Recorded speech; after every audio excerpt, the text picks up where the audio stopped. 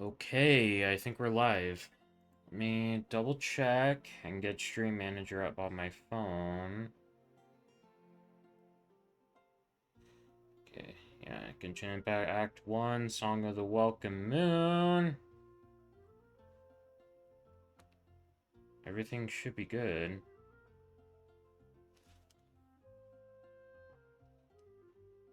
Is audio okay? Let me check. Is audio okay? Okay. Is audio okay? Alrighty.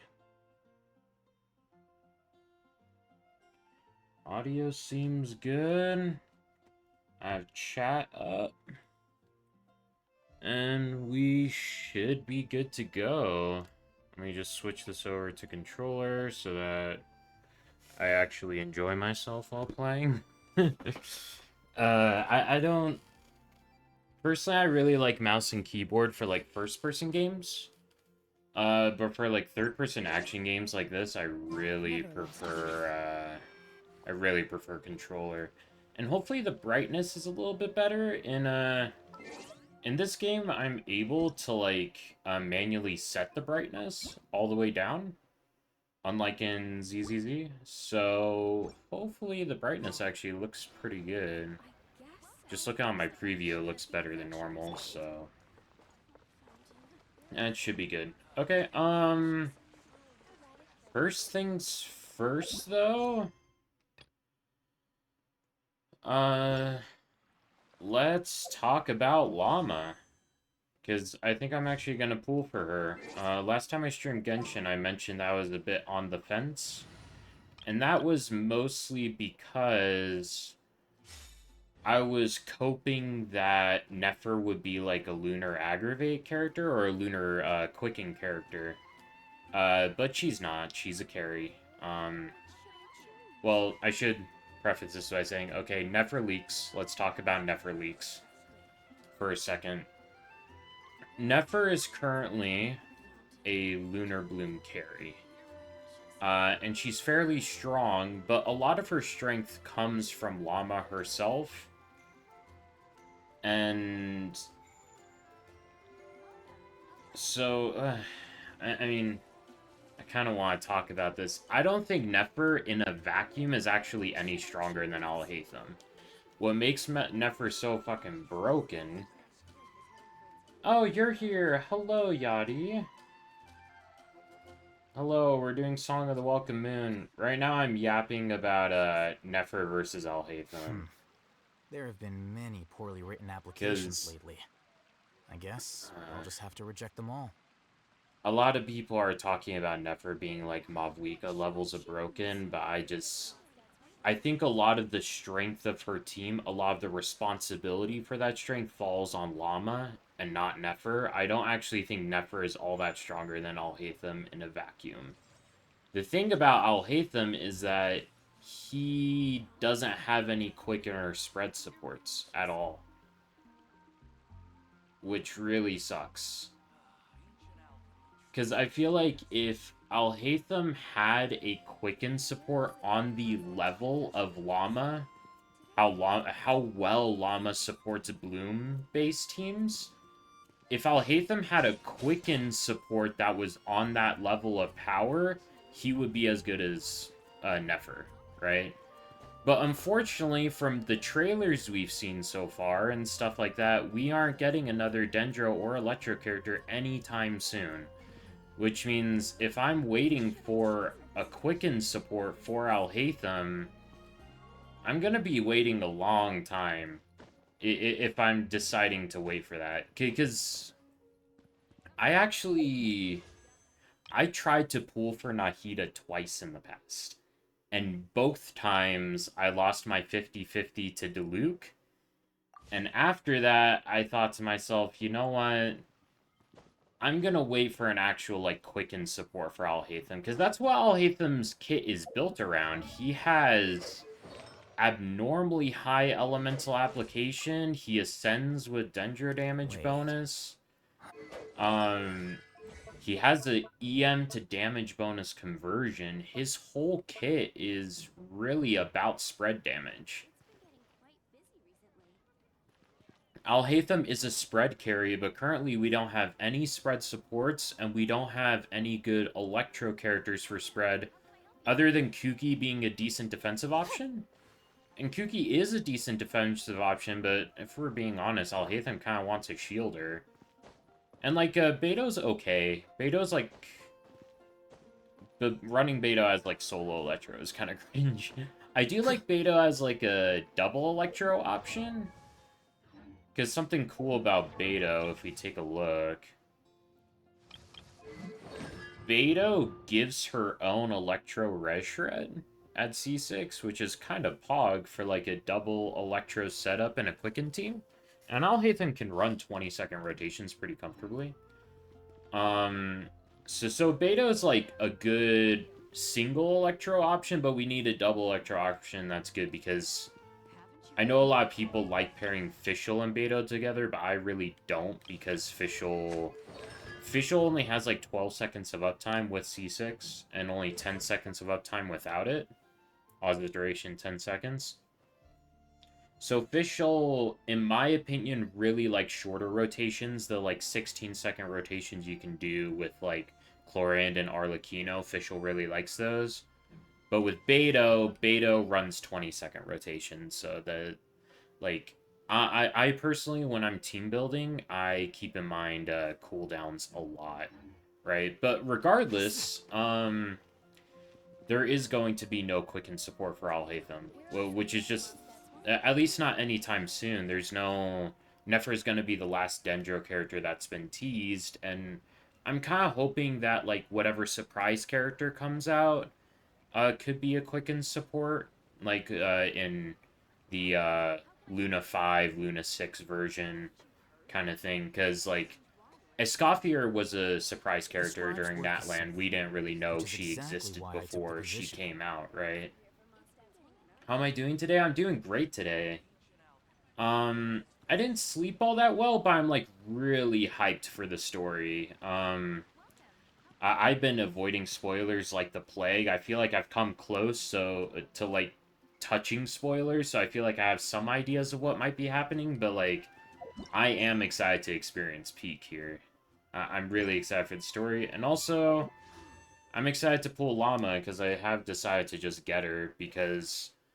If I don't get Llama, then my Alhaitham just remains benched, regardless, and we aren't getting a Quicken support anytime soon. I kind of don't want to wait another year to actually use Alhaitham. Because if we look at my character setup, no Nahida. I mean, we can use Kiara here, but, like, it's so coat. We have no one to fill out this team, and Llama would fill out the team. So, I am thinking I go for Llama. It feels so cope in a way, but it's it's just kind of how it's gonna be. Because I do want them to come out with, like, a Lunar Quicken support. If I streamed around this time. Yeah, I want to try streaming earlier, because I noticed, especially the last couple of weeks, I've been streaming way later than I really should, and then it's caused me to stay up later than I should. Alone is not enough to cultivate intelligence. I'm not sure about streaming this early on the regular, though. I'm thinking about making my regular stream time 2 hours from now, which would be 6 p.m. for you. I hope that would still be okay. Because, on normal days, I don't actually wake up until, like, an hour from now. Because I start my work shift 2 hours from now, so I'm thinking I should just, like, start my streams when I would normally start work, if that makes sense. So that I, like, sleep during the same times throughout the day.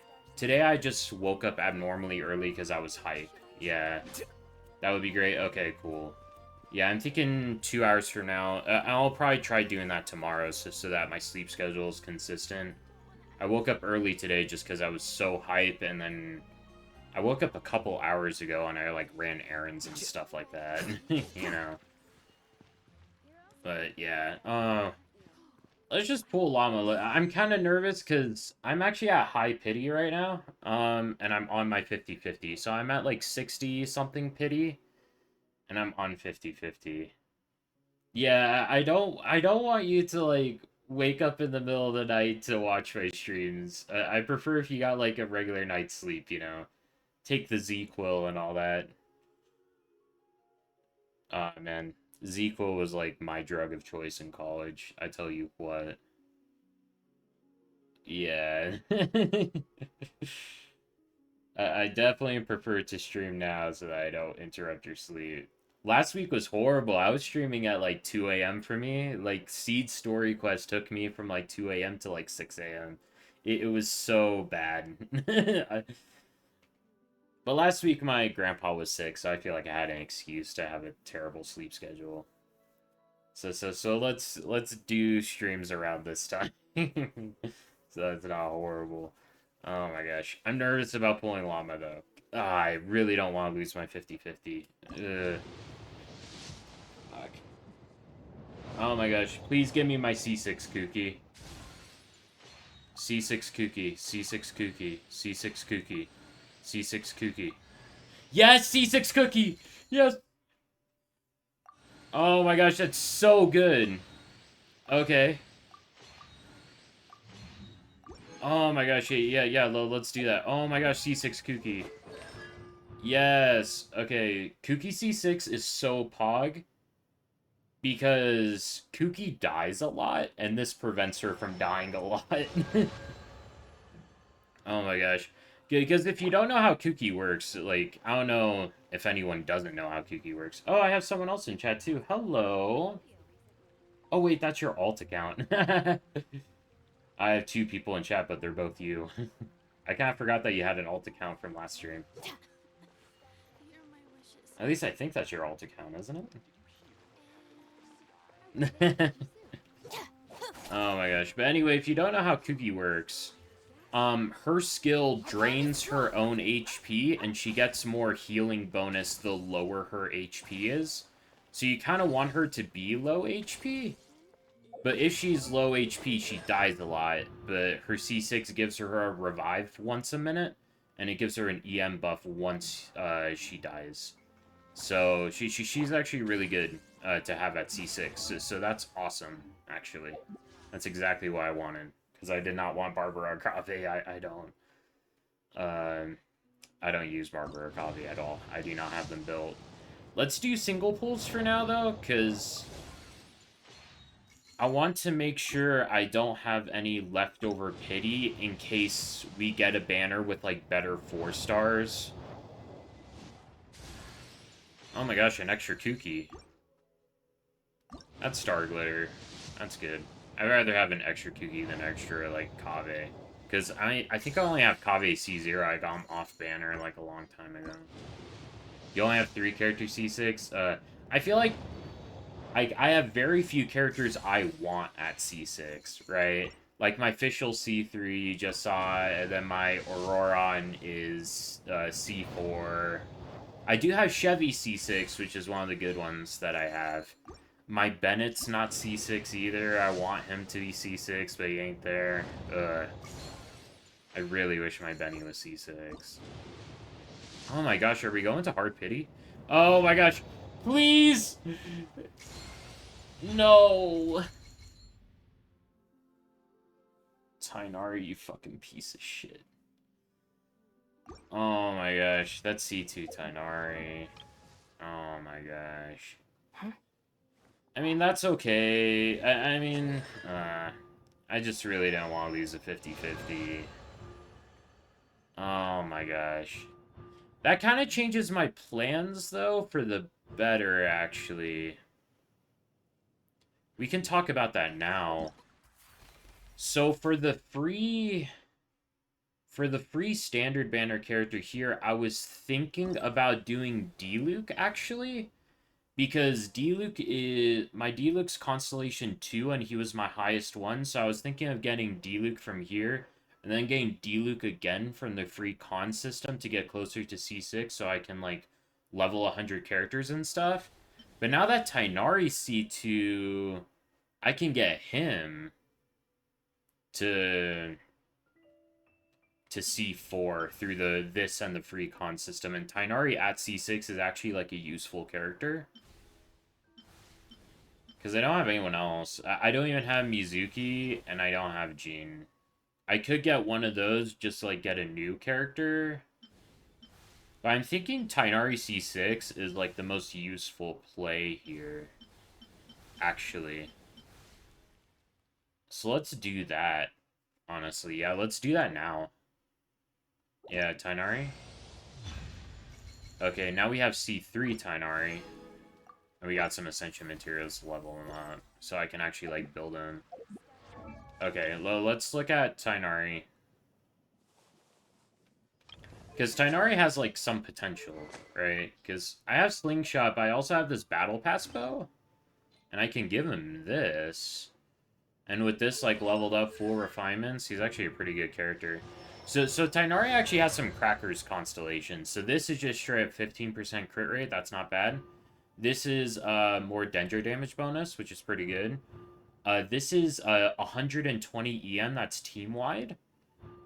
And then this is a kind of cracked constellation. It gives him an extra arrow, and it reduces the charging time, which makes him really crazy quick swap. So, like, a team I could do once a Quicken support comes out is I could have, like, Alhaitham and Tainari dual carry, because Tainari's field time is so quick with C6. Right? Okay, I feel like that was a good decision. This isn't actually the end of the world. We should look at this, too. So, my options with this... Oh, you have Razor C6. Ooh, I mean, if you like Razor, that's good. Lynette C6. If you like Lynette, that's good. She can be used as a carry then with, like, Farazan. Bennett C6, I'm so jealous. I wish I had Bennett C6. And Shangling C6. I do have Shangling C6, too. But yeah, if we look at this, my options are kind of cringe as fuck. I don't have, like, a lot of these characters. So, I'm getting Shenhe first, of course, and I think I'll get Tartaggles. And then we can get Mona and Tainari. I kind of want Mona C1 because I do actually use Mona on occasion. So, oh my gosh. But I can't believe I have to keep going on this banner. Oh my gosh, to get Llama. You don't want Bennett C6? It's so good, though. I do get that Bennett C6, like, ruins certain characters, but for me, I pretty much use Bennett exclusively with Arlecchino. So with Arlecchino, just 15% pyro damage bonus is like 15% pyro damage bonus, right? Oh my gosh, do I really want to keep going to get Llama? Oh my gosh.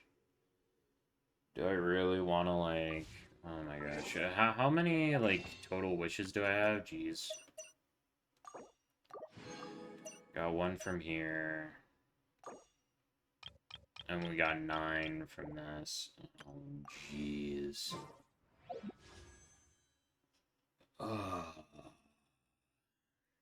Do I actually want Llama enough to, like, go to...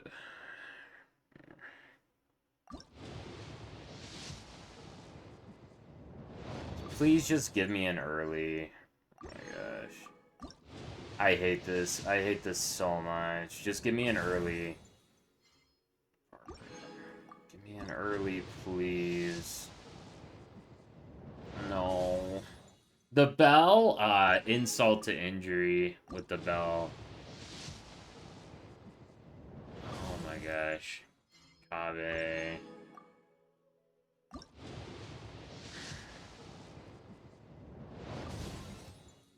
Kuki. Oh my gosh. This is so painful. We actually have to go into Star Glitter. I was really hoping to win the 50-50. This is so bad. Oh my gosh. Yeah, you have Arlecchino, so Bennett C6 is good for Arlecchino. Just 15% bio damage bonus, it's 15%, right? Oh gosh. What a nightmare. Oh my gosh, this is... Are we just not gonna get Llama right now? Oh my gosh. Favj.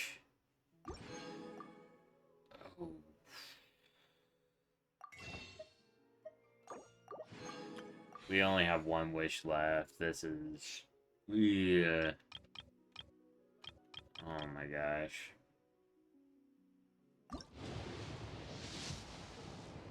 Yeah, no. Okay. We might be able to get her by, like, the end of the stream, just by virtue of... Oh, we have an extra wish here. Okay. Oh my gosh, this is so cringe. Kave. Oh my gosh. Jeez. This is...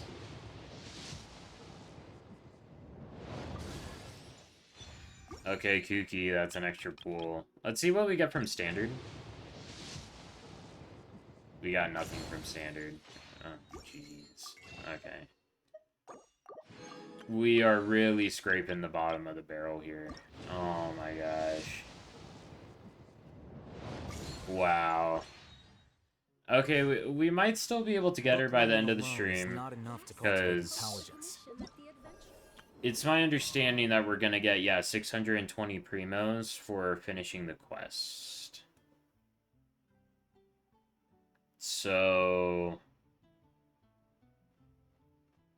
Oof.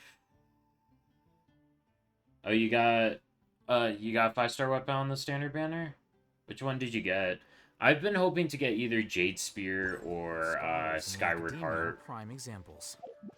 I want Jade Spear as my Escoffier weapon, because on Deathmatch, I'm overcapping on crit by kind of a lot, so I feel like Jade Spear would just be better. And then I want Skyward Heart for, like, Auroron, because my, Oh, you got the sword? Ah, the sword kind of... Yeah, the sword isn't great. Did you get this one, or did you get Aquila?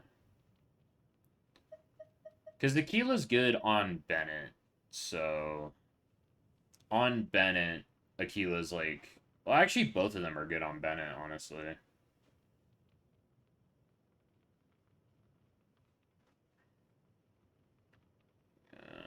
Fix my thing here.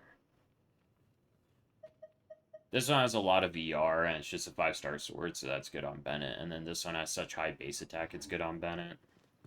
Oh my gosh, I can't believe I didn't get Llama right here. What team do I use then? Jeez. I was hoping I'd be able to, like, run around with Llama. I guess we're using the Taser team. Taser team is fun. Oh, you got the physical damage bonus one? That's good on Bennett. That's one of Bennett's best weapons. I actually really like it on Bennett, if we want to talk, like, build advice for Bennett. Because the sword, even though the physical damage bonus is, like, useless on Bennett, something it does is that it heals Bennett when he takes damage. And for a lot of Bennett teams, Bennett is your only healer.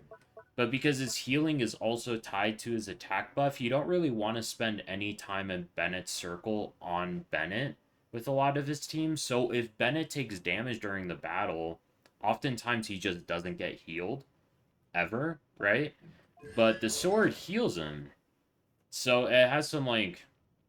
The high base attack is good for scaling his buff. And then the healing is good for just, like, quality of life. Oh, by the way, I got this new circlet since last time I streamed. 16% ER on healing bonus. Fog. This goblet's kind of cope. Alright. But anyway, since we failed to get Llama, I guess, let's start the quest and try to get some... Oh, you know what I should do? Is I should do this right now. So this is the Traveler's Tales quest. We can get the book from Catherine here. Hello, Catherine. Welcome to the Adventurers Guild. Have any awesome commissions for me? You've come at just the right time. I have a handbook that the guild would like to present to veteran adventurers like yourself. Is it a new quest? I can't believe this isn't voiced. That kind of sucks. It's up to you whether you wish to take on the challenge. Okay, Valiant Chronicles. Oh, this is the local legend thing. Oh, okay. This is for local legends. Okay, world quest to unlock local legends. This is kind of cool. I feel like this will encourage me to actually, like, fight the local legends, because I kind of don't right now. They're kind of a pain in the ass. Okay. Let's Ad ask her Astra about the Traveler's Tales then. Any Ah, news? traveler. Oh, voiced. You have come at just the right Nice. time. I have something for you. Letter for help? You're certainly very familiar with the kind of work we do. But I'm afraid this has nothing to do with any of the above commissions. Please take this brand new Adventurers Guild notebook. I already have an Adventurer's Handbook. The Adventurer Handbook is for recording details of your completed commissions and intel on all sorts of monsters. Whereas this notebook is for recording the marvelous people and wonderful events you encounter on your travels. That's, like, really sweet. I can't believe it took us 5 years to actually get a separate journal to, like, keep track of our friends. I hope it will be of help to you. Anyway, that's all for now. My commission is complete. I love Safe that they travels, made this traveler. permanent. Ad Astra Abyssosk. I love that Catherine's still voiced with the same VA. I would have been so bummed out if she was one of the casualties of the strike. It would have been rough. Traveler accounts. Oh my gosh. It's so cool. Oh my gosh. All the permanent stuff. I actually, like, missed some stuff because I didn't find everything during the events. I feel like I just kind of got unlucky. Like, for Hazo, I think there's another part to Hazo's quest. Yeah, waiting, but I never, like, figured out what he wanted me to do before the time went up. And, like, I tried looking up guides for this, but just wait until I find... hey, no spoilers. No spoilers. Alright, be careful, okay? Careful. Of course, if you mean that Catherine's a robot, I knew that from the Sumero quest, but I'm sure that there's going to be more lore about her because Sandron's in this quest, so I'm looking forward to that. Oh my gosh. Oh, we're retro... Wait, we're getting more Primos! Llama will come home, trust.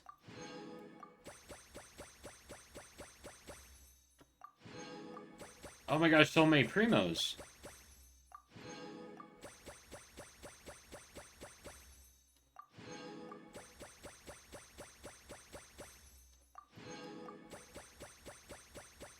Oh my gosh. Primos, it's, I press left on the D-pad. It's up on the top right-hand corner of the screen. Anecdote rewards. So we just got a bunch of Primos. Oh my gosh. Llama, come home. Now, please. Oh my gosh, please, Llama. I know that we're close to at least, like, soft pity. I know we're close. Oh my gosh, really? Oh my gosh. We are so close. I know we're close. Alright.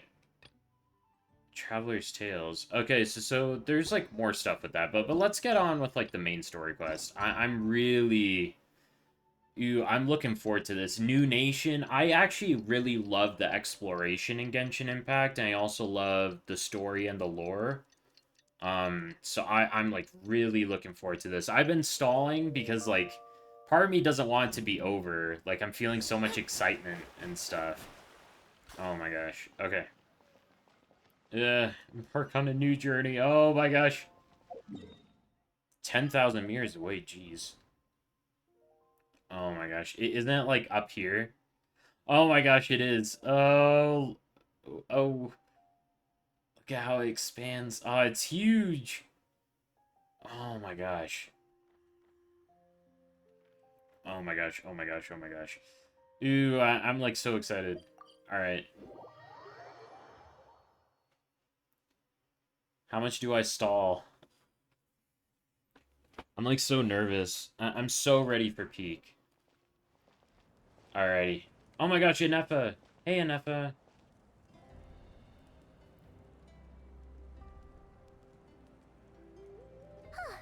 Hey, Anefa.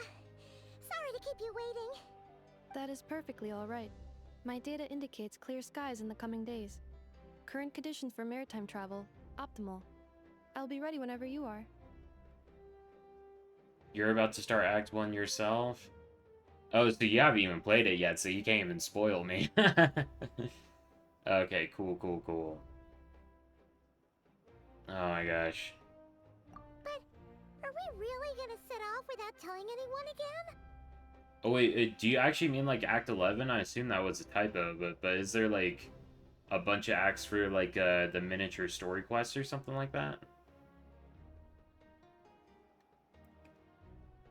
Isn't that how we roll? Or not being tailed by Star Fontanian reporters, that is. Funny you mention it. You'll never guess who Paimon saw on the way over.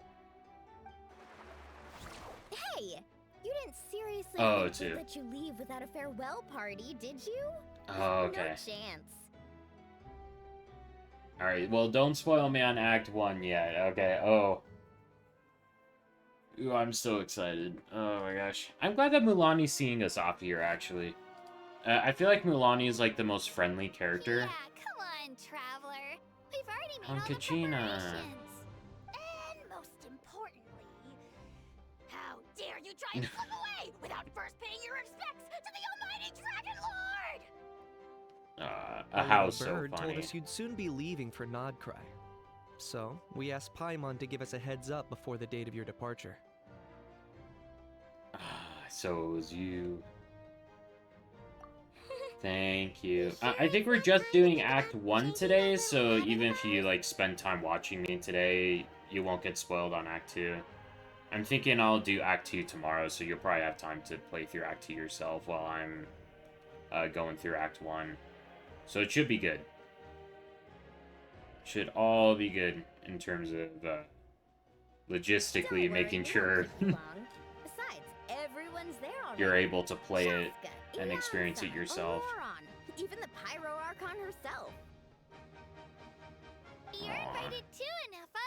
Shilonen has a special gift for you. Can't refuse an invitation like that. I'm glad that they're including Inefa. Shilonen demonstrates excellent massage technique. My impression of her is exceedingly positive. Demonstrates excellent massage technique. Oh, she's just talking about, like, how how Shilonen's able to repair her. That's so funny. So robots like massages too? Or is it just that Shilonen really knows how you're wired? How you're All right, wired. That's enough a with the pun. chit-chat. Let's head to the venue. Woohoo! Party time! We're getting a last little bit of... Ooh, Fatui spies. Aw, shit. That kind of reminds me of how we had that Fontanian spy take a look at us before we went to Fontaine. I remember I actually, like, caught him before Spit it... it out then. Oh, shit. The spy's already reporting. And look how, like, the beam is closing the shadow. I'm pretty sure this is Sandrone. Oh, you pulled Inefa on accident? It always sucks to get a character. That's why I was, like, so hesitant to pull on those banners, is because I didn't want to ruin my pity. We're already struggling to get Llama on this account, right? Ooh, that's kind of rough. I hope you at least like her a little bit, and she is a very strong character, so... They've set off. Ew, this is Sandrone, I'm thinking. Just as my calculations projected. I think her voice is the same as in the trailers. About time I met this Yeah. variable in person. Ew, did they make the lip sync better? I'm already, like, noticing a difference. Song of the Welcome Moon, Act 1. Oh my gosh. You know, every time we head to a new nation, there's always a point where it suddenly dawns on Paimon. This is it. The next chapter of our adventure has begun. Huh. This time, it was the moment she realized she just polished off the very last of her Saurus crackers. Should have stocked up better at the farewell party. I'm kind of surprised that they skipped In other over the words, welfare party. Paimon has marked the geographic coordinates from 2 minutes and 40 seconds ago as the boundary between Natlan and Notcry. This deviates somewhat from the official coordinates stored in my database. Paimon meant more in terms of how it felt on a psychological level. Anyway, what about you, Traveler? When did it really sink in for you? Huh, that actually kind of makes sense. I'm not even about clicking you, anything right now. What the fuck is Come to happening? think of it, maybe we should be asking the other way around. So, when you came over to Natlan, what was the moment you felt like you'd left Nodcry? In that case, probably when my sensors could no longer detect the moon's power. The moon? You mean that one we can all see in the sky? Negative.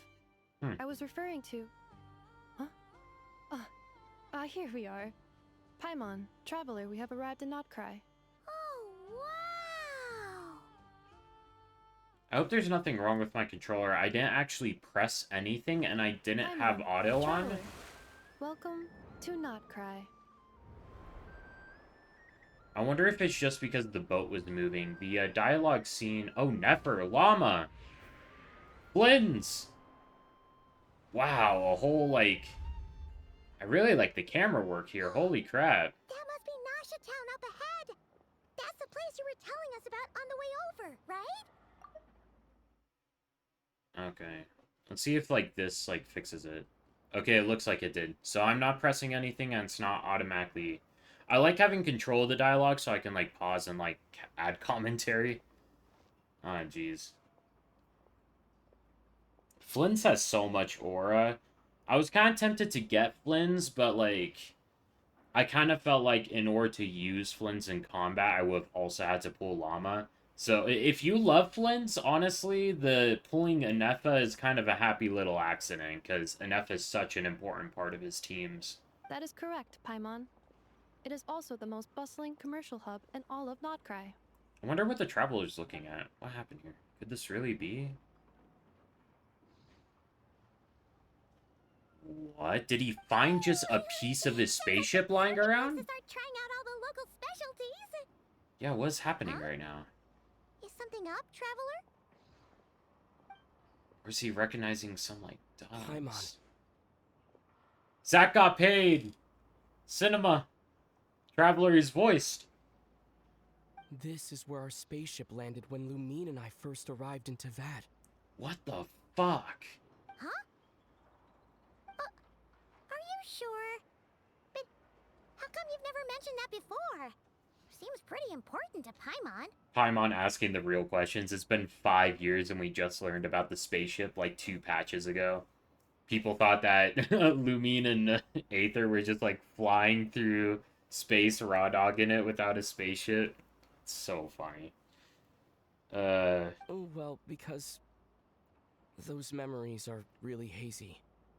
All I remember is Lumine waking me up and us leaving the ship. I love that the Traveler's like getting some voice lines here, especially when it's like relevant to his character and his story. I hope we unlock a new section of the Traveler's story in his character profile. But just now, setting foot on this land, I felt something. The kind of power I sensed in those moments. Are you referring to Kuvaki? What now? Okay, yeah, this is the special energy. The locals refer to it as Kuvaki. It is a unique elemental force found only in Notcry, or rather, a pure, primordial form of elemental energy. I wonder if it's like the same thing as phlogiston, just a different name because of the different culture. That is correct. Another similar concept I have found in my database is the primordial sea. Oh, so each nation has its own like cultural differences between its original primordial energy. So Fontaine had the primordial sea, Natlan had phlogiston, and then Nodcry, and by extension Sneznaya has this new thing. Legend has it that long, long ago, the moon that shines in the sky above us once rose from the land of Notcry. Like, how literal is that statement? The moon that shines in the sky above us rose from the land of Notcry. Is that, like, literal, or is it more like Columbina's situation, where in the trailers it mentioned that Columbina was born in Notcry, and then she's supposedly, like, a moon maiden. I'm guessing she's, like, the 4th moon sister or some shit like that, right? So I wonder if Inefa is talking literally, or if she's like quoting something from a story that's more metaphorical, right? Modern geological surveys and meteorite studies conducted in the region have since supported this claim. Oh, how interesting. It could be a mix of both metaphorical and literal. So, when you mentioned being able to detect the moon's power earlier, You were referring to Kuvaki? Kuvaki. It certainly feels similar to phlogiston, yet also somehow different. Maybe they both belong to the light realm that the Lore of the Night mentioned. Ooh. Still, this feeling, there's no doubt about it, it's the same power I felt the first time I set foot into Vat. Wait, Traveler, you're saying we might actually find your spaceship here? Do you still remember where it landed? Near a beach. It makes sense, though, that the Traveler is so, like, in tune with how different energies feel, because at least I get the impression that the Traveler is a very similar sort of being to Skirk, where she talked about how her race is very adaptive and can absorb and use many different types of power, and the Traveler seems very similar. I wouldn't be surprised if he's, like very adjacent, you know? Like how different types of humans can exist, you know? And he's just a different type of the same race as Skirk, you know? Notcry is surrounded by the ocean. In other words, it could have been anywhere along its coastline. There is also a mountain. Negative. Description still lacks sufficient detail to pinpoint target location. Okay. Hey, it's okay if you can't remember everything right away. After all, it's been a really long time. Yeah, 500 years. I'm sure all the head injuries we've taken throughout the adventures ain't helping. Done, and keep searching as we explore. Besides, what have you got to fear with your sidekick Paimon still here? I'd be more than happy to help you out as well. Thank you both. Our pleasure. Anyway, just knowing that your spaceship's here in Notcry surely counts as a big step forward, huh? Yeah. Like we crossed another boundary?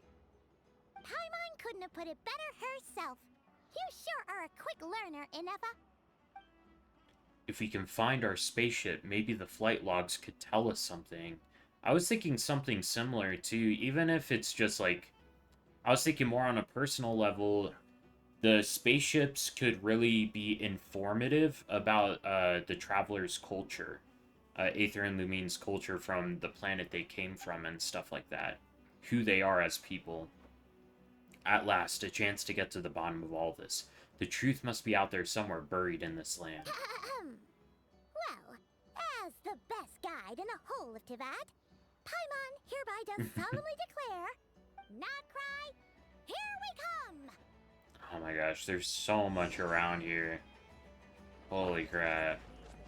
Whoa. Okay. What was... Okay. Do I, like, do something with this? I guess not. Okay. Oh, there's, like, puzzles. Empowered state. Oh, shit. Okay.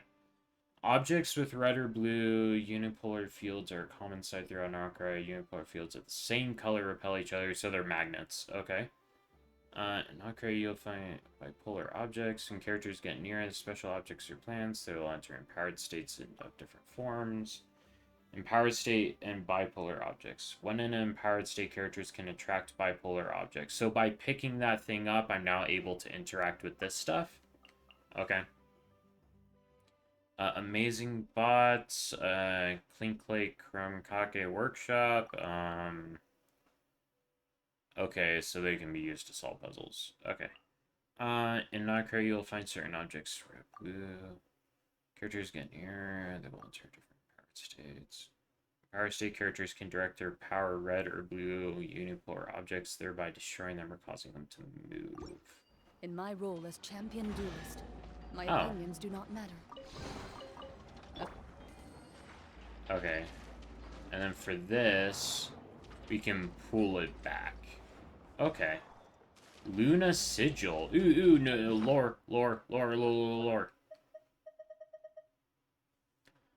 Okay. Offer. Oh, continue exploring to unlock the offering site. Okay.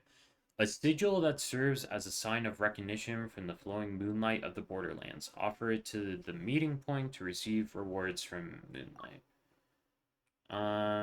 Do I kind of forgot how to look at lore. Oh my gosh.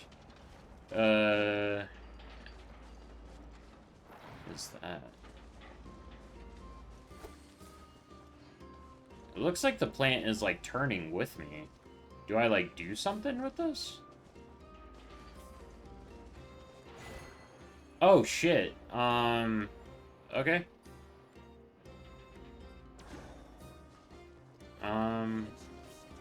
What do I, like, do with this? Do I, like, do anything? Oh, weird. Maybe I, like, interact with that. Huh. It just occurred to Paimon.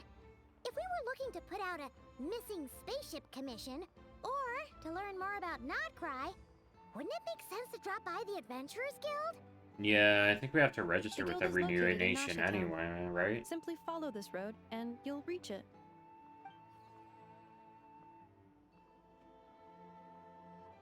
Huh? What in Teyvat is that? A type of Sealy. Kinda like a Sealy, floating around in the air like that. That is a kuhenki, a species unique to the land of Nodcry. A Kuhenki? Does she have something to do with the moon, too? Indeed it does. According to the Frost Moon Scions, the indigenous inhabitants of this land, the kuhenki, are said to be familiars of the moon goddess, leading those who walk in the moonlight's glow to things of great importance. Since they're so similar to Sealies, I would guess that they might be related to angels, which kind of supports the angel Columbina The theory. moon goddess? Don't all people here worship the Tsaritsa? Not in Nodcry. Although Nodcry lies on Snezhneya's border regions, the people here have held their own unique beliefs since time immemorial. As I mentioned, everything in this land shares a deep connection with the moon and the sky above. The beliefs of the Frostmoon Scions seem to date back to the civilization of the angels. According to the documents in my database, even the Okay. 7 Archons did not exist at that time.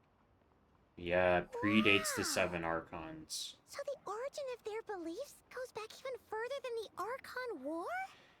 It makes me wonder about, like, moon wheels versus visions, because we still don't really know the origin of visions themselves. It's all been, like, pretty vague, where, like, the Archons are, like, kind of responsible, but they don't necessarily, like, choose vision holders specifically, right? My personal theory about visions is that visions are distributed by the Gnosis itself based on the will of the third descender, whatever is remaining of the third descender's, like, consciousness. And in my headcanon, visions aren't necessarily, a lot of people, a lot of the characters in Genshin Impact seem to be under the impression that Celestia gives out visions, but I think that is a misinterpretation because they think that, oh, the Gnosises are like a part of Celestia, blah blah blah. But I think the twist is going to be that the third Descender's will is what is distributing visions, even though people think, oh, it must be Celestia acting through the Archons because the Celestia owns the Archons and the Gnosis and blah blah blah.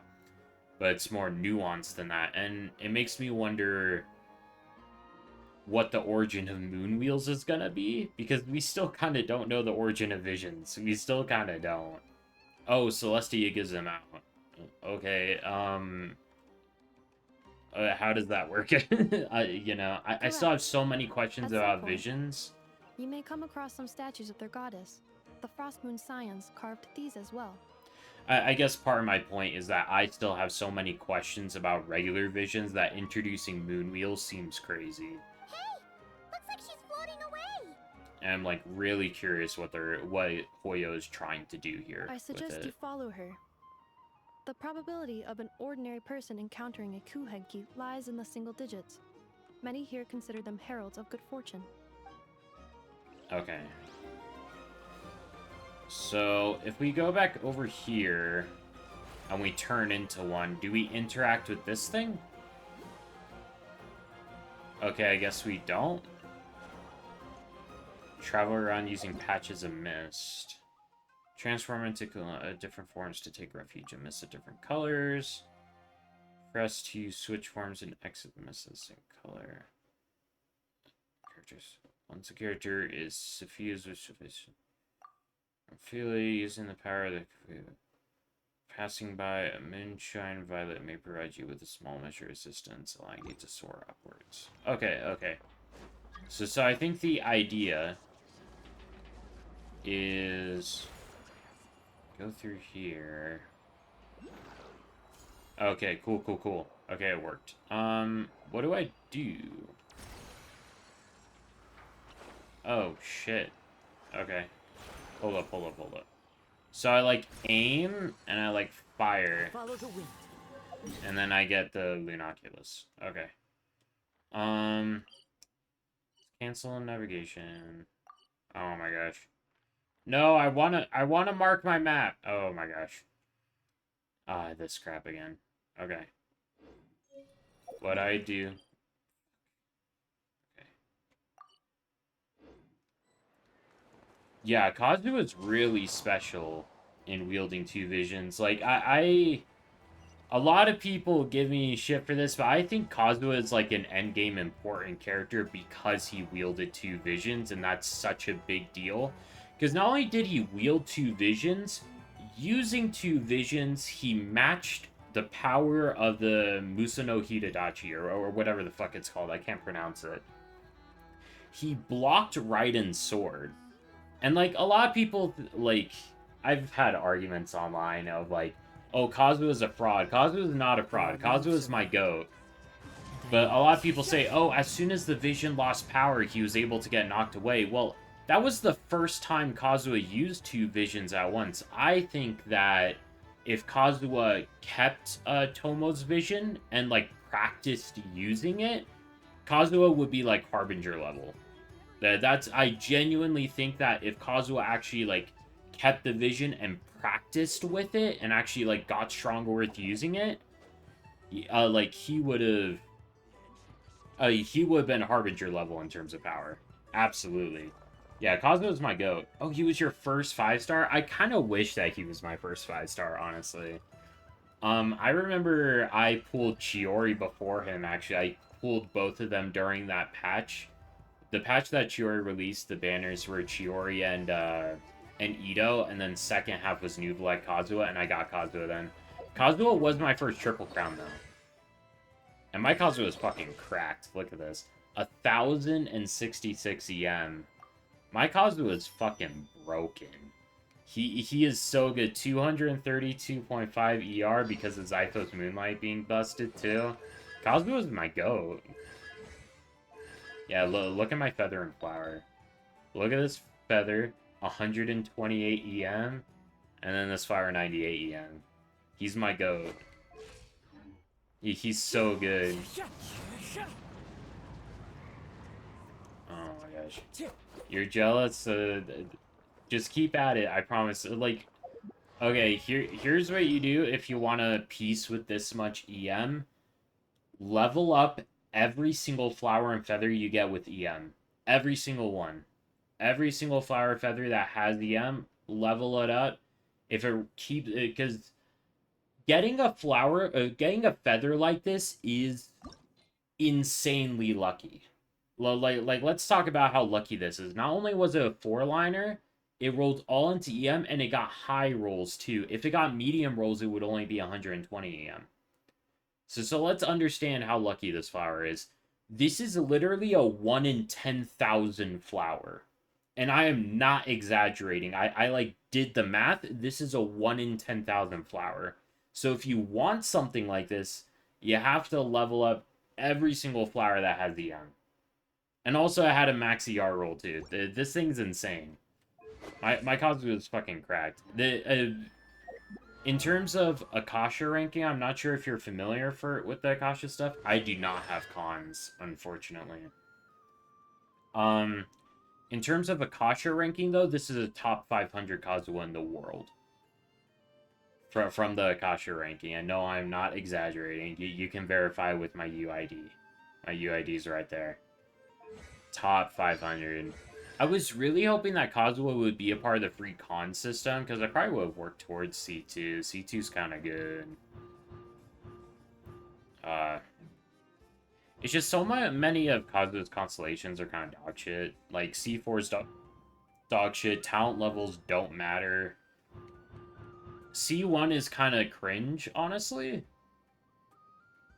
I wish that what C1 did was just gave him an extra charge of his skills so that you could, like, triple jump. But instead, it's a cooldown reset upon using his burst, and I don't really like that. I really wish that this was just 2 charges, kind of like how Shenhe's C1 is. Yeah, just Summoning Sphere can be used one more time. Just I wish it was an extra charge con. For real. His C2 is so freaking good, though. Because the thing about the C2 is that it gives more of his elemental damage bonus buff, too. So it's not just 200 EM, it's 200 EM plus, like... What's 200 times 0.4? It's another 8% damage bonus. It's not bad. And Kazuo's personal damage is pretty good. I'm honestly thinking that when I get the level 90 stuff, I might level 90 Kazuo. When I actually get some of this stuff. But I'm not a whale, so... yeah, it's rough. Anyway, let's follow this thing, and let's continue on with the story. Enough Kazuo glazing. Kazuo is my goat, but... we can't spend the entire stream glazing Kazuo. As much as I would like to. Oh, hell yeah, a chest. Is this a travel guide? Huh. It actually led us to something useful. Yeah, he deserves level 100. For sure. I think my first level 100s will be Chlorine, Kazuo, and Arlecchino. Do I do Kazuo first? I don't know. It's a long way off, though, because I'm not a whale, so yeah. Oh my gosh. Welcome to Nasha Town. Mr. Brooks' investment portfolio. A bookstore provides not only knowledge, but also hope. Investment involves risk for sure, but word is that a successful inventor in this portfolio has bade farewell to their days of hard labor at the harbor and embarked on a journey across the world. Let's wish this lucky traveler all the best. If you're also interested in this investment portfolio, don't miss out. Since the Wheel of Fortune, you think all... these are like Russian words. I can't pronounce these. Is famous for delicious spread of hot dogs. You'd be mistaken. Hot dog will tell you eye-catching, mouth-watering sugar sculptures, enthusiastic researchers. Are there Interesting. any particular points of interest? Oh, it all looks pretty interesting to Paimon. If we have time, she'd love to see... pretty much everything.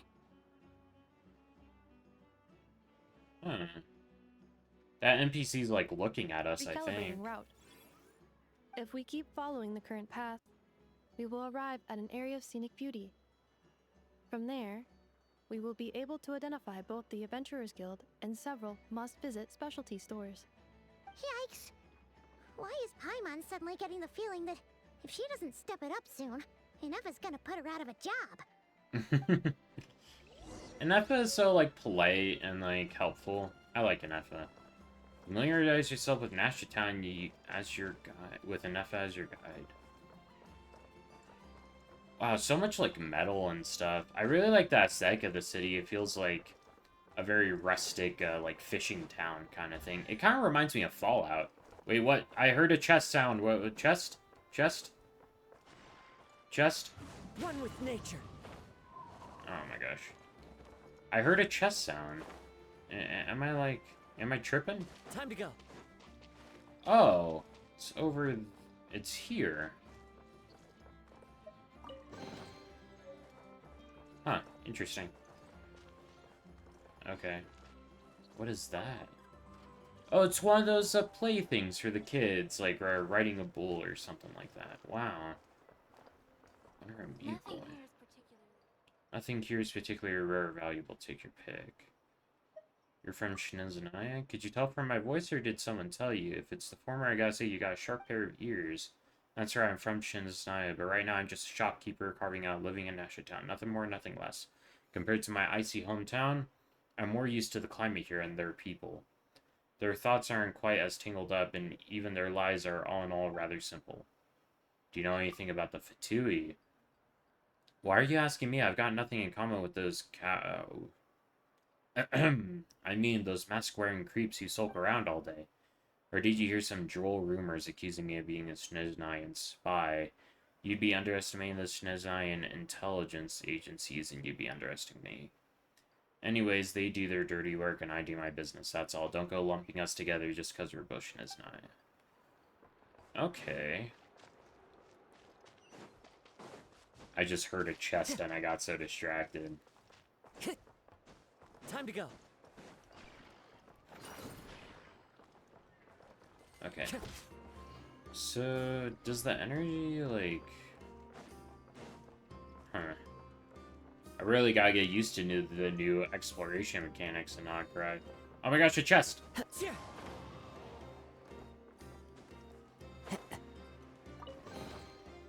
fateful offering. I can't wait until I get the treasure compass. I'm gonna rob this place for everything. I love exploring chests, like, on the map. You see, I have 100% everywhere. I love getting chests. It's like a little addiction of mine. Hello! Oh, it's like a spirit way? Moon lanes. Okay, it's probably the same thing as a spirit way. Yeah. Common sign, Kulai, infused, not Christ. Passage. You can freely use attack. Huh. Oh, shit. Oh my gosh, I can't mark that one either. Oh my gosh. Because the things are way too close. Jeez. Alright. Start challenge.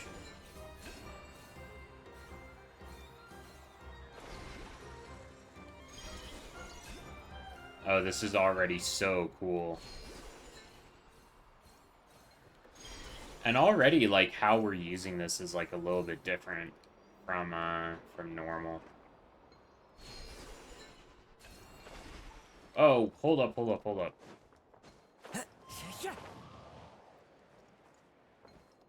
Okay. I need to, like, collect all the moon particles, right?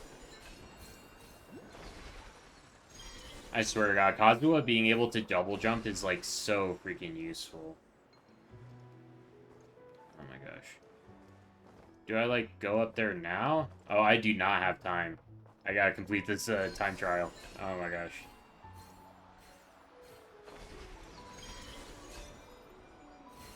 There we go! Got it! Oh my gosh. That was fun. I enjoyed that. To a life of wandering. And there's the Lunoculus up there. Is that what they're called? Lunoculus, I think?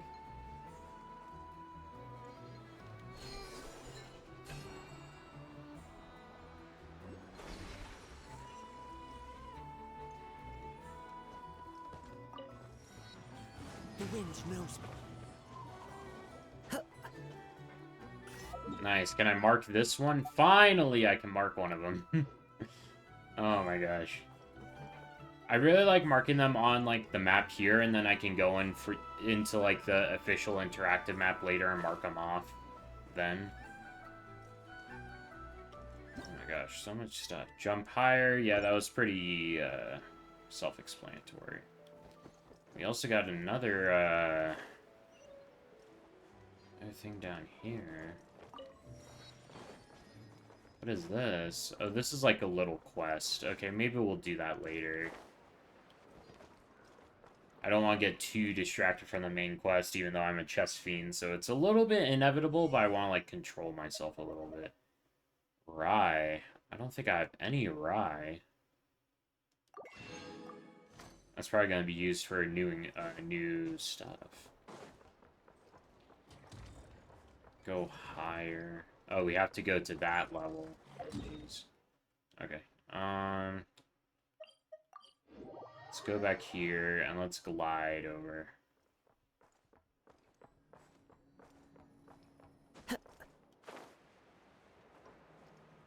Wow.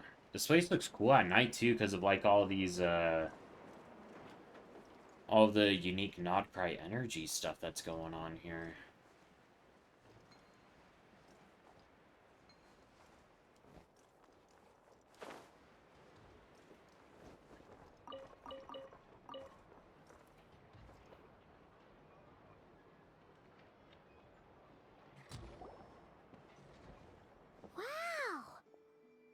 Nasha Town actually looks pretty big from here.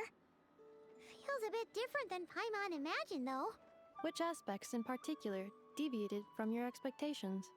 Well, Paimon keeps hearing people describe Nodcry as an adventurer's paradise. So, she kind of thought it'd be a bit more picture perfect somehow. But that's not really what Adventurous Paradise means, right? Adventurous Paradise means there's stuff to explore, so it According to couldn't be legend, picture perfect, there was right? indeed an era of peace in Notcry's past, the Age of the Fae. Age of the Tales of those Fae. ancient heroes are still told today. One of the most well-known is that of the Lantern Fae. The Lantern Fae This Flins? individual performed many good deeds for Nodcry. The present-day Lightkeeper's nightly lantern patrols are, in part, a tribute to their memory. Oh, But then, okay. one day, What happened?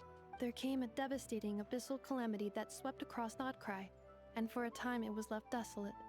Yeah, I had the theory before this that Flynn's was like the last Lightkeeper, and I feel like that would make sense. Heartbroken by what had become of the land they had so cherished, that Fae extinguished their light, just as the Abyss had extinguished all hope. Yeah. So Flynn, I think Flynn's is like Nowadays, the last one. The paradise people speak of is more of an aspiration, or an irony, perhaps. An irony? Today, no official authority governs Nodcry. In theory, at least, it is somewhere a person can do whatever they wish, and become whoever they want to be. Paradise of Freedom? How interesting. Wonder if we're gonna reference Venti here. The Adventurers Guild is just over there, in Nasha Town's Central Plaza, and the flagship tavern is over that way. Hey, okay. what's that building over there? You know, the biggest, tallest one. Oh, I think that's the workshop, That isn't is it? Ino's Boom and Blast Yeah. Kawaki energy cannon. Oh, the It energy gets cannon is activated separate when from the wild hunt workshop. threat level Okay. outside Nasha Town reaches a certain threshold. Okay, interesting. I thought that the cannon and the workshop were the same building. But according to the scan I just ran, the energy cannon appears to be malfunctioning, likely due to a recent discharge. Oh, so it had to be The used wild recently. hunt? Isn't that the abyssal calamity you mentioned that's specific to Nodcry? Yeah, interesting. I wonder how the Abyss works more like logistically, because in Natlan we defeated the Abyss by defeating the Pyro Dragon Sovereign. Like that weekly boss's body, that weekly boss that we fought in Natlan, that's the Pyro Dragon Sovereign's body, right? So I wonder if something similar happens It is in a phenomenon Nodcry. that has been occurring for several centuries now. Yet the time and location of wild hunt attacks are seemingly random. At first, it was more of an old wives' tale that adults used to scare children. Yeah, so like I wonder if the wild hunt in the trailers looked kind of like people's corpses. I wonder if they're like the Fae's corpses or something like that. Whereas the Abyss in Natlan was so powerful because it took over the Pyro Dragon's corpse. Maybe here it's a little bit different because they have like an army of smaller corpses If from you the don't start Fae. behaving, kid, some night, the wild hunt's gonna come for you. Listen, do you hear that? That weeping in the fog? Those are the cries of a young woman being dragged away. And Nefa's so bad at telling stories, I kind of love it. You're saying people actually hear things like that? No, I Paimon, have it's a not story. witnessed enough wild hunt attacks to give a statistically sound answer, but the oldest legends say that all people saw was the ghostly shadow of a woman in the mist. It wasn't until later that it became a full-blown calamity. Abyssal monsters and all. Huh. When you put it like that, Paimon's really gotta hand it to Ino. Not only did she repair you, but she's even built a giant cannon to keep the wild hunt at bay. Absolutely. Ino is very impressive indeed. Anyway, according to my schedule, it is time I took you over to the flagship. Oh, sure. After all, we shouldn't keep Varka waiting. Well, Are we gonna meet I'm Varka? not sure if he'll actually show up at the bar this early. Oh, have some faith in the people of Mondstadt, Paimon. As far as they're concerned, any o'clock is bar o'clock. That is so funny. Imagine, imagine Varka is like the one Mondstadt person that's like completely sober. That would be so funny. You're right about that. Okay, anyway. That's awesome. What is over here? Do I, like, do anything here? Chest? It's a picture of a chest, so can you, like, give it to me? A fateful offering. Yes. Okay. I love chests. Ooh, Statue of the Seven over there, Pog.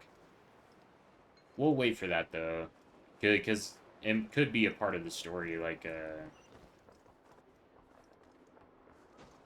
how visiting the Statue of the Seven had some plot significance in Natlan.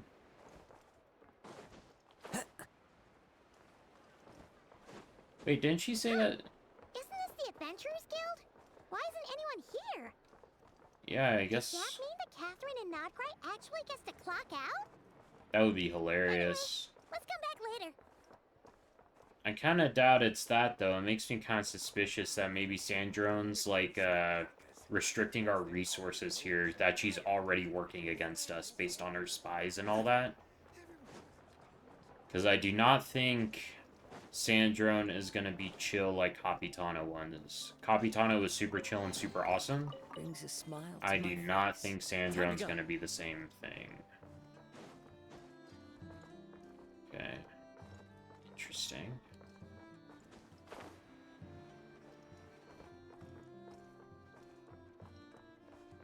Wait, what? Higher? Oh, it's here. What's this, though?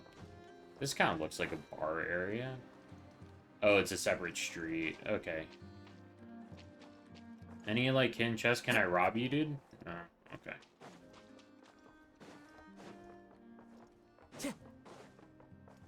Alright, enter the flagship. Okay.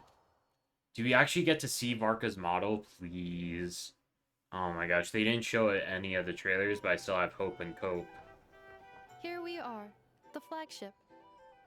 Varka told us to meet him here in his letter, right? Let's see. Varka? Varka? If Varka was just trolling us, I'm gonna be pissed. I do not see a hot man anywhere. Huh. So he isn't here after all. Oh, guess we never did actually say we'd be arriving today. That's true. But I feel like Aether's also right that, like, any o'clock is bar o'clock for on-staff people. The owner? If what they say is true, Varka's drinking prowess must have left quite the impression. Okay, so Varka is a heavy drinker. Okay. That checks out. Hey, yo! This is so cruel. They put chests here as decoration? Oh my gosh, can I talk to this guy? You submit proof. Details on offer targets on the board. I can fill you in if you need. Oh, these are... This must be the local legend thing. That's what I'm thinking. Okay. Interesting. There's a little jukebox. Batui Recruiter. Want to sign up? Make sure your paperwork is all in order. Sign up for what exactly? For your job where you can complete our commissions. You think it's your speed? About the commissions themselves. I will sign a short-term contract with you on behalf of the Fatui, during which I shall be the sole representative in charge of our correspondence. The contractual obligation of both parties is only valid for the commission's duration. It will not affect any other businesses you may have outside of our contract. Interesting. It sounds similar to, like, how the Adventurers Guild operates, which makes sense, because the Adventurers Guild is a part of the Fatui. Well, well. If it isn't the ineffable Inefa. Hello there, Demian. You know each other? Of course. Inefa's a regular here at the flagship. Wait, Inefa drinks? That's crazy. So, robots are into booze, too? Paimon's Not on the at same wavelength. The energy conversion efficiency of alcoholic drinks is very low, and most of them are full of impurities. Still, I can affirm that your berries and fried meat deserve a solid 9.12 out of 10. It has Aino's approval, too. Funny that you should mention that. While you were away in Natlan, Varka would come in here every day to pick up a serving of berries and fried meat for Aino. Aw, that's nice of him. He must have been worried sick that she wasn't eating properly on account of being so hung up about Inefa being gone.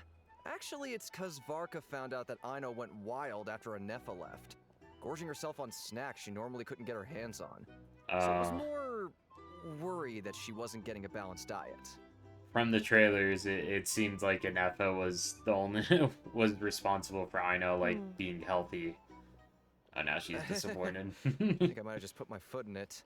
Anyway, since you're back from Natland, That's so funny. these two must be the ones Varka mentioned. The Traveler and Paimon, yes? Yeah. Yep, that's us. So, from the sounds of it, you must be a close friend of Varka's too. Varka? Goes without saying. After all, he's the only one around here who's ever managed to stay standing after 10 rounds of the roulette special. Roulette special? He's made such a name for himself. Though, guess it's hardly surprising how. Do you know where he is? Must be somewhere near Anvan Tinyarvi. That's quite far from here. They're gonna make us wait until Act 3, huh? What a bunch of fucking pricks. I hate Hoyo sometimes. It's a lake in the northern part of Nodcry. Word reached him of trouble brewing around those parts, so he took his knights to check it out. They're gonna make us wait until Act 3, Hoyo, you sick fucks. They made us wait 5 years for this, and then, well, I've only been playing for like 2, but I'm gonna pretend like I've been playing 5 in order to make myself sound like more of a victim of Hoyo being full of shit. It's been 5 years that they made us wait for Varka, and then now they're gonna make us wait one more patch. Just one more patch. Of course. Typical Mondstadt coming and going like the wind. Varka knew you'd say that. So he specifically told me to make sure you stayed here and enjoyed yourselves. He sends his assurances that everything's under control. Gotta wait 6 weeks. He'll be back in 6 weeks, promise. If he's that confident, guess our only option is to accept. Anyway, it's not like there's any special cause for concern. He is the Grand Master, after all. Varka's alluded to it in, like, past events, but I headcanon that he is, like, Harbinger level, like, top 3 Harbinger level in terms of power. Yeah. A lot of people rag on me whenever I say, like, oh, this character is, like, Harbinger level. Like, I theorize that Cloran's Harbinger level, Kazuha's Harbinger level, or Albedo's Harbinger level, and Varka's Harbinger level. A lot of people rag on me for saying shit like that, because they don't think, like, oh, the Harbingers must be above everyone else, exactly. Right? Plus, not only has he booked you into our finest other room, powerful he's people paid for exist. it in advance, too. They have to exist, and there's no way that the Fatui recruited every single powerful person in the world. Whoa! That's so generous of him! We might not have met yet, but Paimon's got a feeling that we'll get along with Varka like a house on fire. Oh, and by the way, he also asked me to serve up a portion of berries and fried meat for Inefa. That was prepaid as well. Can Inefa eat? Thank you. It sounds like no, it. Thank you. I'm the one who should be grateful for your business. Traveler, Paimon, why don't you go ahead and drop off your luggage? I can use this time to go pick up some components that Aino asked me to bring back. Sure thing. Besides, now that we've got ourselves a map, once we're done unpacking, we might as well go for a stroll ourselves. Why don't we meet up again later? Oh. So you no longer require navigational assistance? No worries, we should be fine. We've got a rough idea of our way around town, so Paimon's reasonably confident we shouldn't get too lost. Yeah, after exploring so many this nations, I'm into sure an the approximate traveler's time fine. saving of 30%, meaning I will be able to see Aino about 45 minutes earlier than previously projected. Oh, right. You must miss her a lot, too. In that case, we better get a move on. Go to the guest room. Can we, like, get a... Yeah, where's my sparkly trail? Okay, there we go. Back in my day. Are there chests in here? Give me a chest. Chest. Oh. They don't really have a whole lot of chests in indoor areas like this. Not all that often, at least.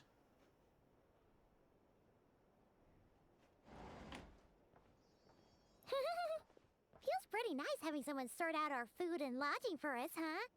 Yeah. But is this really the flagship's best room? It's pretty big, make no mistake, but it looks a little worn out, right? Though, to be perfectly honest, that feels right at home with everything else we've seen of Nasha Town. Yeah, it seems like everything in this town is built from, like, the ruins of what came before, right? So it's all understandable. Something to do with Nodcry's history? Yeah. That makes sense. But what exactly was this calamity? They were probably affected by what happened 500 years ago, too. It seems like every nation was affected to some degree. Something interesting about the calamity 500 years ago is that the Archons were called to travel to Conria in order to fight there, right? Should we try the berries and fried meat too? Paimon's getting hungrier and hungrier every time someone mentions it. So a lot of nations were left defenseless, well, semi-defenseless from the calamity. Raiden's story quest touches on this a little bit, where A stayed behind while Makoto went to Conria, and A stayed behind and like fought a lot, right? But then eventually she went to she had to go to Conria and found her sister dead and stuff like that. And Ajiria died on the way to Conria, which is kind of crazy. So the only exception that, if I'm remembering the lore correctly, if I'm not a lore skipper, the only exception is the Pyro Archon. And I'm guessing that's part of the reason why Capitano was so chill with the Pyro Archon, is because the Pyro Archon did not contribute to the massacre of Conrians during the war. Flins! He's just here! Oh! Sorry about that. Paimon wasn't watching where she was going. Please, there's no need to apologize. If anything, I'm the one who should be sorry. Clearly, I shouldn't have gotten lost in my thoughts in the middle of a hallway. He looks so tired, but he also has so much aura. Just, like, look at his design. He's so cool. If I wasn't already married to Clorinde, I'd probably pull for him. I probably would have pulled for him if I wasn't already married to Clorinde. Ah, quite the perceptive one, I see. First things first, allow me to introduce myself. My name is Kirill Chudamirovich Flintz, but please, just call me Flintz. Oh, look at him. I love his hair. I love the shading on his hair specifically. Like the light highlights and like the gradient that goes down. I love how piercing his eyes are too. That they feel very contrasting to the rest of his design. Whoa, that's an impressively long name for sure. Paimon counted on her fingers how many letters it was, how many syllables maybe. Names like mine ought to have been fairly common in Snezhnaya, at least in the past. Would I be correct then to assume that the two of you are travelers in this land? Yeah, we're getting a better look at his hair here. Like, I really love how the highlights are. It looks like so reflective off of the light too, which makes sense because he's a light keeper, right? I feel like this is one of those character designs that's really informative of who his character is. Yep, he just has a really good design. Paimon is Paimon, and this is the Traveler. We've been to a bunch of nations already, but we only just arrived in Nodcry today. What a rare honor it is to meet such worldly travelers. Are you here for travel too? If only I had the time to spare. No, I'm just staying the night. Oh, so you're here for business? That's certainly one way to put it. I'm a Ratnik of Nodcry, normally stationed near the burial grounds to the north. My sole cause for being here today was to repair this lantern of mine. Interesting. Ratnik. I thought he was like a lightkeeper, but maybe he's keeping his status as a lightkeeper on the down low kind of thing. What an interesting lantern, though.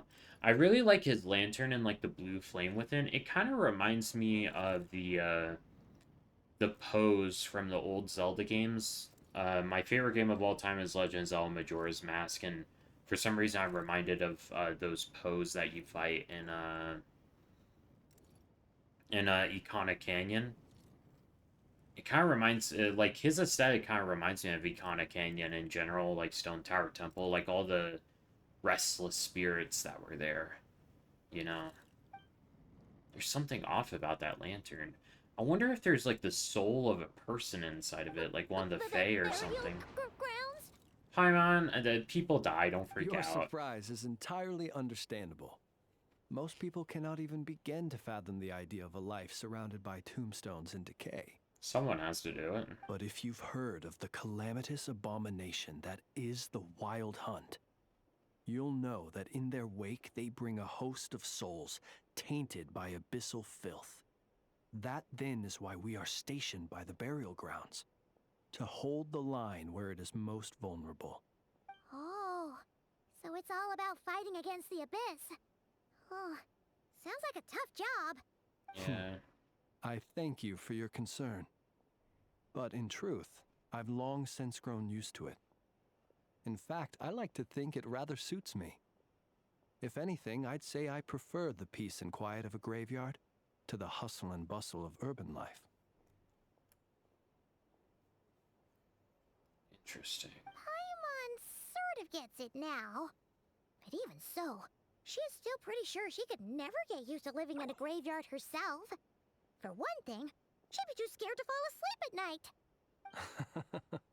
Oh, I assure you, there's no need to worry on that account. The kind of ghosts you find in cemeteries aren't too big on talking. But even when they do, they're usually far more discreet than the living. I love his voice. Well, would you look at that?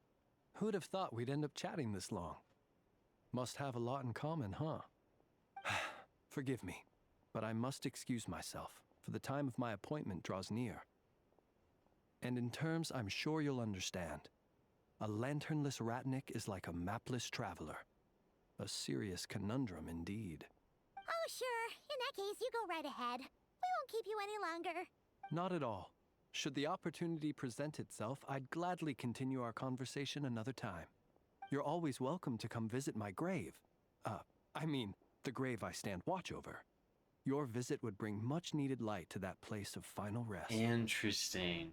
That lends I think it was the YouTuber Murder of Birds that proposed this theory that Flynn's might already be dead, and he's just a corpse that's possessed by like a fae or something to keep going and keep fighting the Wild Hunt. Right. Well, if we get the chance. Because that's a very interesting slip-up. Then allow me to wish you a traditional Ratnik's farewell. See you by the graveside. Ugh. Jeez. What a weirdo. That's mean. Not to badmouth him at all. In fact, he seemed pretty cultured, but at the same time, kind of spooky. Must be all that time he spent around graveyards. Did you notice anything strange about his lantern? His lantern? No, not really. You mean, 'cause it was broken? Like there was something inside. Huh. Yes, you've always had a nose for stuff like this. If you're worried, you can always ask him the next time we cross paths. Sure thing, guess that'll be by the graveside. Hey, don't you start spouting all that weird stuff too.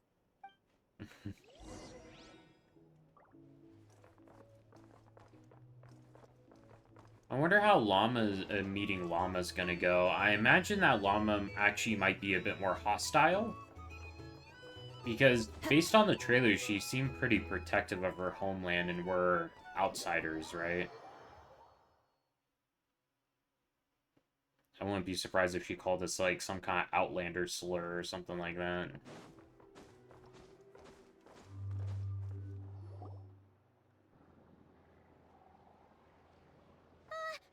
Paimon almost forgot something super important. Spit it out then. What's up? Are we gonna go try out the berries and fried meat? Must have left that craving by the graveside. But now, heading all the way back to the flagship feels like such a waste.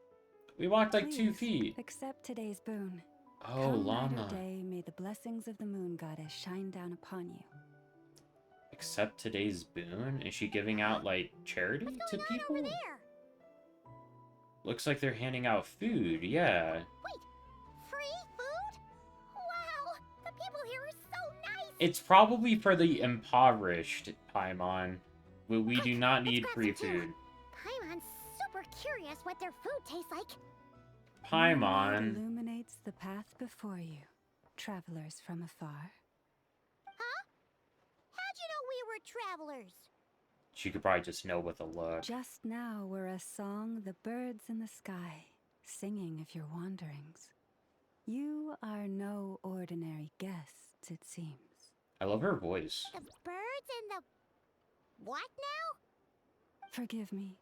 I should not have laid the words of others out as a welcome mat for our very first meeting. You, too, must be wondering who I am. I am Lauma, Moon Chanter of the Frost Moon Scions. Please, as do our followers and other passers-by, accept today's boon. Okay, so it's not just for the impoverished, it's just general being nice to people. Okay. Paimon's name is Paimon, and this here is the Traveler. Thanks so much for sharing your yummy food with us. We'll take one each. You have our sincere gratitude. Think nothing of it. These fruits were the finest we found, delicacies gathered in the wake of the morning dew. It is my hope that partaking of them may lift your spirits to heights anew. The finest you found? Wow! That's Yeah, it is relaxing. It's the kind of voice that, like, could sing you to sleep, you know? The first fruit of the harvest must be placed upon the moonlight altar, not as an offering to the gods, but as a spark for lost hunters. For it is the blade of the starving that darkness most easily corrupts. As perhaps you have already heard, we Frost Moon Scions revere and worship the moon goddess. We believe that together, virtue and compassion are the shining light that will lead us all out of the long, dark night. And now, with tides of haughty Fatui swarming into Nodcry, driven by greed, and greed alone, more than ever before, we must all unite under the banner of virtue. Yeah. She has such, like, a relaxing voice and a relaxing atmosphere, but she has a lot of hate in her heart, too. Which I think is gonna come out in the story. That's, like, the impression that I get from her, is that she it's not a facade of kindness or whatever. It's that she is a lot more angry than you might think at first glance. That's the impression I get. Look who it is again. Those unsufferably kind-hearted Frost Moon Scions. Got enough for us too? Not that she's unjustified in her anger, but I think it's the kind of thing that will come out in the story a lot. That's right! 2 servings each! We're starving over here! What a couple of pricks. In the trailer, Llama mentions, like drawing a line of blood in the snow, which is, like, such a hard line. After what you've been doing to our sacred statues, how dare you even show your faces? Wilhelmina, bestow today's boon upon our guests. Oh, Llama's being cordial. No slacking now. We'll have the very best you got. A couple pricks. My lady, they... Please, you two, accept this meal. But remember this. Kindness is the first lantern left to guide those who stumble in ignorance. Come again? Let me finish. But should they still refuse to follow the moonlit path, then by our frosted blades shall we show them its shadow. Yeah, not so subtle threat here. Hey, look who it is. Oh yeah, it's us. Whatever. Just you wait. We'll be coming for you next. Huh? Where's the meat? Who wants to eat this garbage? Oh, Llama's a vegetarian. Okay, should have guessed that. Those stooges really are the worst. Ever since they came to Nodcry with all their weird equipment and built that so-called experimental design bureau, our lives have been turned completely upside down. Judging from how they reacted just now, it seems the Fatui already know who you are. Old grudges die hard. Well, we have gotten in their way in pretty much every nation we visited, so we're probably at the top of their blacklist by now. I think it's actually the opposite. I think that the Tsaritsa is going to want to make the Traveler the 10th Arbiter. That's what I think. I see. Then, on behalf of the Frost Moon Scions, I thank you for the goodwill you have shown us. Why thank me? Yeah, we haven't really done anything yet. If they had gotten ahead of themselves just now, I'm sure you would have stepped in to help. That's true. Just as the birds and beasts put it, your arrival heralds joy to us all. Besides, for a weary traveler far from home, what better respite than to bathe in the moonlight? You will always be welcome at the Frost Moon Enclave, the place we call our home. Thanks for your kind invitation. May we meet again in the moon's gentle glow. These are delicious! So refreshingly fresh! Those two for Tui wouldn't know a good thing if it came up and bit them on the shoulder. Looks like Anefa isn't done with her shopping yet, and the Adventurers Guild is still empty. Where should we head next? Why don't we follow the map on the travel guide? Good idea! Wouldn't want to let the Kuhenki down, after all. Let's see... Detective Paimon, okay. Yes! Paimon's got our route all figured out. So, all that's left to say is... don't fall behind! This is Nuts and Nuts. It's mostly a fruit shop, but there's a crafting bench, too. Okay, where we're gonna be condensing our resin every day. This is the Speranza, one of the travel guide's recommended restaurants.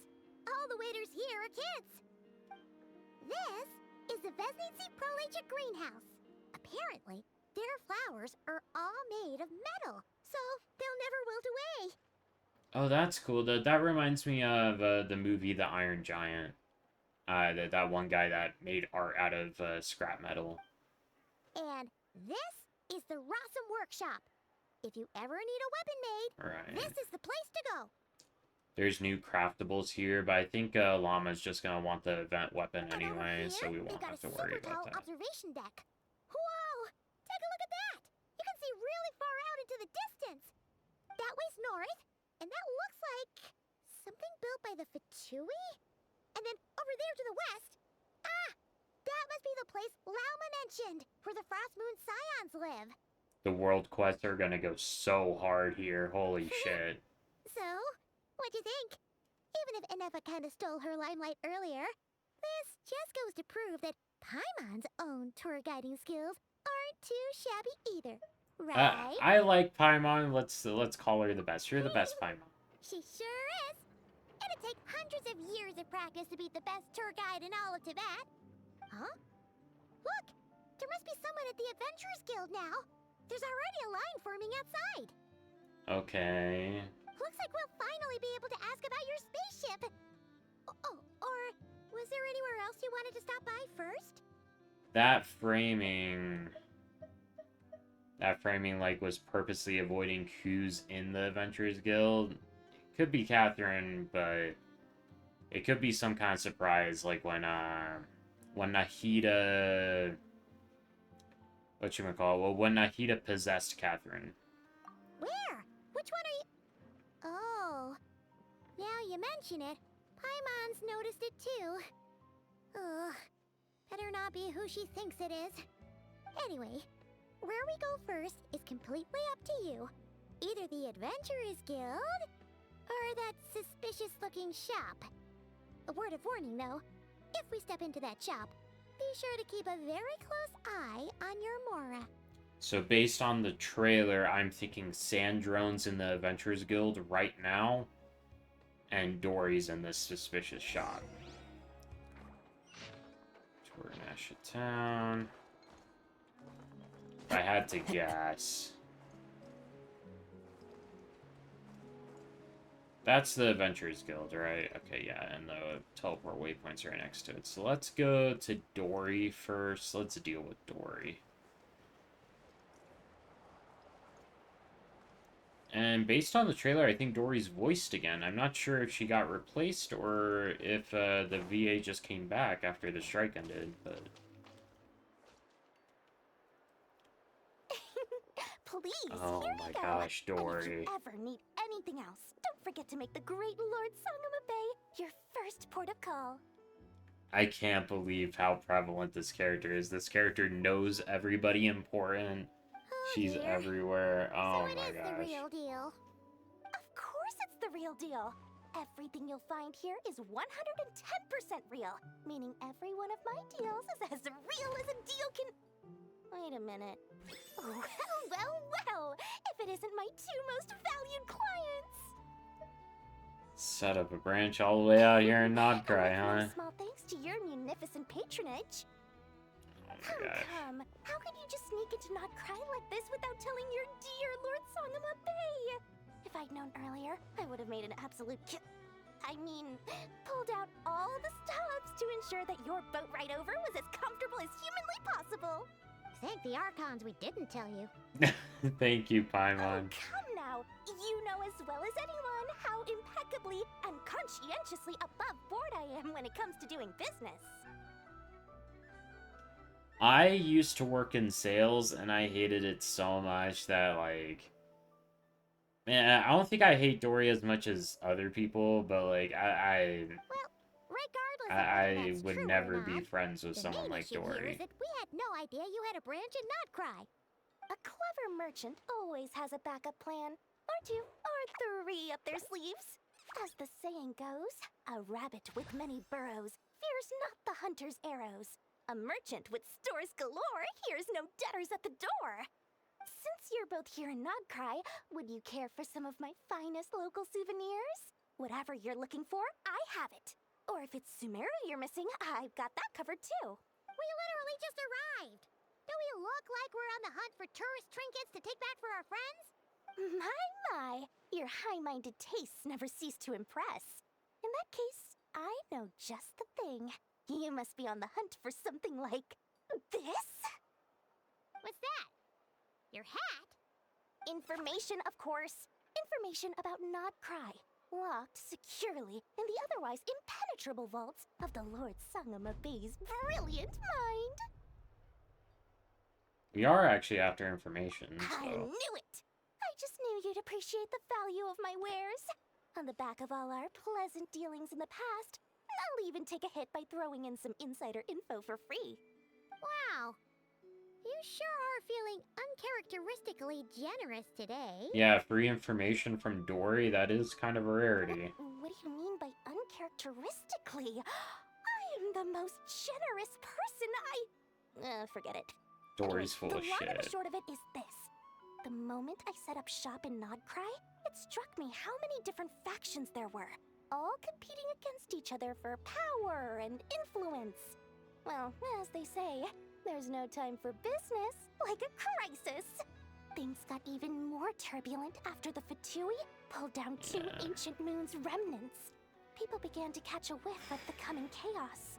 And the more troubled the waters, the greater the potential profit. Okay, so as usual, Dory's like war profiteering, which is fine, but the Futui pulled down two ancient moon's remnants, which are gonna be the corpses of the currently dead moon sisters. And the last moon is up there. She's not dead, but she is asleep, from what I understand. Not at all sorry to interrupt, but we're not here for Mora. Oh, really? But surely it was the tales of an adventurer's paradise that brought you here. The chance to take your very own slice of all the latest and greatest business opportunities? In that case, what would you like to know about? The Keepers, Knights of Favonius. Let's just start from the top. What can you tell me about the Frostmoon Scions? The Frostmoon Scions? You mean the people who believe in the moon goddess? They're not a bad bunch. It's just, well, they have such simple tastes. No luxuries, no indulgences, no nothing. Trying to earn a little more from that lot is like trying to squeeze blood from a stone. Still, things between them and the Fatui have gotten pretty tense. It's only a matter of time before the powder keg goes boom. And when that happens, that's when business will start to boom too. Oh, they're an organization set up to keep the locals safe. Apparently, they have a long and glorious history, and they're made up entirely of volunteers. But seriously, a volunteer organization in Nodcry? This place is hardly a magnet for noble hearts. No pay, all work. That's not a business model, and it's certainly not for me. Everyone knows they're here for the ancient moon's remnants, but no one's sure why they pulled them down in Nodcry of all places. Probably because Columbina was born here and there's some kind of special connection there. Anyway, they've been acting mysterious enough, but if you ask me, that Kuvaki Experimental Design Bureau of theirs up north hides secrets wilder still. That bunch of booze-loving monstatters? Ugh, don't even get me started. As fellow Outlanders, I thought they'd be easy pickings, but somehow, every single one of our business negotiations wound up at the flagship. I've done plenty of deals with heavy drinkers before, but those guys? I never once made it to the contract signing before blacking out. Rip Dory. Of the hangovers just thinking about it. That's funny. Do you know anything about spaceship at the A past? spaceship? Nope, never heard of anything like that. Okay. That was 500 years ago, so it could be, like, buried, you know? Don't you two get involved in any big business here without so much as a heads up, you hear me? At the very least, consider letting me in as a key investor. Alright, no more questions for I Dory. almost forgot to mention, sooner or later you'll no doubt end up doing business with some other merchants in Nodcry. And someone's bound to mention a place called the Curatorium of Secrets. That's Nefer's place, right? Listen to my advice. Do not, under any circumstances, go there, no matter how much trouble you're in. Oh. Is Nefer like a deal with the devil type of person? Curatorium of Secrets? What do they get up to there? Just a place that handles all kinds of disputes. But the owner will charge you an absolute fortune, and she has a temper to match. Nothing like your friendly neighborhood, Lord Sangama Bay. Okay, so it's entirely possible that Dory's just lying out of her ass, and that Nefer is like the nicest person ever and is extremely fair. You're saying that to stop your competition from undercutting you. Oh, the Paimon. Paimon knows. Okay, Paimon. When did that little pipsqueak get Oh so my sharp? gosh. And after I gave them all that info for free just to win them over. What do you mean? Oh, okay, so that's exactly what's going on. I'm thinking about your wallets. I mean, on behalf of your wallets. Dory's so obvious. Oh my gosh. All right. Business is a cutthroat business. I won't argue with that. How does Dory scam anyone when she's so obviously, like, it's like she's holding up a giant red sign that screams, I'm a scammer, you know? Swiper, no swiping, oh my gosh. She's also in my top 3 people most eager to trade in favors. She views Nefer as the devil, but really Nefer is like Dora and she's Swiper. Seriously? It feels like you're just bad-mouthing your rival now. Fine. If you don't believe That's me, so go funny. see for yourselves. We might both be from Sumeru, but compared to hers, my conscience is so large. Why, you could fill 3 whole palaces of Alcazar's array. So that's a detail. A lot of people suspected that Nefer was Sumeru, but it turns out it's true. She is from Sumeru. But when you realize what I'm saying is true, don't say that good old Lord Sangama Bay didn't warn you. Doesn't Nefer have a moon wheel, though? I guess they aren't exclusive to Nodcry. I guess they would be... Because I kind of get the impression that maybe moon wheels don't get, like, given out anymore. That any moon wheel someone has is probably started out as a masterless moon wheel, kind of like how Ineffa's did. Ineffa's moon wheel was masterless, and then she awakened it. So maybe that's how all moon wheels work, because they're too old now and they don't get given out anymore. Now that Celestia is all in charge with their system of people. Alrighty. Time to go. With their system of Archons and Gnosis and Visions and all that nonsense. Are there any other chests? Chests. Trying to look for chests.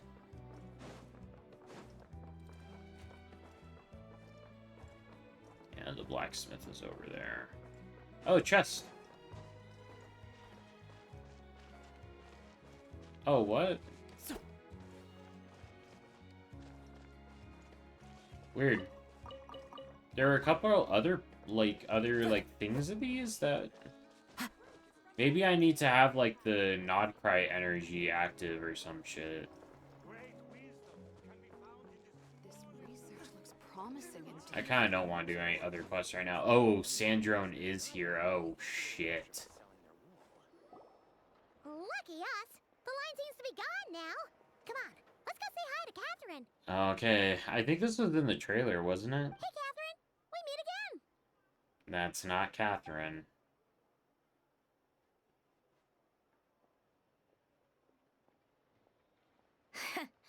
How ridiculous. Huh? They often say that mortals, shackled by their own flesh and blood, may fail to perceive the truth of this Is world. she a puppet too? Even She when has it the is wind-up right thing in beneath the their very back. noses. Yet I had not expected to have the pleasure to witness such heights of absurdity firsthand. But Paimon must have gotten the wrong person. At second glance, you do seem a bit younger than Catherine.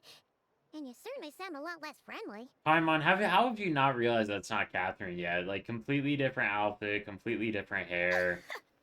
A creator might forgive ignorance, but being mistaken for one of my own creations is beyond all pardon. Interesting. Look very closely, for standing before you is none other than Marionette, 7th of the Fatui Harbingers. She doesn't really have aura without her giant robot butler. I'm sorry. Well, where's the aura here? Not to be a fucking asshole, but... A harbinger? Why are you even here? And more importantly, will you be the one handing out commissions from here on out? I told you already, I'm not Catherine. Oh, God. Just how obsessed are you with my machines? I love Catherine. She's been my bestie for years. So all the Catherines were made by the Marionette? Does that mean the Fatui have been watching our every move? Yes. I figured that out, like, when I played through the Sumero quest. What the fuck? Did Aether not know this whole time? But the guild itself hasn't done anything shady, and Catherine's only ever helped us. Better to stay alert going forward.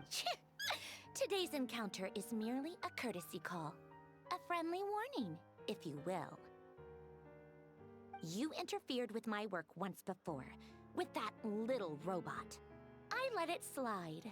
After all, it was nothing more than a distraction, a side project at best.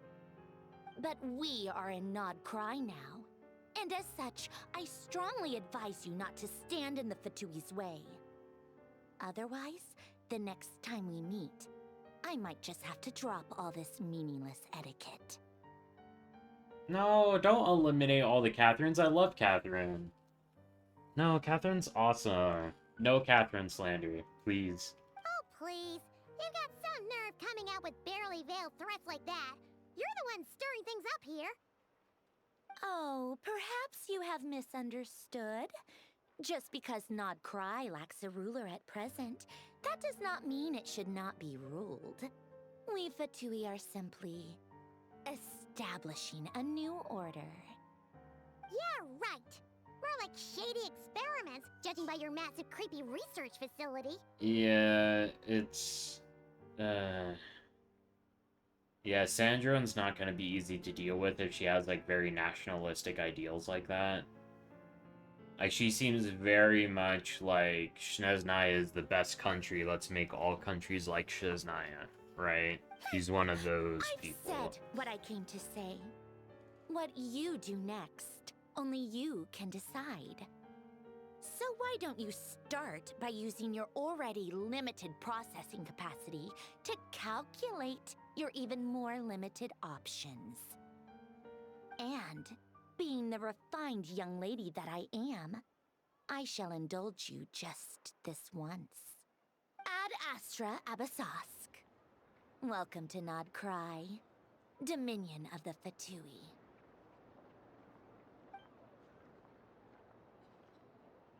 And then she just leaves? Okay. Ugh! Paimon's so mad right now! How can anyone so obviously evil be so annoyingly self-righteous?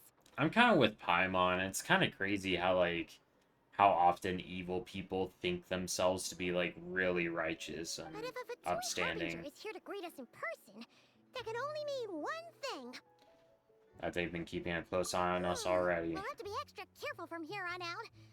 Paimon hates feeling like she's being watched. Ah, Catherine's back, my goat.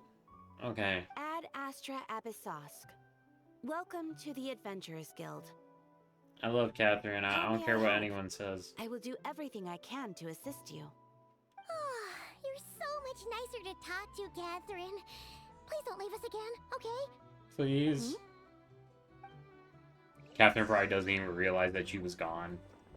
Oh my gosh, Catherine, you're so good. So this is her office in Nodcry, huh? With these little, like, floating lamps and stuff? Erase it? No! I'm not gonna erase Catherine from existence. Catherine's my favorite, okay? I visit her every day, and she's awesome. Catherine gives me 60 Primo Gems every single day.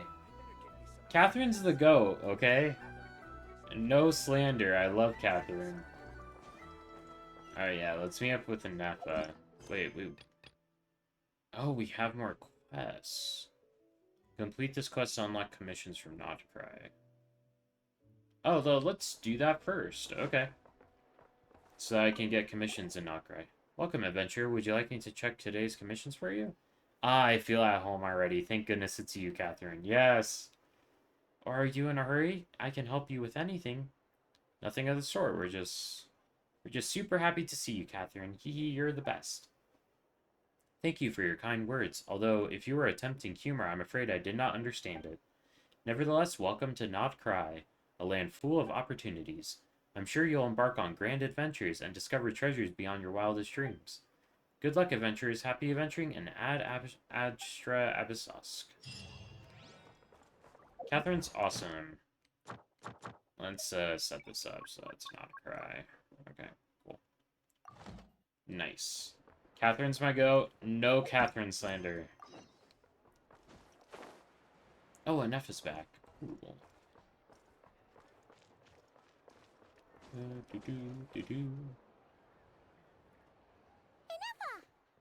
Hello.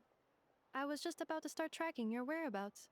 Did you manage to get everything Aino asked for? I did. What about you? Do you need me to navigate or introduce any more places around town? Nah, Catherine would never betray me. I don't care. I'm gonna be in denial, even if she, like, tries to kill us during this quest. Like, I'm gonna be in complete denial, okay? I'm gonna make all sorts of excuses for her, okay?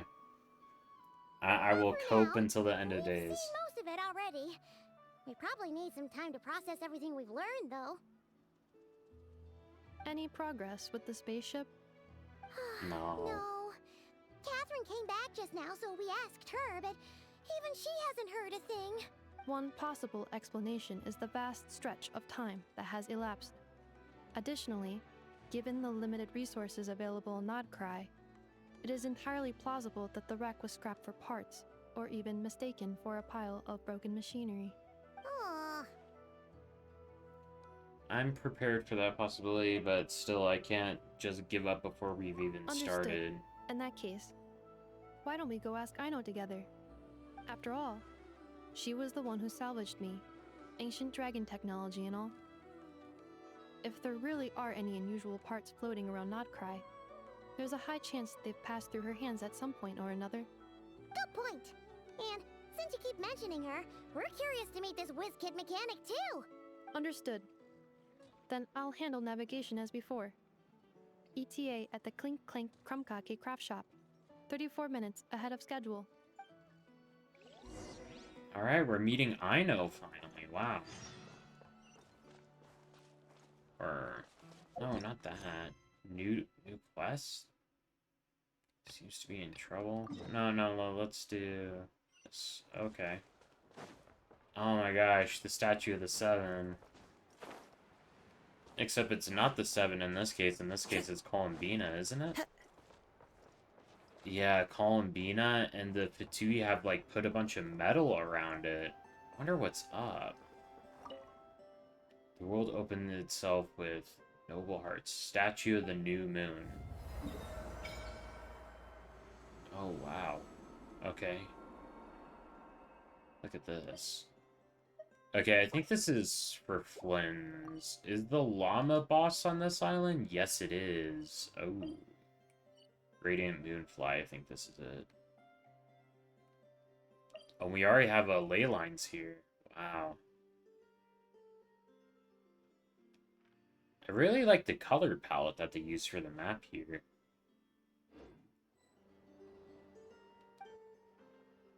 Worship statues, statues blessing. Borderlands Shrine of Death's Key. Luna Sigil. I only have 3 Lunoculus right now. Is there anything we can do with the Traveler? Ooh, I love this team background for Nodcry. Look at this with the moon and the mountains in the background. Wow, this looks good. Is there any kind of resonance here? No. Dang. Okay. I was really, like, coping in my heart that they would, like, upgrade Hydra Traveler, because Hydra Traveler is, like, so dog shit. I was hoping that they would upgrade Hydra Traveler and give Hydra Traveler, like, Lunar Charged or something like that, but looks like that's not happening, unfortunately. Interesting birds. It looks like they are... Oh. Interesting.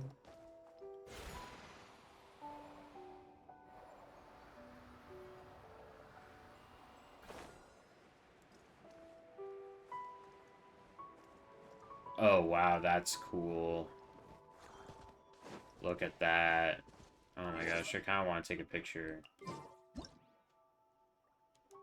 Let's, give Kazuha his stuff. Wow.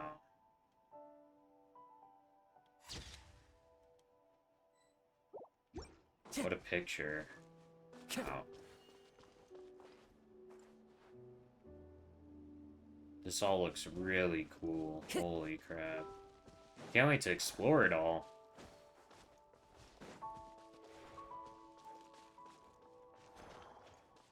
Even these, like, plant lives, the plant life really reminds me of, like, Morrowind a little bit. Trapped over there. Let's go help it out. Huh? That's weird. Why isn't it responding? The tides of Kuvaki affect everything in Nodcry. So much so that many creatures have evolved a kind of dependency upon it, growing stronger or weaker as it waxes and wanes. This little animal must have been caught here unprepared. So you're saying we need to use Kuvaki? Paimon will leave it to you guys then. Now that Anefa has the moon wheel, yeah. I know right now doesn't know that Anefa has a moon wheel, right? I wonder if I know is gonna have some reaction to that, you know? I just had that thought.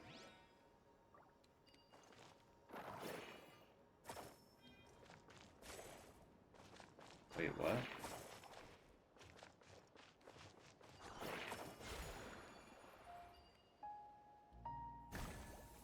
Okay. Oh, it worked! It's gonna take a little while for these regional exploration mechanics to start feeling like intuitive. Sniffer holes are running out. What is this?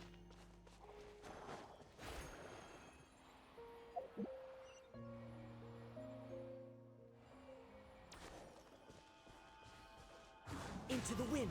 Follow the wind.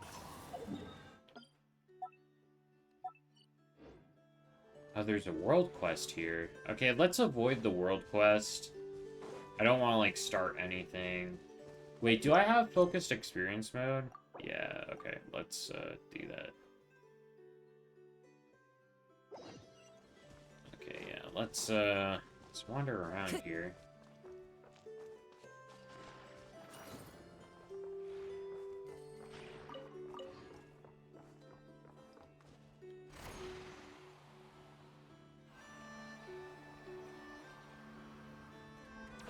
Yeah, I still kind of don't know what I'm doing when it comes to,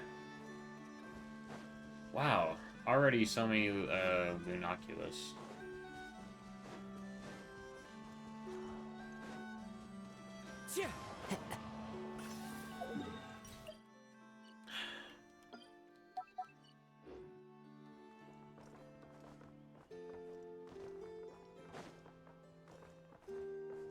It seems like there's a lot of puzzles I'm just gonna ignore here. It's really hard to not just, like, get distracted and spend 8 hours getting chests and solving little puzzles here and there.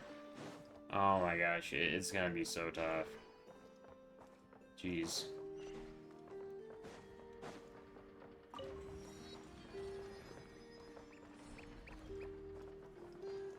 The wind knows me.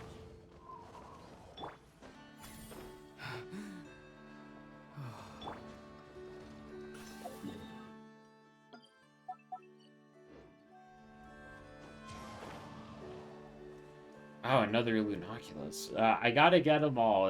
They're so tempting. They're just everywhere. I can't not be tempted by them.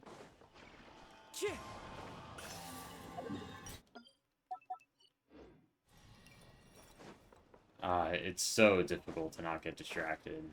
I really like the color that they chose for the grass here. It really it reminds me of some of my favorite aesthetic parts of Sumeru. Midsummer berries. Oh, you know what I should do? So I should equip this.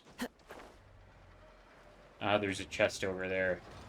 My mind, like, zoomed in on it, but... it's tough.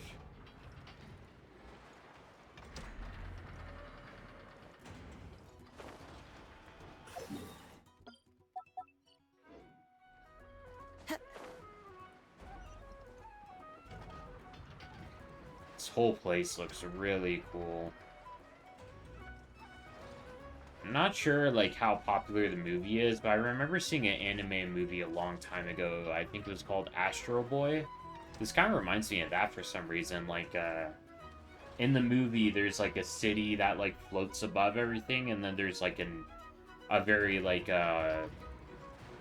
post-apocalyptic looking, like, underworld thing. There's, like, a giant magnet collecting scrap metal. How interesting.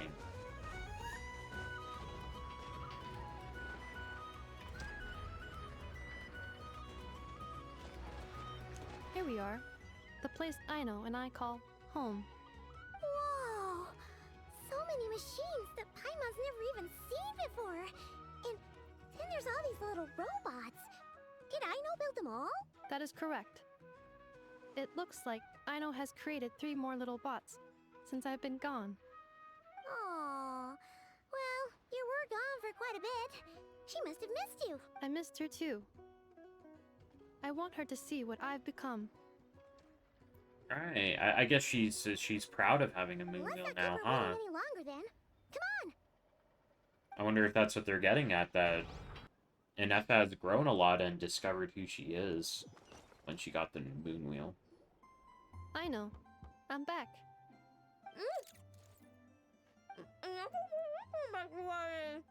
Oh, she's eating a bunch of pastries that Inef is not gonna approve of.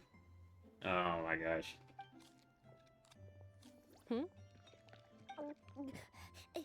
Inefa?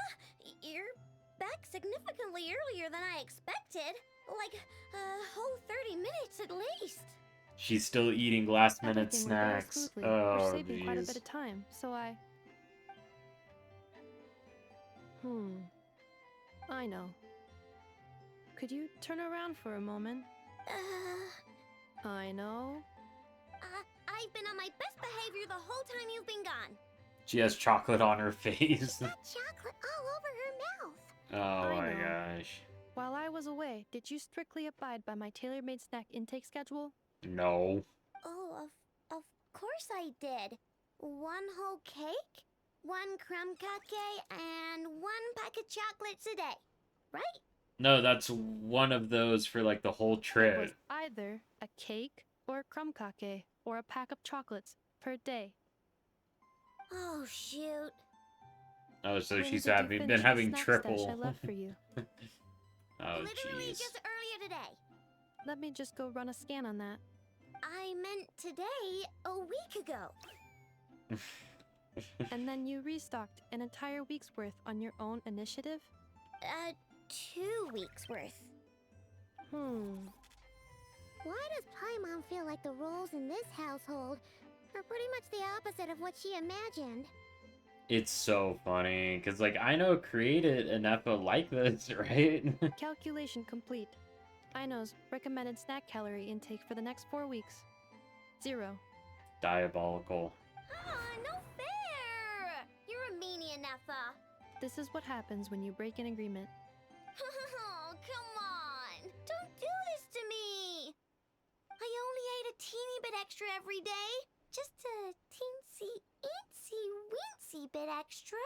She ate triple, That what is she was objectively supposed not to. a teensy bit extra. Oh my gosh, that's so funny. Seriously? If you'd only arrived half an hour later, I would have had everything cleaned up and you wouldn't have noticed a thing. She can scan everything. Yes, she would have. But now that I think about it, you even said you'd come back a bit earlier than you did, so I wouldn't have to worry. Ah, now the crocodile tears come to make Ganefa feel bad. But then, you were away so long, and I was so worried about you. And that's the only reason I even... Oh...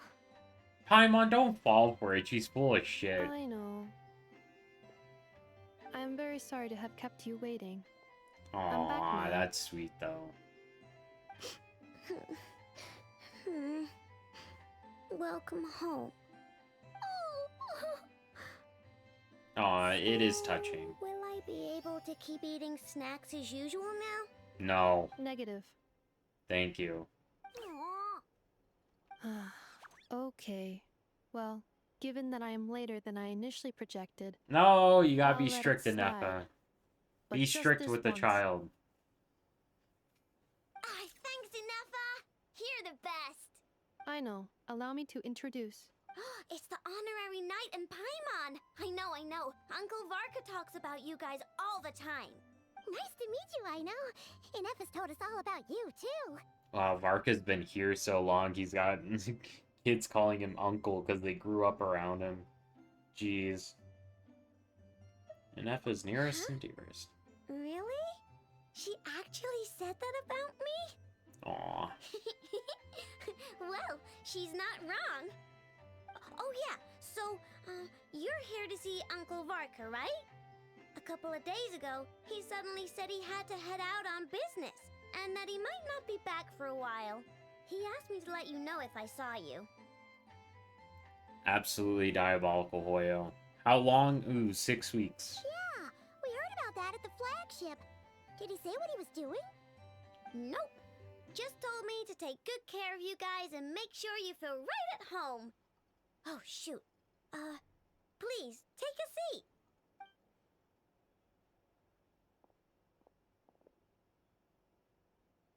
Do either of you need my help with anything? Anything at all? After all, I'm the head of this household. No, you're not. Anefa is. Sure wouldn't know it from that snack tantrum she just threw.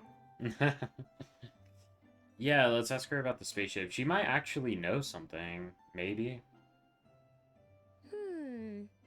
A spaceship, huh? From outside to that? Exactly. So, ring any bells? No. Ah, really? Oh. You sure? Nope means nope. Never seen the slightest trace of it. More specifically, by nope, I mean, I've never seen a single piece of tech in all of Notcry that might have come from out of this world. Not in any new machines or in any old ones either. Huh. What I know means is that your spaceship almost certainly has not been disassembled nor repurposed as parts for other machines. Right. Oh, so that's what she was getting at. Yep. I've taken apart pretty much all the fun stuff in this city at one point or another, but I don't recall ever seeing any components that were anywhere near that special.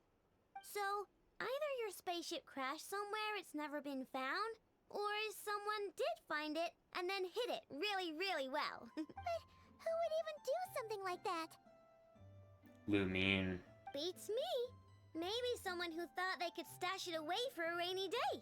Just like how I sometimes hide snacks in the... Anyway, long story short, I definitely haven't seen anything like that. I wouldn't be surprised if Lumine, like, hit it after the fact. Because she's been, like, traveling around for, like, 500 years. She would have had time to come here and, like, hide it. Sounds like it would practically be ancient history by now. If anyone still has any leads on what really happened, it'd be the Frost Moon Scions. I wouldn't have been surprised if Lumine hit it even before the Conrian Calamity, because if Aether was still in stasis, if he was, like, still asleep in the ship, and Lumine couldn't figure out how to wake him up or something, she might have just hidden the whole ship in an effort to keep Aether safe while she figured it out. The Frost I could Moon imagine it Scions? being something like that. Huh? Haven't heard of them yet? Didn't Inefa tell you about their rituals? There wasn't enough time to delve deeper into their history and traditions. What kind of rituals are we talking about? I've never actually seen them myself, just heard bits and pieces here and there. They say that each of their moon chanters has had access to an ancient relic that lets them see the true past. True past. They can see what really happened. Not sure exactly how it's meant to work. I can't get my head around anything that can't be explained by either machines or science. And to tell you the truth, I don't like it much either. Looks like we'll have to try our luck with the Frost Moon Scions. Aw, leaving so soon? Sure you don't want to hang out a little longer? It's getting late, I know, and these two still need to head over to Hisi Island. It would not be convenient for them to linger much longer. Aww. Alright then. Don't worry. We'll be sure to drop in on you as often as we can. Really? You promise? Pinky promise. Sounds like my type of visitors. You're welcome anytime. I'll be staying to look after Aino today, so I won't be going with you. Hey, don't sweat it. We'll find our way just fine. I'm glad to hear that. Also, I must admit, I have very much missed the charging bed that Aino made for me. Is it like an actual bed? Oh, we got Aino. My name's Aino, and I'm an inventor. Me and Inefa live together. I could probably eat all the cakes and cookies in the world because I love them so much. But New character. my favorite kind of all is Lockaberry Crumb Cake. Come visit my Clink Clank Crumb Cake craft shop whenever you want. Anyway, that's me. What about you? Tell me something about you, then we'll be friends. Aino's voice actress did such a good job, in my opinion, because, like, something I noticed a lot of times whenever, like, an adult has to voice a child character, what they end up doing is they just make their voice sound more annoying, which does make them sound more like a child, but it does make them sound annoying. That's not the case with Aino's VA, though. What she's done instead is make her voice crack all the time. I don't even know how, like, the voice actress does that on purpose, but it's, like, really effective in making her sound really young without sounding, like, super fucking annoying. Oh, look at this. Inefa, Yes, feeling comfortable? I am indeed. No bed in the world is as comfortable as this one. Oh, that's cute. Inefa, Yes, want me to increase the charging rate? please, if you would. Thank you, Aino. I wish Aino commented on Inefa's moon wheel, though. Yes? I'm hungry. In that case, please enable quick charge mode. Oh my gosh, that's funny. Yeah, I like Inefa, actually. Both Kachina and then now Inefa have been, like, really good child characters, honestly. I don't really like a whole lot of the child characters in Genshin, to be honest, but Inefa and Kachina were both, like, really good. Let's get a free pull. Ah, what? This is a local specialty? And this is a mob drop, right? Dropped by land cruisers? Oh man, I can't even level her up at all. And then we give her the event weapon. Oh, actually, this thing is, like, her best in slot, isn't it? Makara Aquamarine. Yeah. And then she can go on the new Nograi set. So here's the thing about Aino is she's kind of dog shit. Because what she provides to a team isn't really a lot. She gets an EM buff from her C1. And then she also gets a reaction damage bonus from her C6. But this reaction damage bonus is actually, like, pretty small. It's the equivalent of, like, 60 extra EM or some shit like that. It's really not all that much, and her damage is really low. One other thing that she provides, though, that is really useful is her cooldown on her burst being 13.5 seconds. That's really good. If you don't know, like, the math behind it, I suppose I can, like, talk about it a little bit. Why shorter cooldowns are so much better than longer cooldowns. Yeah, let's talk about it a little. Let me pull up, like, let me pull up my calculator. Okay. Calculator. So, if we pull up the calculator, let's say, for example, that in a rotation for a team, you do 1,000,000 damage. Let's say.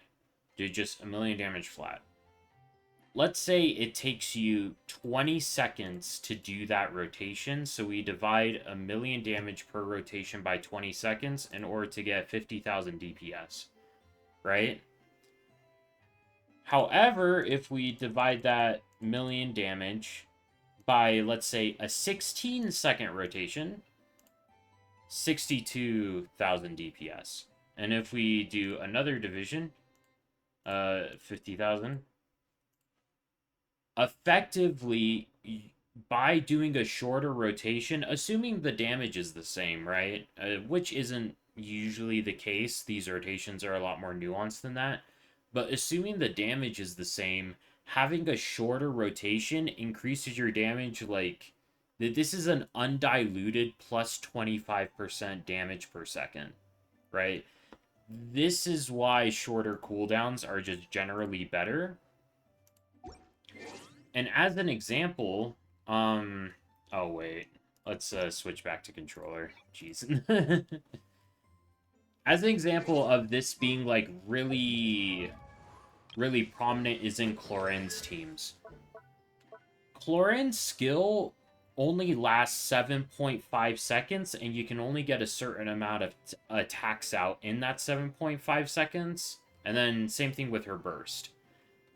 Clorin has a very, like, set amount of motion value that she can do per rotation. It's however much motion value you can get out during her skill, and then however much motion value you get out during her burst. And it's gated by this 16-second cooldown. So, minimum rotation length for Clorinde is 16 seconds, right? But let's say you want to pair Clorinde with her current best team, which is Eon-san plus Mavwika. Eon-san's burst has an 18-second cooldown. Eon-san's burst, having an 18-second cooldown instead of a 16-second cooldown, effectively decreases Clorinde's DPS by 12.5%. And that is, like, mathematically true. By extending the rotation by 2 seconds, it decreases the amount of damage Clorinde does by 12.5%. Just straight up 12.5%. Not, like, damage percent, not attack, just straight up 12.5%. And that's kind of why I don't like Eon-san with Clorinde, and it's kind of why I don't like the Mavwika teams with Clorinde. Like, I don't think Mavwika actually has synergy with Clorinde. That's, like, my hot take, right? And as an example for this team, this Taser team that I'm using with Clorinde, Kazuha, Auron, and Mona, all of these characters have 16-second cooldowns or less. If we look at all of their talents, so Clorinde, 16-second skill cooldown, 15-second burst cooldown. Kazuha, his skill cooldown's 9 seconds, easy. Burst cooldown is 15 seconds, right? And his burst is important in this team because his burst is what applies Hydro, because Mona doesn't apply any Hydro, really. Or we're on 15-second cooldown, 15-second cooldown. Mona, 15-second cooldown. So, even though Mona is, like, objectively a weaker character than Farina, she's preferable in this team compared to Farina or even someone like Yelan, because Yelan, instead of having a 15-second cooldown, she has an 18-second cooldown. So Yelan, by having an 18-second cooldown, is decreasing Clorin's damage by 12.5%. That's how rotations work, right? So yeah, let's leave. Anyway, that's all I wanted to say. So I guess taking it back to Aino, though, what started this is Aino having this really short cooldown of 13.5 seconds means she's never going to slow down your rotation. And in Flynn's team specifically, this is relevant for you, Chatter, because you're getting Flynn's, and you already have a Nefa too. So your team is going to be Flynn's, Anefa, Aino, and Sucrose. Let's say that you didn't want to use Anefa for whatever reason. Your other option would be something like Yelan. Yelan, which has an 18-second cooldown, which is longer than Flynn's. But both Flynn's and Anefa have 16-second cooldowns, which means the rotation should be 16 seconds. By putting Yelan in the team, you're decreasing Flynn's damage by 12.5% per rotation, right? And if you think about using Sing Cho, think again, his skill cooldown is 21 seconds and his burst cooldown is 20. Sing Cho's skill cooldown being 21 seconds is fucking diabolical. This is so bad, actually. Oh my gosh, it's horrible. Anyway. All that is to say, Anefa, Aino is useful simply because their cooldowns are so short, right?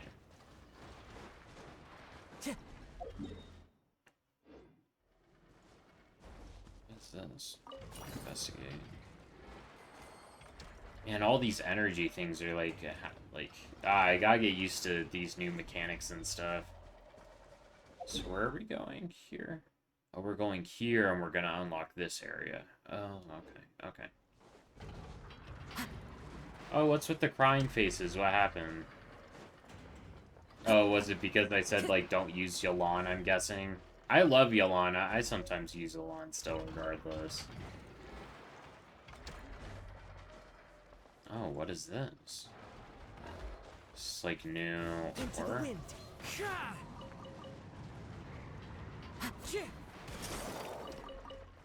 Oh, Rainbow Drop Crystal. Oh, I gotta develop a new farming route for that.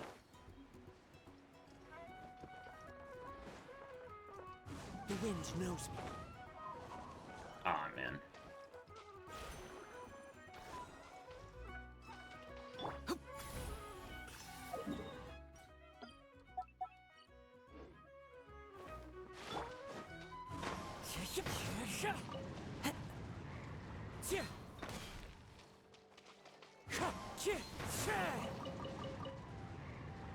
Wait, what's this? Oath Lantern. Is this... Oh, a dim lantern appears to be the signature equipment of a Lightkeeper.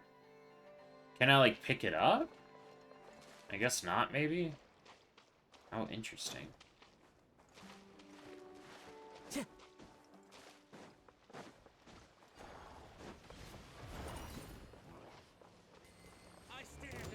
What the fuck is this? Let me scry. Go! You're free now! Not too far. One with nature. One with wind and cloud. Fate is upon you.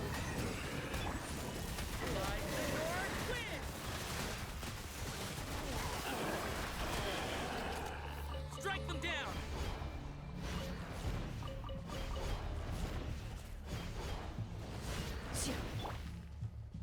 Huh, how weird. I stand against the long Time night. to say hello. And farewell. The darkness. Wind strike.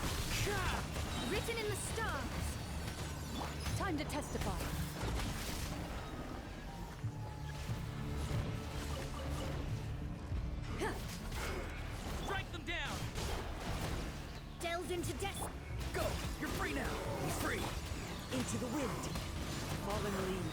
adorn my Fate is upon you. ready. Enough. Oh, oops.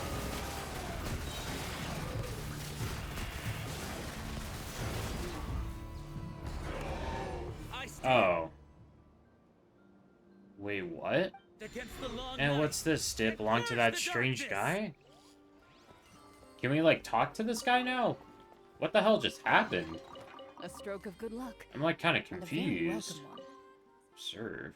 The monsters have dispersed. The darkness has not faded. You may need to enlist the help of a professional who knows more about the wild hunt. Oh, where did that guy go? I didn't see, like, where he walked.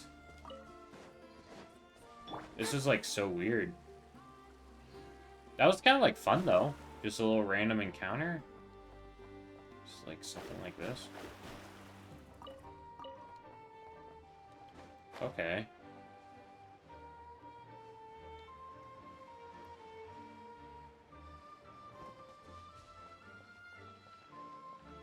Weird.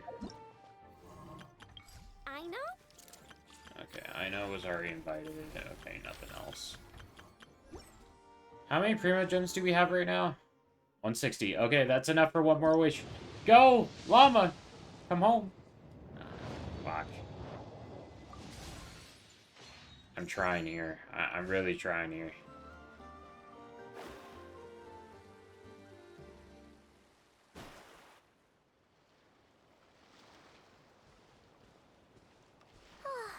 Seeing Anafa and Aino reunited like that sure was heartwarming.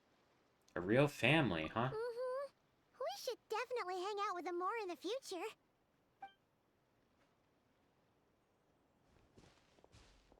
Speaking of homes, we must already be close to where the Frost Moon Scions live. The vibe here feels different. Just like the scenery. Oh, cutscene time? Is this like actual... Wow.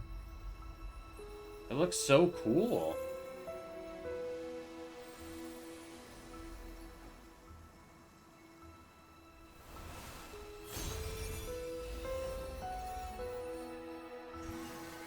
Ah, did it just kiss its forehead? That was adorable.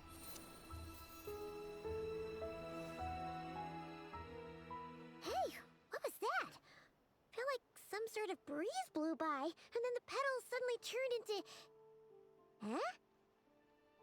Interesting. It's interesting that I'm just gonna call them Seelies. I forget what their actual names are, but they're Seelie adjacent, so... That Seelie, like, kissed his forehead. I wonder if the spirit of this Seelie is affectionate with Lumine or Aether.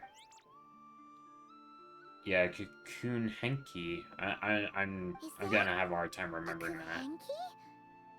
She looks different from the ones we saw before. I'm getting close to your favorite part. Okay, no spoilers. I'm scared of spoilers. Let's be careful. Okay. I wonder who this is gonna be. What's your name?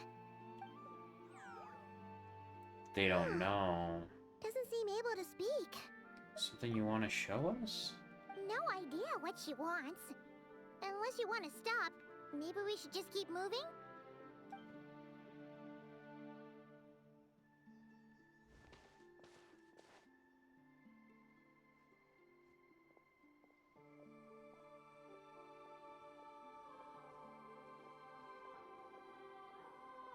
She's following us! Go on. Go on now. We've got stuff to do. Best you find someone else to hang out with. Don't be mean, Paimon. Who is this person? Yeah, you scared it off. You're being an asshole. Don't make it sound like Paimon's some kind of meanie. That's exactly what I'm making it sound like. Paimon had no idea what she wanted, okay? Oh. Anyway, next time Paimon sees her, Paimon promises she'll be nicer. Seeing as we're on our way over to meet Llama anyway, we can ask her about it while we're there. Yeah, Llama would probably know, right? She seems like really wise and stuff, you know? Oh my gosh, these light bugs, are these like... Oh, they're collectible. Okay, gimme. Oh, they give the crystal cores. Oh. I thought that they would be like a local specialty or something. That would have been funny. Is there anything like... I thought I saw something. Is this just a... Yeah, that's just stuff. Okay. Let's go across the water. Let's... The moon mirror. A legendary item claimed to have been used by the Frostmoon Scions in their ceremonies. At times, it is possible to glimpse curious scenes in the moon mirror's reflection. If the moon mirror reflections inside or outside the mirror can be made to me, perhaps something good might happen. Touch the deer statue near the moon mirror to reset the positions. Okay, so I have to move this statue here. Okay, okay. Wilderness Ghoul, right. Different forms. Okay, dewdrops. Yeah, it's gonna take me a little while to figure all this shit out. Okay. You. Okay. Oh wait, this is a pulling motion because the one we have is blue, and then this is a pushing motion because they're both blue. Like magnets, right? Cool. We could do with some more fortune. That's a fun little puzzle.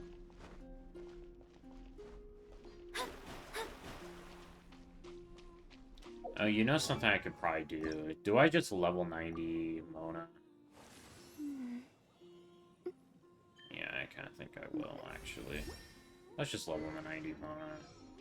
I kind of forgot that I meant to do that once I had enough materials to level up both her and Llama. I don't think I have enough. Wow. This stuff is so cool. Oh dear. Oh, Llama's here. Hey, Llama. Oh, she's just like hanging out with the animals? Huh? Hey, look!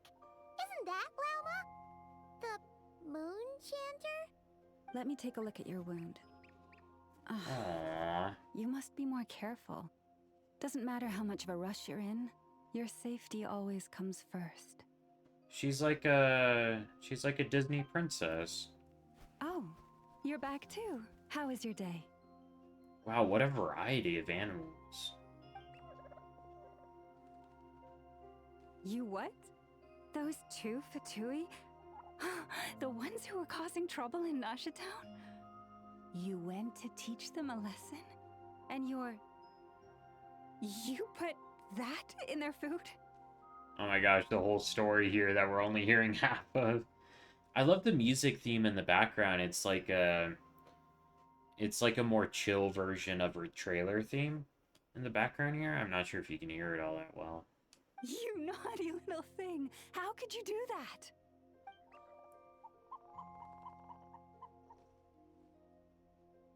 They didn't notice. That's not the point. You mustn't do that again, okay? Aw, it's so cute how she gets along with all the animals. Next time, at the very least, bring a few of your friends along too. You'll be an easy target if it's just you on your own. Her voice sounds like so different here compared to when she was in town. I think like she sounds like a lot more comfortable here with the other animals than she did in the town. Mama. Still remember us? Oh, it's the Traveler and Paimon, isn't it? Welcome to Hisi Island. Yeah, she switched back to like her calm voice just now when she realized we were here. Whereas when she was talking to the animal, she was a lot more like more herself, more regular, more personable. I hope we're not imposing on you. Not at all. Those who come with kindness in their hearts are always welcome with the Frostmoon Scions. I wonder if her change in voice indicates that she doesn't trust us. Were you just talking to those animals? I was indeed. The Frostmoon Scions bloodline is unique, for throughout our history, there have been many among us who could communicate with all living things. What was that? Oh, is that so? She says she was trapped in a plant earlier, and that you were the ones who rescued her. She wants me to thank you on her behalf. Oh, that's it was cool. nothing. Barely lifted a finger. If you both are free, why don't you join us at the Frost Moon Enclave for dinner? Consider it a small token of thanks for your kindness. We'd love to! And actually, we had something we wanted to ask you anyway.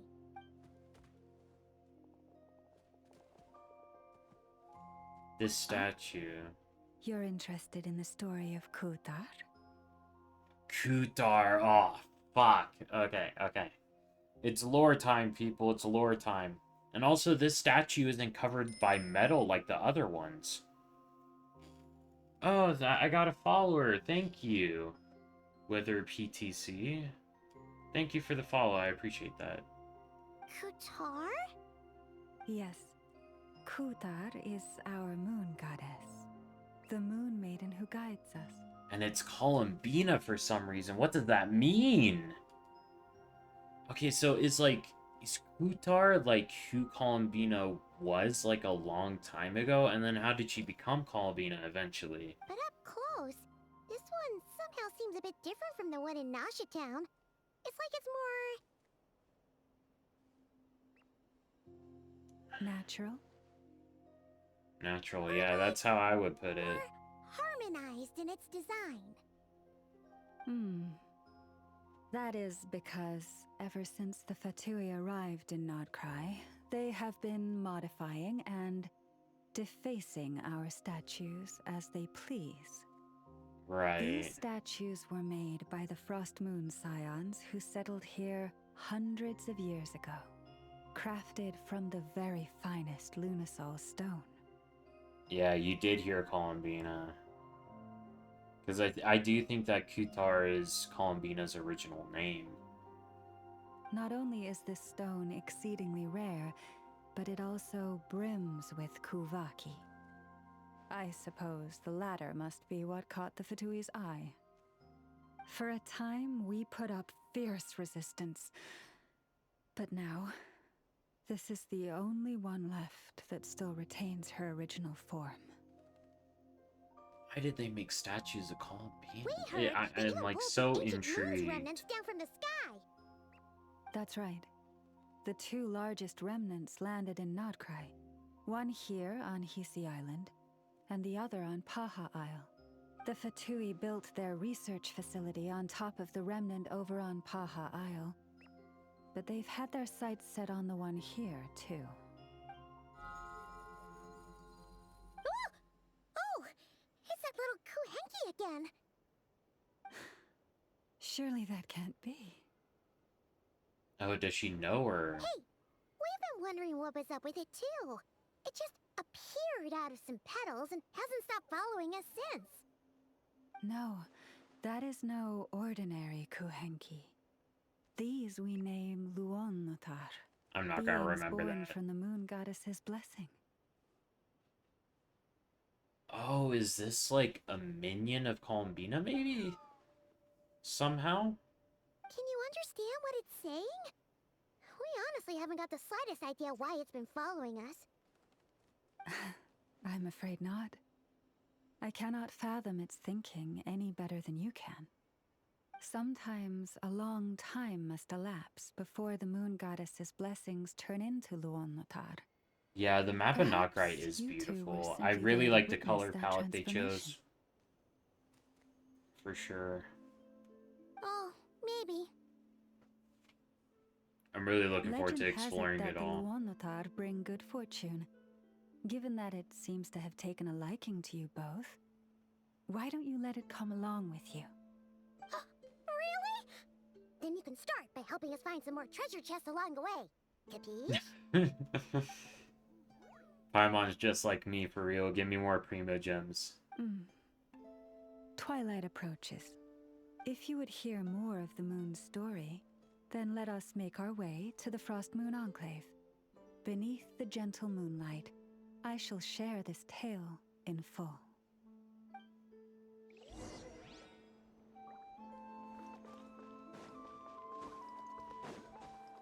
Oh, Lunoculus. Oh, wait, I shouldn't. Oh my gosh, I can't believe I almost forgot to activate the statue. Oh, jeez. Let's check out how this island looks. Oh yeah, I love the blue.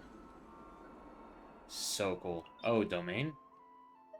Okay, this is the weapon domain. Okay. Available. Meeting Point Chronicles. Oh, okay, so this is like the Nodcry's version of Hangout quests, I think. Oh, and there's one here, too. Okay. Yeah, wow. Okay. Ah, what a shot. Hold up. Can I, like, take a picture? Oh, I don't really have, like, a hotkey for taking screenshots. I should, like, set that up. Okay, leave. I don't think we have enough Lunoculus to actually level it up yet. Oh, wow, I love this area. The world quest that I'm sure is going to be over there, I'm sure that's a world quest over there. That's going to go so hard. I'm actually, like, really excited for the world quest.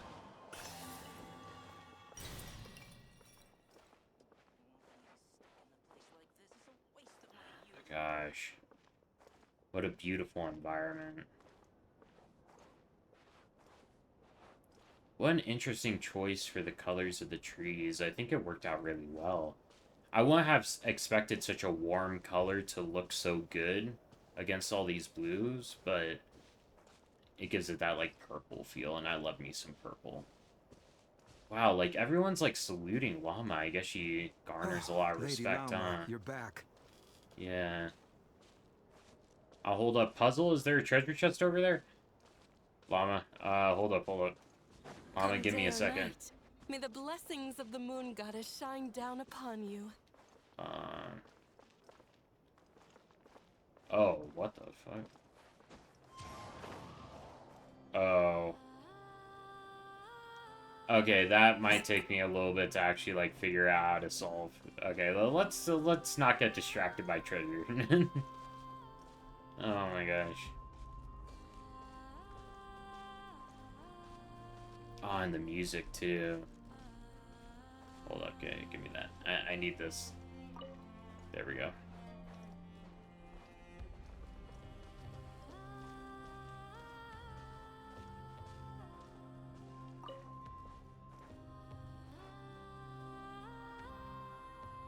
Llama, you have returned. Wilhelmina, this is the traveler. This is the and lady that Paimon. was over in Kindly the arrange city. for 2 additional dinner settings for our honored guests. Of course, my lady. Wow! Everyone along the way here pretty much saluted you. Are you, like, super important around here? Yeah. I am but a moon chanter. One entrusted to convey the moon goddess's will. Nothing more. Yeah. She's just being modest. The Moon Chanter holds the highest rank among us Frost Moon Scions. Lauma is our leader. Wilhelmina? I know. I'll send word to the kitchen. 2 meals coming up. Sounds like Llama doesn't like being talked up all too much. Whoa! Paimon had no idea you were such a big shot. I imagine that the reason why, like, I saw Llama's trailers, and from the trailers it sounds like Llama doubts her position a little bit because she hasn't, like, heard the moon goddess's voice, like, directly. That's, like, the impression I got. It's been, like, a week since I saw those trailers, so... But maybe that's why she doesn't like her position being talked up so much, because she might, like, feel like she's failing at it. It is merely that the unique traits of our bloodline have manifested themselves especially strongly in my person. That is no accomplishment of my own. Yeah, she doesn't feel accomplished. Please, okay. follow me this way.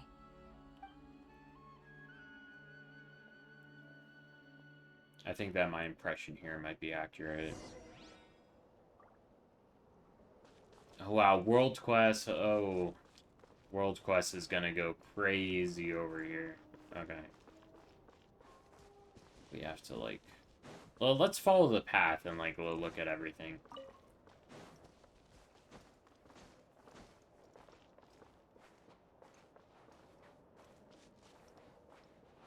Oh my gosh, the statue of Columbina. Holy shit. Oh, oops. How did this appear? Did I, like, do anything? that caused that treasure chest to appear? I was just spamming buttons. Whoa.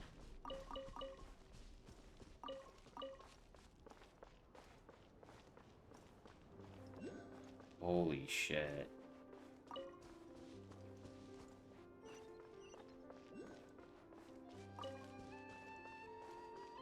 Cinema, I dare say. Holy shit.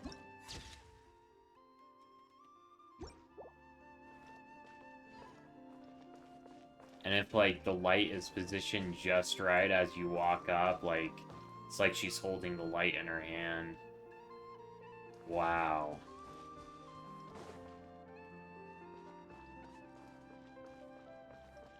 And there's a world quest here, too.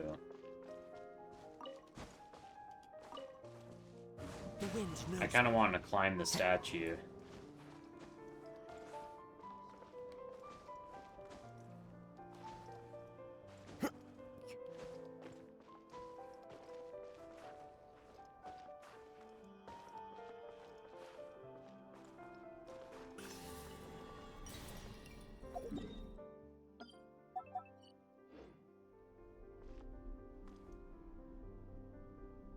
What a statue. This whole thing's crazy. Wow.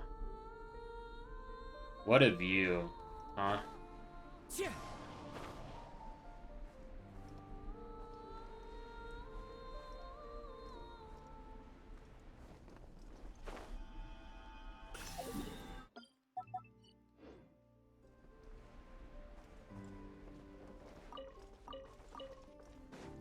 Is this one of those moon mirror puzzles, or... No. Okay.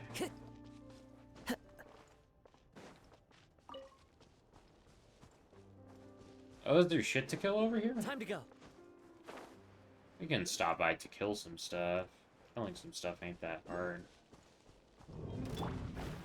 Shadows of... Tell me what you see. Not too far now. As one with wind and cloud. Oh. Into the shadows.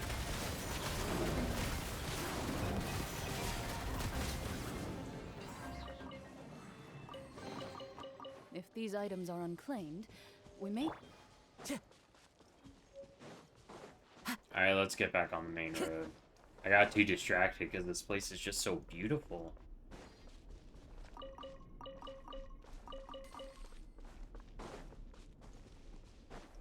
Yeah, what's going on here? Holy crap. That looks like a complicated puzzle, huh? Whoa. Moon mirrors, different forms? Ah, jeez. That's gonna be something, huh? Wow, so much to explore.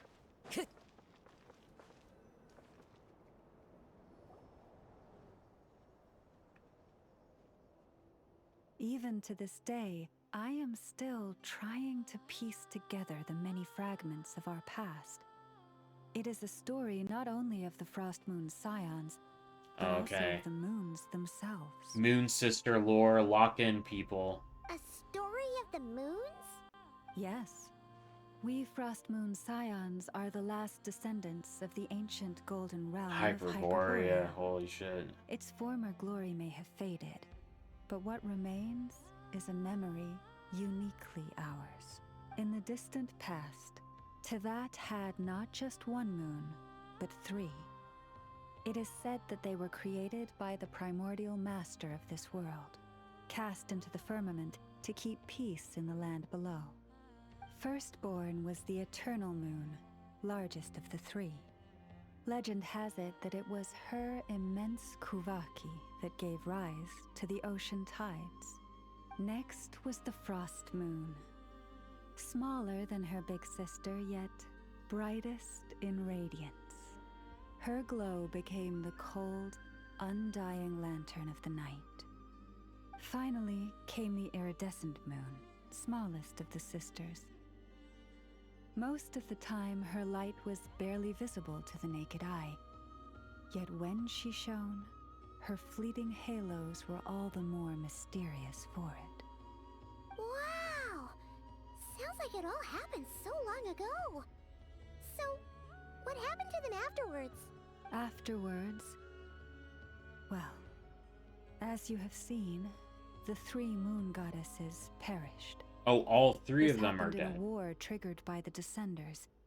And of the 3 shit. lunar husks, only the Frost Moon survived unbroken. Oh, okay. While the others were shattered to pieces. I was under the impression that the other 2 died and then the Frost Moon was like asleep but not necessarily dead, but she's saying that all 3 of them are dead. But only the Frost Moon, I guess only the Frost Moon's corpse wasn't desecrated, I guess. Oh, okay. So that's why there were ancient moon's remnants in the sky. Yes. It is also said that when the moons shattered, most of their fragments rained down upon this land like stardust.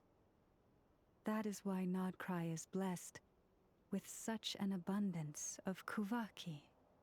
Okay, so I think that that stone in the center there, that is a moon fragment for sure, is what I'm thinking. Because there was also a moon fragment in Natlan, if I'm remembering that world quest correctly, because that was towards the beginning of Natlan, which was like almost a year ago.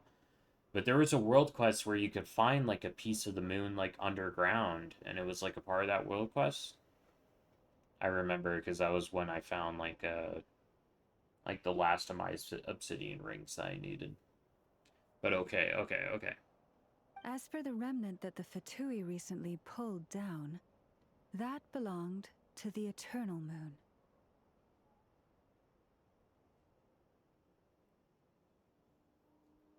Wait a sec.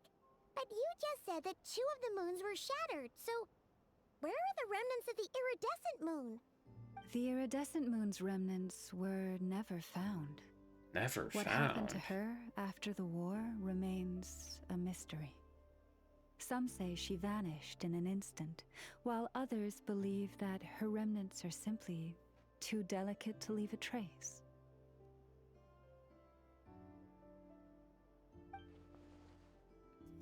So I wonder, which was Conrian's Crimson Moon related to? That is such a great question, and as an Arlecchino fan, I am so glad that Traveler is thinking about this. Oh my gosh. Let's review a little bit, just in case like I missed something, because I had to ban someone in chat. Okay, so... Remnants of the Iridescent Moon. The Iridescent Moon... As for the remnant of Fatui pulled down recently, that belonged to the Eternal Moon. So the Frost Moon hasn't been touched yet. It makes me wonder if the Frost Moon is the Crimson Moon or something like that. Though Something the crazy. era of the 3 moons has long since faded into legend, successive generations of Frost Moon scions have always passed down a prophecy that one day the moon goddess would return. And in the end, that prophecy did indeed come to pass. Though not quite. Wait, so Llama knows about Columbina then? Lady Llama, are you there? That's crazy that there's just a statue of Columbina everywhere. Cappy, what is the matter? Lady Llama, it's my daughter, Karina. Her illness. Oh wow, the bags under her eyes are crazy. Take me to her, right away. Okay, so we're doing doctor stuff. But the way that Llama was talking about some of the moon fragments... Oh, Hymns of the Far North? Oh, hold up.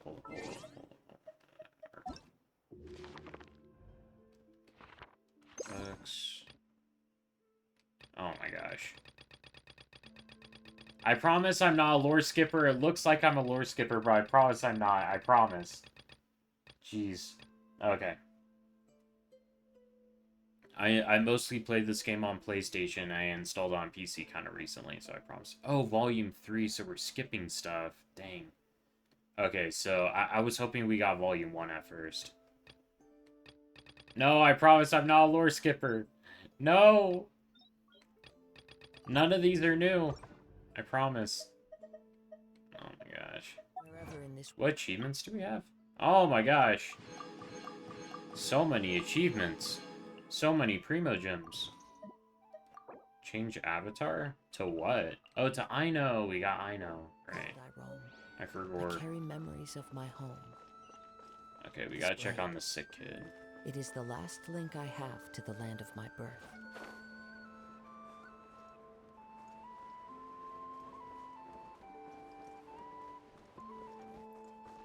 A damn sick kid. I hope we don't watch this kid die right now. I don't like that stuff. Her sensitivity to Kuvaki is flaring up again. After her last treatment, did you follow my advice and seek medical help in Nasha Town? But those doctors are all Snezhnayan.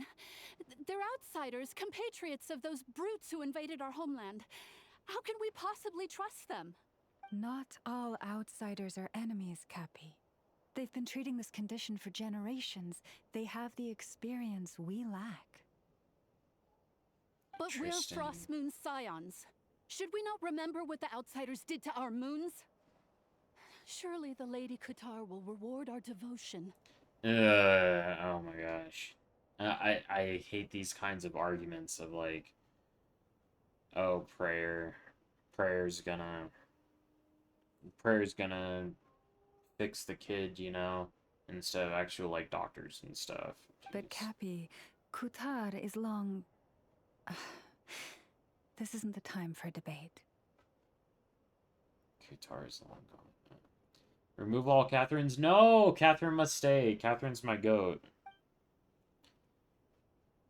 O lost child, snow-swept and buffeted by the howling winds of the frigid night, let not the silver flame within you fade. By the frost moon's grace, I shall warm you, curled up as a fledgling in frozen soil. Praise be to the moon goddess, my Karina. That was probably exhausting. Remember, she must take powdered laka berries daily. It will ease her symptoms. Did she just use her own power to heal that girl? That might have come at a cost. Llama? I don't like the idea of Llama, like, sacrificing her own life force to cure people who just, like, refuse to take their kids to doctors. I hate this character because I've seen this kind of shit in real life where parents just refuse to take their kids to doctors. Philomena, what is it? Dinner is ready. I see. Cappy, let her rest here for the night. I'll have someone bring her a blanket. All right. Thank you so much, Lady Llama.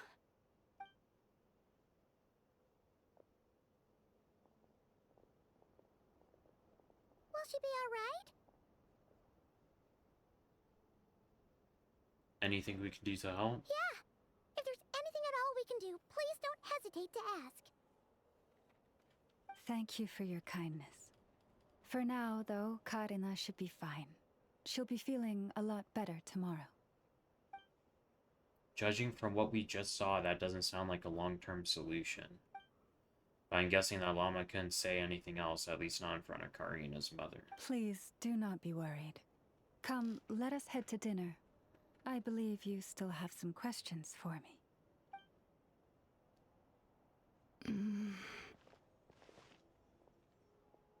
What's, not coming with us? Oh, sorry. Yes, I'll be coming too. I was just thinking about something. Oh? Lauma makes such an unshakable moonchanter. Calm, capable, someone we can count on. Deep down, though, I know she's been quietly carrying the burden for the rest of us. And her faith in the goddess has been, like, shaken so much, Traveler. too. Paimon, believe me when I say that as a fellow Frostmoon Scion, I do worry about Llama. It's just that sometimes it's hard to say it to her face.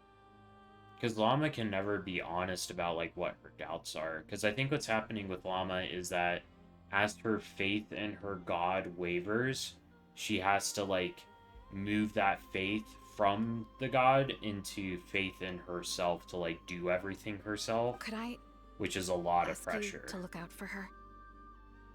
I can tell she really trusts you. Sure, but I think you should just tell her straight. Yeah. I fear that would stress her out even more. That is very possible because Sometimes I really admire her strength. But at the same time, I can't help feeling powerless myself.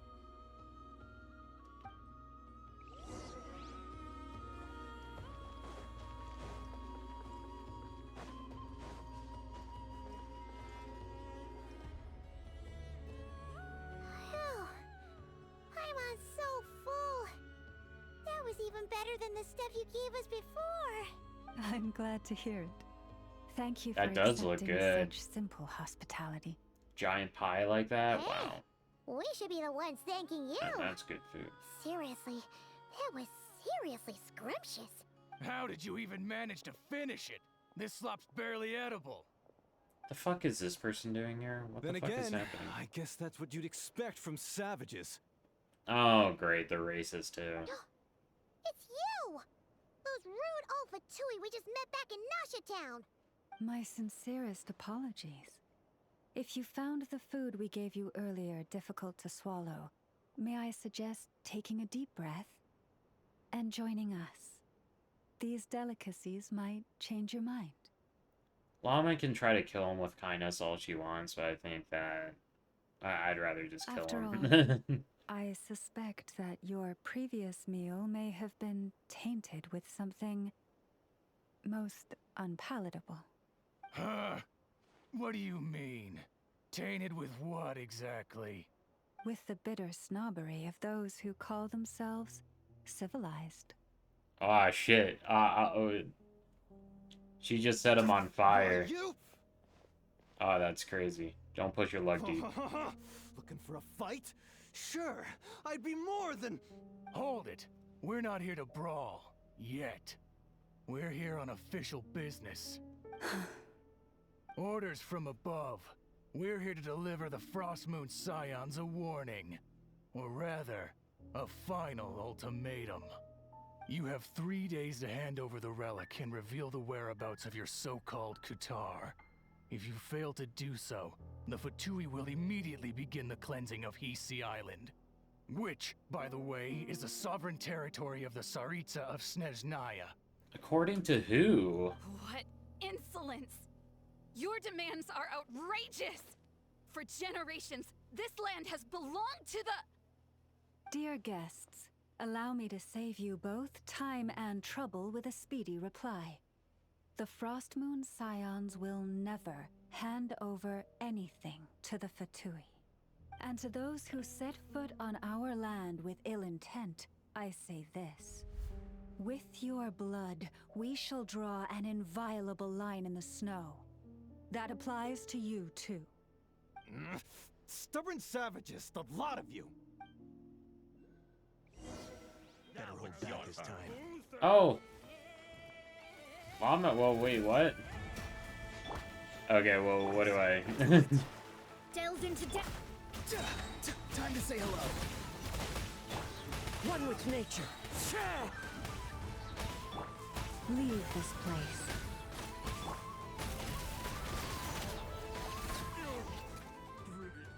Oh, man. You'll pay for this. Mark my words. Hey, if you're so tough, get back here and put him up! Huh. Guess all they're good for is running away. I'm so sorry. You've had to put up with far too much unpleasantness today. Yeah. Come on, it's not your fault. We don't like bullies like them either. Yeah, we're not exactly friends with the Fatui. I mean, the captain's my goat, but that's like an exception, you know? But still, they mentioned a relic and Kutar. What exactly could they be after? About this relic. Oh yeah, so this might not be the best time to bring this up, but we kinda have a favor to ask of you, Lama. I'm guessing we're telling her about the spaceship conundrum. I see. So your questions concern the sacred relic too. Please, do not hesitate to speak your mind. Unlike those insolent intruders, you walk in the moonlight with open hearts. Oh, that's you nice. stood by us when we needed your help, so it's only right that I return the favor. But let us continue this conversation somewhere more fitting. As it happens, there's something I'd like to show you, too. Is there a spin crystal over here? Is that what I saw? Yes, I saw this. Okay. Very cool.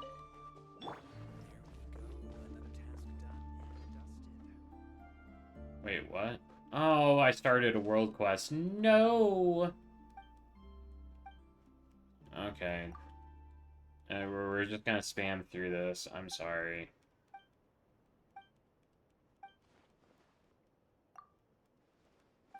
I have focused experience mode on, so I don't know what's happening. Oh yeah, focused experience mode doesn't stop stuff like this, does it?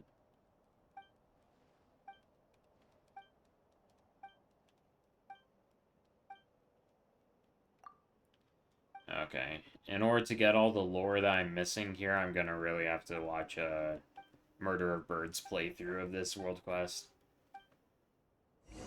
I wouldn't be surprised if a Murder of Birds accidentally walked into that trigger too. Oh yeah, Verdant Dew and all that stuff. Wow.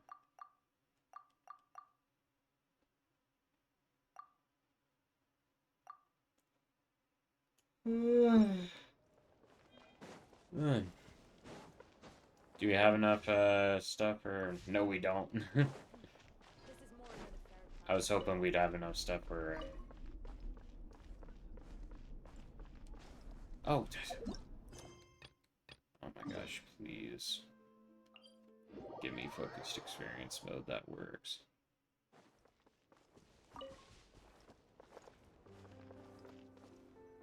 Okay. Well, what are we looking at? Okay.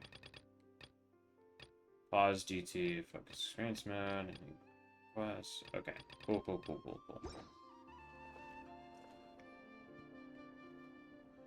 Wow!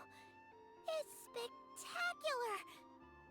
Kutar was born here on Hisi Island around 500 years ago. As it just so happened, a priestess of the Frost Moon Scions witnessed the moment of her birth. Instantly realizing that this was the prophesied rebirth, she quietly recorded the event and carved this statue to honor that miracle. According to legend, Kutar's birth was accompanied by the sudden appearance of many Kuhenki, who wove the moonlight that bathed her into silken vestments fit for a goddess. Oh, so the wraps around Columbina are like magical. Hey! It's like it knows we're talking about it. From that day forth, the Kuhenki have been regarded as Kutar's familiars. Some believe that their habit of guiding travelers to hidden treasure stems from an instinct. The same one that not only drives them to protect the moon goddess, but also to make her smile. After all, according to the records, Kutar always looked lonely as she gazed up at the distant moon. About Kutar's whereabouts. Kutar left Hisi Island before I was even born. According to the previous moon chanter, the goddess was angered by our people's greed, and that is why she left us. Greed in what way? Where did she go? No one knows what happened after she left. But just a few months ago, after those two ancient moons' remnants fell from the sky, she was spotted on Hisi Island once more. And the Fatui have been harassing and threatening us ever since. Judging from what they've said, our moon goddess is actually their missing harbinger, Columbina, the damselette. Yeah, this is so complicated. Holy shit. Number 3 amongst the Fatui Harbingers? Well, yeah. She would have to be ranked high if she's a fucking moon maiden. So, she's actually the moon goddess. Why would she join the Fatui then? I wonder if... I gotta wonder if it was by choice or not. That too is a question I've struggled with. But even at the best of times, understanding other people's choices is difficult, let alone those of a goddess. Because it's like, from what I'm guessing, I think that the Tsaritsa has a grudge against Celestia, and everything she's doing is in an effort to declare war against Celestia and fight them. That's what I think her plan is.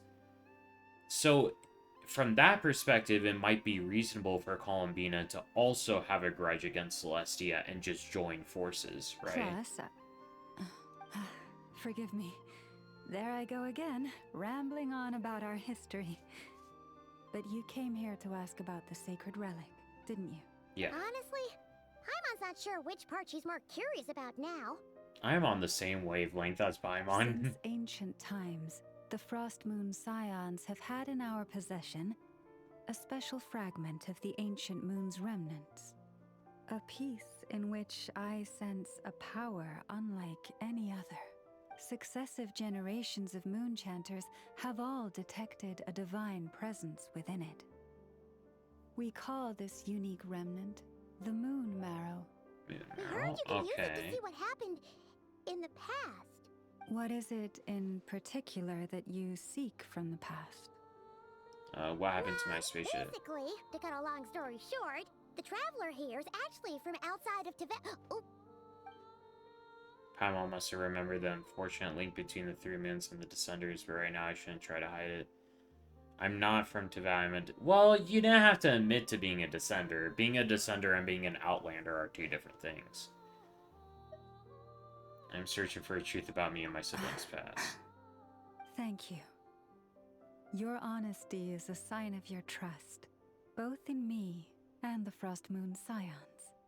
Unfortunately, though, I won't be able to use the Moon Marrow to shed light on your past just yet. I wonder if it has similar restrictions to, like, Irminsul, because Irminsul doesn't work on Descenders either, Our people right? revere the Moon Marrow as a sacred relic. I'm only permitted to retrieve it from the secret chamber in which it is hidden once a year, on Moon Prayer Night. Moon Prayer really? Night. So, when's the next Moon Prayer Night? It was last week, so you're gonna have to wait a whole year. Judging from the tides this evening, a little less than 2 months.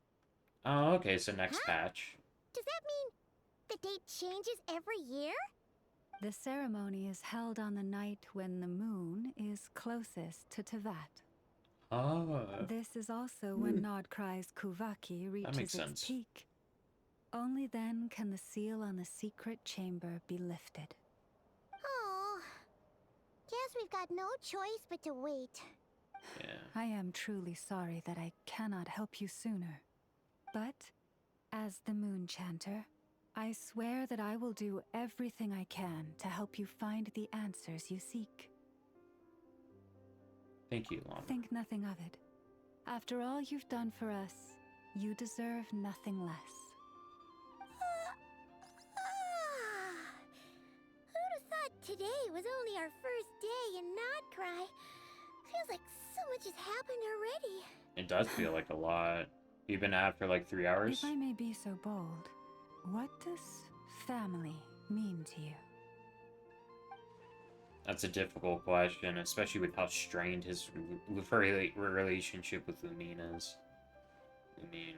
If you are aware of something, a secret that could hurt your family, would you be honest with them? Or try to hide it? I would be honest. I've made this choice in real life before, and I'd be honest.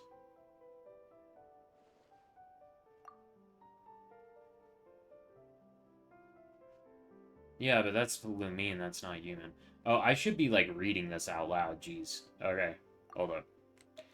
A secret, surely keeping your family in the dark is never right. But come to think of it, it's not as if Lumine hasn't been hiding things from me. Oh, I'm so sorry. That was a strange question. I didn't mean to put you on the spot. It's okay. I guess I've just never met anyone with a story quite like yours before. I just suddenly had the urge to ask. It's getting late. And you two must be rather tired, too. Would you like to stay the night here on Hisi Island? I can have someone prepare some lodgings. Oh, that's all right. We've already got a room back at the flagship as it happens. Speaking of which, if you ever need us, feel free to come knocking. Do you need me to show you the way back? No worries. It's quite a way, and you should get some rest too, Lauma. We'll make sure to be careful. Understood. Then I won't keep you. May your first night in Nodcry pass in stillness and peace.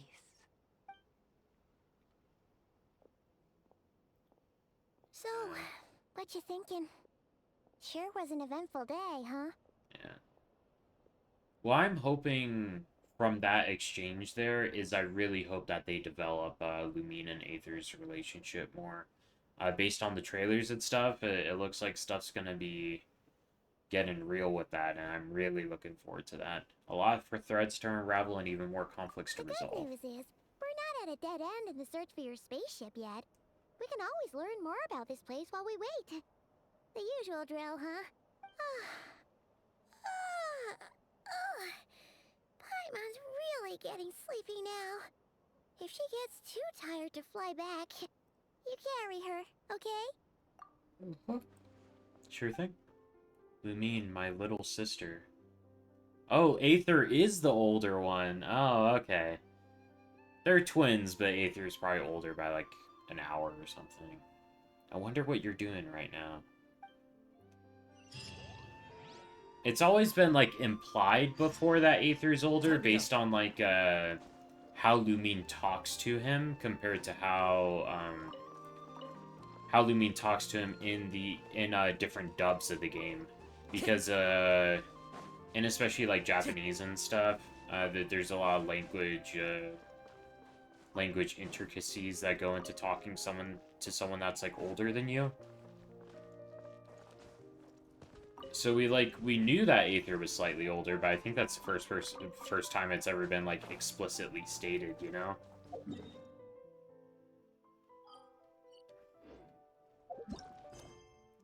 my gosh. Do I have still like hoping that I'll be able to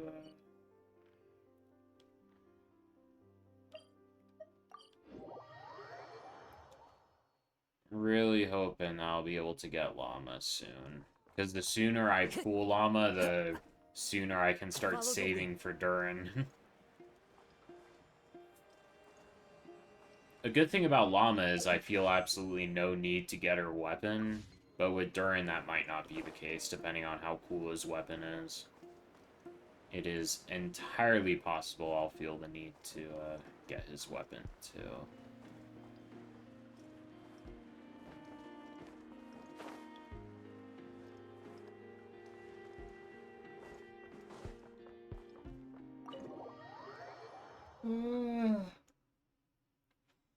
Ah, damn. I wish I slept longer last night. I think I was just too hyped for this, though, you know?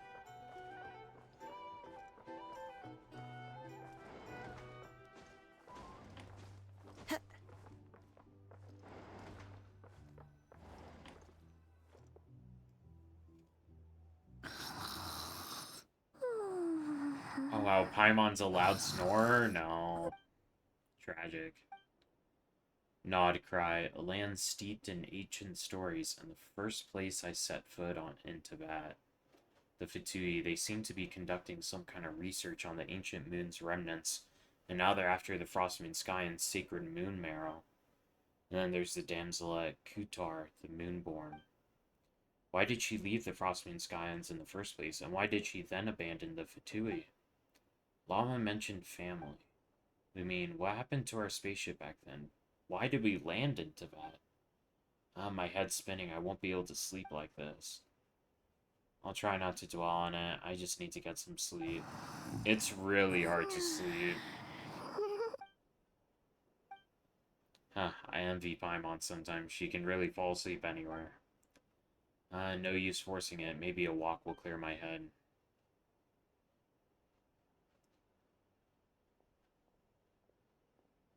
Come on, I'm hanging out for a bit. If you wake up and I'm still gone, don't panic. I'll be back soon. Ew, this is probably a bad idea. This is probably a bad idea. Going anywhere without Paimon, considering her abandonment issues. And Varka just happened to be away, could be somehow related to the Abyss. Come to think of it, it feels like there's something different about the abyssal phenomenon here. The one they call the Wild Hunt.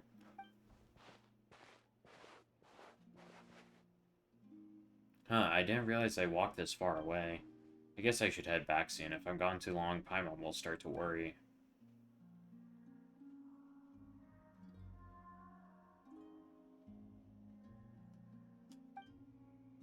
Wait, is that singing? Oh, it's our little buddy. Hey, what are you doing here? These flowers. I remember. When you first appeared, there were flowers like this all around you.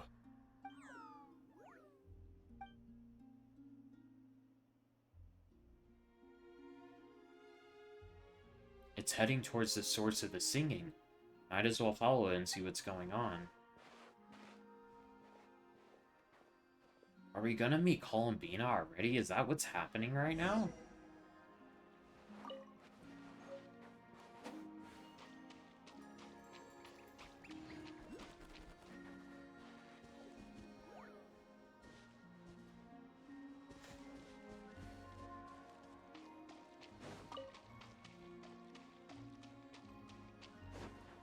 I have to grab the Lunoculus. I have to. It's so compulsory. Give it to me. Yes. I love loot. I love getting loot.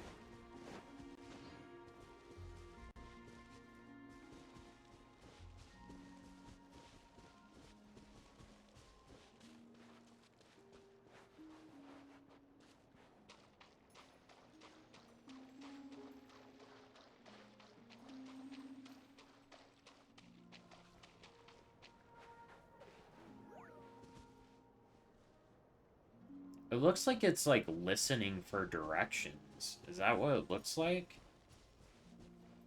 That's what it looks like to me, at least.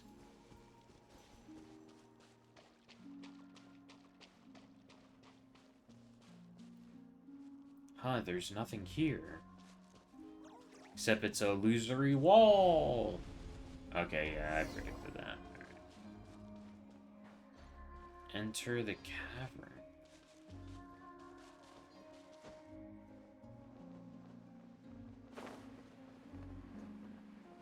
Any chests down here? It auto-unlocked this teleport waypoint for us. I think we're meeting Columbina right now, which sounds insane already. Oh, we are. Holy shit. What a pretty vista. And we are meeting Columbina already. What the fuck? Can we just listen to her singing for a second after I collect this?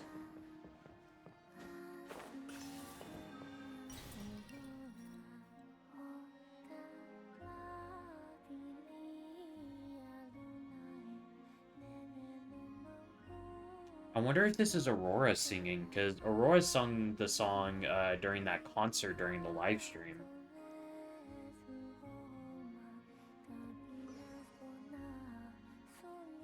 I love Columbina singing. I've listened to, there was that, like, 30-second clip of Columbina singing from the Song of the Welcome Moon trailer, and I've been playing that on repeat for, like, a while. It's so good. Just the vibes are immaculate.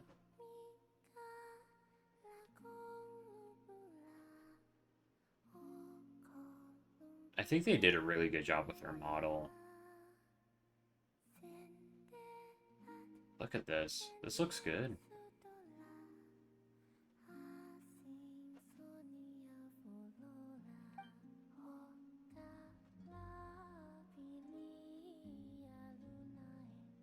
That girl, she looks like the Frost Moon Scion statue. Surely that isn't. Who goes there? Right, her eyes are closed, so she can't even, like, see who we are. How did you get in here? I am but a passing traveler. I followed your song here. I'm very sorry if I've intruded. The Kuhenki. She brought you here. Yes. What do I do now? Did I just wander into her private abode? Should I leave? I have questions I really want to ask her. Yeah, she probably knows a May I lot. ask, are you the one they call Kutar? And the harbinger that the Fatui refer to as the Damselette? The Fatui? Are you here at their behest? No. Man, when did she get so hostile against the Fatui? How interesting. What's going on, these flowers? Did they suddenly turn red? And that sudden sense of impending danger. Please, don't get me wrong. I have no intention of doing anything for the Fatui. I just wanted to ask you about Nodcry and the moons. The moons? Do not believe in what you can see. What truly matters is what you cannot. That feeling of danger has gone. Guess she no longer sees me as a threat, for now at least, but... What do you mean? Oh, now she's back to ignoring us. Interesting. Isn't she going to answer? She doesn't seem willing to speak. Let's give that another try. Listen, I'm the Traveler. I'm on a journey through the nations of Tavad. Hello?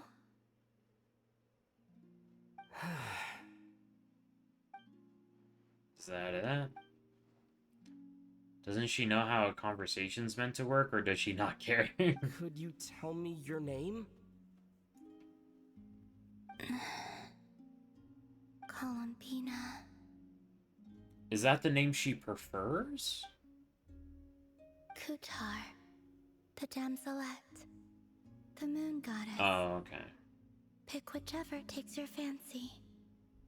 I do not know my own name. Oh, she was given all these names from other people, but none of them probably feel like herself. That's the impression I am getting. We're all given our name by someone else, but according to Llama, she was born in Tavad alone, so that must be why. Then, Columbina.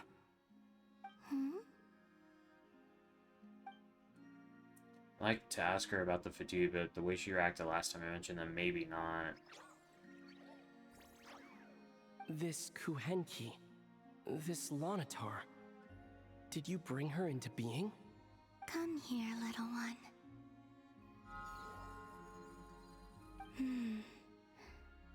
The trace of a blessing, but not one of mine. So maybe it's just like Llama said, a blessing from long, long ago. People always assume I can do many things. Assume I have done many things. But I haven't. All I ever wanted was to. She's drifting off again. So many mysteries remain unsolved, but we're not getting anywhere like this. Maybe this just isn't the right moment. I wonder if there's a reason why Columbina is like scatterbrain. Because it's something mentioned in Arlecchino's voice lines that every time you ask a question of Columbina, her answer is like so weird and unexpected, you know? It's about time I got going. I'm very sorry for disturbing you today. Time to head back. But this little person doesn't want us to go. The Luminatar. What does it want to come with me? Columbina. That Kuhenki. Oh, you're leaving?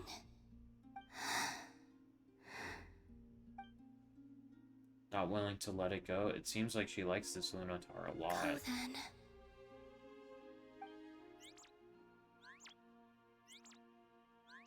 Goodbye. Take care. The moon can be treacherous. That's one of the lines from the trailers, and at the time I took it very literally of like Columbina is the moon, And she is treacherous because she betrayed the Fatui, right? But, well, what does it mean exactly? Never mind, I'll ask her next time I get a chance to see her. How interesting. So the damsel has been here on Hisi Island all along, but if it wasn't for the Lunotar, I never would have found the way in. She didn't seem all that concerned about the world outside. Why do the Fatui want her back so badly? The moon can be treacherous. What's that supposed to mean? Wait, Lumine's just here? What the fuck? Wait, is that... Lumine? That has to be like an illusion. Why is Lumine... Is she just hanging out? She's alone. Could she be planning something? Is that like an illusion? Oh, ah, shit, it's raining now, too. Lumine! Get closer to Lumine. Fuck. This isn't gonna end well. Lumine, what are you doing? Lumine! Ether, it's you. She doesn't seem that surprised to see me. Did she already know I was in Nodcry? Why are you here on Hisi Island? If I told you I was here in search of the Frost Moon Scion's sacred relic, what would you think? So Lumine's looking for the Moon Marrow too, but surely she can't be working with the Fatui, so what she's after? Are you also here to uncover the truth about our past? That's right. What happened to us in the past, how we came to Tevat, why our spaceship crashed here. There are things I want to know too. I can't believe we're already, like, interacting with Lumine. That's crazy. So even Lumine doesn't know. But I'm not about to sit around waiting for another 2 months to find out. Wait. Wait? But I still have unfinished business. That's the way to the statue of Kutar.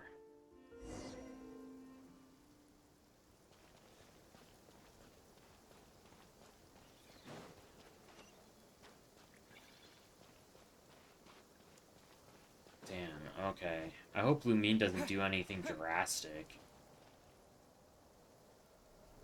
But knowing her, she probably is. Surely Lumine's not here too. Oh, I should mention, from what Lumine just said, it sounds like she doesn't know shit about her ship too, so my theory of Lumine being the one to hide the ship is probably false.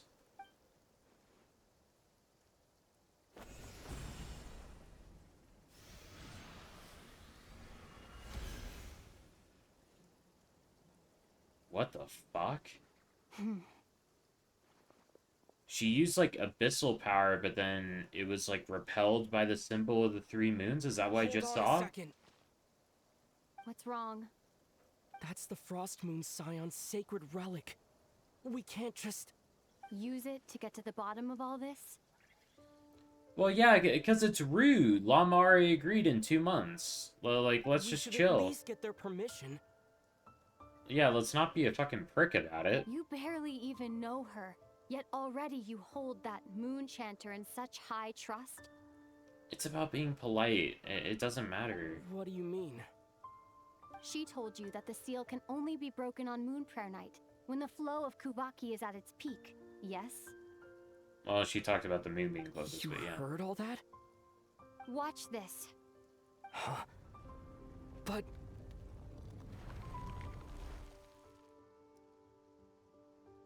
This is a bad idea. Get it now? She's been stalling for time. As long as the statue's base is imbued with sufficient power, the secret chamber can be opened at any time. Lumine used abyssal power, not Kuvali, yet she's broken the seal all the same. Did the abyssal power override the seal? Seals... Or has Lumine been telling the whole truth and nothing but? Maybe Llama's just afraid of breaking with tradition. Who should I trust? Is it such a sin when I don't put all my cards on the table for you, but not when someone else is doing it?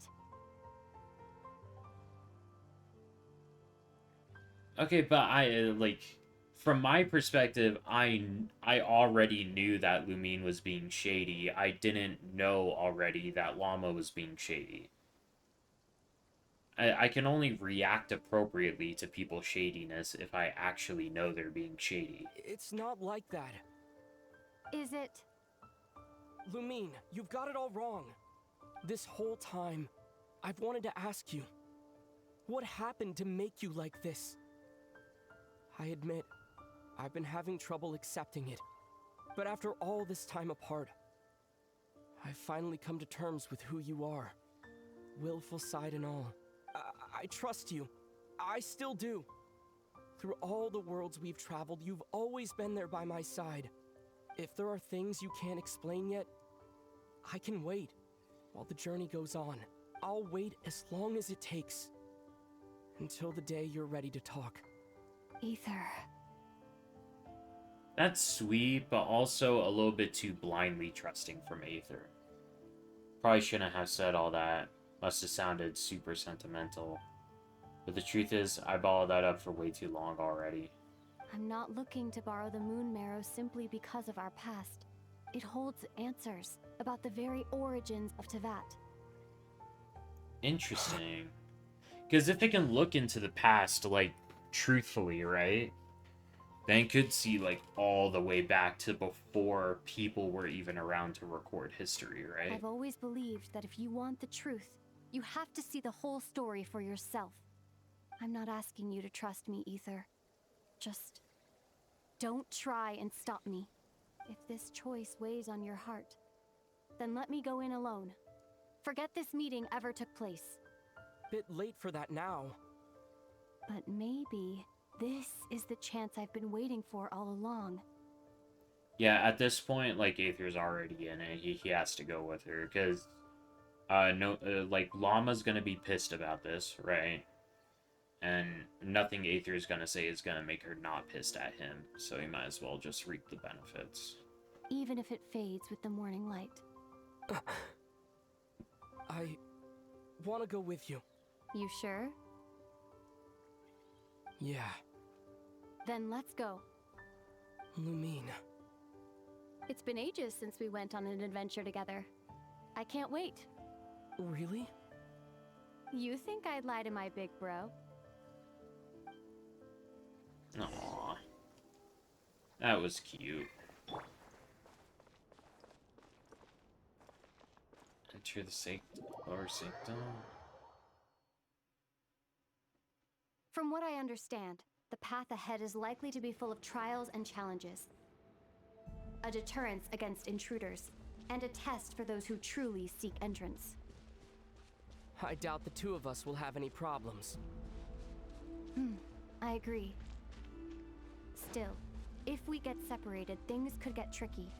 Best we move together and watch each other's backs. Even the sound of your footsteps takes me right back.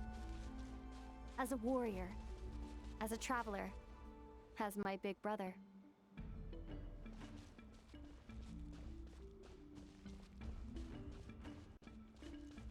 Maybe I should adjust Aether's like build to this be is the like first trial. damage. Yeah, maybe we should put Aether on like a damage build. Oh, this is a trial Aether. Okay. I thought this was my Aether for a second. I'm like, my Aether's on pure support. He does no damage. Okay, cool. What are we looking at here? Aether, do you understand how Kuvaki works? How it exacts force through push and pull? No problem, let's do it. I'll leave it to you then. Alright, well, let's befuddle about. Get to the opposite cliff.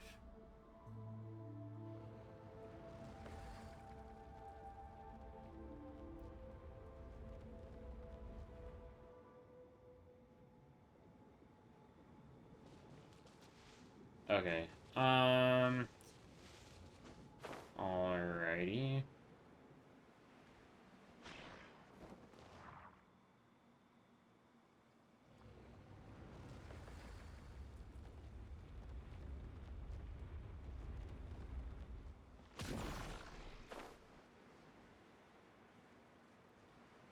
Simple enough. And then when I'm on the other side, I think I have to be the one to, like, push and pull the stuff. The This should help Lumine get across.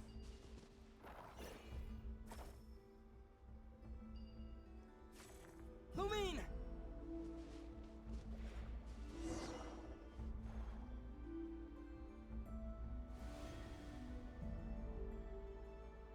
Alright, that worked. We make a pretty great team, huh? Just like the old days. It's so crazy that for Lumine it's been so much longer. Like, they're still calling Aether the big brother, but, like, there's been more of a 10-minute difference now.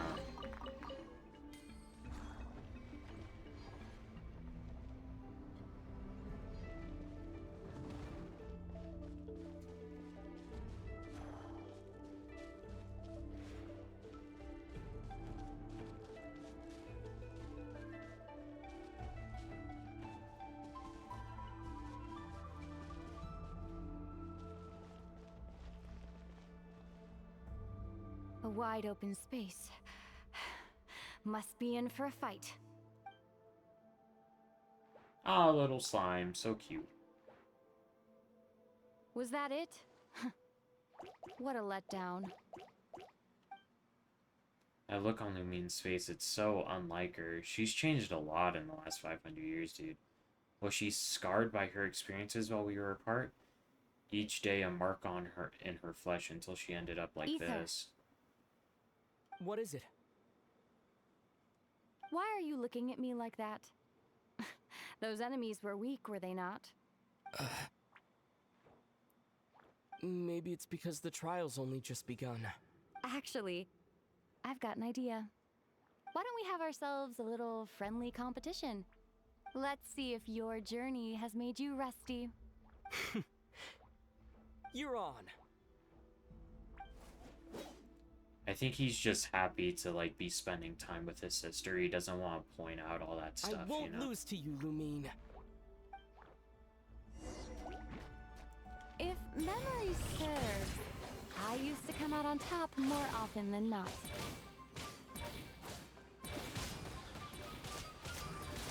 You sure you're alright? Seems your memory's slipping, Lumine. Save it.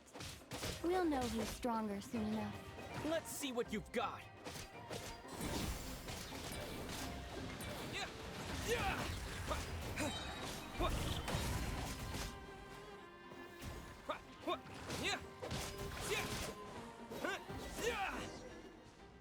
I won! Yeah, suck it, Lumine.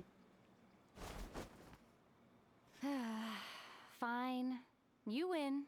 Didn't feel like you really wanted it anyway. Going all out in a place like this sounds like overkill to me. Wonder when the last time we bickered like this was. Miss those days, I really do. But it's just not who Lumine is anymore. This is gonna hurt at the end, isn't it? Let's keep moving. I really love it whenever we get Aether and Lumine content, because I have a sibling of my own. So all the sibling dynamic stuff really gets to me. That, man, it fucking hurts even if it's cinema. Oh.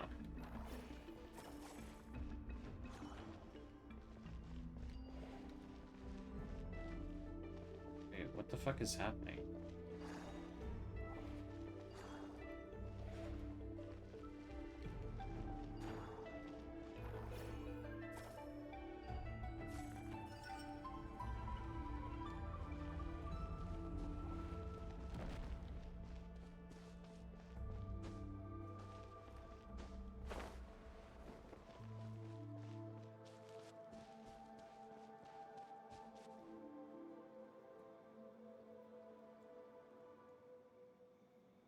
What is this place?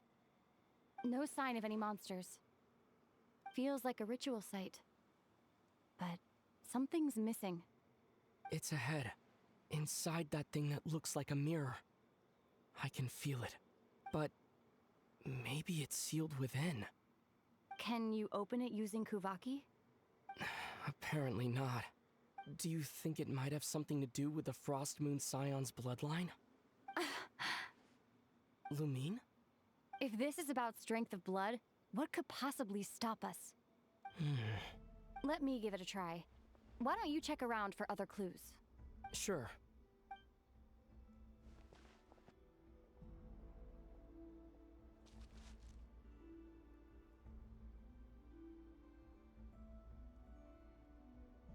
I feel like just throwing around abyssal magic like Lumine does isn't a good idea.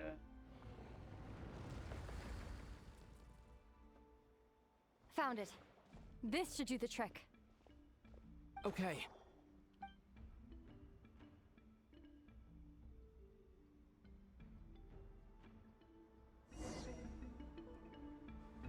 Solve the puzzle together with Lumine.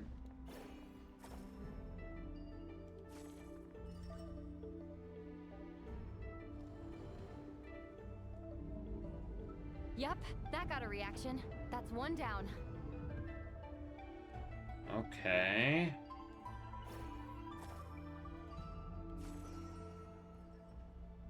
What are we looking at Nicely here? done.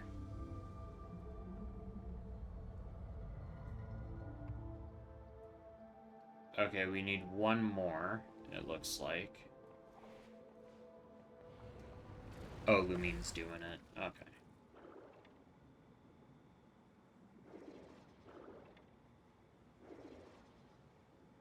Okay.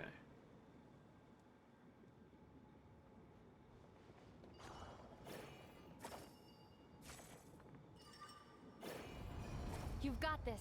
One more to go. Good work, Ether.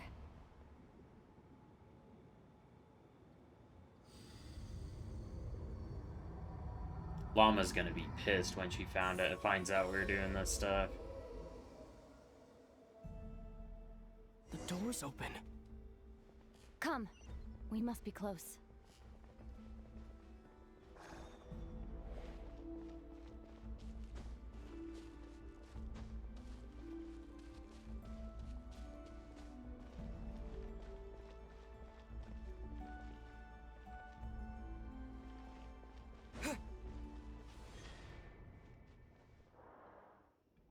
Stay on your toes now. Have you considered that I might be the more experienced between us? Is that so? I kind of doubt it now, yeah. If anything, I feel like Lumine's the older sister now, you know? Will you be heading off again after we're done here? Maybe, maybe not. Another cryptic response. Don't worry about things that haven't happened yet.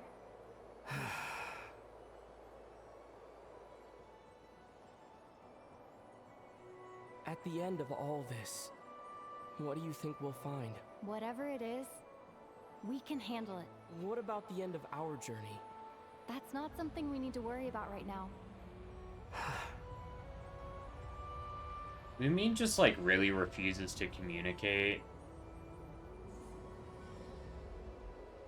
She really needs to get better about that. Like...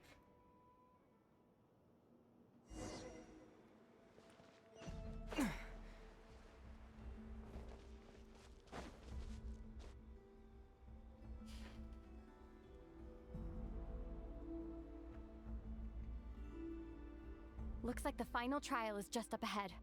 Ready for battle? When have I ever not been? What's wrong?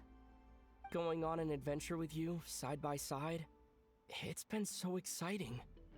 But at the same time, it just feels surreal, I guess.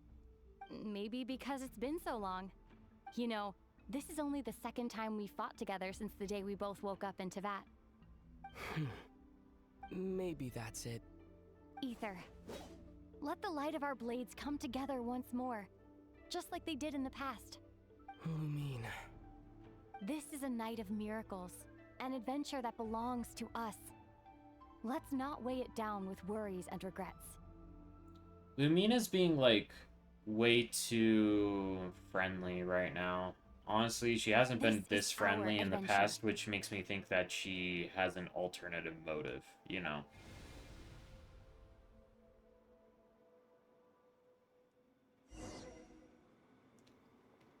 I feel like she's using Aether's desire for an adventure with her for her own advantage somewhere. And it's not like she was completely dishonest about that. It's not like she made it clear that she wants this thing to, like, look at stuff, but I also imagine that she isn't being completely honest with us. Prepare for battle. Stay focused. Dodge its attack. Don't forget to heal yourself. Heal myself? I don't have the... Now's our chance. Oh, tag team attack? Oh, with abyssal power. What the fuck? Aether can just use abyssal power now? That's like a thing?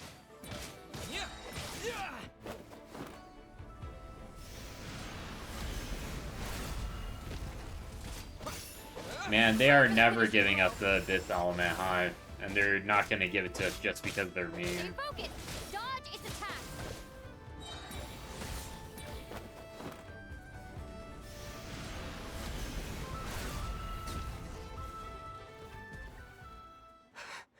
It's over. Nicely done. Flawless execution. Couldn't have pulled it off without your backup. Not too shabby at all. As for what you were saying, yes, I should have come to see you earlier. Or at the very least... Spent more time with me going on adventures like this. something like that. Instead of just running off and expecting you to follow my trail. Yeah, why is she being so amicable? I'm so sus of her, you know? Wait a sec. That's not an official apology, is it? That goes without saying. Come on. Time to claim the treasure we came for. I am so sus of her. I don't trust her at fucking all, but Aether's walking right into it because it's his sister, and I can't really blame him. Lumina's being giga sus. Just in time for the Among Us collab.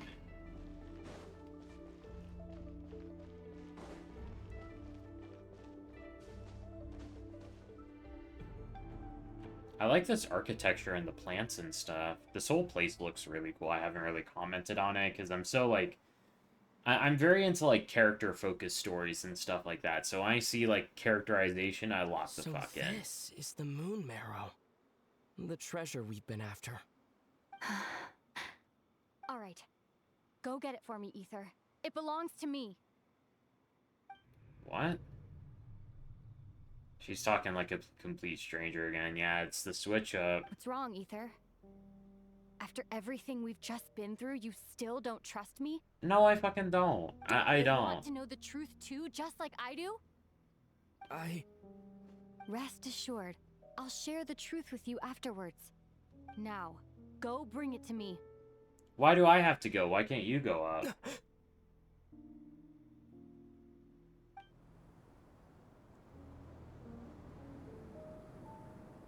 What's going on? Where did this fog come from? Lumine!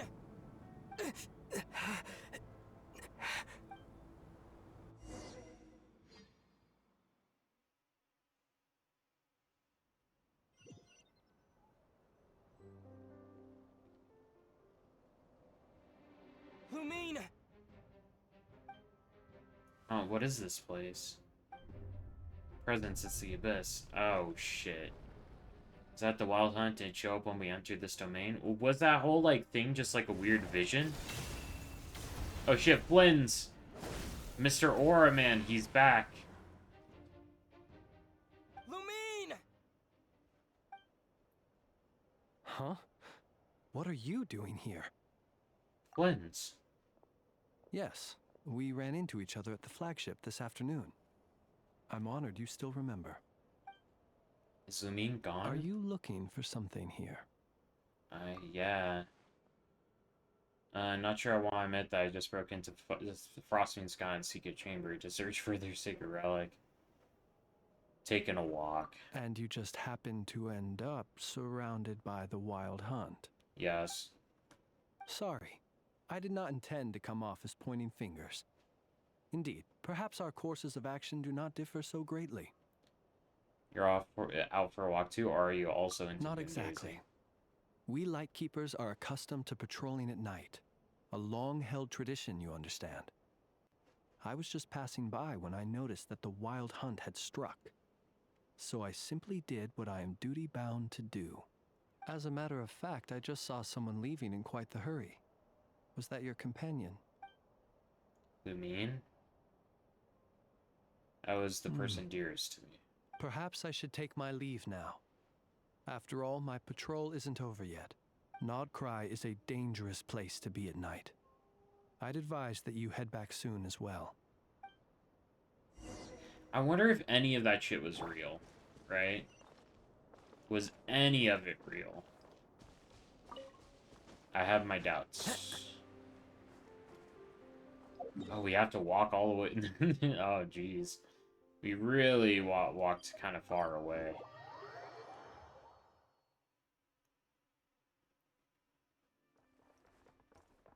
Alrighty.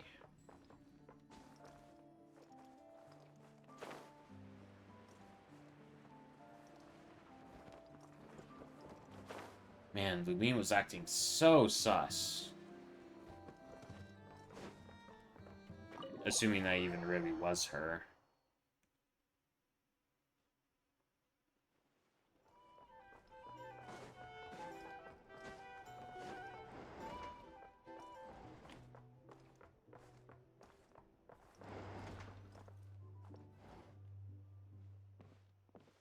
Went out to clear my head and came back with even more on my mind. What on earth is Lumine playing at? Oh, what's this? Paimon woke up and saw you were gone, so she made you a cup of berry juice to help you sleep. Her own secret recipe. When you get back, drink it up and go get yourself some rest. Paimon's right, I need sleep. Got another full day of venturing ahead.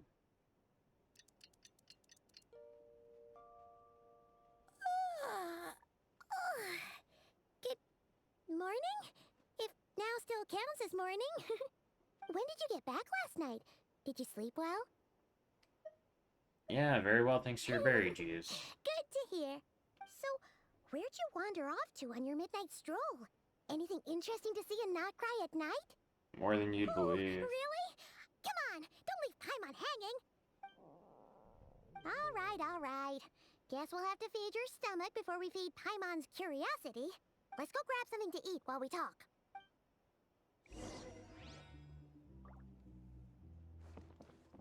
Go to the flagship's main hall. Oh, let me do this. Yeah. Time to go.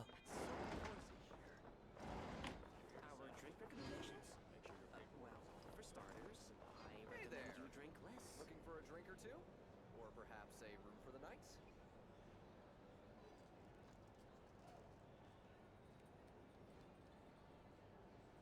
Phew! This is just the best, huh? Free food, free lodgings. This bark is bred for life material, that's for sure.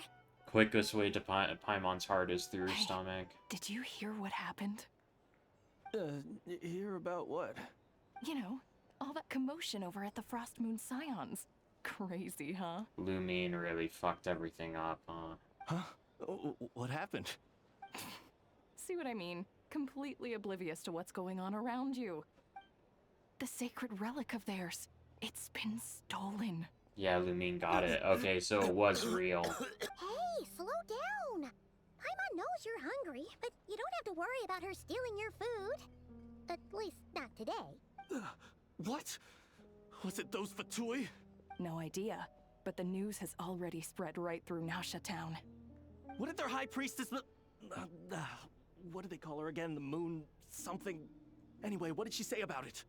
What could she say? She's the one who discovered it was missing. She was in Nausea Town first thing this morning, hoping to launch a joint investigation with the Voynich Guild. Whoa! Did you hear that? Lem and the others, their sacred relic's been stolen. Who in Tiva would even have the Oh, did you? Paimon bets it was that bunch of good-for-nothing, rule-breaking, troublemaking Fatui. It was Lumine. Aether's face is so funny here. Holy crap. But Lumine and I were the only ones to enter the secret chamber last night. Could it have been her? Huh? What's feeling? A joint investigation? Good luck getting any takers. Unless there's some reward or business opportunity to sweeten the deal. Same thoughts here. So just a few minutes back, she switched gears and headed over to the one place that might actually be able to solve this. The Curatorium of Secrets. Nefer. You scared, Paimon. What is it? Next stop, Nefer's house. Okay, just... Hey! Paimon's not a baby, you know. Quit pulling her arm.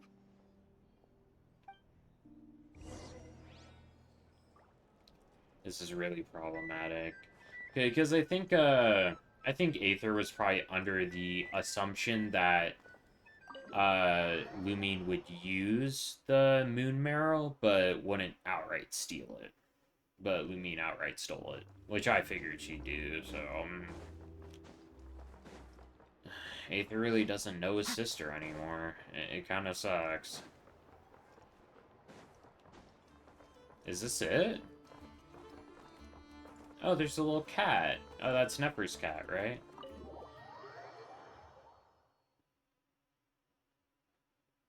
Alrighty. Sorry to... Huh? There's no one here. But didn't they just say Lauma came this way a few minutes ago?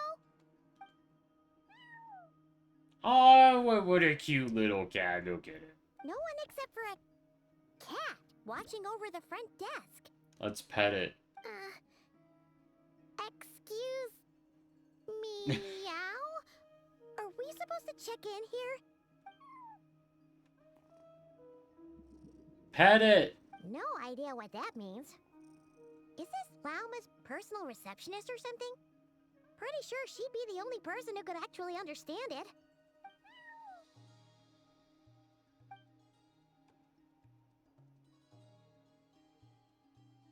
Huh?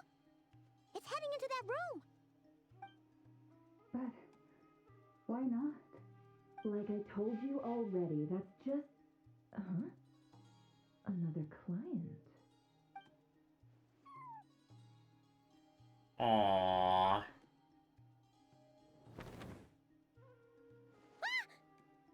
So, you were in this room the whole time? Something I can do for you. Traveler. Paimon. Oh, you're acquainted then? Yes. They visited Hisi Island yesterday. We had dinner together. Allow me to introduce you. Traveler, Paimon. This is Nefer, boss of the Curatorium of Secrets. Wow, what a character design. I feel like it's so funny, all the memes that that Nefer is just Yelan in disguise. It would be really funny if she actually was, though. That would be so funny. They are travelers who arrived in Nodcry just yesterday. Greeted by the birds and beasts of this land, they are kind-hearted souls who walk in the moonlight's glow. Interesting. Thank you, Lauma. But you need not have introduced them. They are great heroes, renowned throughout the nations beyond our borders. Oh, really? Do not forget, I deal in information. Just because most people in Nodcry pay scant attention to foreign affairs, that does not mean the same goes for the Curatorium of Secrets. They're the heroes everyone was talking about before. The ones who saved Natlan during the Abyss crisis. That was mostly Mokwika. Help, I've never felt this uncomfortable being praised before. How am I supposed to explain what happened last night now? I see. We Frostmoon Scions seldom leave our domain, so I had not heard of your heroic deeds. Please, forgive my ignorance. Just say it. I just say something like, I think my sister stole it. Because I think I saw her, like, walking around no there. Big deal. We were hoping to keep a low profile anyway. If we had to list all of our titles and good deeds, we'd be talking till sundown, and then some. Paimon's making it worse. No. Huh? What's wrong? Still not feeling great? So, what brings you both to the Curatorium today? Oh, so Basically, we were just eating when we overheard people talking about how the Frost Moon Scion's relic had been stolen, and then he dragged Paimon over here. I see. Ah, I see. So you came over here because you were worried about Lauma. A combination truly befitting of great heroes. Strong at arms and pure of heart. Oh, shit. I can't take In this that much longer. case, Lauma, I've got a suggestion. Why not ask these battle-hardened heroes to take the commission for you? Honestly, it's a little beyond the means of such a modest establishment as ours. What the fuck is Nefer playing at? I feel like Nefer has some kind of angle, but I have absolutely no idea what it is. Your modest establishment? Unable to handle a commission? You just don't want to take it, do you? You're right. I do not. What kind of commission is this? Surely it's not to recover your stolen relic? Yes, that is it. Recovering the relic is both my duty as a moon chanter and a step toward fulfilling the promise I made the traveler, to help uncover the truth of the past. But Nefer has already declined our commission multiple times. And yet, just as it always has, the moon will continue to illuminate the sky above the curatorium. Come night or day, may the moon goddess keep you. Enough of that. I'm sorry, everyone. There's something I need to get off. I love his expression here. Jeez. Oh, does he just tell her everything? Holy shit. How honest. So, according to him, he never came into contact with the relic. So he suspects his sister may have taken it. I understand. The Frost Moon Scion's secret chamber has remained hidden from the world for generations. But the reason outsiders are forbidden entry is not only to prevent theft. Within the chamber lie ancient trials, challenges designed to test the worthiness of those who enter. To intrude without rightful cause is a most perilous act indeed. So please, don't be too hard on yourself. The fact that you made it through those trials proves your right to stand before the relic. Well, okay. I don't completely buy that because I feel like Lumine cheated by using abyss powers for half of the puzzles. To put it simply, the moon marrow itself has deemed you worthy. You're not angry with me? No. Your honesty tells me everything. You never sought to take the moon marrow for yourself. As for what happened at the end, I suspect the chamber's protection mechanism may have been activated. Among those who entered the final chamber, there was either someone with impure intent, or else an abyssal presence. And the mean used abyss powers the whole time. My sister can indeed wield the power of the abyss. That's why, then. Either way, the moon marrow was taken. And I believe you. So the problem remains the same. I need to recover our relic. I want to find my sister too. Didn't I tell you it would all work out in the end? But before everyone starts celebrating, forgive me for asking just one more thing. Are you absolutely sure your sister took the relic? No, because I didn't see her take it. What do you mean? Weren't they the only ones inside at the time? Who knows? Think about it. After your sister broke the seal with abyssal power, what was to stop someone else from following you in there? In theory, nothing. And as it just so happens, I received a tip-off from one of my sources earlier this morning. Word is, today of all days, the Fatui suddenly called off their search for the relic. Damn. What? Okay. Did Sandrone do something? Why? Well, either they woke up this morning and suddenly decided they'd lost all interest, or... They already had it. Exactly. So Lumine could be working with them. But no, Lumine couldn't possibly be working with the Fatui. Are you wondering if your sister might be in cahoots with the Fatui? Yes. Which is why I asked, are you absolutely sure your sister took the relic? Or to put it another way, do you really know your sister? No.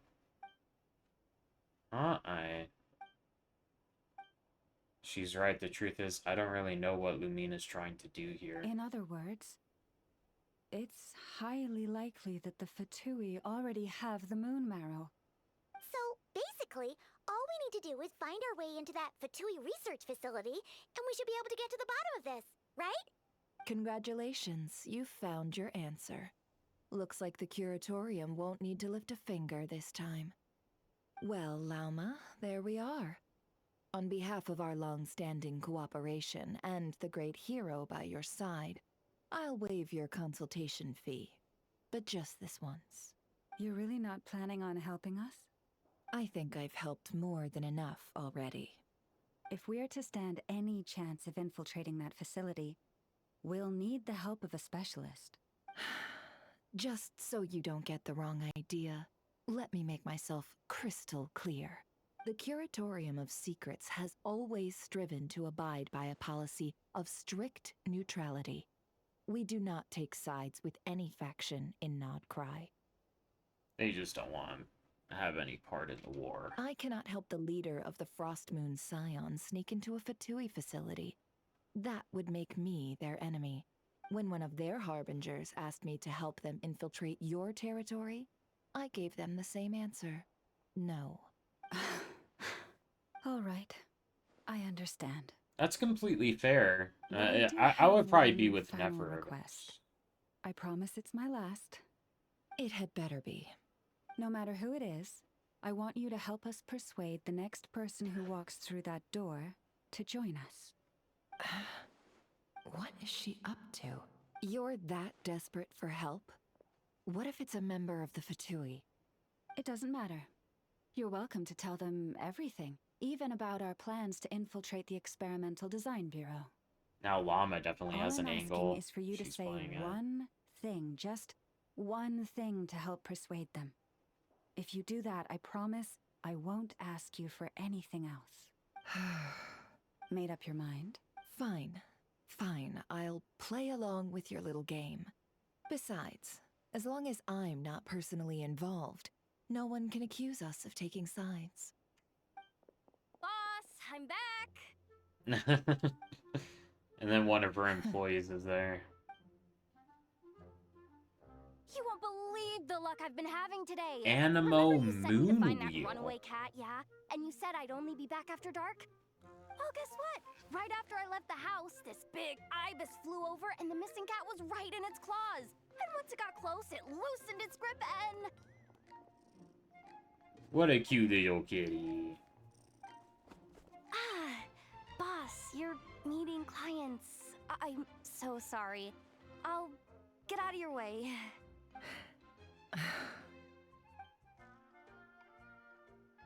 That ibis must have been sent by Llama. Yehoda, dear, come here. Huh? Me? Is something the matter? Oh, hi there. My dear Yehoda, I have a request. Oh, she's like mad right now. Why does the boss sound so scary? Did I do something wrong? Would you be so kind as to accompany these 3 delightful clients of ours and help them infiltrate the Fatui's Kuvaki Experimental Design Bureau? What is going on here? Boss usually just says things like, hey, go do this, or you, go take care of that. Why is she being so scarily polite? And wait a sec, the Fatui's research facility? That's basically a death sentence. Yeah. Made your mind up yet, my dear? What is up with Boss today? Am I supposed to say yes to this? Or maybe it's because the mission's too risky, so she's actually looking out for me? Why is everyone looking at me like that? Is this some kind of test? I can't let the boss down. Can I? Have you made up your mind?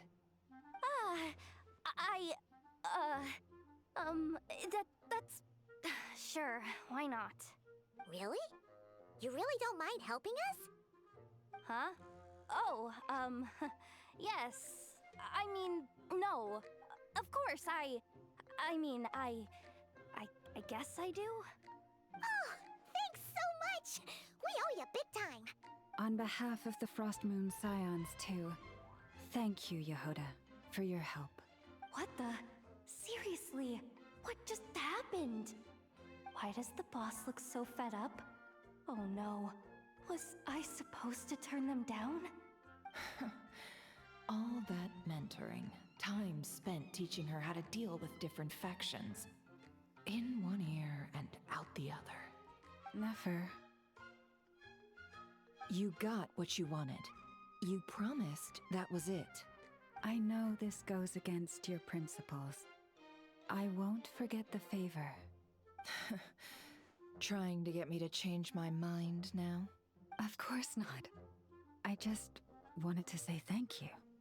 So, thank you. Oh. Yehoda, we'll leave the planning to you. Let's discuss the details elsewhere.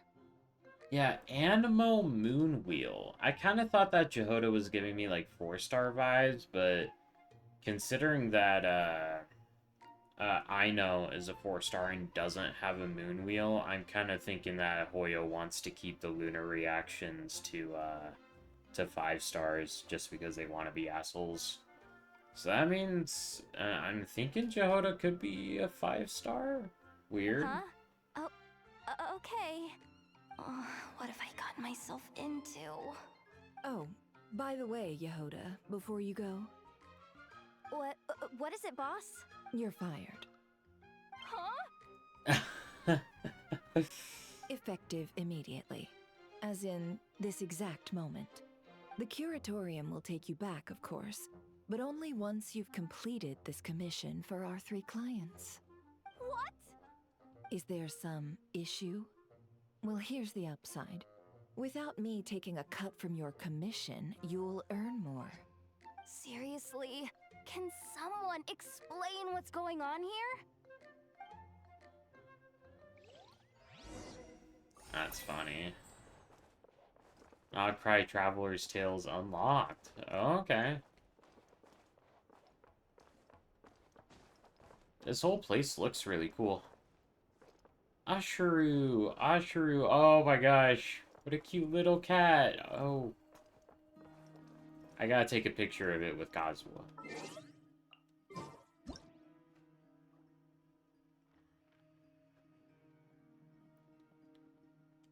I gotta use my thing. Or maybe just like a thinking pose.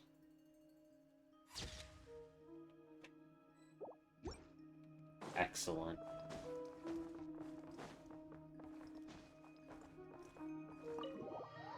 Alrighty.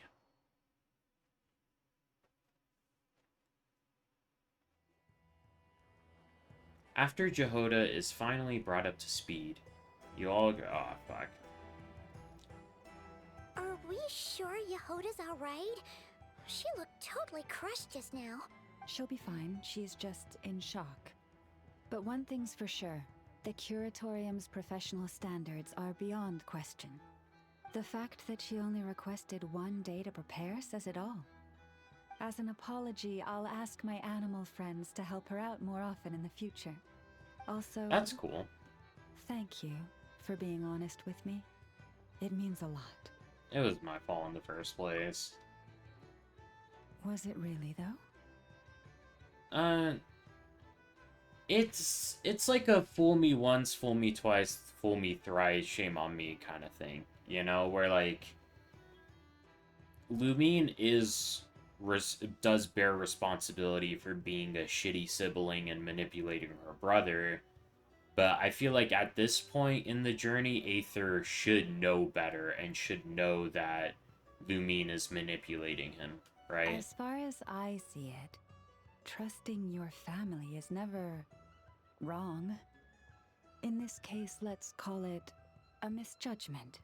Yeah, well, if we're talking like morality, Aether trusting Lumine isn't wrong.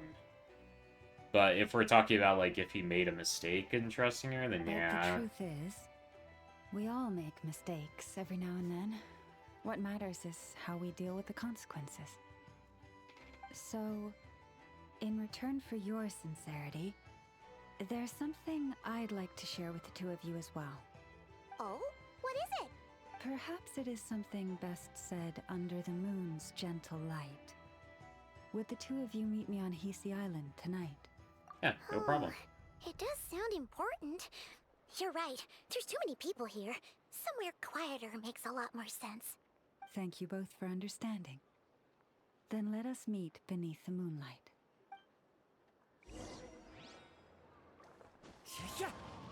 Wait until the appointed time?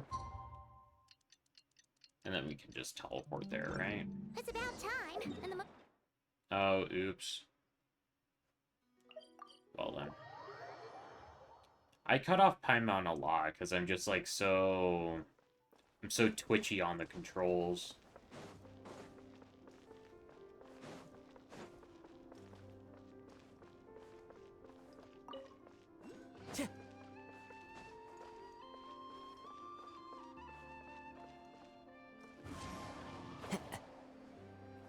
Okay, yeah, how do I want to, like, do this? I kind of want to get this, Lunoculus. Hold up.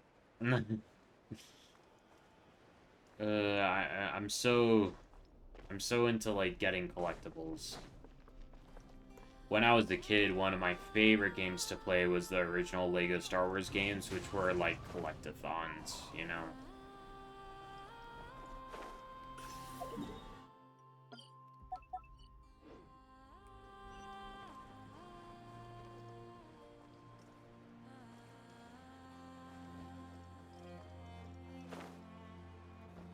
What is this area? Little crab? Chamber of the Frost Moon Chant. Oh.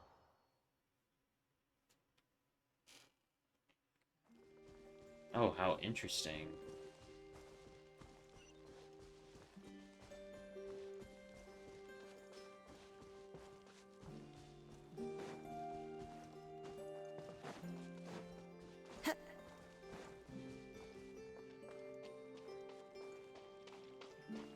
I love giant trees, like, aesthetically.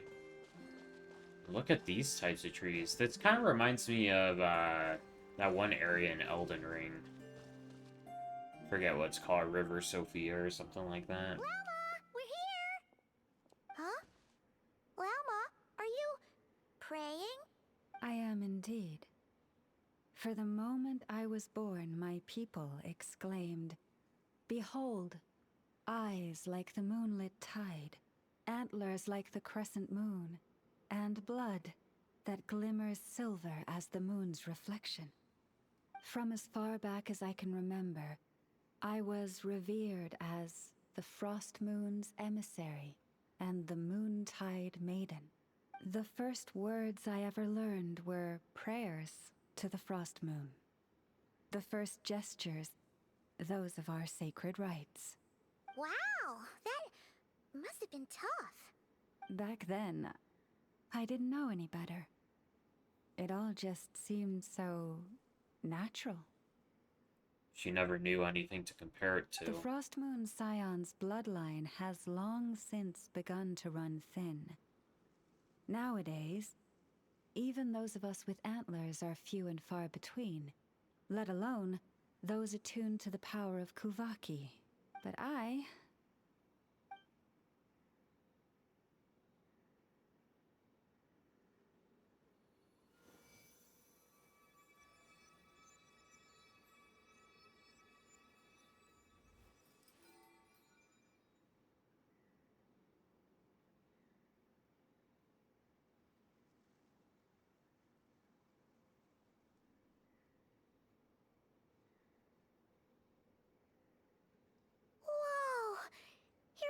colors are so pretty. They say it's an extraordinarily rare condition. Once in a century, if that. I am unusually sensitive to the moonlight, as well as to the Kuvaki's ebb and flow. As a child, I could barely sleep because of it. Oh yeah, your antlers suddenly like tripling in size would probably be uncomfortable. That serious? To others, fluctuations in Kuvaki are something you easily get used to, like a gentle tide lapping away at the shore. But to me, that same tide is a towering tsunami, a surging swell crashing against me. Of course, as the years went by, I learned how to suppress my senses and my power, enough to keep it all from overwhelming me. But because of that, I also had to walk the path of concealment. What does that mean? Concealment? From the moment I was first taught to pray, my kin would point up to the night sky telling me, that Lauma is the frost moon, the last of the moons, the sole surviving truth. But I would ask them in response, why? Why can't I feel anything from it at all? Later, I came to understand that they simply could not tell where the real tide was coming from. They couldn't sense it. The true moon beyond the sky's veil. Oh, Llama just knows that the sky is fake because she has the power to sense the moons and stuff, so she knows that there's a barrier there. That's interesting. Is Llama talking about the false skies, so the true frost moon lies beyond it? The moon is false. I reached that conclusion long ago, but there was no one I could tell. Not a single soul. At least, not until now. Yeah, she couldn't tell Am any I of the her one people. who's wrong? Is it the moon that is false, or my own senses? I asked myself such questions time and time again. Your intuitions were correct that sky above Tevat is a lie. Thank you. When you called yourself a descender, I had a feeling you might be able to confirm what I had always suspected. And now that you have, it's exactly as I imagined. I feel relieved. Oh, Paimon kinda gets why you couldn't tell anyone now. It's not easy to change people's minds on something they've believed for hundreds of years. That's what I meant by concealment. I knew too much, so I had no choice but to keep my people in the dark. Every prayer I offer feels like a lie to keep myself going. So that's what she meant when she asked me that question. If you were aware of something, a secret that could hurt your family, would you be honest with them or try to hide it? You've already met our Kutar, haven't you? Yes. Huh? When was that? And, more importantly, when were you planning on telling Paimon? The night I went out walking alone. Yeah. Ah, no wonder. What did you think of her? A little up in the clouds and a bit lonely too, yeah. What exactly do you mean by up in the clouds? Seems like she's like very distracted. I understand what you mean. She is quite indifferent to the world outside herself. But I find it hard to hold that against her. So Llama's met her. Yes. It was shortly after the fall of the ancient moon's remnants. I asked her what the Frost Moon Scions meant to her, and why she left in the first place. Yeah? So, why did she? Perhaps it's better if you ask her yourselves. Things tend to get lost in translation when you speak on someone's behalf. What I can say for certain is this.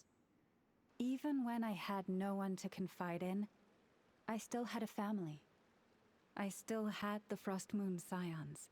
But that girl, born beneath the moonlight, perhaps she's never felt she had either. The truth is, though, she might have had it all, if only the Frost Moon Scions hadn't let her down. Last time I saw her, she kept looking up at the sky, Was she staring at the real moon behind the false firmament? The Frost Moon Scions now walk a path of error. They offer their prayers to a false moon and to a goddess who can no longer answer them. I want to change all that. But with the Fatui closing in on us day by day, the Frost Moon Scions must stand united, now more than ever.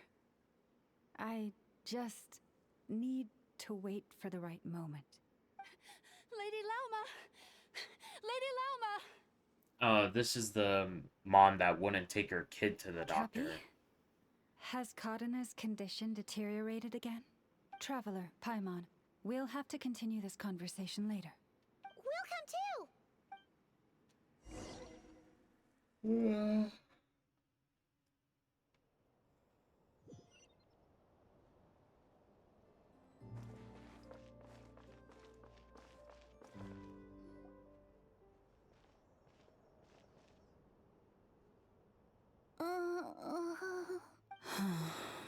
Why? Did I do something wrong? I've been praying to the moon goddess every day. Why isn't she getting any better? Because she needs a doctor. The moon goddess is powerless to answer her prayers, just like Llama said. Cappy, I need you to wait outside. I'm about to start her treatment.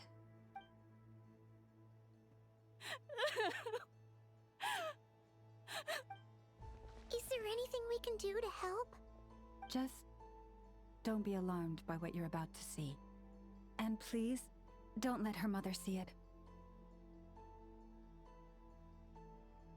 She has a knife in her hand.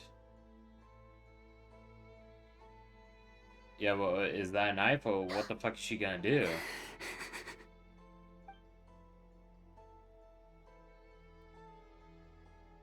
Oh, she cut her own hand.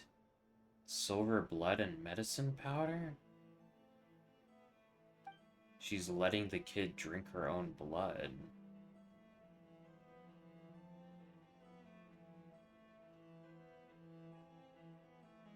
Shh. Please. Help me keep this a secret. She looks much better now. But, Lauma, was that... A medicine prescribed by a local doctor. For ordinary people, my blood has the power to counteract any adverse reactions to Kuvaki. My hands are covered in scars. Has she been secretly treating people like this all along? Fuck. So, now you know another of my little secrets. I had hoped to guide the Scions out of error before Karena's illness reached this stage, but clearly, I was too late. Changing old beliefs is never easy. Some are simply too ingrained, like this girl's mother. It's not anybody's fault. My life is as hidden from sight as the far side of the moon. Yet people only look to the bright side for guidance. If the day ever came when the two sides were reversed, could they truly accept it? Why am I thinking of Lumine right now? Has she been forced to keep a part of her life hidden too? If it was Lumine, if it was family, they'd understand. Hearing you say that puts my heart at ease. And if there's anything we can do to help the Frost Moon Scions, just let us know. Our priority right now is reclaiming our relic from the Fatui. But I now understand that the day I will tell everyone the truth is no longer far off.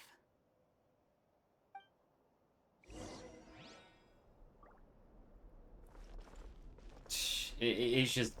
I have a hard time not looking at this from, like, a real-life perspective, even though that's probably just incorrect to do. But, like, parents like Cappy here really piss me off. Because I've seen that kind of shit in real life, and kids have died, you know? Kids die because their parents just refuse to get the medical treatment. Paimon It's would so never fucked. guess Lauma had all that bottled up inside. Yeah. Hey! Watch your step! Ah! What's wrong? Oh, you scared Paimon. You scared me there too. Almost stepped right into one of my traps. A trap? Why would you leave a trap somewhere like this? Well, it's not like this is a main path. And besides, we Frostmoon Scions would recognize it instantly. Is she trying to catch Fatui? Alright.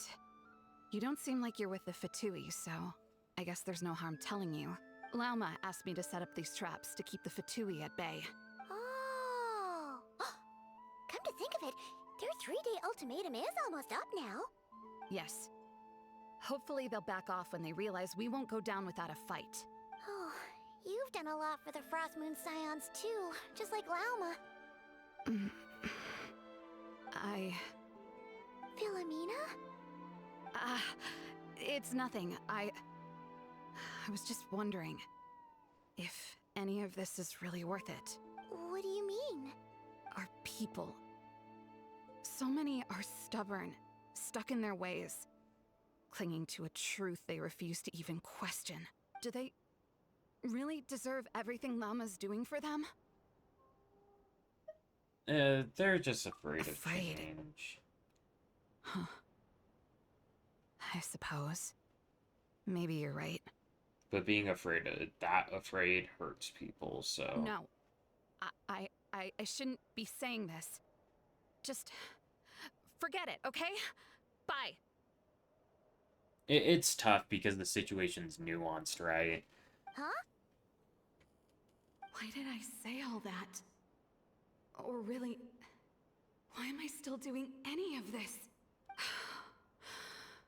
Either way, this will be my final night with the Frostmoon Scions.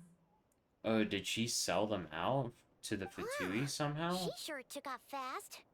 So, are we heading back to the flagship for a break, or what? There's almost somewhere I want to go.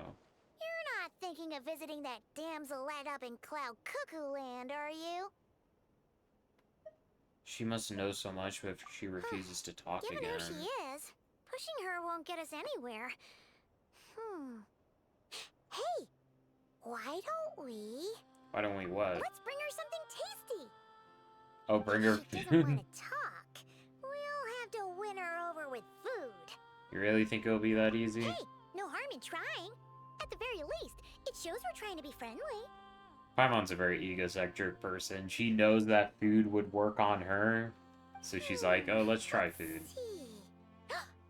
How about an F is 9.12 out of 10 berries and fried meat, the Frostmoon Scion's boon of the day, and one of your signature dishes. Your choice. Should be a good mix of meat and veggies. There's bound to be something she likes. Yeah, let's cook her something. Why not?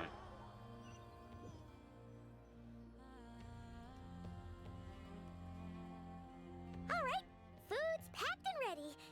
This is the place, right? Why does it feel like we're going to visit a patient? Ugh, no. Take this seriously, Paimon. Oh, this thing's here.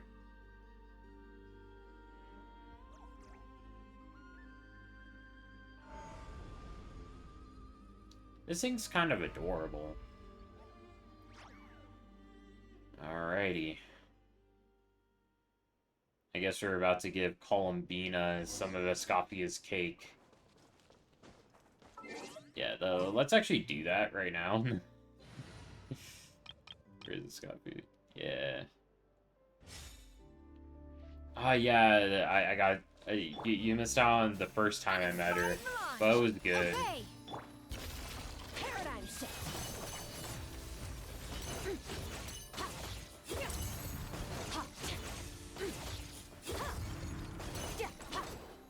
Manifest. Do your master's bidding.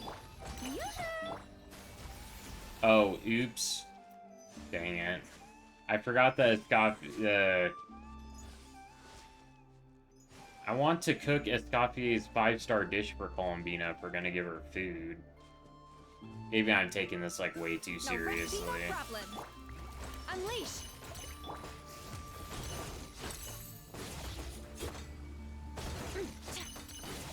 Come on, give me the 5-star dish, please.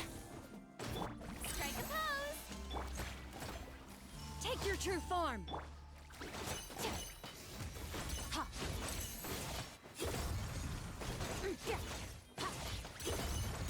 Come on, just give me the 5-star dish, please.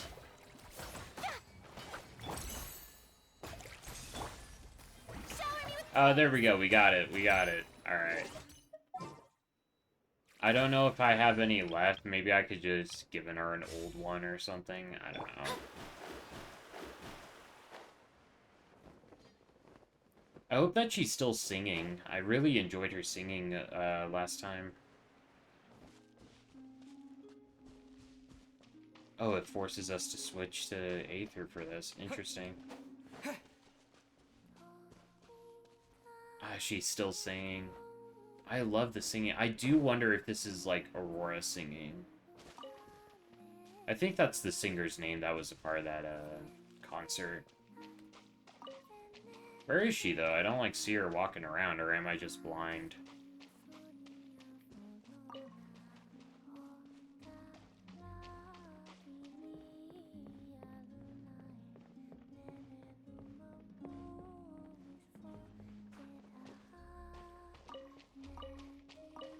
I wonder if Columbina's gonna use these local specialties, too.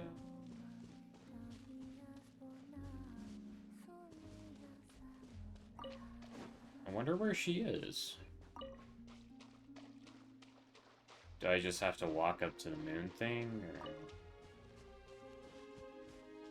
or... Oh, here we go. Oh, she's sitting up there. I love the singing that Columbina does.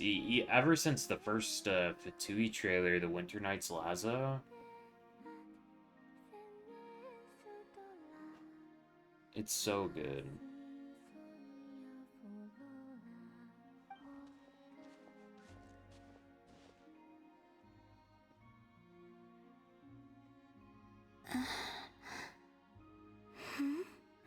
Yeah, I saw Lumine. I did that whole thing. Oh my gosh. That was rough because it felt so blatant that Lumine was manipulating him, right? During that whole scene, that's what it felt like to me. Just so blatant manipulation of playing into what Aether really wants. Remind me, who are you again? I love the Damselet's voice, too. She forgot after a single day. That's... Like, I wonder if there's some reason why Columbina's so scatterbrained, you know? A different one floats by your side today. A different one? What's that even supposed to mean? Ugh, there goes Paimon's perfect conversation starter. Hi there. Paimon is Paimon, and this is the Traveler. I like that when Columbina isn't singing, it's just silent. That's kind of cool.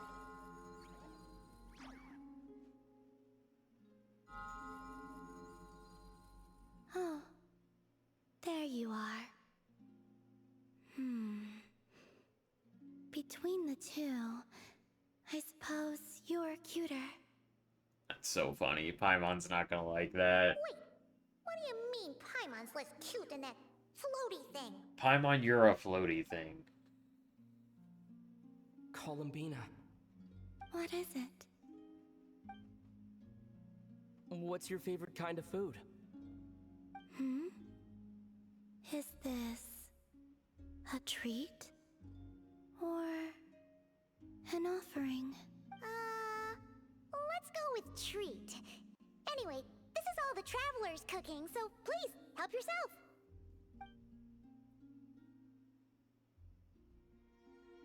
Yeah, I saw that the flowers turned red. That was a cool moment. I like that. And it really made me wonder what her problem is with the Fatui. That wasn't What exactly more a specifically? yes, but she didn't turn it down either. What could she be thinking? Now you see what I've been dealing with. So, what do you want to ask? Hey, she's actually playing along! Quick, now's our shot. Okay. You know the moon in the sky isn't real, don't you? I know there is only one moon in the sky. It is simply that some can see it, and some cannot. Yeah, because it's if she's talking about the remains of the frost moon, that would be beyond the false sky, right? What does it mean to you? The missing prologue. The missing prologue. The fuck does that mean? What?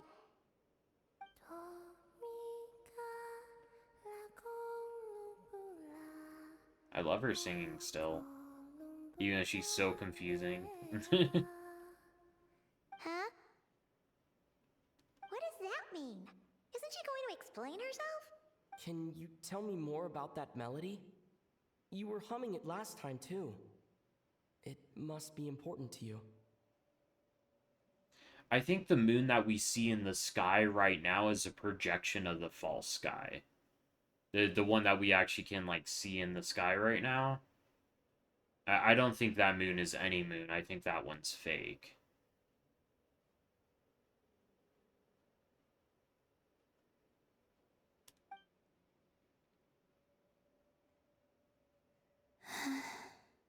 So I think how it is that we have, like, the fake sky that is like a dome, and that fake sky has, like, a fake projection of the moon, because it has to be there, you know, in order to sell the illusion, right? People would think it's weird if there wasn't a moon, right? And then beyond that, there are the moon fragments of 2 of the sister moons. And then one of the moons is still whole, but the frost moon is still whole, but that moon sister is dead too. And all 3 moon sisters are dead. It is all I remember from the moment of my birth. A melody. A few lines of lyrics. Like a lullaby from a foggy dream. Oh, so who was singing it? I do not know. I have nothing else. Just that song. Huh? And the Frost Moon Scions who found me. They had nothing either, but hope. Before I even knew what was happening, they were already calling me their goddess. And I had no reason to decline. Yeah, she is adorable, and I love her voice too. I can't wait to pull her. Pretty much her and Durin are, like, my must-pull characters. I really like Llama, though, and I can't wait to actually, like, get her. But, like, her and Durin, that's what I'm looking forward to the most. Unknowingly exchanged. I adopted their faith, and in return, they adopted me.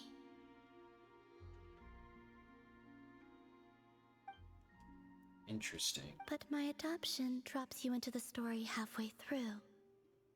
What Who's came Durin before again? was scribbled onto It's the wrong kind of pages, complicated. never even bound into the book. Okay, so the original Durin was a dragon created by Rhindaughter. Rhindaughter is Albedo's mom, and she was acting as the Shade of Life in the God's Limit trailer. So you can see Rhindaughter in that trailer. So Rhindaughter created the dragon Durin, and Durin kind of went crazy, and was killed by Dvalin and Venti. However, when Durin died, quote unquote, its body started decaying, but its, like, consciousness was still alive, and it was still kind of crazy. So it ended up poisoning the area around Dragonspine and stuff. And it, like, really desired to return again and try to regenerate again. And as Durin's corpse, infected the area, it infected, like, some whopper flowers and stuff, and that's how we got what people know as sus Albedo.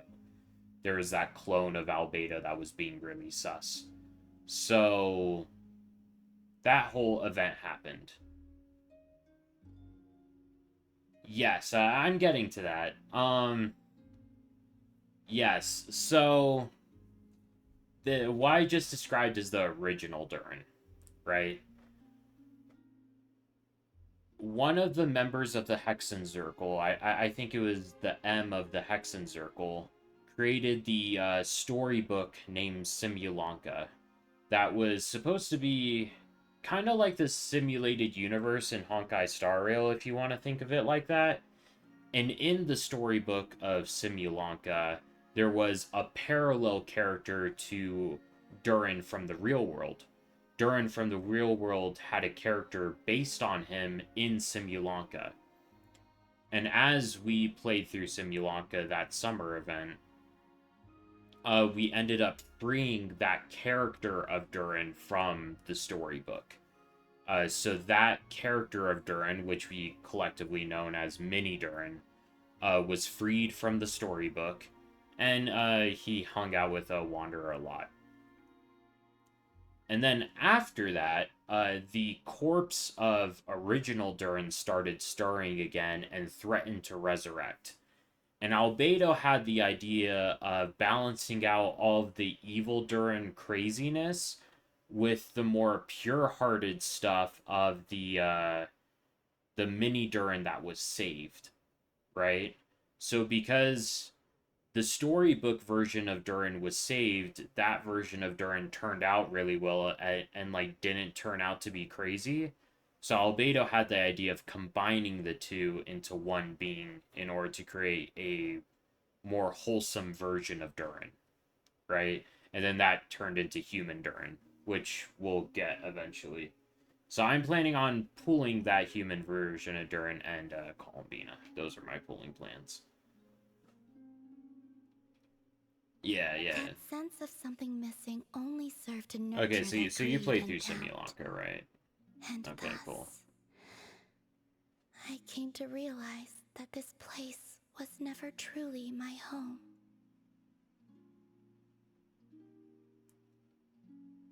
Durin's going to be a part of Nodcry. Well, at least based on the trailers. There was the Song of the Welkin Moon story teaser that like showed it showed what Varka looks like, and it showed Durin there and stuff like that.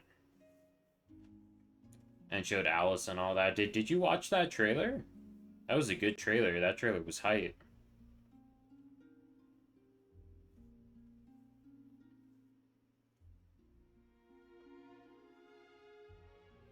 Yeah, and also Hoyo, after that trailer, they posted the profile pictures of all of the characters that they teased in the trailer.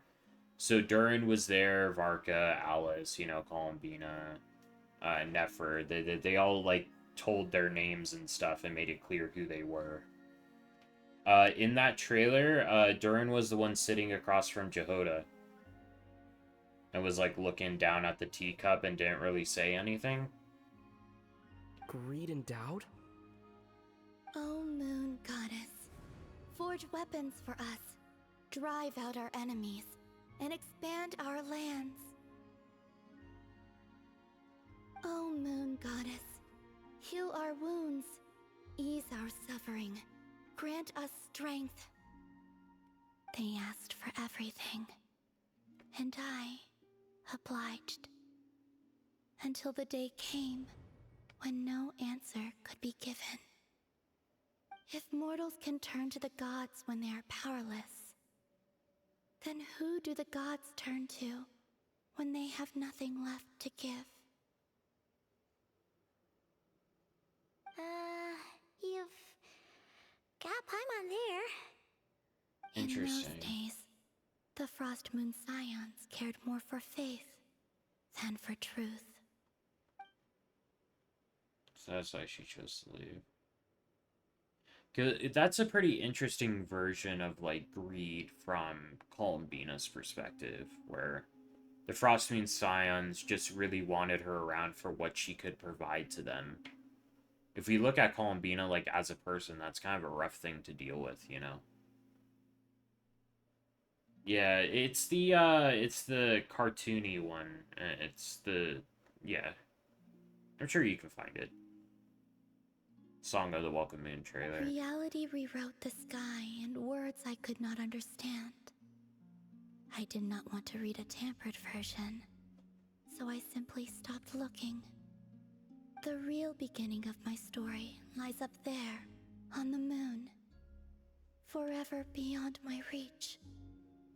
Like a message carved for blind hands, sealed away where no fingers can find it. Huh. So that's how it is.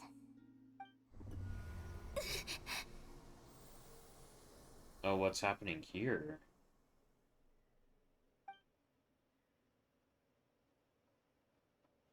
Purple instead of red? Interesting.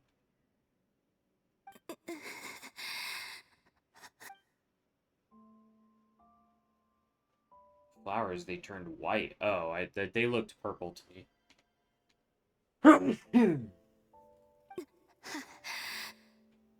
You should go. What, now? But you really don't look well. Did something just happen? Is there anything we can do to help? No. Aside from answers, I have nothing else to give you in return. I actually suspect that Durin's vision is actually a fake vision. Kind of like how Venti and Zhongli have fake Animo and Geo visions to explain their powers. I think it's possible that Durin has like really strong fire powers and he just didn't want their origin to be all that questioned. That's possible, I think. This is the price of running away from home a second time. Running away from home? That's just my theory, though, to be clear.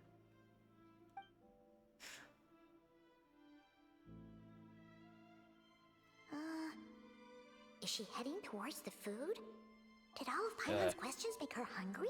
I gotta blow my nose. Suddenly it's like itching real bad. Oh my gosh.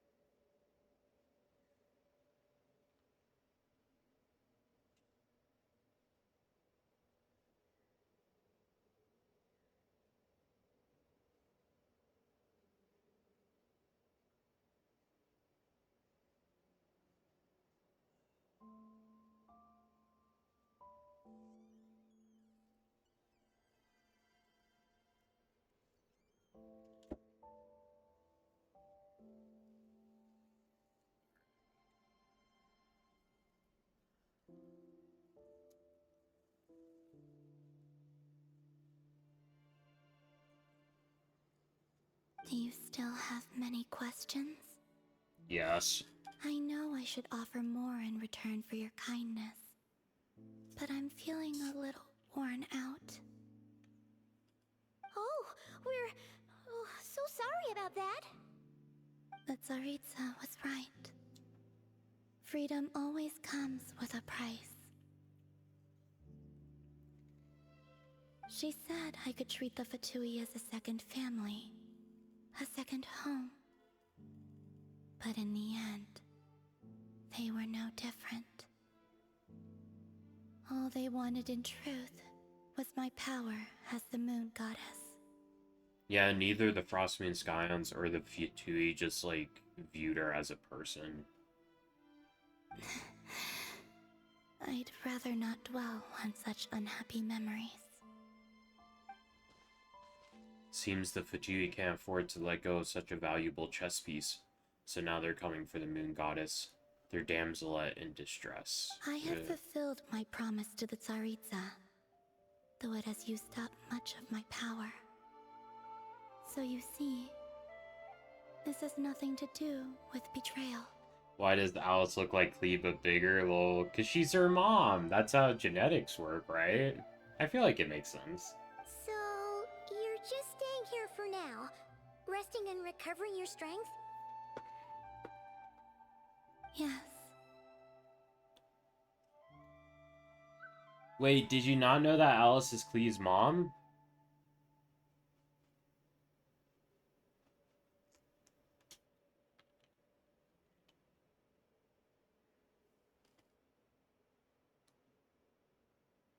Wait, I think I missed it. Spoiled? Well, what do you mean spoiled?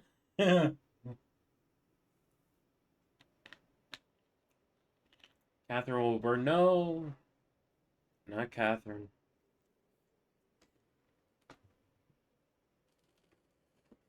Alice being Clee's mom, I think, is in Clee's like story details, so everyone knew since like 1.0. Yeah. Wow, you really didn't know, huh? I guess it's not like explicitly mentioned all that much. What about these flowers? That's understandable. You didn't know that Ben was from Natland? Oh, wow. Yeah, well, like, we didn't really know for sure, but it was, like, pretty heavily teased in, like, Natland's, in Bennett's character stories and stuff, and, like, some of the events that happened early on, like some of the Mondstadt events that included Bennett had like little teases that like suggested he was from Natland way back then too. So it was like a really common theory, but to be fair, we didn't know for sure until the event last patch. They have grown in Nodcry for many generations. They're highly sensitive to the ebb and flow of Kuvaki.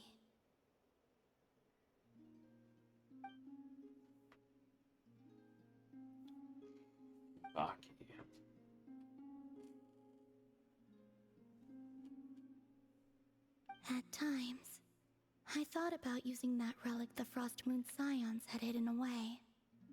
I could sense the power within it. What would you use it for, though? Going out is such a hassle. People might see me, and I promised Lauma I wouldn't show myself to anyone. Besides, I know it's gone now anyway. Really? Lauma asked you to stay in hiding? Uh-oh, she's looking back at the food again. But Paimon's still got some little crumb cookies here. You could have these for dessert if you wanted. Lauma said she wishes to change the Frost Moon Scions, which is why she asked me to stay out of sight. What Wanderer meant when he say out old squirt to settle? I think he wants to kill the doctor. That's what I think he meant by that. I don't really understand what she meant. And to be honest, it's not something that concerns me. But I wasn't planning to see anyone anyway. If they found their way here themselves, that's hardly my fault. If the damsel appeared in front of them now, the Frostmoon Scions might very well think that their Lady Kutar has returned to save them. When you look at it that way, I guess Lauma's actions do make sense. Lauma, the Maiden of the Grove. She is quite unlike any Frost Moon Scion I have ever met before. Llama is, like, for being a religious figure, she's a bit of, like, a down-to-earth realist, you know what I mean? After hearing my story, she actually apologized for how the Frost Moon Scions treated me back then. She told us she feels like she's been living on the far side of the moon. Is that so? I actually got the opposite impression. Llama's the only one She's standing been in the keeping her light. true power hidden away, afraid that people might be dazzled by its brilliance, and that they'd no longer be willing to look her way. Just like Kutar back then, maybe her light was simply too bright for anyone to see her as family. So what do you wish for now? I love that the Traveler is talking so much during this story update. Like, holy crap. I'm so happy that he's talking so much. I wish to return to the moon, to the home where my story is written. Right now, that is all I wish for.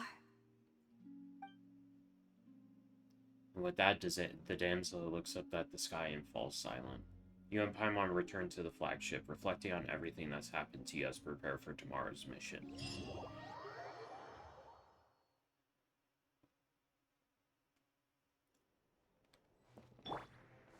Wait until the next day. Okay, hold up. I'm gonna blow my nose again. I don't know what happened, why my allergies are acting up all of a sudden. Jeez.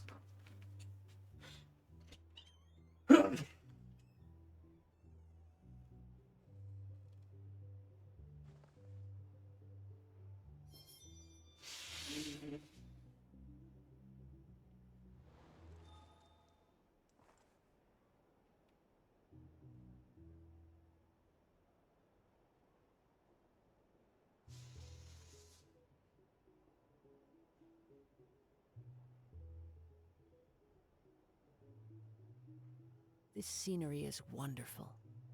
Surely enough to convince anyone to become a wanderer.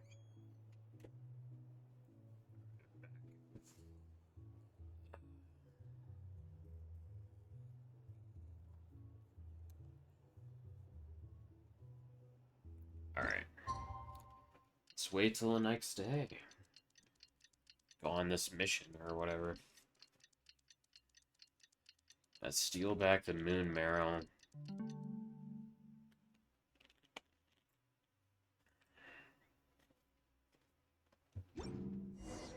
Tonight's the night we infiltrate the Fatui's Experimental Design Bureau. Come on, we better go meet up with the others. I'm kind of not gonna be surprised, like, at all if Lumine actually is working with the Fatui. I'm not gonna be surprised at all.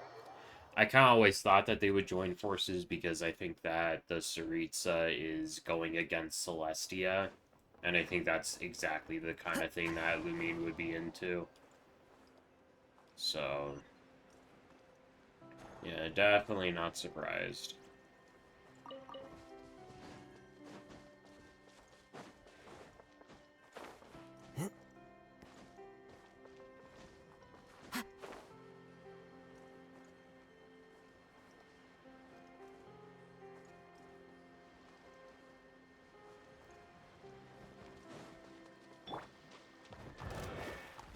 Shadows of... Farewell! Go! You're free now! Written in the stars. Loaded.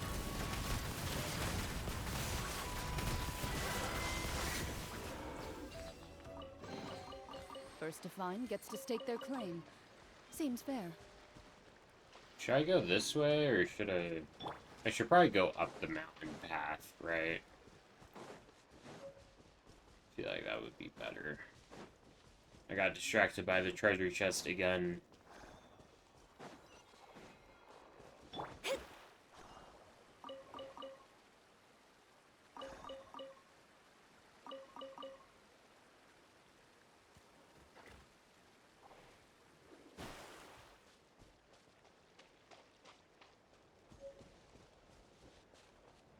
Wow. Seems like a lot of wild hunt stuff is happening up here. Is that what this is? Damn. Oh, this must be one of those, like, destroy 3 things and then you get big chest at the end. Yeah.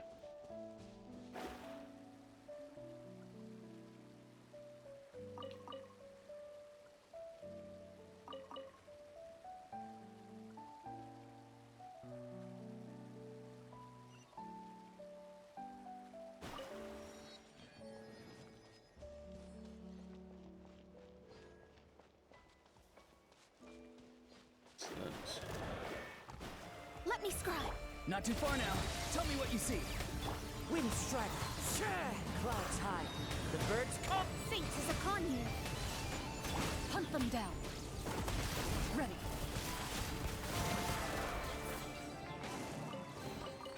First to find gets to stake their claim. Seems fair. The chests are really nice.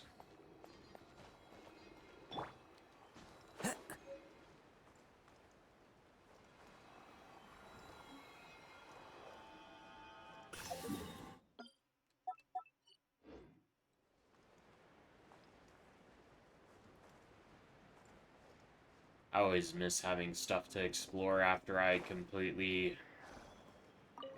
wipe out a whole area of everything and anything that I could have.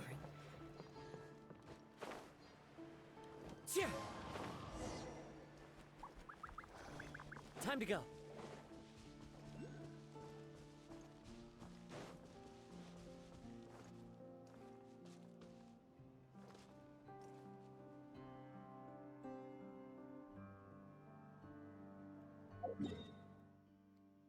What am I looking at?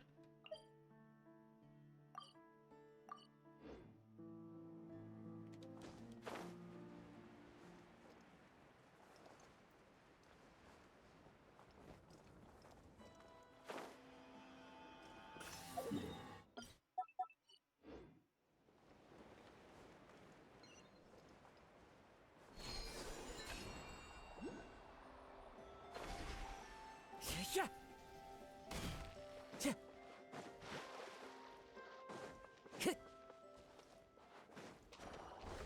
I kind of want to just grab this teleport waypoint because I think this is the boss for Llama's level up materials, so definitely want to grab that.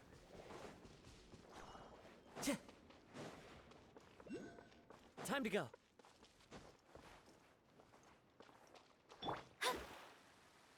Another treasure chest that only requires combat to get. Gimme, gimme, gimme. Delves into depth. Time to say hello. Farewell. Into the wind. Into the shadows.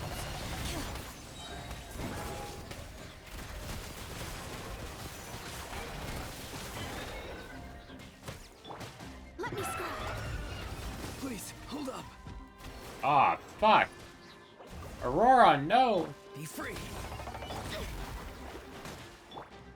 The wind knows me. Decided by destiny. Where evil lurks, shoot on sight. Ready. A sharpshooter.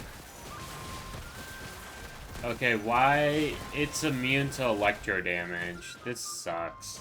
Oh my gosh. Can you not be immune to electro damage while I am... Tell me what you see.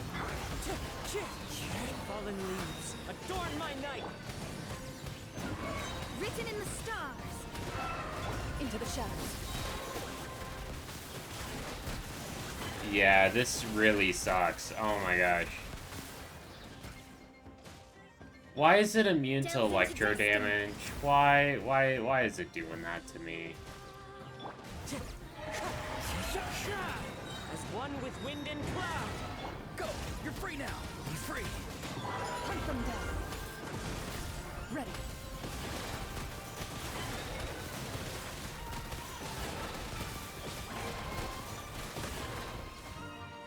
Wind strike. Fate is upon you. Time to say hello. Into the shadows. Time to testify. Okay, so there are like some brief moments where this thing is not immune to electro. Not to get the voices. What the fuck? I hate fighting shit immune to electro when I am not immune to electro. Loaded.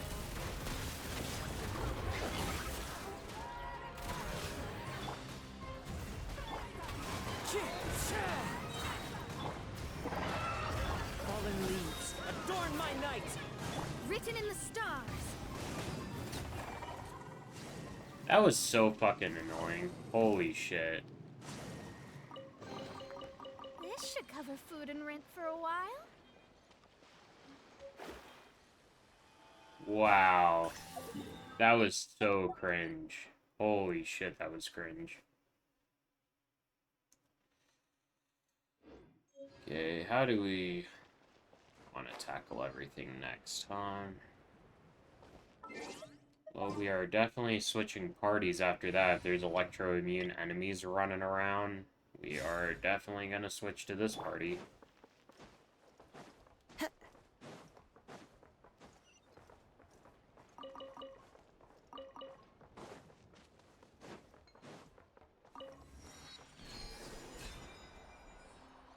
Oh.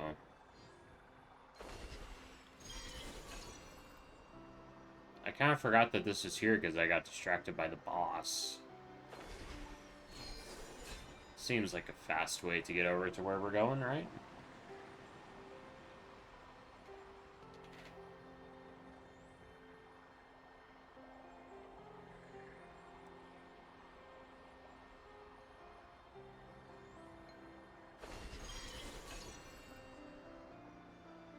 Wow, what a view of the secret base. Strong cool. Certain special regions exist within Ankara. When entering these regions, they'll automatically enter the empowered state. Okay.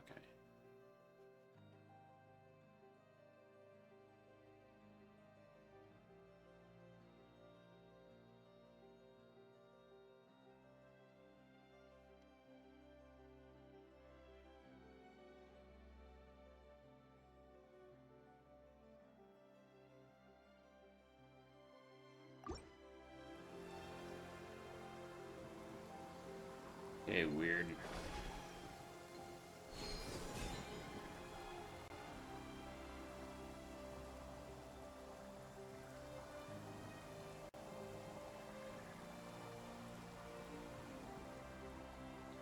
The environments in Notcry are crazy. I really love how this place looks.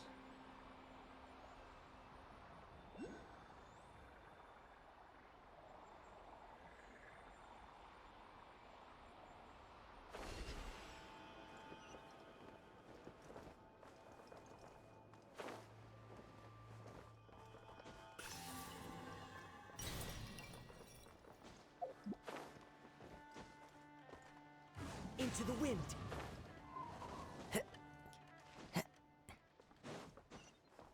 Time to go. Wow. The viewpoint, too.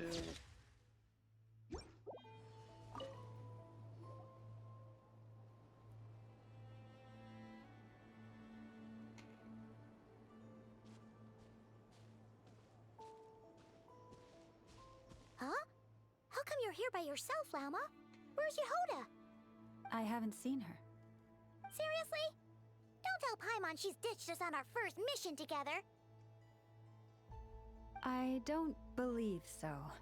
Nefer and I have our differences, but that shouldn't interfere with our shared objective. Recovering the relic is my duty. But as far as she's concerned, there's plenty to gain here too. In Nodcry, it's common knowledge that the Curatorium has a nose for profit and opportunity. The same way aphids flit from flower to flower in a never-ending quest to make honey. Huh. Sounds like you know her pretty well.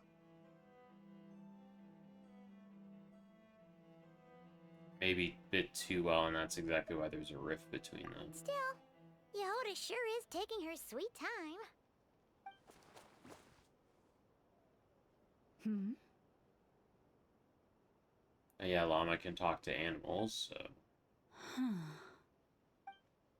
I believe we may have misjudged and underestimated Miss Yehoda. Huh? What do you mean? I gotta blow my nose again. I hate this.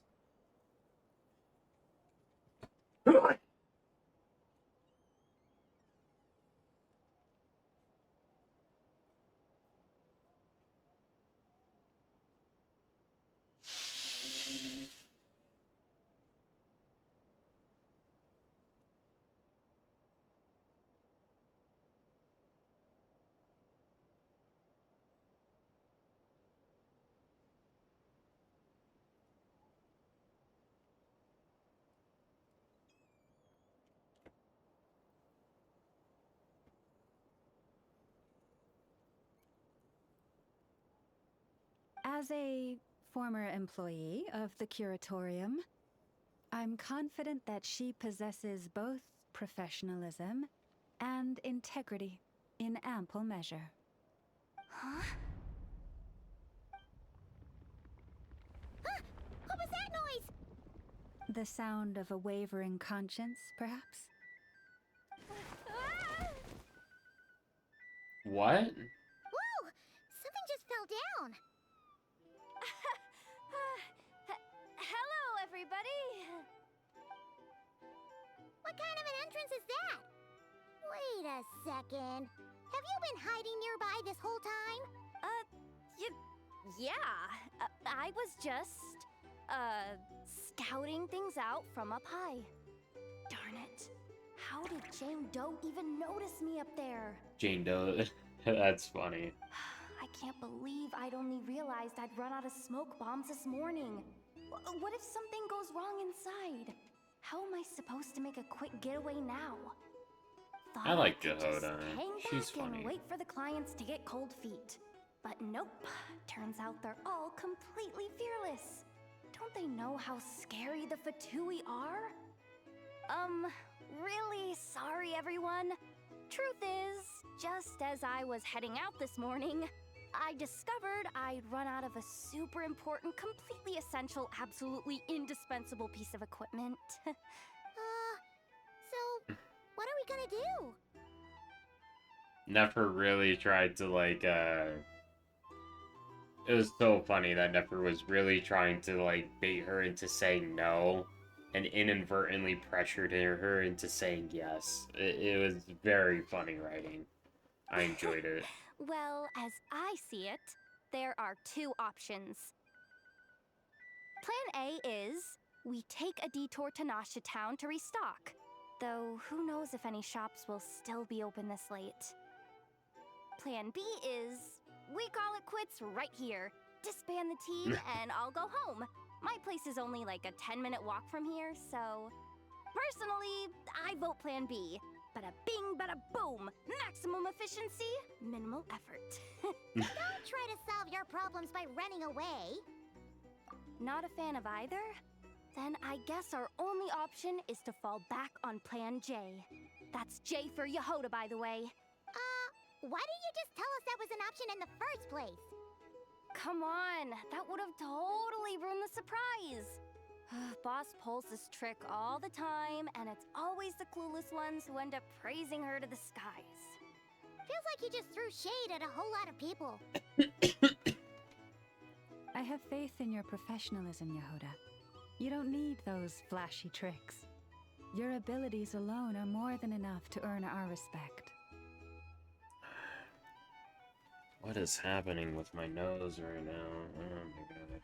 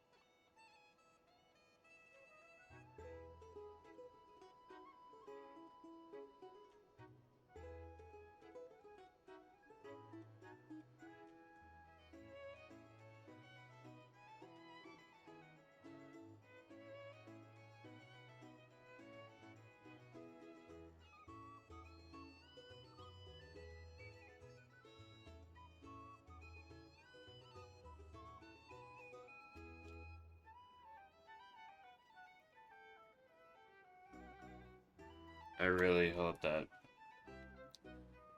I can last until the end of the act. Huh. I don't know what happened with my allergies. That came out, like, Speaking of which, all of a sudden. maybe it's time I started calling her something nicer? You really mean that, Jane? I mean, Laumado? I do. I'll tell you what, it's not every day you get to work alongside such considerate clients. I have a feeling we're gonna make a great team. Plan J is this. We find our way into I the hope freight I'm access okay on too. the facility's east side. It's tucked away from view, and security's lighter at night. I've prepared some special gadgets too, so we should be ready for anything. It was really very suddenly. I just suddenly I felt extremely congested. Very strange. So everyone, I don't stick like close it. behind me. Now that finally sounds like a real pro talking.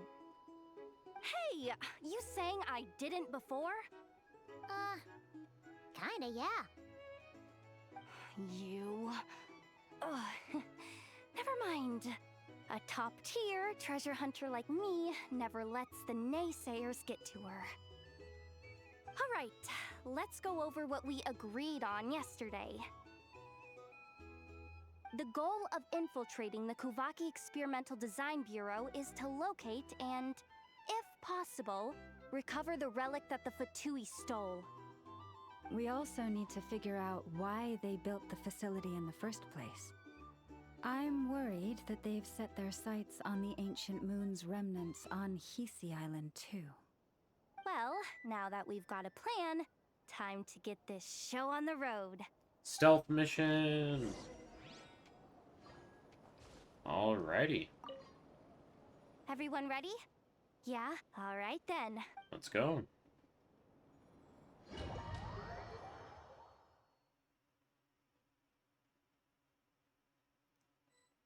Go, go, go! But make sure you stick to the side. Oh, this took forever for you and you got confused? Oh no.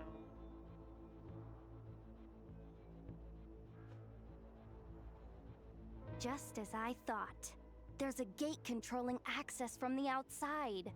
Good thing I brought this keycard, huh? Well, technically I stole it. But no need to tell them that, right? Blame that chump who thought it was a good idea to get wasted at the flagship during work hours. Ooh, is it top-level clearance? Of course, that goes without saying. Let me read it out loud for you. Fatui Experimental Alright, I'm gonna Design lock Bureau in then. 18357 I don't want to spend like 3 hours on this. Nope, nope, nope. Maintenance intern. That doesn't sound very top-level to Paimon. Never underestimate interns.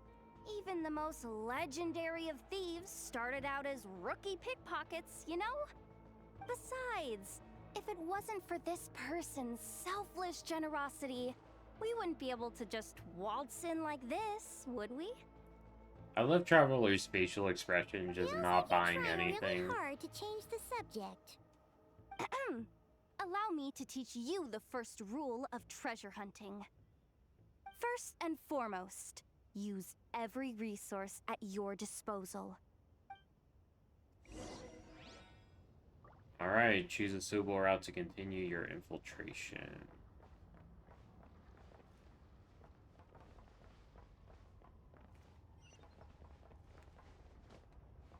Okay.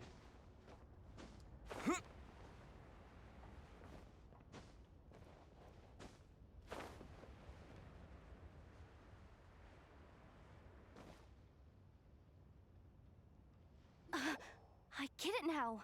It's like a pair of light bulbs just lit up in my head. What did you just get?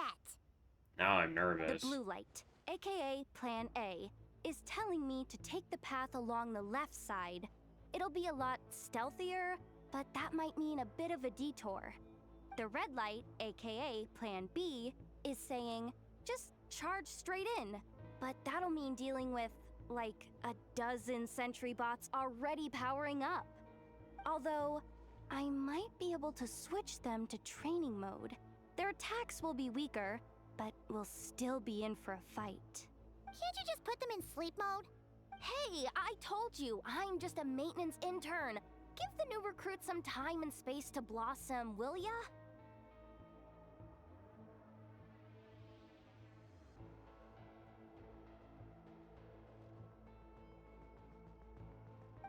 Just kept spamming We're buttons. still Yeah. pretty close to the entrance. Surely they'll call the whole thing off once they see what these bots can do. Anyway, I say we go with Plan B. Either way, I won't be doing any of the fighting, so the shorter route sounds good to me. I want to If we try can the avoid stealthy fighting ride. at this stage, we should. No plan J this time? Plan J is to call it a night so we can all make it back to bed before sunrise. After all, the deeper we go, the more dangerous this is gonna get. So we might as well give up while we still can. I want to try the stealthy Okay. route. Here are the bosses. Just don't forget, whatever you do, don't let those recon bots spot you. Let's see. No kidding. Anefa told me about something like this before. I can't believe that dumb robot actually helped me out for once. All you gotta do is this, and the recon bots will be reassigned to another position. That way, when it's time to move forward, the path will be clear. Which reminds me, it's about time I taught you the third rule of treasure hunting. Go with the flow. What about the second one? You skipped that one. Huh? Did I? Oh geez, must have gotten them muddled again. I mean, the second rule is exactly the same as the first. Guess that's what you meant by going with the flow, huh? That's funny.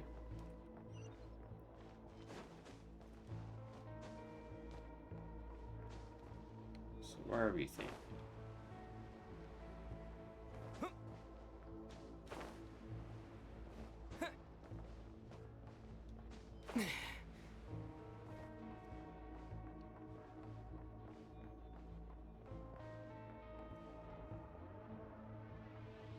I wish I had Kazuha for the double jumps. I'm so used to just like jumping and then skilling to get extra height. Has the lockdown been initiated? Move it, soldier! The cargo has already been transferred. The lockdown procedure is complete, Commander. That sector is now fully sealed. The night shift. Just our luck. Don't they usually handle deliveries during the daytime? There's not supposed to be anyone here. We've come this far already, and they're really trying their best. If I suggest backing out again, it's not gonna look good. Come on, brain. Think!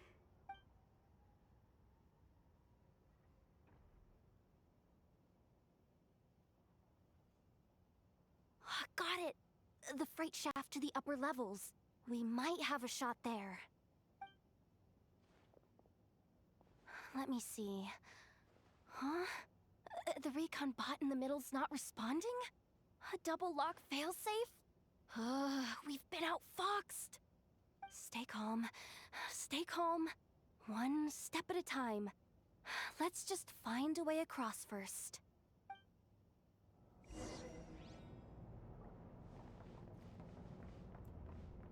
So we're going this way, right?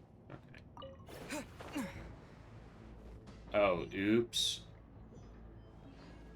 Oh, there's a recon bot right there, and I just straight up didn't notice at all. Wow. Okay.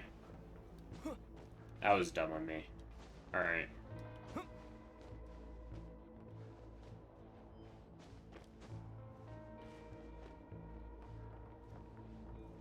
Yeah, what are we looking at?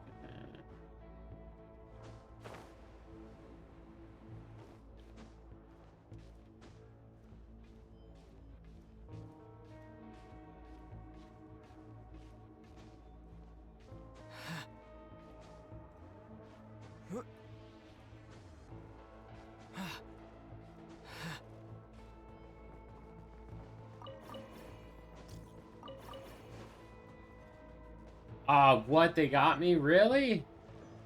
Oh, but they got me here. Okay. That wasn't too bad. What do we Don't worry. Bots are way easier to deal with than people. At least their behavior is predictable. First, let's find a safe spot to land. Good. That spot shouldn't draw their attention. Let's go. Let me just try something. Maybe I can use the terminal to command them to move out of our way. Wait, what? Did I do it like... Is that the intended way, though? You spent a whole hour trying to get past them? Ah, jeez. Security verification? With 10 questions? Are you kidding me? You got this, Do you Jehoda. really trust me that much? I missed a chest? Aw, fine. fuck. Okay, we gotta go back then. Do my best. But just to be clear, if I can't answer a question, I'm backing straight out of the terminal. No way I'm risking triggering any sort of alarm. Okay, it's fine. You got this. Yehoda. You can't give up now. Question 1. What is our motto? Oh, I know this one.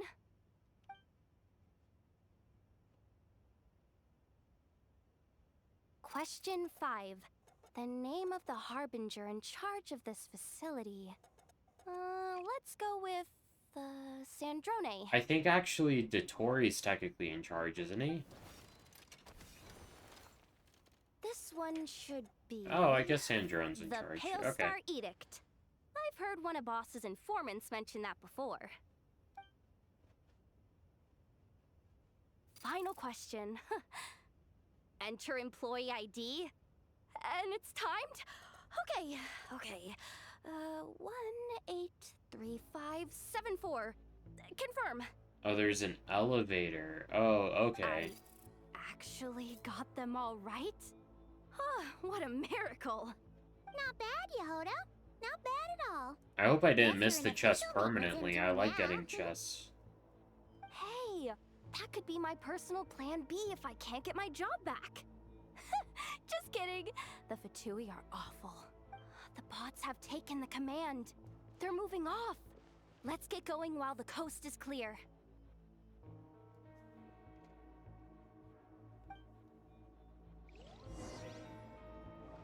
Okay. Where's the chest, though?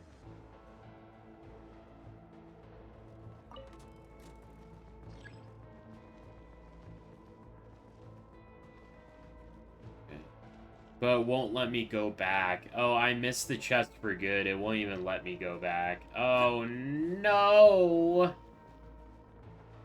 Where's the chest, though? I want to at least, like, see it. You know what I mean? Oh, man, I don't even see it down here. Oh, no. I mean, I'll 100% this place eventually, as long as I'm allowed to come back here one day, you know. Wait, what? Oh my gosh. Sometimes I just can't tell when the recon bots, like, where they are. Chest is under the spotlight? Oh.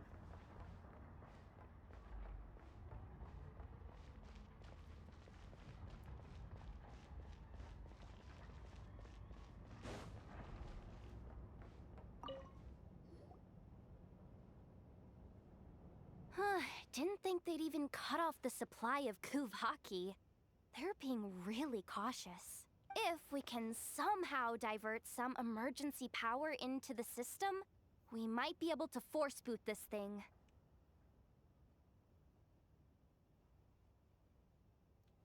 Oh, I didn't know that the bots could be moved. What do you mean Oh, by okay. force boot? Interesting. How do I explain this? It's like dumping a whole bucket of water into an empty pool so that the little ducky gets to swim around again. You should probably just ask Aino instead. I hope I can go back and get the chest after the quest is done. Right? That would be really lame if it's just a permanent skip out.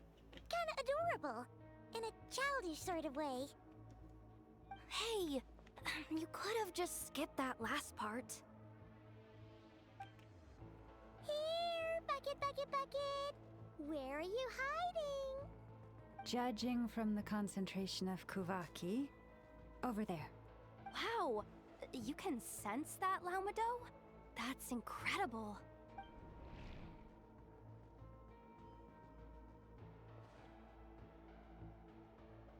Let's move the recon bots above them out of the way first.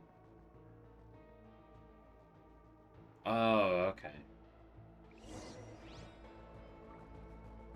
Look for a charging device.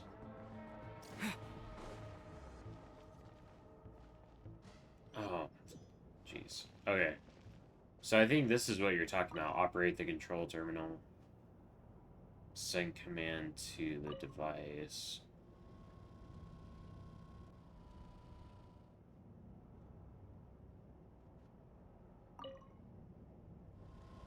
All right, that should keep the alarm from going off.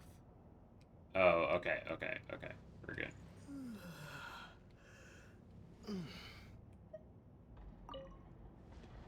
Alright. I see, says the blind man. Okay. Time to plug in the charging component. Use the charging device to access the freight shaft. Okay. Cool.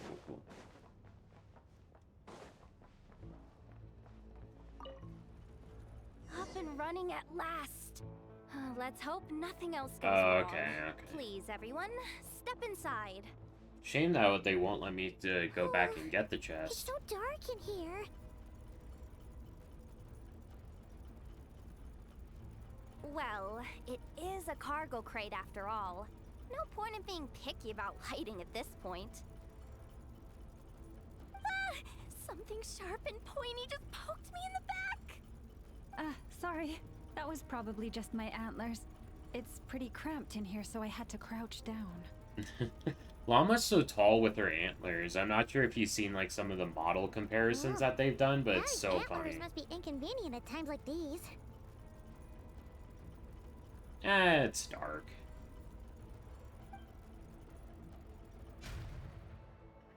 Ah! What's going on? Don't tell me something's gone wrong already. Looks like there was only enough juice in the emergency power supply to lift us this far up. Ugh. Awkward. Am I gonna get docked for this? Based on the boss's policy of docking pay for every screw-up, No, wait a sec. I've already been fired. Jehoda's inner dialogue is Doesn't so look like funny. It's moving again anytime soon. I think we can get through if we follow the ventilation duct along the outer wall. The entrance has gotta be somewhere. Don't worry, this was totally part of the plan.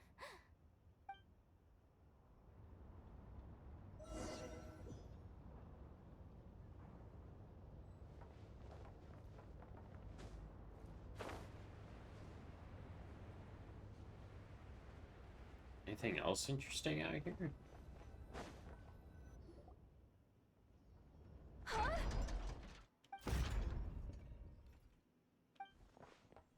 Oh crap, we got separated from her.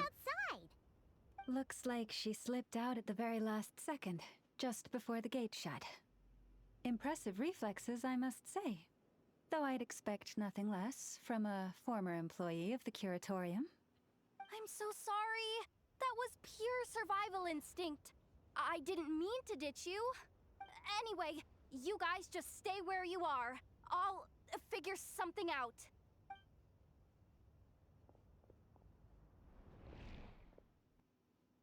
Hey, there's a terminal nearby. Hang tight! Can you hear me now? Loud and clear. Security protocol has been triggered. The gate must have dropped when it detected a living presence. Wait, so we're trapped in here? I'm checking what I can do from this end. Watch out for the laser up ahead. What laser?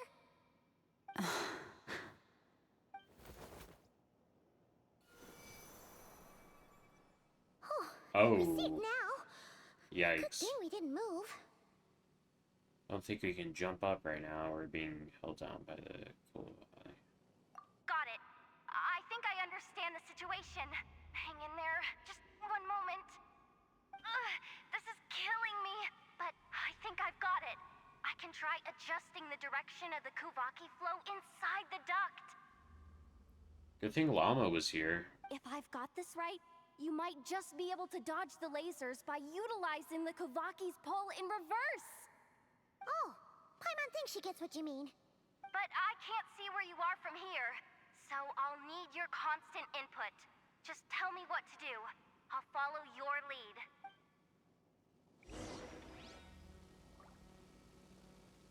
Okay.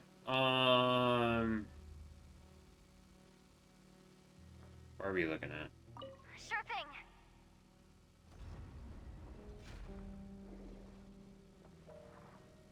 So, wanna grab dinner after our shift?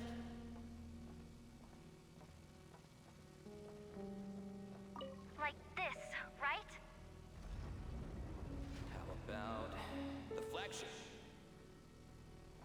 Too far.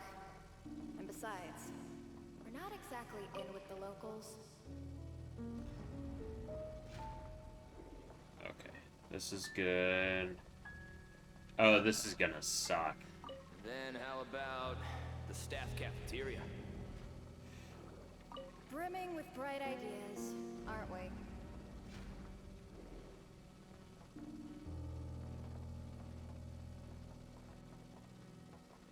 Okay. Okay. Okay.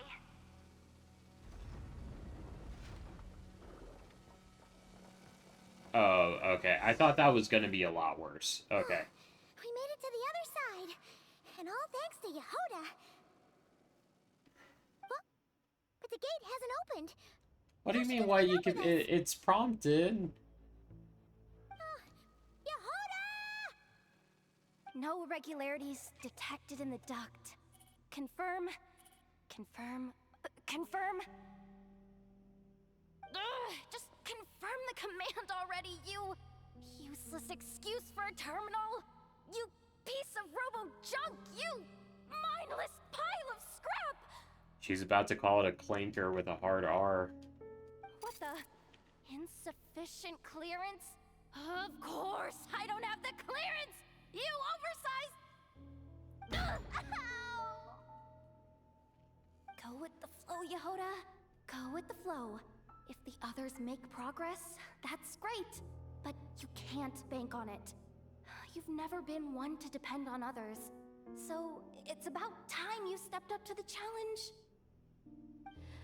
Deep breaths. Stay calm.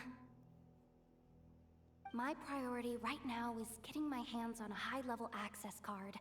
That way, I can override the security protocol. Senior maintenance staff. Only they can access the core sector. But hey, there's always someone careless enough to hide a spare key under the flower pot by the door. Damn. Do you play on mobile? The controls are kind of finicky on mobile. If you're playing on mobile, that might have been it. Which means there's a good chance there's a duplicate lying around somewhere in the control room. Even if I can't get into the control room myself, doesn't mean I can't rely on some external help. If I can take control of one of those guard bots, maybe I can use it to search for the access card. Oh, a laptop? This is crazy, Yehoda! You're all alone. You've got nothing. And I yet, don't know, you're then. charging ahead like fear's a foreign concept. Maybe that's exactly why. 'Cause I've got nothing left to lose! Confirm! Am I a genius? Whoa, this feed's super clear. This is gonna be a piece of cake. Wait a second. This thing's not a guard bot. It's a janitor bot.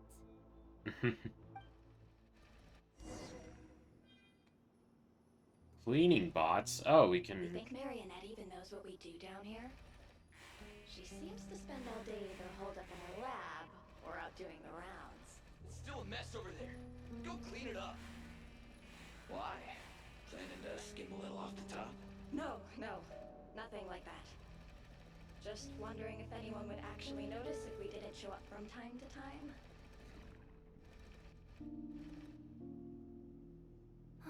Let me see. What is Jehoda's plan here exactly? There it is! Hey, why'd you stop? You haven't finished sweeping that corner. But, I can see the carve from here. Guess I have no choice but to swallow my pride and stay in character for now. Sweep up the crumbs by my feet. Yeah, good luck with that. What are you gonna do when they ask for a progress report?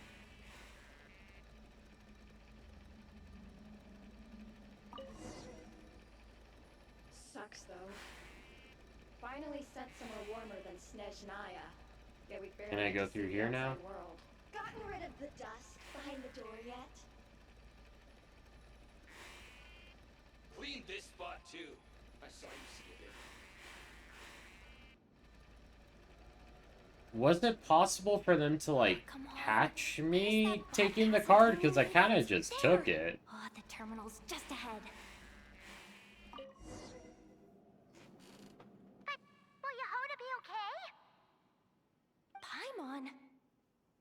She said she'd use every resource at her disposal, so let's have some faith in her abilities. Besides, when it comes to surviving in Nodcry, she probably knows more than any of us. So, they really do believe in me. Yes, we do, Jehoda. How long are we gonna have to stay here? Paimon doesn't want to get caught by the Fatui either. Does Paimon mean the two Fatui in that room? Let me see if there's a way to distract them. Wait, did you hear that?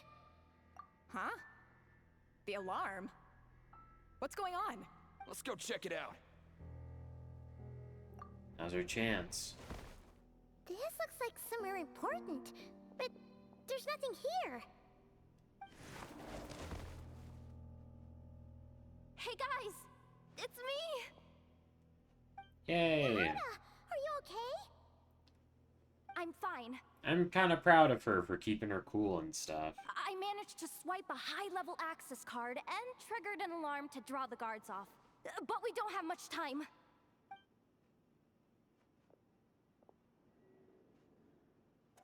All right, looks like we can control the elevator. Come on, hop in. Let's take it further down. I wonder what we're gonna find at, like, the end of this. Is there anything else in here of, like, interest? No. Oh, we can play as Llama. Oh, hey, Llama.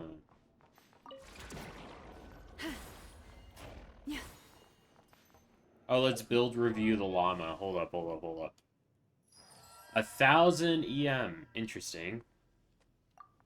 Are we looking at 33 crit rate over 112?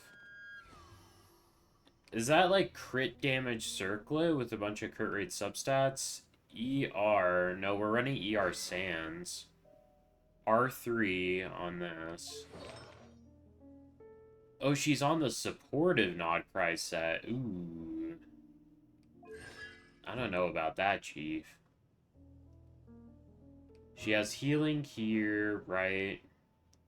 And she, and the effect of her bloom buff is enhanced with C2. Okay. Talents 10, 10, 13. Not bad. Of course, Triple Crown. Good stuff.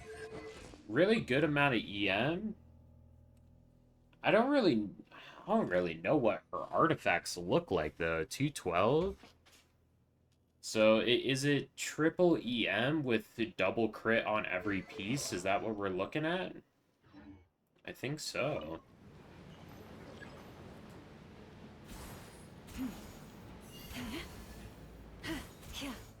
Oh, nice. We get a chest. We should be able to use the terminal to move the drawbridge. Here's the access card. I'll keep watch while you handle the controls. Send command. Oh, they kind of just, like, are gonna shuffle through stuff until... Okay, I think that's correct. Okay, cool. Oh, okay. I wasn't sure what I was looking at first, I'll be honest. Let's keep moving.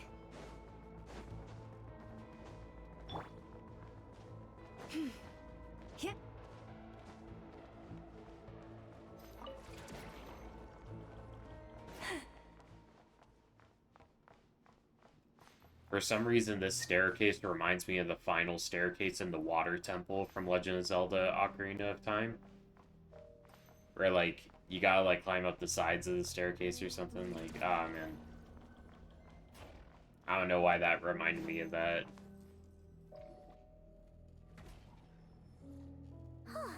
There's no one here! That's good news for us. Let's head inside.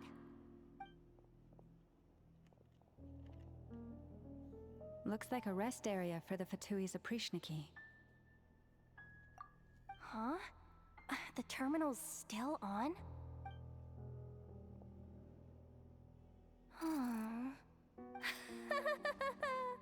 Looks like that good news is now half good news, half bad news. What do you mean? Well, it seems like that alarm I just triggered was so high level that even the guards in the rest area went to investigate. That's the good news, by the way. And what's the bad news? The bad news is that once they realize it was a false alarm, they're bound to circle back and check this floor.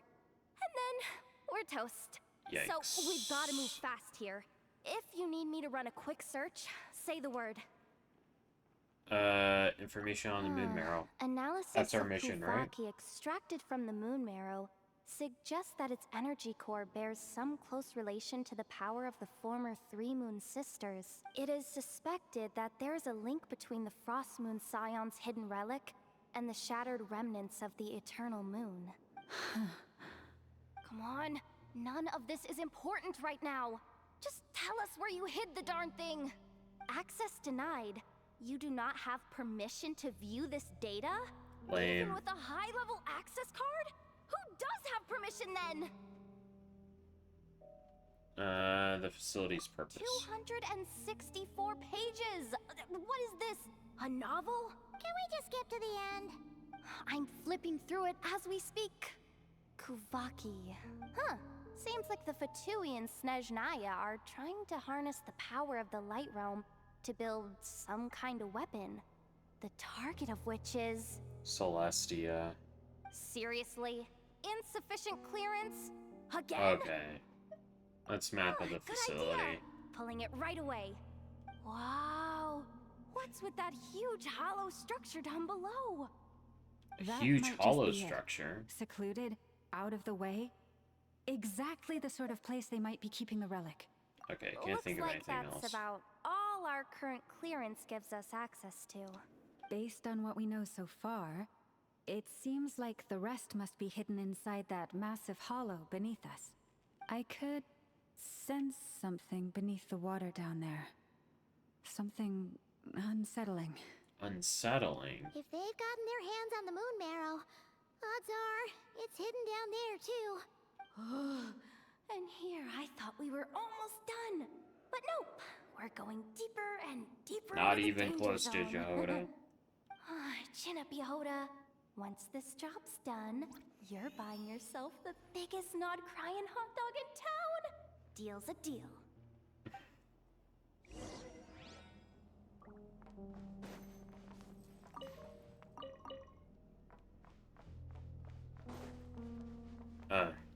They're doing a good job of selling Jehoda here, but I've just, like, already made my decision. I'm going to pull Durin and pull Columbina. That's it. Oh, Core Guardian. Yikes. Watch out for that defense bot! It's aiming right at us! You'll have to use Kuvaki to deflect its attacks back the way they came!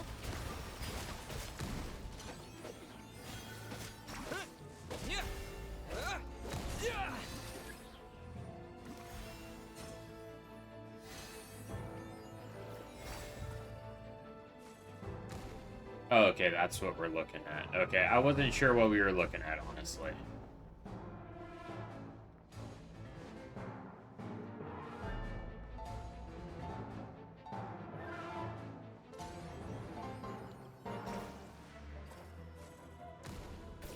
Okay, nice.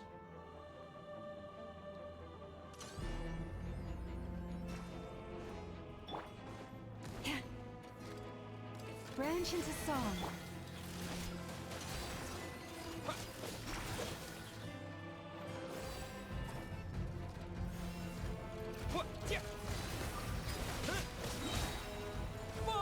They're making me use Hydro Traveler. How cringe. Heart, we pray. Lush as the moonlight. Its attacks are getting faster!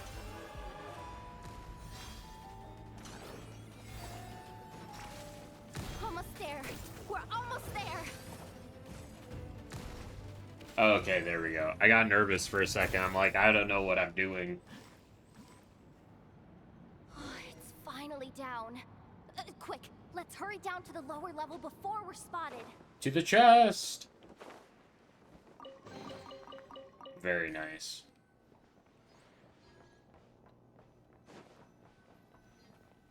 Investigate. What do we got here? That switch looks suspiciously obvious. No way I'm pulling that. But you guys, go ahead. Jehoda's so real. You spotted it first. Shouldn't you be the one to pull it? Not a chance. I'm just the guide, remember? At most, I'll help you look for an escape route. They don't seriously think pulling this thing's gonna lead to treasure, do they? I'd be amazed if it doesn't set off an alarm. Besides, I didn't even bring my smoke bombs. Which reminds me of the actual second rule of treasure hunting. Better safe than sorry. She probably should have said that out loud because I'm about to pull it. The ground, it's shaking. What the fuck?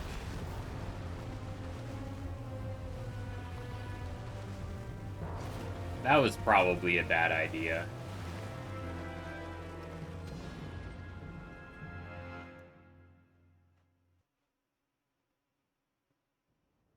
Or maybe it was the best idea?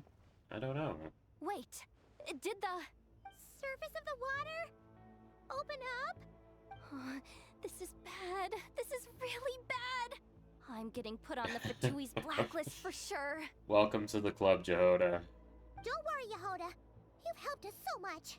If they try anything, we'll protect you. Aww.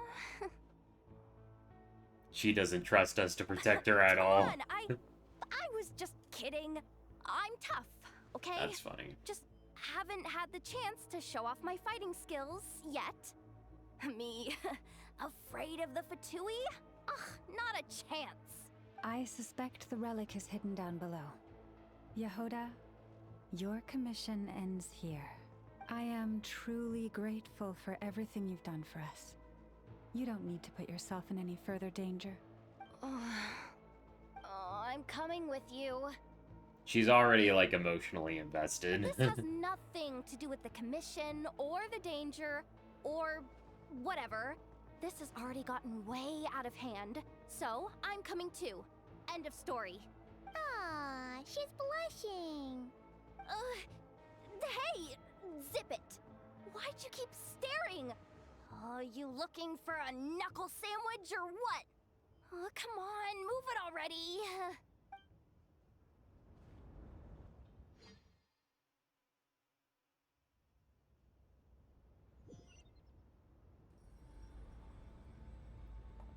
Alrighty.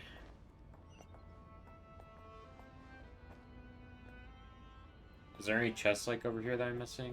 Okay, it doesn't look like it. Wow, what an area. This whole like situation looks really cool.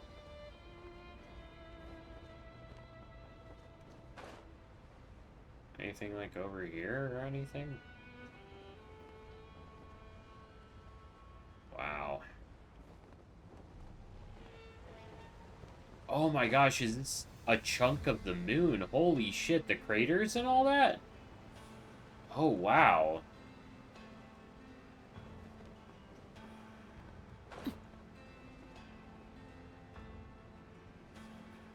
Whole ass chunks of the moon, huh? Children's. Arlecchino died. Oh my gosh, that's so dumb. I hate that. It's really deep down here. What is this place? We're standing on another fragment of the ancient moon's remnants. So this was the source of the Kuvaki I sensed earlier. Wait, what? So the Fatui had it hidden underwater this whole time? This gigantic thing? Yehoda, you've been kind of quiet since we got down here. What? Me? Have I? It's nothing. Really. Did she just realize that this is a huge deal? Are we even supposed to get back up from here? Oh, that that's a good question. My grappling hook's not nearly long enough. And if someone spots us here after all that commotion, we'll be sitting ducks. Yeah, it's Jover.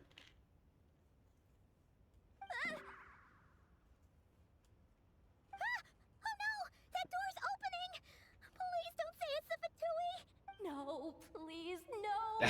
We finally made it here, and we're so close to getting the job done. I didn't risk my neck just to die before I've even had a chance to spend my reward.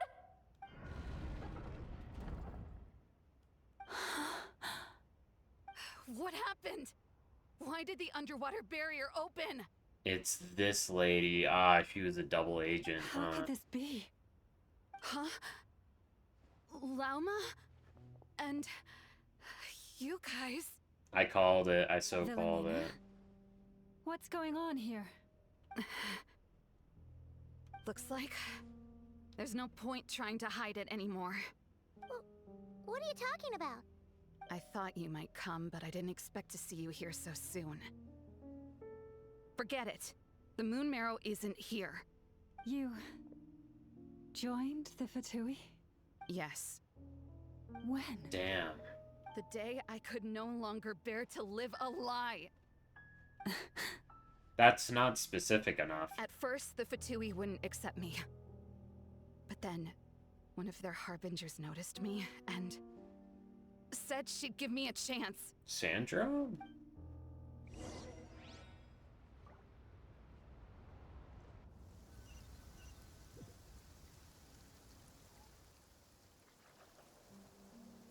Huh.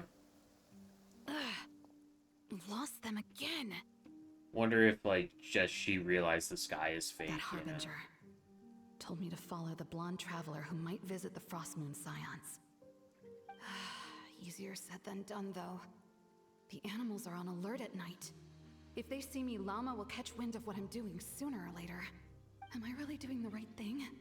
No. It's too late to turn back now. The empty prayers, the stubborn displays of faith like Cappy's today. This isn't the life I want. Huh? Is that? The Traveler's back. I won't let him slip away this time. She followed us into the thing. Oh. Wait, who's that with him? They look so alike. They seem to be heading towards the statue of Kutar. I wonder how Lumine interacted with her, because I really doubt that Lumine just didn't notice she was being followed. Or maybe she didn't care. It's possible she noticed, but it didn't matter. The secret chamber? But wasn't it meant to be sealed? Wait a second. The Moon Marrow! Surely they're not after the Moon Marrow. I'd better go report this straight to... Hold on. If they do actually make it to the final room, then maybe I'll be able to get my hands on the relic. The one thing the Fatui have been after this whole time. If someone's going to take it, it might as well be me. This could be my ticket to joining them.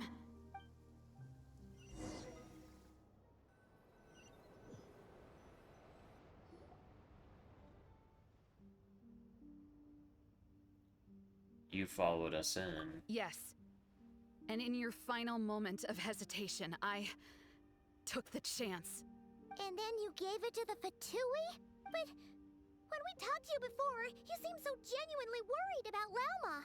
Because I thought she was as fed up with the Frost Moon Scions as I was. We grew up together, Llama. I know you were chosen to be the next Moon Chanter when you were just a child. They never gave you a choice in that. I saw the look in your eyes when you were treating that child. That sense of helplessness. Surely you too must see that this blind, inherited faith of ours is simply holding us back. If our prayers are never answered, then why keep praying? Do they really deserve all of your devotion? Or are you trapped by the responsibilities they imposed on you? So those are your reasons for wanting to leave the Frost Moon Scions? Isn't that reason enough? When we pray to the moon, we do so to show our gratitude for the life it granted us long ago. It reminds us to strive for something higher within ourselves. But I know that's not what you want to hear. You're right, Philomena. I have indeed kept secrets from you. I knew it. You don't want to be the Moon Chanter, do you? No, that's not it. I'm talking about the fact that the moon in the sky isn't real. What? You're saying... I've completely lost the thread now. Oh, do we really have to do this here? What if a Harbinger shows up? Oh, I'm not cut out for fighting big bosses. Oh my gosh, Jehoda's just not here for the plot. Was the pain She's of here for her hiding this paycheck. truth? If what you're saying is true, then you already knew that the Frost Moon Scions wouldn't believe any of this. Why didn't you just leave like I did? You don't understand, do you? That's the difference between us, Philomena. I care about the Frost Moon Scions. They're family to me. It hurts because I care. And that's why I chose to hide the truth.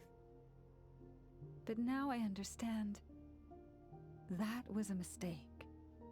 My family deserves to know the truth. I shouldn't have tried to hold it all together with empty prayers. Are you trying to say that I only ever cared about myself? There's nothing wrong with that in itself. No one would have tried to stop you from leaving. But you did not have to stab us in the back like this. We've been spotted! I knew it. It's I Jover. just knew it. Oh, what now? If a Harbinger shows up, I'm out of here. No darned relic is worth dying over. Looks like I misjudged you, Llama. I didn't think you had it in you to stand up to your fate. Turns out, you are a great Moon Chanter after all. But you were right about one thing. I haven't considered Hisi Island my home for a long, long time now. Bosses, time to go. I will change the Frost Moon Scions, Philomena, as soon as the new moon rises. Then I guess I won't be around to see it. Say, Lauma, what happens to those who betray the Frost Moon Scions? May their antlers be shorn with silver blades, and let them be cast into the long night of unknowing. No, don't cut off your antlers. They look cool.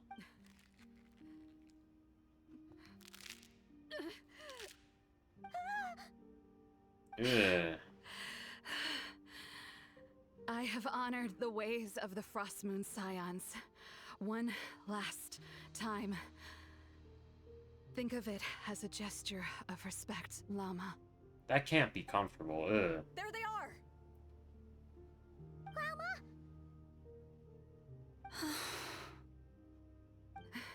Marionette has the Moon Marrow. She went to Star Sand Shoal. Star Sand Shoal. Don't flatter yourself now. I'm not trying to atone. I just don't believe you'll actually be able to change them.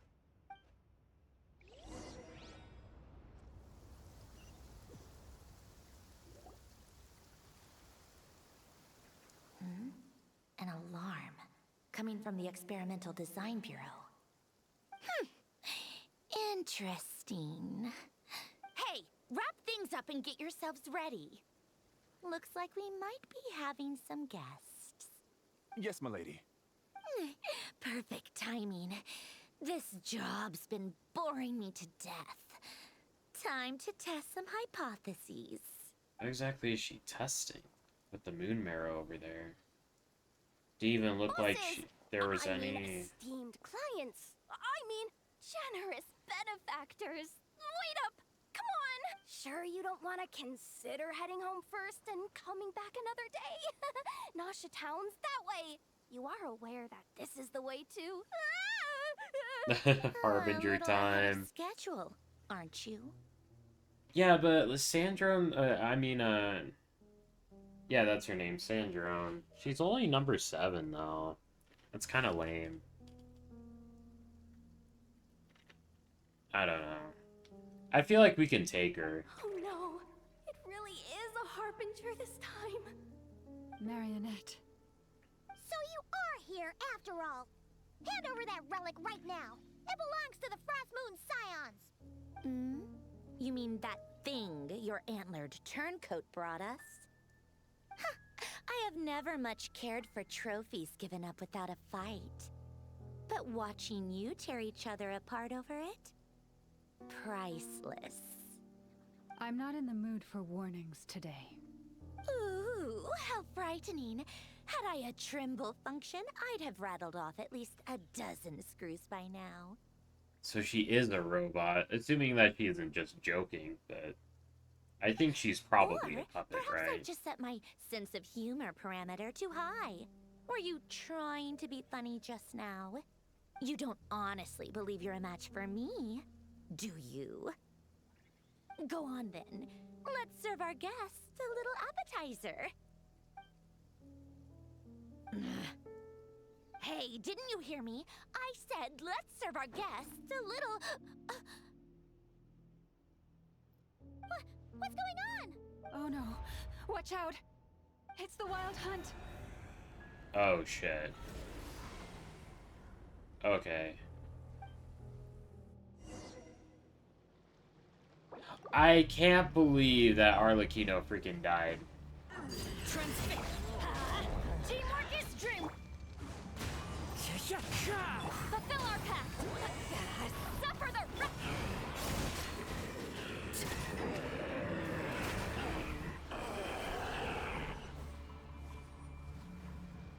Lots of Wild Hunt stuff. Okay.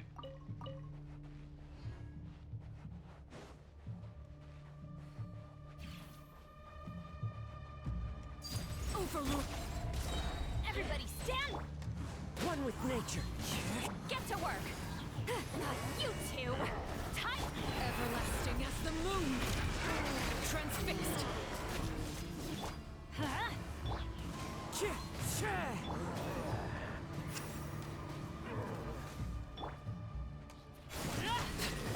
These things just keep coming. Isn't there anything we can do? Going in. Let's light it up. Oh, I did not mean to use his burst. Show no mercy. My melts are ruined. It's over.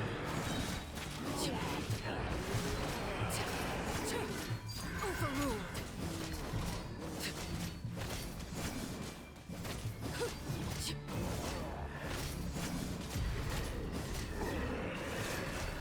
Use that device to seal them away.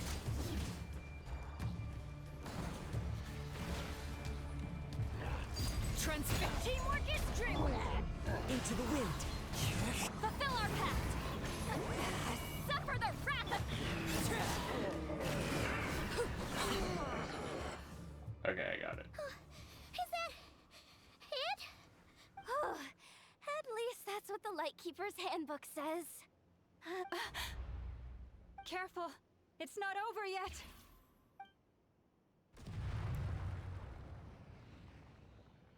What's going on? It's abyssal power, alright, but it's even stronger than before. That's the... What's the wild hunt even after? Yeah. Lauma! Yehoda! Ah, damn it, we got caught in a domain expansion. No response, I have to find them again, and quickly. Find everyone. Shit. What even is this?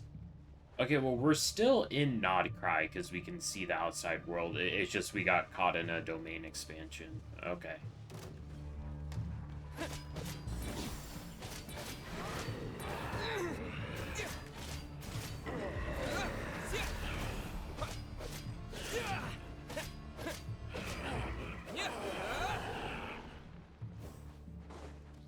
What is this thing exactly? Can I, like, attack this, or...?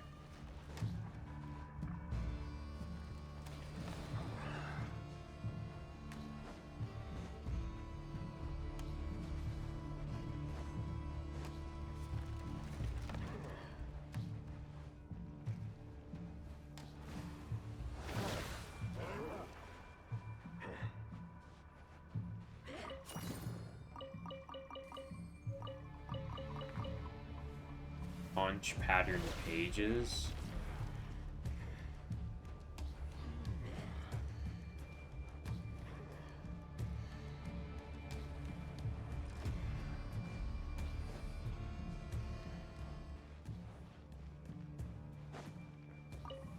Find everyone.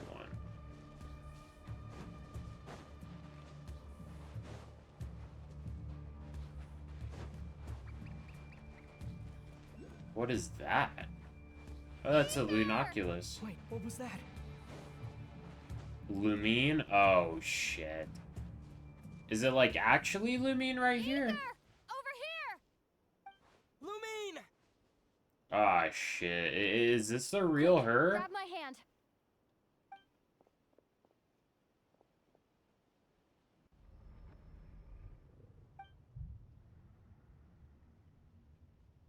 Oh, he's having second thoughts after Lumi blatantly manipulated him to get the thing. Ether? What's wrong? Why are you here at all, Lumine? That's a great question. What do you mean? If I may be so bold, what does family mean to you? Why were you after the moon marrow that night, Lumine? Among those who entered the final chamber, there was either someone with impure intent, or else an abyssal presence. Or both. We can talk about that later. No, we can't. Tell me why, Lumine. No, it can't be. You know, this is only the second time we fought together since the day we both woke up in Teyvat. No. Ether? But when I found you, you were still in hibernation. Even the key to the chamber was still secure on your person. From the space and time frame. Didn't wake up together. What are you talking about? We don't have time for this, Ether. Look at me, Ether. Don't you want to explore this world with me? It feels so, like, blatant manipulation. It really feels like that. His eyes are shaking now, jeez. I think Aether is, like, really getting it. You think I'd lie to my big bro? Yes? Oh my gosh, this animation's crazy. Holy shit, already.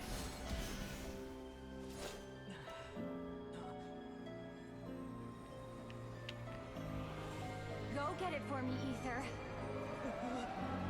It belongs to me. I never believed it. I didn't want to believe it. That strange feeling that something was off. I wanted it to be real so badly, even if it only lasted a moment. But you're not my sister!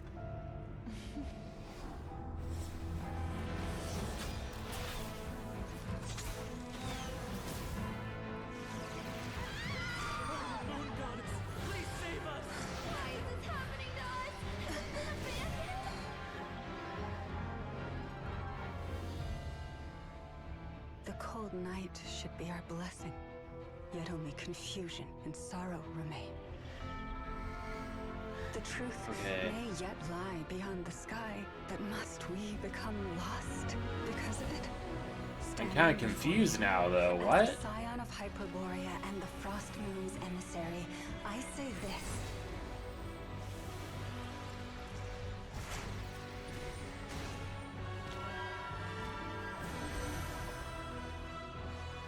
Should the false sky above dim the light of the moon, then from silver blood that flows as rivers, let us weave moonlight anew.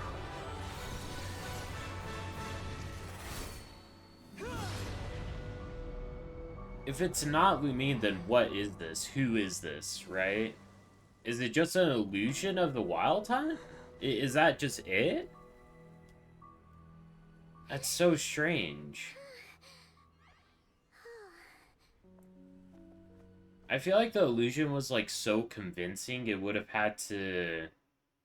Hey, is everyone okay? I feel like it had to have been, like, consciously created.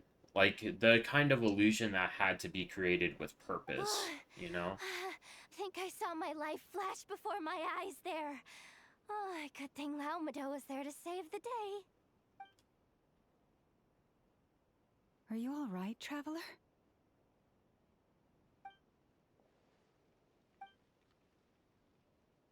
I'm fine. No, you're not, dude. He's not fine. That took you long enough. Seriously, how many of you are there? Pathetic. Oh no. Oh, I spoke too soon. Totally forgot we still have a Harbinger to deal with. I'm so sympathetic for Jehoda. This is totally above her pay grade. Hey, is that the moon marrow? It was hidden inside that big robot of hers all along. Oh, wow. I'm kind of waiting for Jehoda to just come out and say, like, I'm not built for this, I'm a 4-star. Just say something like that. That would be hilarious. Yeah, poor Jehoda. I hope that she gets her good severance package from Nefer. That's Polonia to you, not just some robot. Ooh. Take it and get lost. She's just gonna give it away just like that? Huh? You're just giving it to us? That's what I just said. Well, I wasn't the one who put out the order to find this thing in the first place. So if someone wants it, they can help themselves. Maybe even choke on it. See if I care. Is she saying that it was another Harbinger who was after the Moon Marrow? So, are you waiting for me to change my mind or what? I'd be more than happy to pick up where we just left off. But I should warn you, I'm in a bad mood right now. I feel like we could take the marionette, though. Let's go. Fine by me. Totally, completely, absolutely on board with that. Seems like Sandrone is, like, attached to her robot friend here. It's finally over. If that doesn't make the most thrilling commission of the year, I don't know what will. I wonder if the name of her robot has any lore if the name of Sandrone's robot has any, like, lore relevance that I'm missing. Looks like the Fatui are all gone now. Lama? She okay? Alma mentioned that she normally has to keep her power in check. I guess this is what happens if she doesn't. I'm all right. It's just been so long since I truly felt the power of the moon. I thought I sensed the Wild Hunt nearby. Don't tell me you've already taken care of it.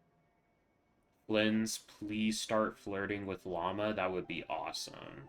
Hey, it's Flynn's! I saw some, like, Flynn's ex Llama art on Twitter, and I was like, you know what, this is kind of peak. Let's do it. Hey, he's that Ratnik. Unless I am mistaken, You are the Moonchanter of the Frost Moon Scions, are you not? May I ask, what is that in your hand? It's a thing. Please, don't get me wrong. I've been tracking the Wild Hunt lately, and I've come to suspect that its actions aren't as aimless as they might seem. That's what I literally just said. I just said that the Lumine illusion had to be, like, purposeful, you know? When I saw what you were holding, I could not help but start connecting the dots. So that night, Lumine, no, the Wild Hunt was using me to get to the Moon Marrow. Yeah, it was, like, intentional. It had to be for an illusion like that. I'd better find some time to have a word with Flynn's, just in case. You better be extra careful, Flint. It seems like the Wild Hunt is capable of impersonating people now. Oh, is that so? Funny that. I just showed up completely out of the blue, yet you seem to have no problems trusting me. That's a good point. I apologize. I shouldn't be making jokes like that right now. That was very hilarious, though, Flint. Anyway, I understand. Thank you for the tip-off. It seems that the Wild Hunt has somehow changed in nature. I'll have to report this to HQ right away.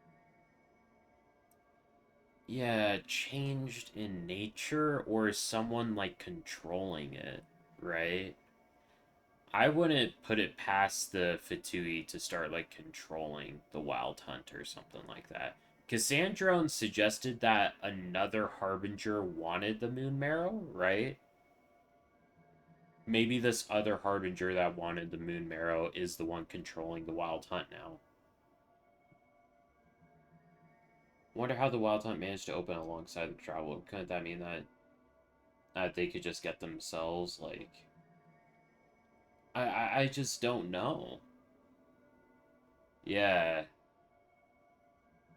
Oh, man. I hope that they explain some of this stuff in Act 2. I'm so curious. There's still something strange about him I can't put my finger on. I think what Traveler is sensing is that he might already be dead. I feel like that theory has merit. Wait, so Llama was on her guard against him the whole time? That little joke of his just now sure scared the bejeebies out of Paimon. Are all the Ratniki and Nokrai like that?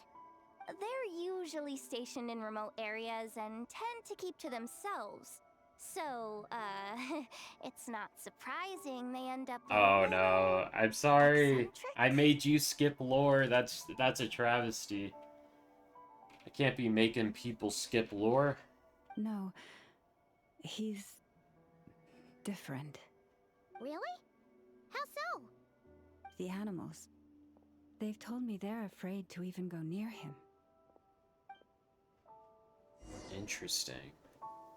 The animals are afraid to go near Flynn's. That's so interesting. Oh, where's a...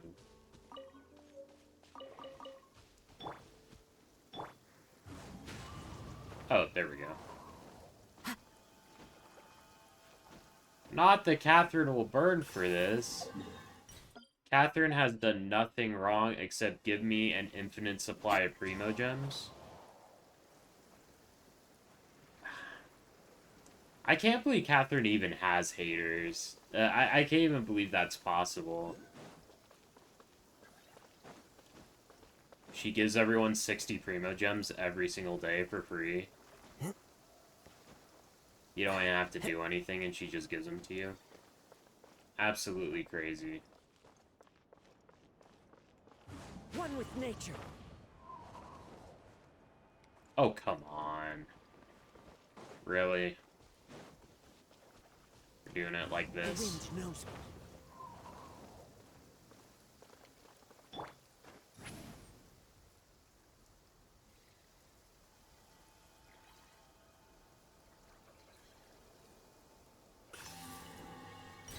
You're surprised that I haven't unlocked the other two statues? What do you mean? Oh, this one? Yeah, I should probably do that.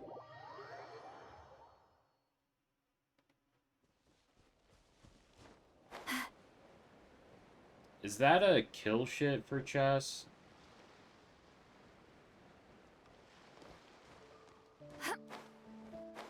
Yeah, I just didn't get it. The only reason I didn't unlock this one is just because I didn't have access to it, really. Alrighty. Change of plan. Everybody stand back. Show no mercy.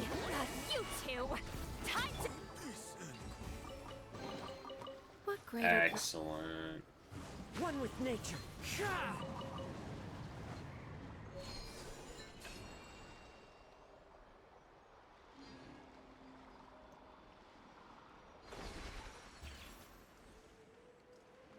Ooh, chest.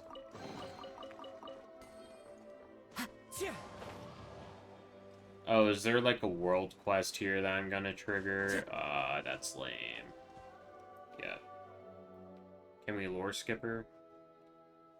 Yeah, okay. I'm gonna watch all this when I watch Murder of Birds' playthrough anyway, so it'll be fine. Skipping the lore. Teamwork is dream work. Into the wind. Get to work. Alright. Open itself in Noble Hearts. Perfect. Wow. What a thing.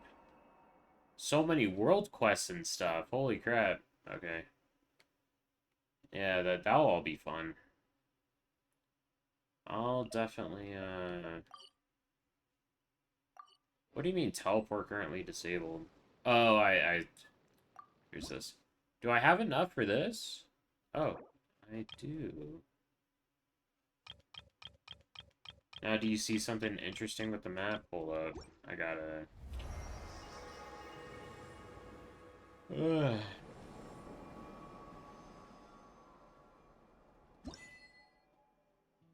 Sick. Okay. See something interesting with the map.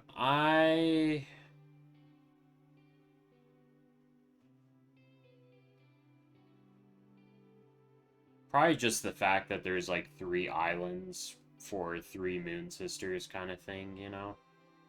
That's the first thing I notice. Oh, this is the artifact domain. Where is... Oh, this is the talent domain. Okay, cool. Where are you getting at with the map, though? Is it just 3 islands for the 3 moon sisters? Oh, shaped like a moon? Yeah.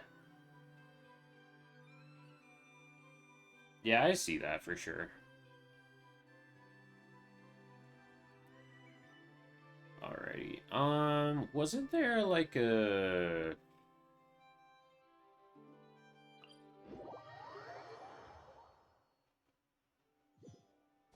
Wasn't there a... I thought I saw one of the things. One of the things I can open with a key. Was that like here?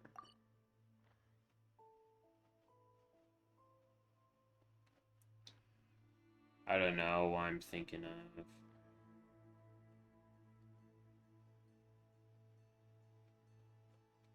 Oh my gosh, I'm like getting tired, so I'm getting loopy, and I don't like remember where... I remember there was like a... There was one of those things I could open with a key that was like right next to like where I spawned in or something like that. Well, wasn't it like here? Or something like that, man. I don't know. It's just, those treasure boxes have, like, 30 prima gems, so it's, like, good. There's one near the boss? Oh, okay. Let's light it up. I'm going in. Fulfill our pact. Suffer the wrath of the...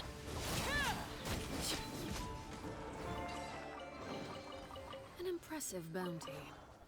Okay. Oh my gosh, there's the pyro one up there, so I would have to switch teams in order to get that. Aw, so lame. Boss that looks like a duck? Oh, so not here? Okay. This one, you mean? Okay.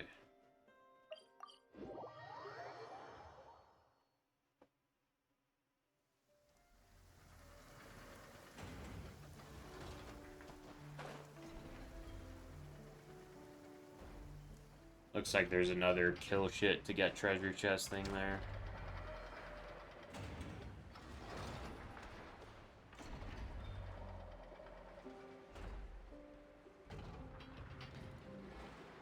See it from a distance, okay.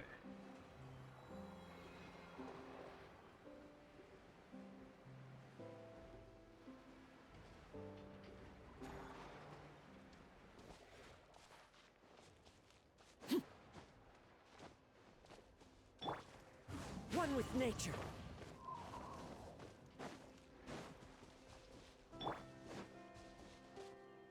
Oh, jeez. Okay, fine. Distraction time. Let's go.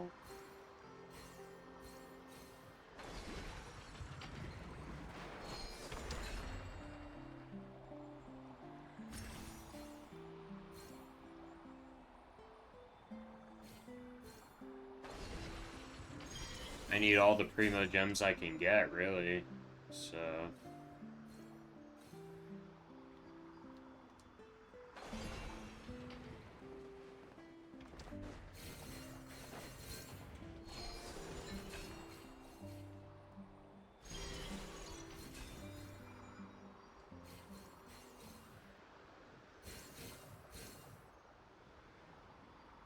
yeah, I think I caught a glimpse of it, maybe.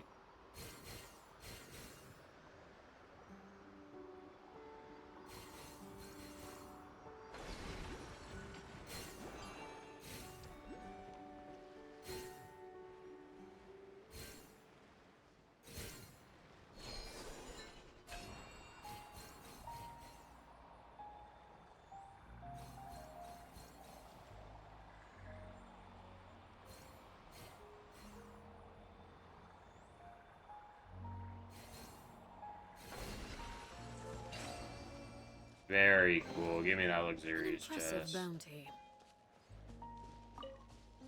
Oh, over there. Okay, cool, cool, cool. Alright. Thank you for that. I didn't even explore this area yet, so I didn't know that this one was over here.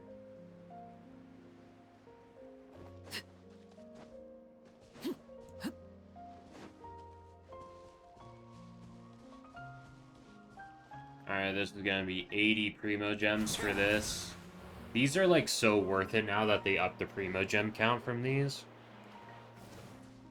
Getting 80 is, like, so good. Hell yeah.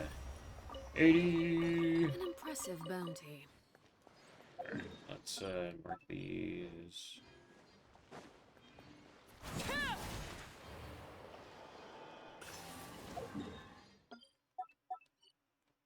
Alright, let's finish up the quest now. Too distracted already. At least I'm assuming this will be the end of Act 1.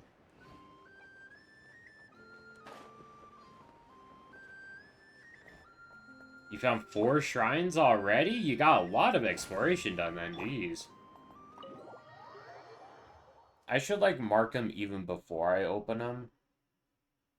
But I usually do the marking after I open them, so that's easier to keep track of on, like, the interactive map later, you know what I mean? Hey, Nepper. Oh, you're back. I just made you all a pot of tea. Better drink it while it's hot. Boss Neff, you wouldn't believe how scary our day has been! Seriously, I am never, ever taking random jobs like that ever again! You hear me? Oh, come on now. You even faced the wild hunt and lived to tell the tale. What's left to be afraid of?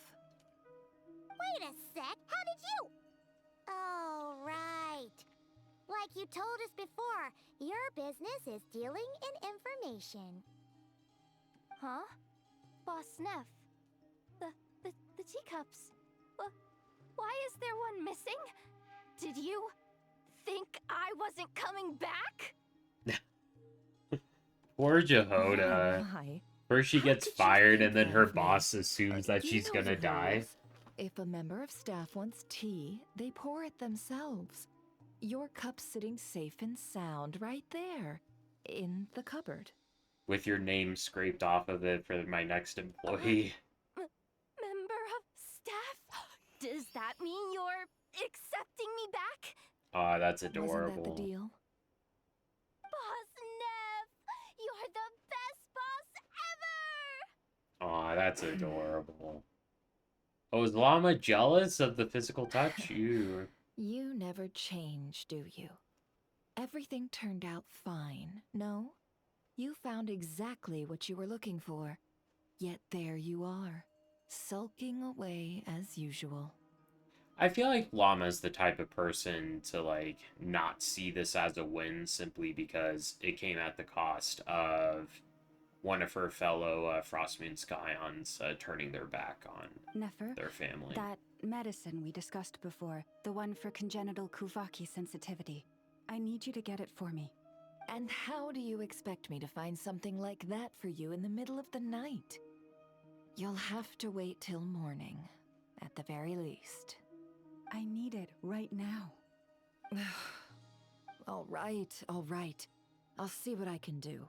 But you know urgent means extra charge, right? Thank you. You know what? You do seem a little different. In a good way? Or a bad way? Who can say? I'll take it either way, so long as you don't start making a habit of asking me for ridiculous favors.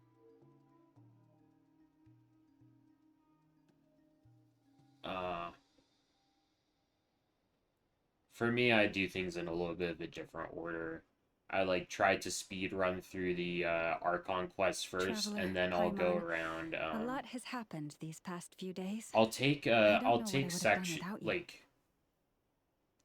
Well, how I'm gonna explore this is I'll do it like one island at a time. I know some people do like unlocking all the teleport waypoints first, but I feel like not unlocking them on purpose is like marking places that I haven't looked at yet. I'll unlock the ones that are good for convenience, like I unlocked the one that was near that boss. But otherwise, like, I think I'm going to explore the Frostmoon Scions island first. And until I'm done, like, 100%ing that whole island, I'm not going to even unlock the teleport waypoints of the other islands. Hey, don't mention it. That's what we're here for. Don't forget, your family believe and trust in you, too. You're right.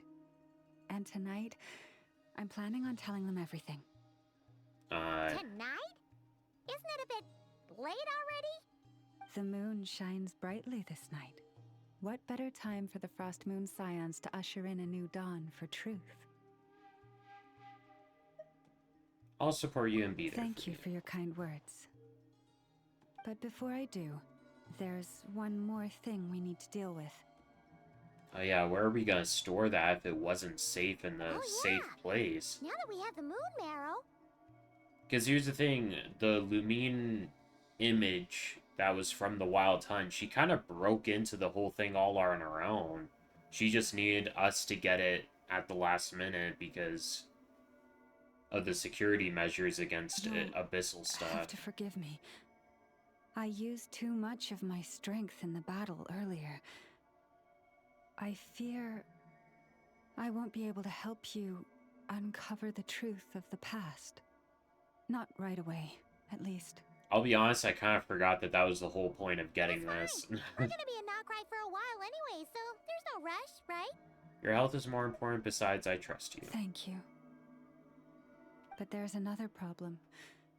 How to keep the moon marrow safe now? You have 100% the other nations. I'm like... I'm so gunning for Notcry because I have 100% of the other nations. I always say that Genshin Impact is a marathon, not a sprint, so take your time. If you want to do other nations first, like... You could do what I'm doing and just get through the story, you know, and then ignore the exploration until you're done with other stuff, you know. I like catching up with the story right away, though, just... Like, I would tell you to take the story at your own pace, too, but honestly, spoilers are everywhere online, and it's kind of a pain to just, like, avoid social media entirely because people are posting spoilers left and right, right? Huh? Can't we just return it to your secret chamber? The seal has been broken. Even if it were restored, now that the wild hunt has gotten in once, there's no guarantee that it won't happen again. Good to see that Llama has no illusions about that kind of thing. Yeah, that makes sense. Back when the Frost Moon Scion's bloodline still ran strong, in special circumstances, a moon chanter could act as a vessel, safeguarding the relic within their own body. Oh, Llama's gonna do But that? it is a grueling trial of will and endurance. The moon chanter who did this only lasted 2 days. I don't want Llama to die to protect this thing, jeez.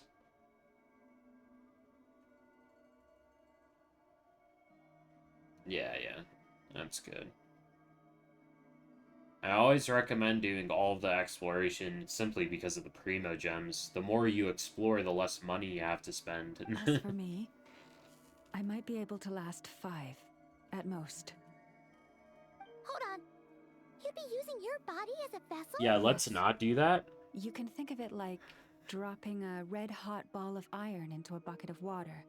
How long the water lasts depends entirely on the bucket's size. Traveler could probably do it pretty easily, because he's like Skirk. Pardon? Hey, that's not a bad idea. You've always held up pretty well against the abyss. Surely the moon mirror can't be any more dangerous than that. It's not at all that I don't trust you, but it's too risky. But we're out of options, aren't we? Might as well give it a shot. Yeah, it would work until we figured out another solution. All right.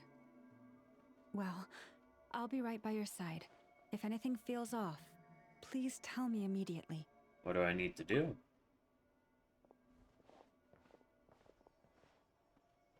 Here. Hold it in your hands. All right. Feel its power. Imagine you're a lake, a cluster of stars. Yeah, I wish they gave me the compass right away. I probably won't be able to get it until I complete Act 2.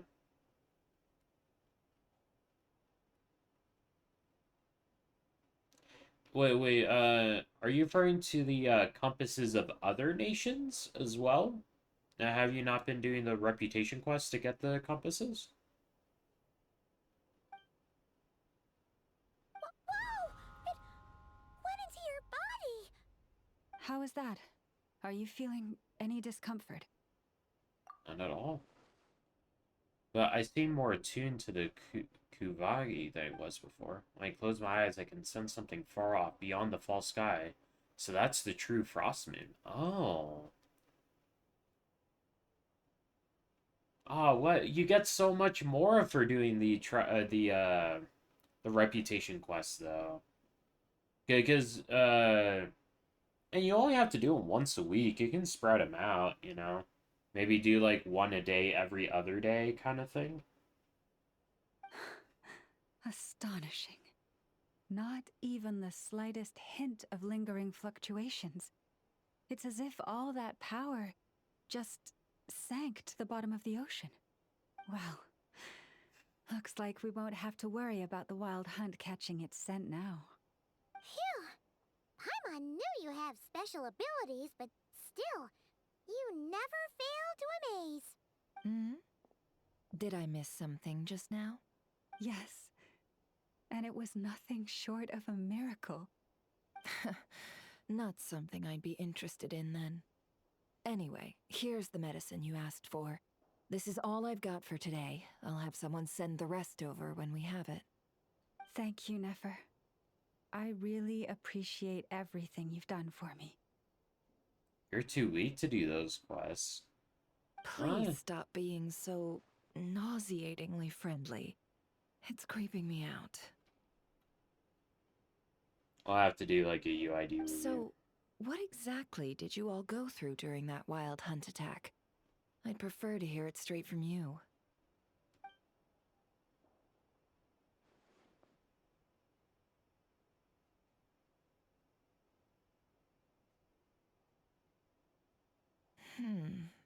A phantom that can mimic the appearance of others. Quite different from what we've seen before. Wait, did I miss something? What are they talking about?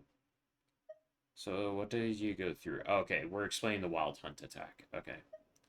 It disappeared right in front of me, but I think it'll be back. And both times it appeared, its goal was pretty clear. It seems like it was after the moon marrow. And on both occasions, it was accompanied by the wild hunt, too. It appears there must be some close connection between the two. I must say, I don't often see you look this serious, Never. Too late in the day for thinking, that's all. We'll pick this up again later. You all feel free to keep chatting, though. Just don't forget to lock up when you leave. On that note, Traveler, please keep the moon marrow stored within your body for the time being. We'll take it back off your hands as soon as the wild hunt's been taken care of. Once and for all. My nose isn't feeling nearly as congested as it was like 20 minutes ago. I wonder what the fuck that was. I had to blow my nose like 6 times in a row, and now I feel fine. Oh, you don't pay attention to the pity or anything? Oh my gosh. Okay. Alright. Pity is really important. That's how you accidentally pulled an Effa, right? But since you like Flynn's, pulling an Effa accidentally, you can recover from that. Okay. Well, let's talk about this once the quest is over. Hold up. We gotta talk about things. Okay. Take off your hands as soon as the wild hunt's been taken care of once and for all. Sure thing, trust me, I got this. Of course. Anyway, if the two of you will excuse me, I'm heading back to Hisi Island now. It's time I came clean with the Frost Moon Scions. Hey, we're coming with you! Though, guess we won't be able to do much more than cheer you on from the sidelines. I wonder if that's a part of like the optional character quest that they alone teased. Means more to me than you could ever know. I think if I had to guess, that's it for this quest, probably, right? Maybe? Oh, here we go. What's going on? I'm not sure. It seems like the Moon Chanter has something important to tell us. I heard the relic's already been retrieved. That's our Lady Lauma, all right. Everyone's gassing her up right before she drops a truth bomb on him. This is gonna hurt. Do what you believe is right, Llama. Noble scions of the Frost Moon, my kin beneath the moonlight, I hereby declare the truth to you. Long have our ancestors looked up to the Frost Moon, guided by her serene light. Yet now, she lies hidden beyond the limits of the sky. And so, Lauma began to reveal to the Frost Moon Scions a truth long hidden within her heart. A story of a false moon and the death of gods. Kutar was indeed born of the moon. But that does not give us the right to reap without sowing, nor clothe ourselves without the toil of weaving. As she spoke, some who listened were stunned into disbelief, while others seemed to awaken as if from a dream. From this day forth, the road shall be paved with truth, and we shall pave it ourselves.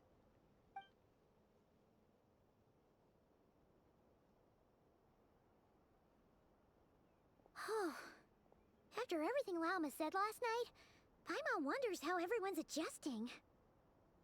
Oh, we're here to find out. Judging by their reactions at the time, it didn't seem as intense as Paimon might have imagined. Says a lot about how much trust she commands, huh? Hey look! It's Lauma! Welcome, both of you. The animals were most lively this morning. They told me of your coming. She sounds happier. Like I mentioned that her, I'm not sure if you're here for that, but when Llama was talking to the animals earlier, she sounded so much happier and at peace than when she was talking to us or her fellow, Frostmoon Scions. Now she has that same tone of voice she was using with the animals. Nothing too dramatic happened, did it? No one took it so hard that they went on a binge-eating rampage and ended up cleaning up the whole pantry? Or something?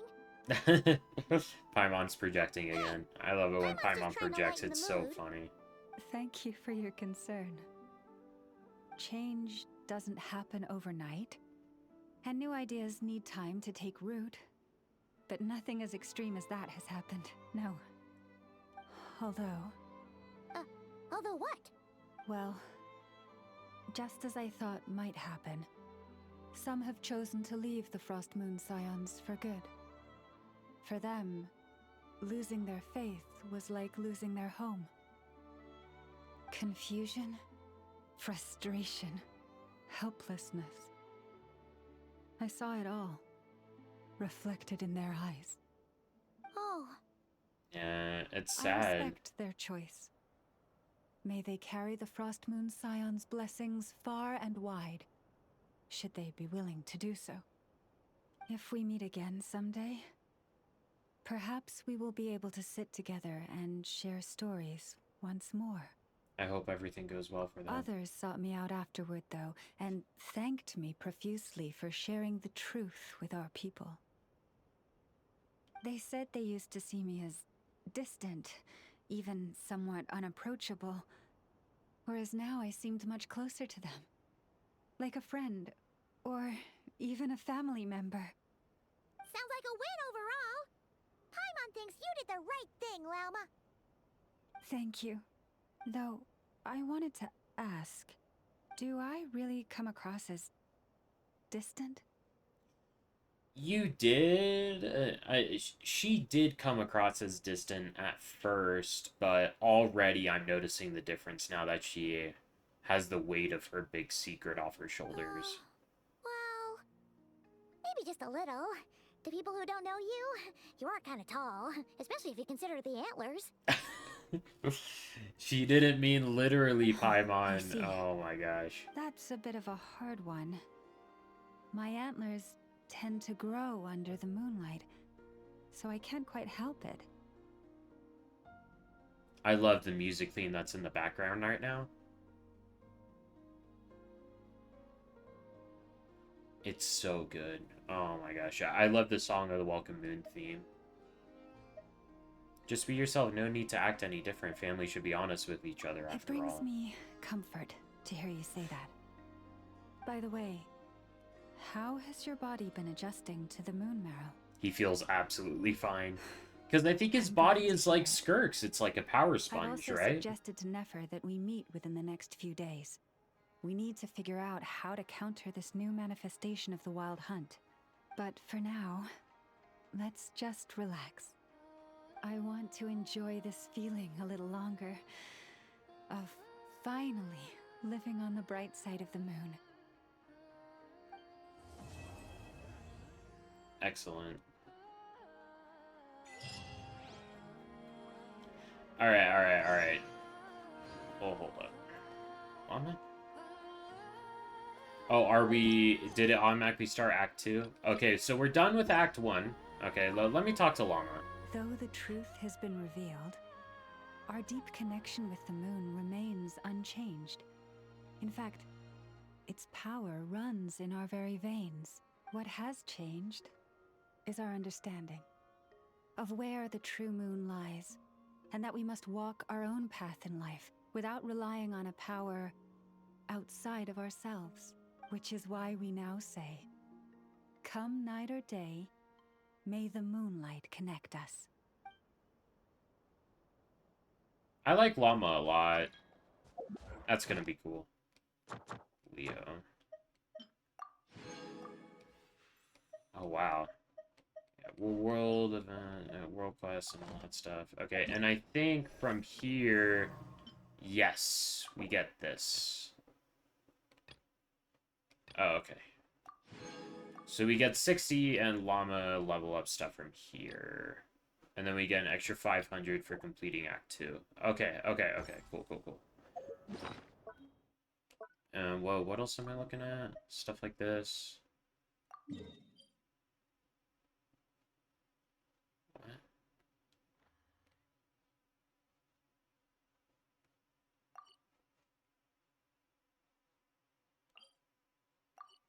Oh, whoa, whoa, whoa, whoa, wait, I think I know what this is. Holy crap. Okay, well, hold up, hold up, hold up.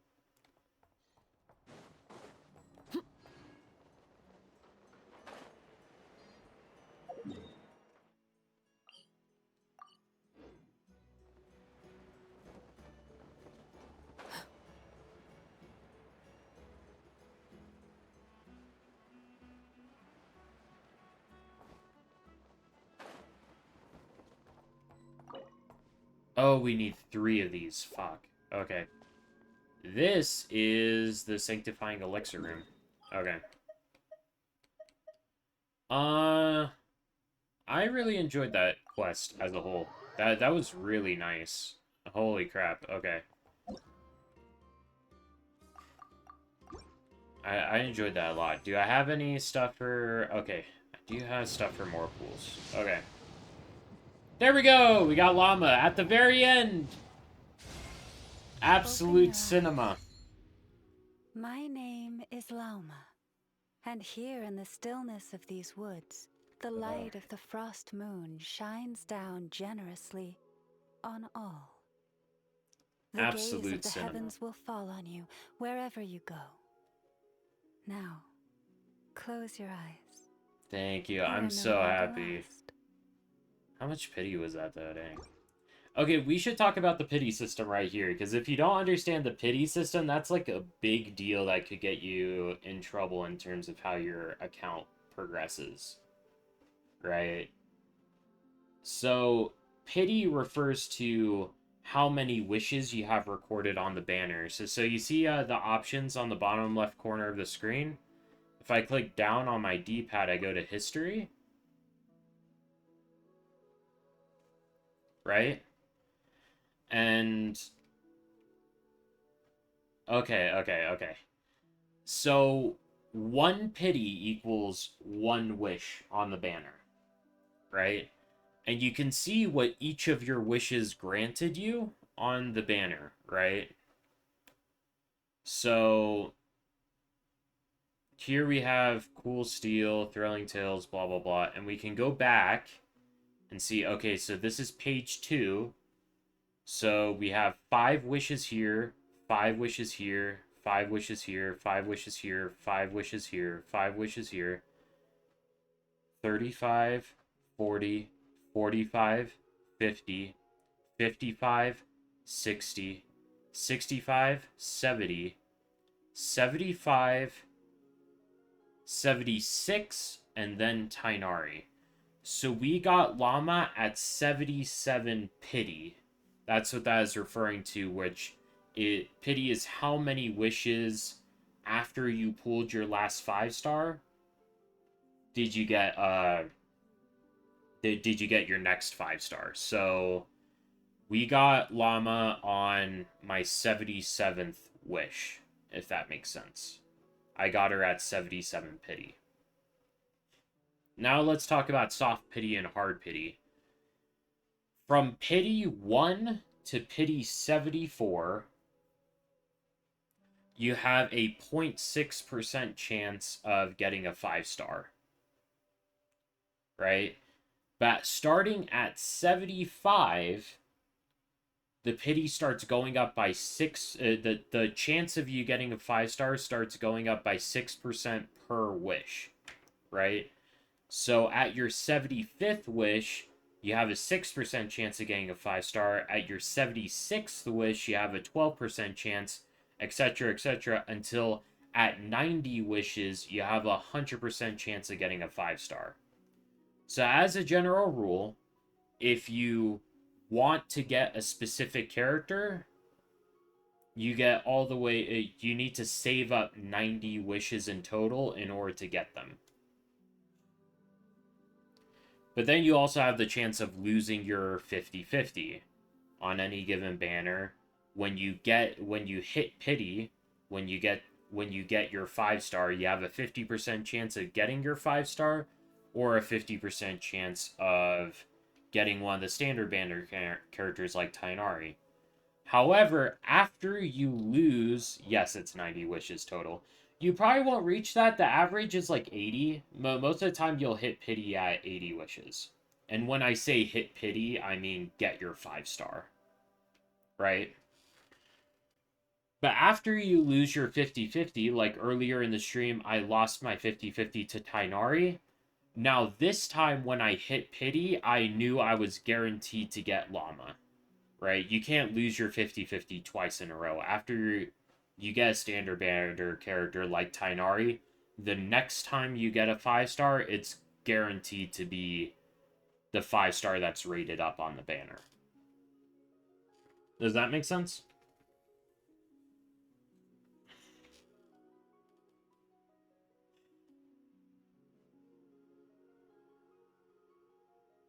Yeah, 90 wishes sucks, though.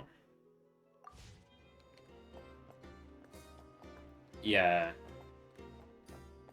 But generally, what you want to know, what you gotta keep in mind is that if you want to guarantee get the character you want, you sometimes have to spend like 160 wishes total. It's kind of a lot, right? If you really want to guarantee get the character you want. So you have to be really selective about what banners you pull on, because you don't want to accidentally get a 5-star that you don't want. Now, you getting an Effa turned out okay because you want Flynn's, right? You mentioned that you really like Flynn's. Okay, so something else I want you to do is click start into the Paimon menu here. I want you to click, do you see the red exclamation point to the right of my name?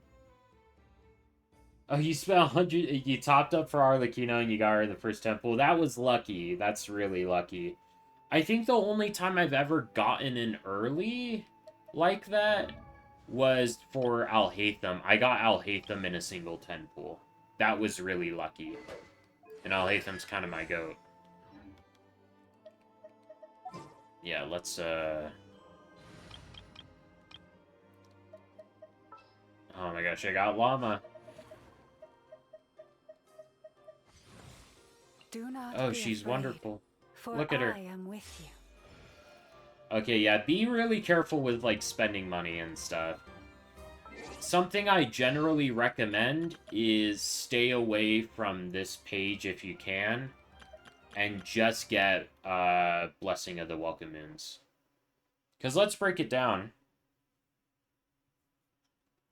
This thing costs $5, right?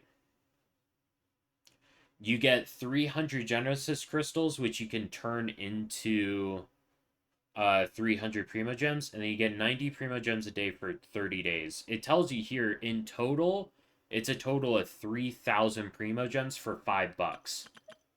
Here, 3,000 Primo Gems is $50, not including the first time top-up bonus, right? So I guess you could half that and say 25. So you're spending 1/5 of the money you would spend on top-up. So I really just recommend stick to the Blessing of the Welkin Moon. Oh, you got Frina on accident too? Frina's kind of goat, so that was good. Frina's really good.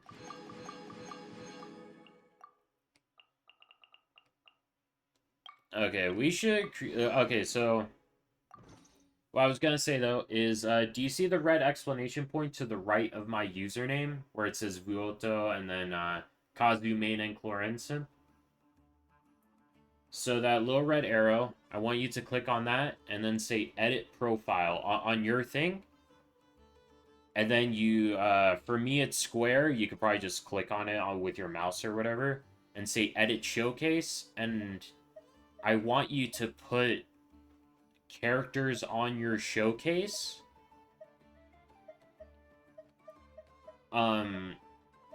All of your favorite characters on the showcase. I want you to put your Arlecchino on there. I want you to put your Inef on there.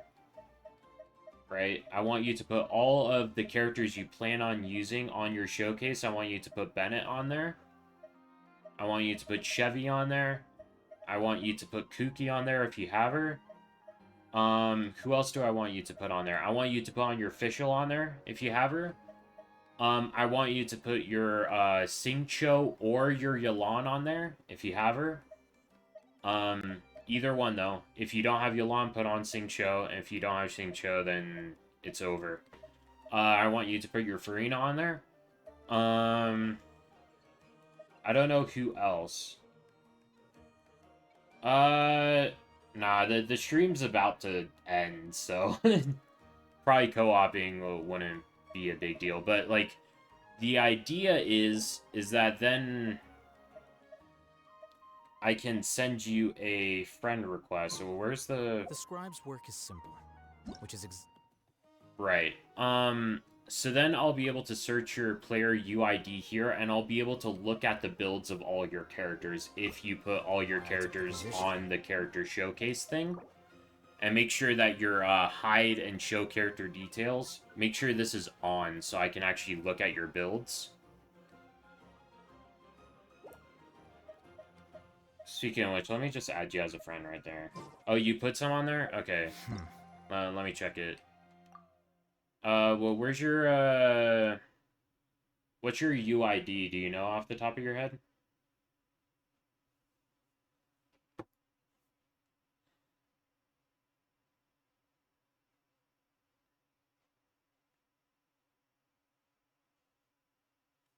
Six, 5, 7, 7, 3, 8, 7.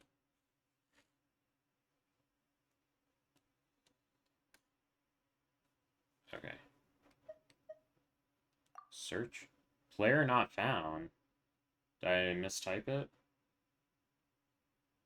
No, I didn't. Player not found. There have been many poorly written applications lately. I guess. You can find it here. 6, 6. Come on. 6, 6, 5, 7, 7, 7.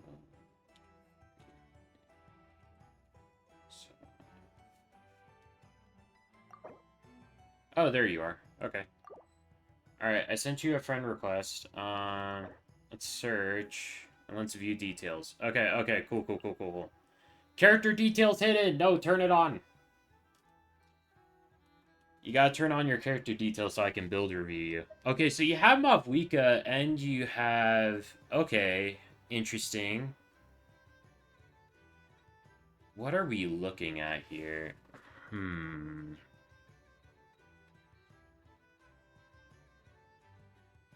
Yeah, okay. You have some role overlap.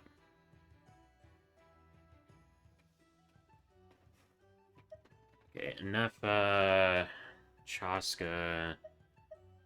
What I'm seeing here is... Nah, it's okay. It's all a learning experience, okay?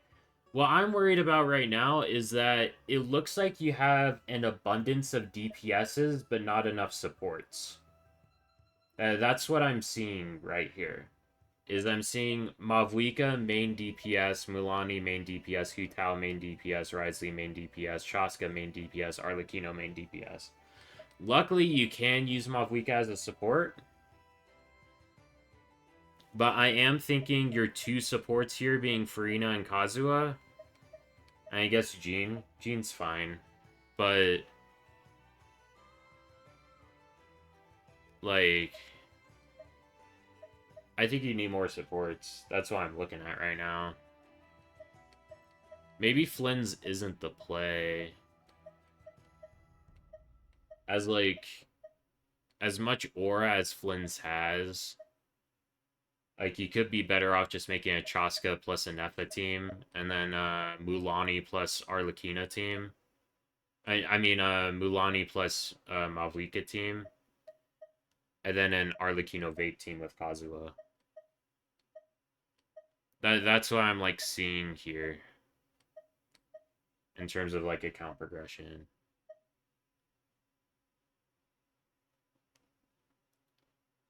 Because what are we looking at? Stygian Onslaught, Spiral Abyss. You haven't full start Spiral Abyss. Okay, you turn them on. Okay, we can refresh. Search. Okay, we might have to like redo it. Okay, Yachty TV. Check information. Character details hidden. Okay. Maybe I just have to like refresh or something. I don't know. What are we looking at? Oh yeah, I got llama. Have to reject them. Okay, maybe you can do that. Maybe we can do this next stream after it like refreshes or something. I think for now, what I want you to do is remove D-Luke from this list, remove Traveler, remove Jean, remove Hu Tao, and I want you to pick who's your favorite. Do you like Mulaney better, or do you like Risley better? Because I think your Mavwika support team is either... Mavwika's either going to be supporting Mulaney, or she's going to be supporting Risley. You have to choose a favorite. That's what I'm seeing with this account. So yeah, no D-Luke, no Traveler, no Jean, no Hu Tao. Choose between Risley and Mulaney. They are both so good. That's true. But what I'm thinking is... Oof. You need to, like, focus up on some teams. Right? Because you haven't full starred Spiral Abyss. You've cleared 11-3, but you haven't even full starred that. And then... got full star 12. Unless you don't care about endgame at all, which is totally fair. You don't have to, like, get your builds all, like, full up and stuff like that, you know? But, like, for Stygian Onslaught's, like, a bit of a concern because you only have level 2 right now.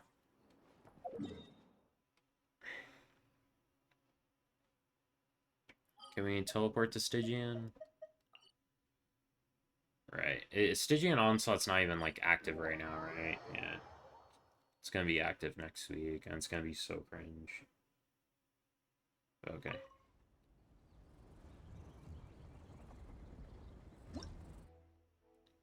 Battle records review. Okay.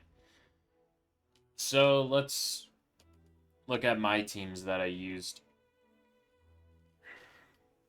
Actually, this isn't, like, very useful, because I can't, like, edit these or mess around with these at all. Let's go to Spiral Abyss, alright?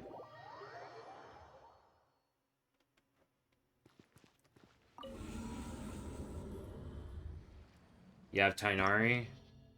Tainari is definitely an Imaginarium Theater type character. Okay, so let's... Alright. Preset teams. Oh, I can pick. Ooh, cool. Okay, never mind. Alright, so... When you're, like... Oh, you have Mizuki. You have Yumi Glorp Glorp. Okay, I want to go over, like, some... Can I quickly, like, go to mouse? Okay, no, I can't.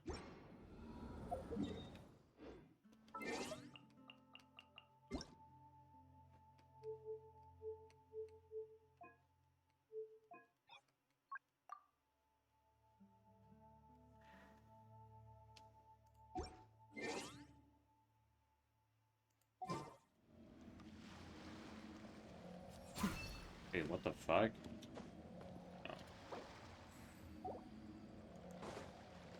Okay, how do I even control this game with mouse and keyboard? Because I want to have the mouse and keyboard thing for, like, dragging stuff around. Jeez.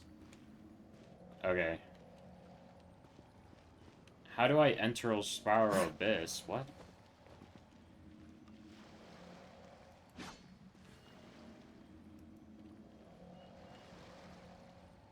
How come it's not, like, prompting me to enter Spiral Abyss? What the hell is happening? Oh my gosh, this is so weird. Yeah, let's go back to...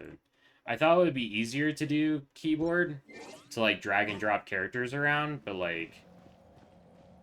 Wait, what the fuck? Now it's not even... Okay.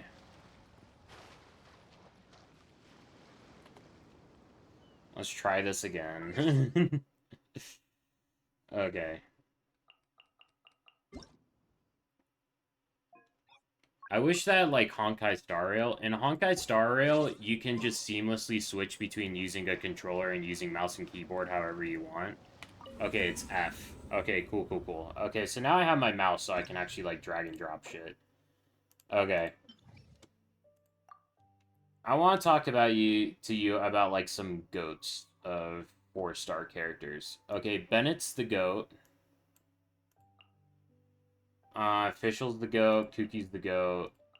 Chevy's the goat. Lanyan.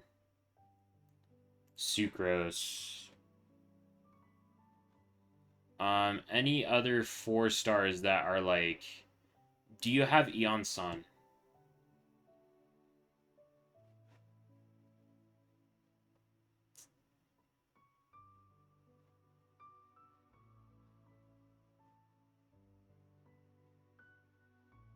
You have Eon-san. Okay, cool. Singcho.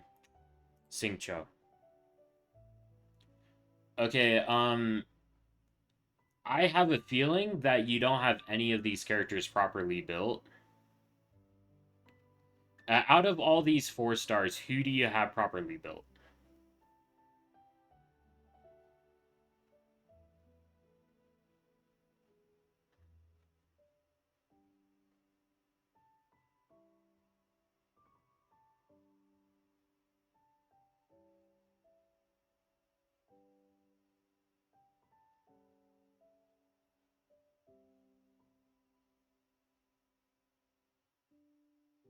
Yes, no, anyone?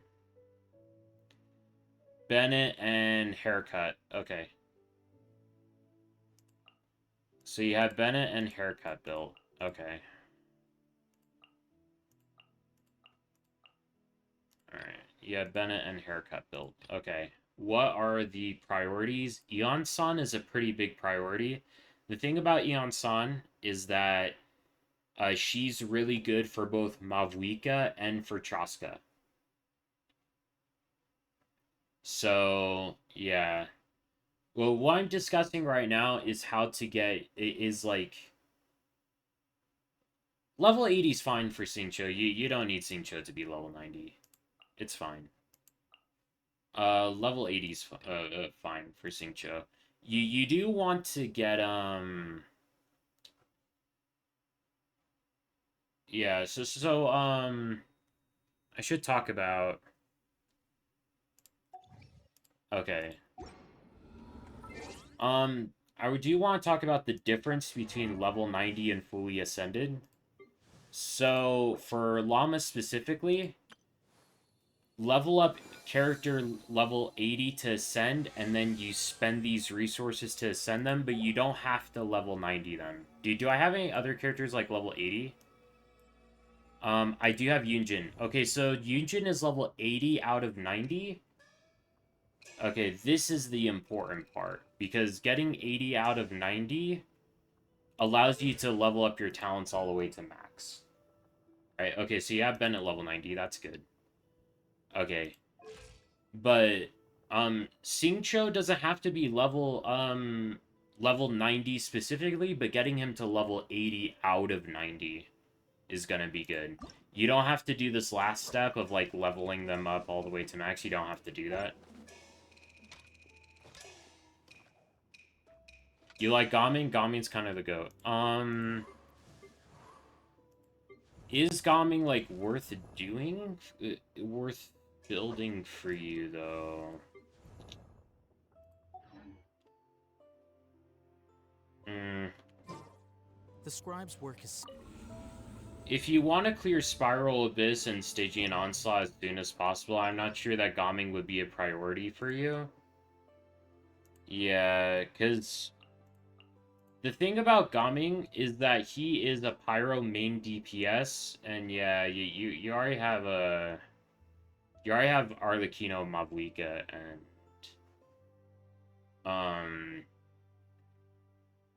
and Hu Tao. You made a team? What team are you looking at?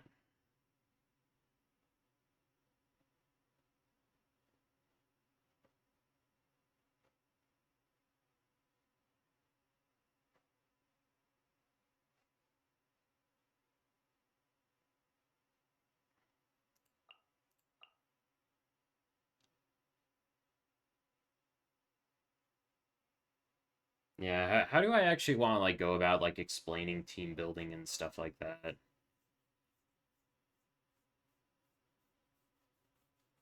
Man, I don't know.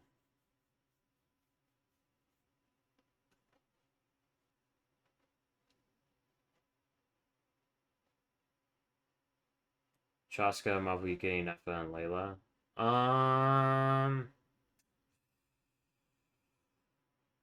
Hmm.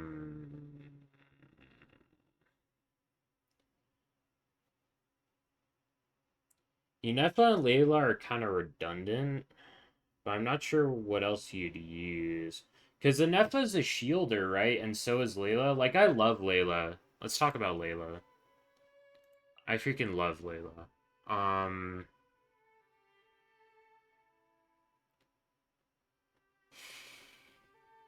What else would you use instead? Because I don't really, like, know what other options you have, though. I feel like making a Chaska team is just kind of difficult in some ways. What constellation is your Chevy? Is your Chevreuse? Do you have Chevreuse?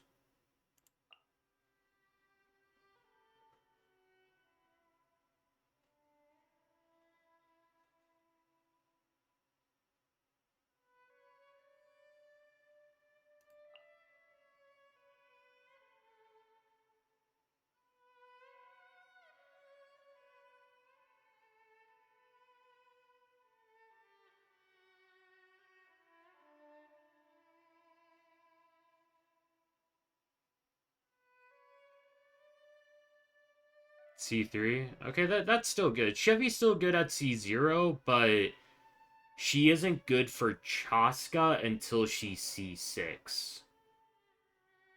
Okay, let's...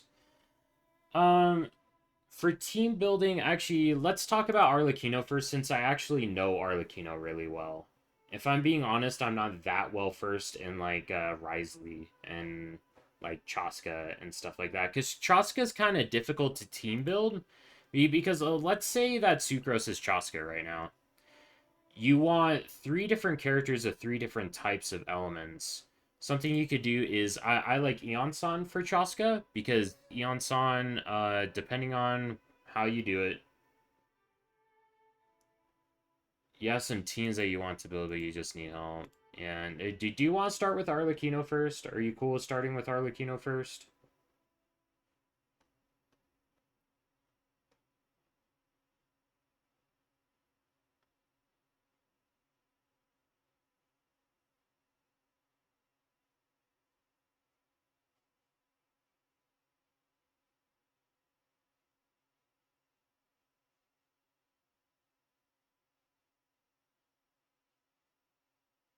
I feel like for Chaska, though, I feel like Sitlolly,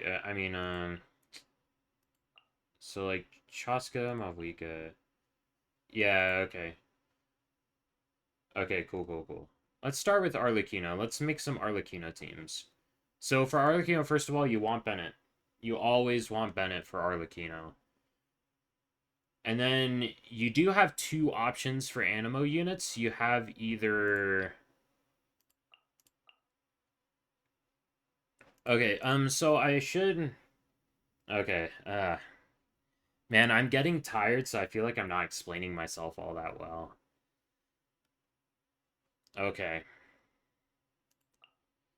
Let's talk about why Red Shred is important. Okay.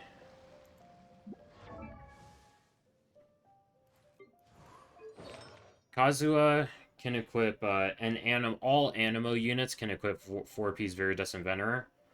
And you can decrease the elemental res of swirlable elements by 40%. This is one of the best buffs in the game. And it's something that Sitlali also has as part of one of her talents, which is why she's good. Where is it? Yeah, here. Decreases Pyro and Hydro res by 20%. Res Shred is really good, so Sitlali's good for that. And another character that also has that is Chevy.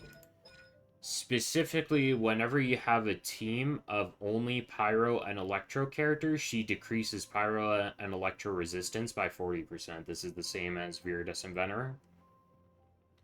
So when talking about teams, it's important to consider where is your res shred coming from, because you want some kind of res shred.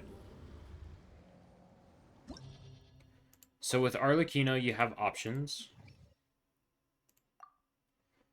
Arlecchino, you always want Bennett. And then for your res shred, you can do Kazuha, Lanyan, or Chevy.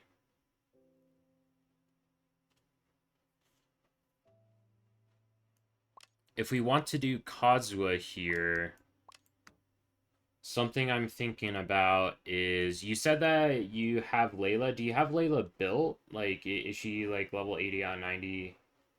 We can talk about Layla here. Layla as a last slot in this team is kind of good.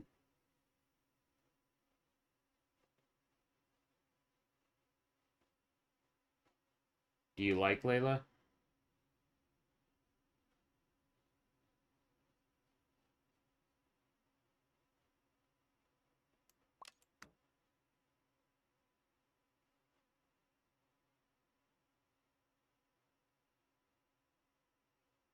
I'm thinking based on what you have, this is good. Yeah, level 60. Okay, maybe building your Layla is like worth it though. Because we want to use your Kazuha, but...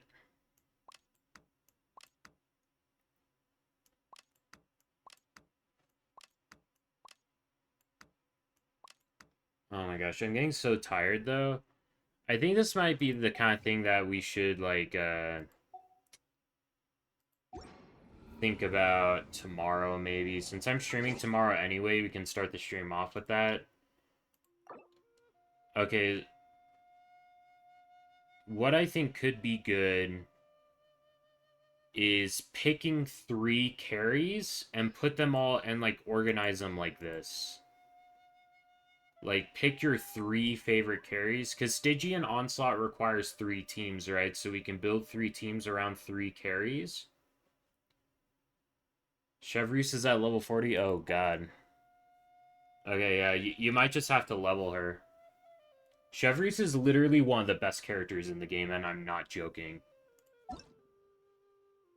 Let's look at your stuff.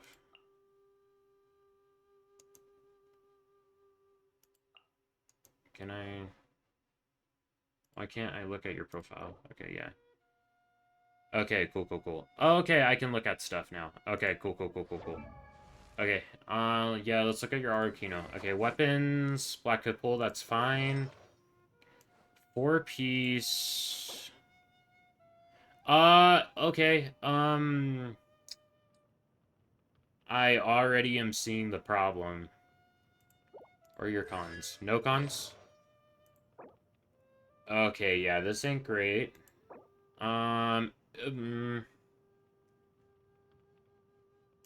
Ooh. No. Jesus Christ. This is fine. This is really Copa, it's fine. I'm not making fun of you, it's just, it's a little bit rough. Okay, you have 4-piece VV here, what are we looking at here? Attack? Attack? Crit damage? Nope. Okay, what the fuck is that feather? What did I look at? Oh, that's a really good feather. Okay.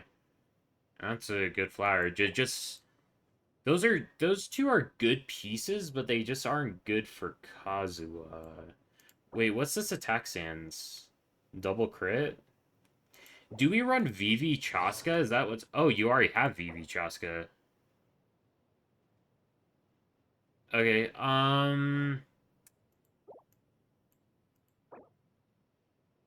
okay, that's fine. Okay, I want to establish, put this feather on Kazuha. This feather belongs on Kazuha. 96 EM? Okay, well, let's talk about Kazuha's talents. 888, that's fine. Wow, I can't, like, click on this here for some reason? 2887. Right, sleep. Okay, Farina's talents. Ooh. Mavwika is not built. Yeah, on Glad. Wait, what are your Glad pieces look like? Okay. Okay, this is fine, actually, as, like, an off-piece. Okay, 4-star artifact, nope. Inefa not built. Bennett on Noblesse, how much ER do you have? Benny's adventure team. 194. You have him on Sapwood. Okay, okay. So he has some stuff to look at. Yeah, C6 Lynette. Right. Gaming, now we're gaming. Okay. Shangling. What do you have at Shangling? Do you have the catch?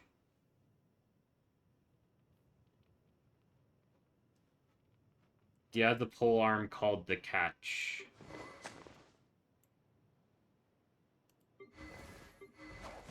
Wait, what star is he on? Witsith. Okay, that's good. Blackcliff Warbow. Okay, something I want you to stop doing is spending. Okay, yeah, fishing is annoying, but catch is literally like one of the best weapons in the game. So, I noticed that you have a lot of Blackcliff. You have 2 Blackcliff weapons. What's freeing on? Sack? Skyward Atlas.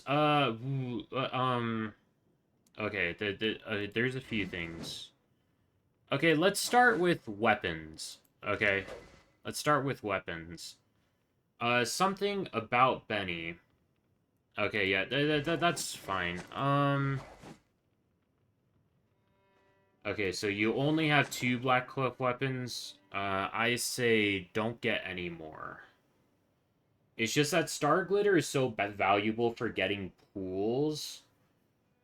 I just can't really recommend it when some of the craftable weapons are really good.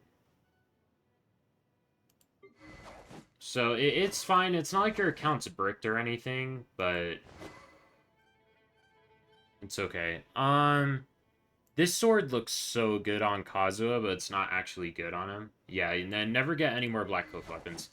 This is fine for Arlecchino because I understand that it looks awesome on her. Like, visually, this looks incredible. So, like, I get it. Like, this is worth the Star Glitter, right? But like, just don't, like, refine it or anything. Yeah. For Chaska, though, so something about Chaska. I should just, like, oh my gosh. So used to controller. Let me just switch back to controller. Natlan has a craftable bow that's, like, really good for Chaska. If we go to the blacksmith area.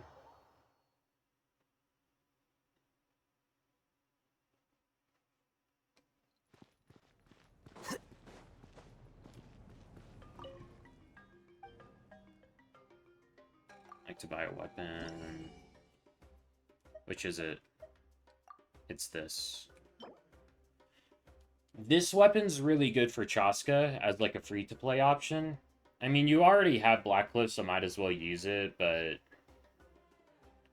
I'd actually have to do some calcs to see which is better. You never had guidance when you first started. You just spent everything. Oh. Yeah, that's rough. I mean, Blackcliff at R1 might be better. It's just, I'd have to run some calcs to see if Blackcliff or if this is even better. I'd have to run some calcs for that. Okay, let's go back to your profile. Okay, friend details, check information. Okay. Yeah, okay. Let's talk about your Kazuha build, because your Kazuha build's a little bit tragic. Kazuha wants EM and energy recharge and nothing else. Weapons that are good on Kazuha. Zyphos Moonlight is his best weapon, but it's a weapon banner exclusive, so you probably don't have it, which is fine. You don't have to have it. His next best weapon is going to be Favge. Favonius Sword here. I know that says critical hits have a 100% chance to generate a small amount of energy particles. Kazuha hits so much that you actually don't need that much crit on him in order to proc this consistently. But if you have a Favonius Sword, I put it on Kazuha. I know that his story quest sword looks so good, but the thing is that Kazuha doesn't actually want any of the stats that's on. The reason why you want EM and ER on Kazuha is because his burst actually is a little bit on the expensive side. Why do you blame Catherine? Catherine didn't do anything wrong. Yeah. But Kazuha's burst costs 60, and it's kind of useful in quite a few teams, so it's good to have a good amount of ER, and Favonius Sword provides that. And then there is this passive. Upon triggering a swirl reaction, Kaidahara Kazuha will grant all party members a 0.04% elemental damage bonus to the element absorbed by swirl for every point of elemental mastery he has for 8 seconds. Bonuses for different elements for this method coexist. So what happens with Kazuha on Viridescent Venerer is you build him with a bunch of EM, and when he triggers a swirl, he decreases the elemental res of the enemy, and he also provides elemental damage bonus for said enemy. So let's find like a random enemy to show that on.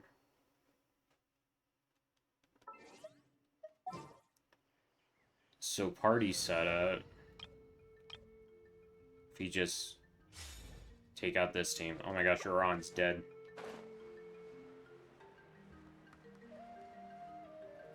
Is it the elemental mastery? Yes, it is. Okay, so let's apply Hydro here. Kazuha swirls the Hydro, and then if we look in the character stats screen, Kazuha and the whole team now has 24.6% more elemental damage bonus, and that's proportional to how much EM I have on him. I have 1,066. Right? And that's because of this passive talent, converting EM into elemental damage bonus. Now, you asked about the swirls as well. I thought it was the crit damage. Why? What happened?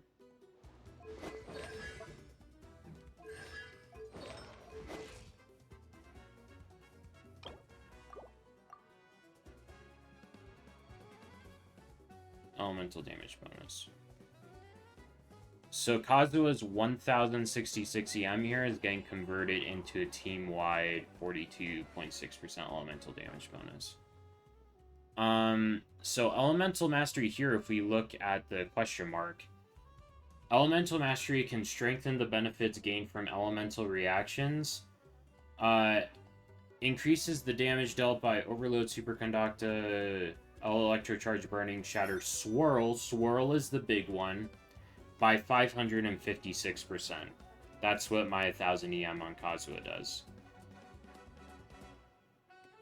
So the idea for Kazuha is to get feathers and flowers that roll a lot into EM on substats. And you have a feather that's good. You have a feather with 98 EM. And it's on set with ER.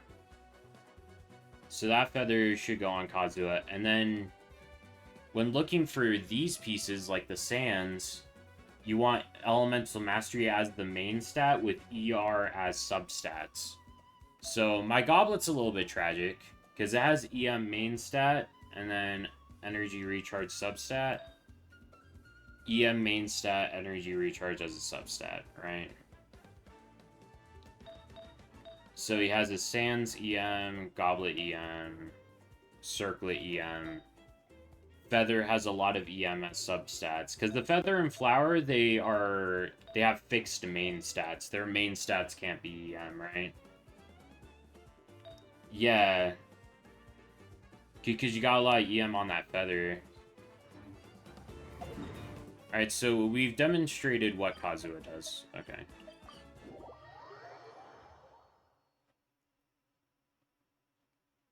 So if we look at your Kazuha...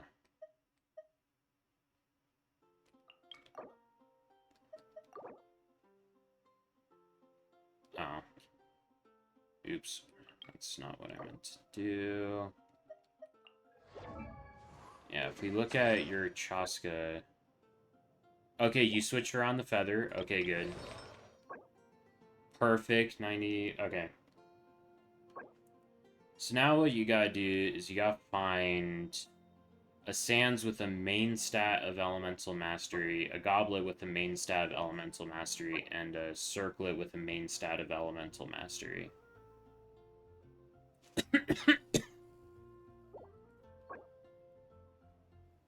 Your flower, it's okay. Sometimes your pieces aren't going to be perfect because it's all RNG. Okay, so do you understand how to build Kazuha now? Do you understand what Kazuha is looking for? Weapon, you gotta change to, like, Fav.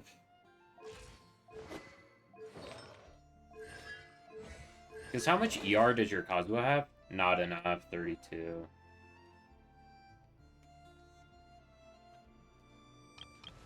Look at Chaska, 68.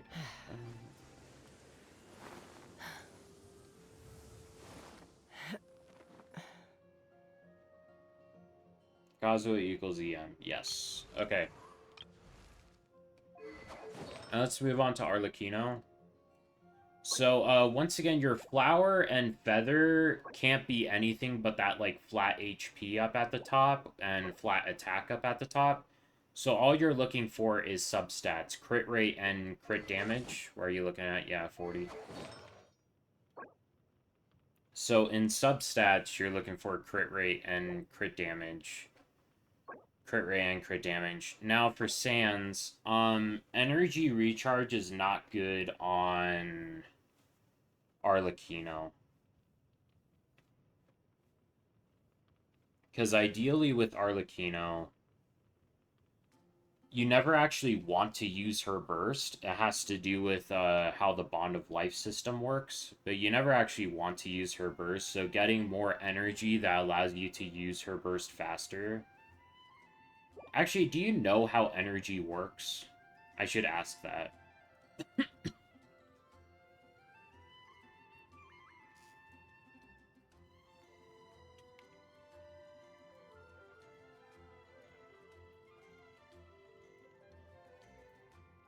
Okay. Let's talk about energy. And the perfect character to talk about energy with is Bennett. So let's go over to Bennett here. And are there, like, slimes here? I think there are usually some slimes that spawn here. Yeah, okay. So, you know how characters have their elemental skill? And for Ben, it's just really simple. It's just a pyro slash like that. Elemental skill, right? When your elemental skill hits an opponent, it'll produce energy particles. Do you see those particles that came out of the enemy once I hit him with my skill? Off we go! And sometimes enemies drop elemental particles to you. Do you see how the particles are, like, traveling to Bennett? So each of those particles gives a certain amount of energy. Right? So and it depends on which character catches them. So if I hit this enemy with a skill, let's wait for it to heal itself up. Yeah, there we go. If Bennett catches these particles, it gives them 3 energy each. So I just caught 2 particles. So each of them will refill 3 energy out of my energy cost 60 burst, right? So 2 particles, 3 energy each. 6 energy was gained. Now I have 54 left to gain my burst. Does that make sense? Is what I said so far make sense?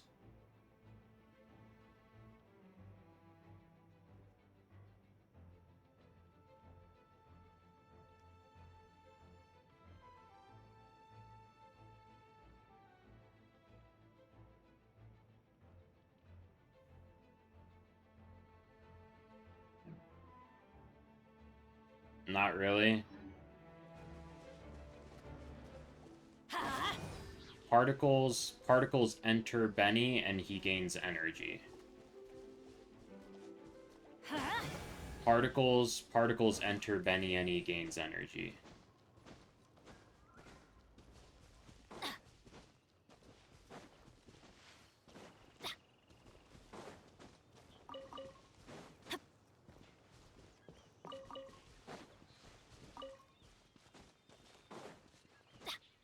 Off we go. Adventure time.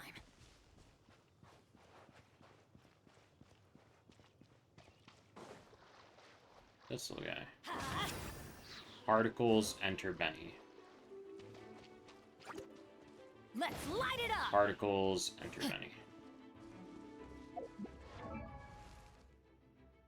Oh, ow. Thought energy recharge with... No. What energy recharge does is that it increases the amount of energy you gain from those particles you collect. So, by default, anyone's energy recharge is at 100%. Do I have any, like, default energy recharge characters? Yeah, probably this guy, right?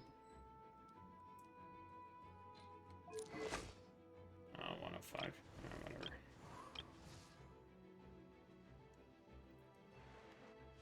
So, by default... What the fuck? Yeah, so by default, all characters have 100% energy recharge, so the amount of energy they get per particle is just 100% of the amount of the particle, which is 3 energy each, right?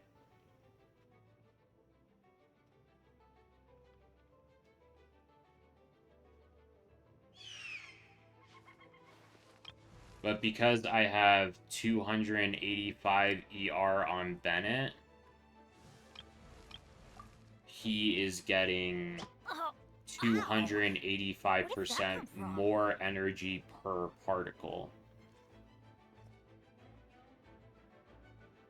If that makes sense.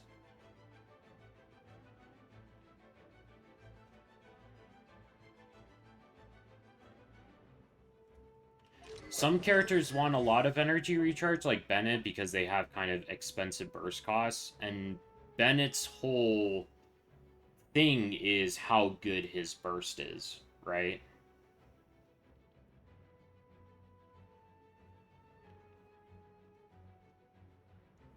So he wants a lot of ER so that he can use his burst as often as possible. I'm getting tired, so I feel like I'm not explaining it super well. Yeah, I really recommend, like, you look up, like, a whole bunch of guides on this stuff. It can be kind of complicated sometimes.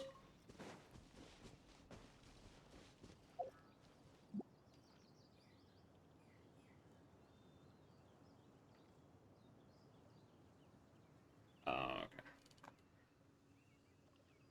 okay. Oops, auto mod caught it. It's fine. It's fine. Oh, ow. Where did that come from? You might be tired too. It's getting a little bit late.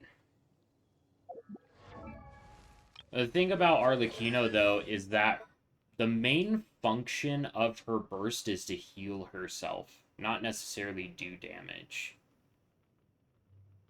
And because you aren't necessarily going to heal yourself every single rotation, the amount of energy that Arlecchino needs, like, you don't even really want to use her burst, because if you have to use her burst, that means you're dying. And you don't want to be dying, so building to use her burst a lot isn't exactly what you want to do. You would rather her do more damage and kill the enemy before they kill you, right? So if we look at my Arlecchino build, I run an attack Sans instead of an ER Sans because I just want her to do more damage. Instead of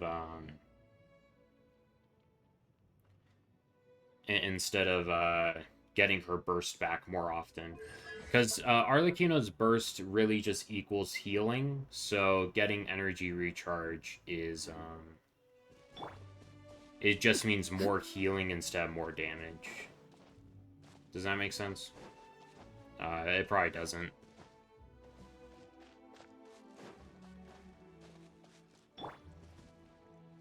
Alright. Let's look at your other stuff, though. Right. This is this.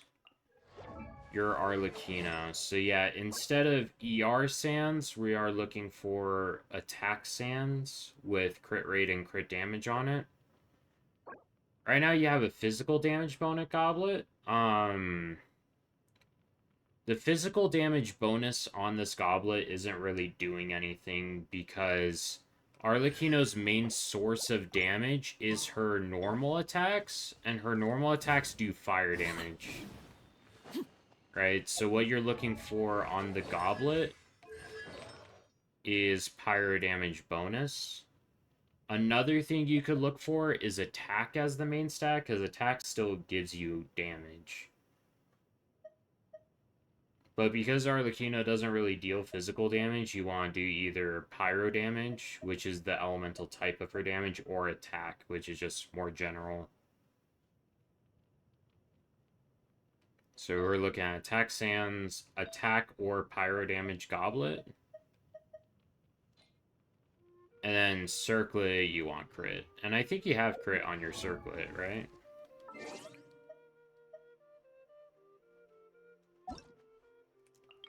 Yeah,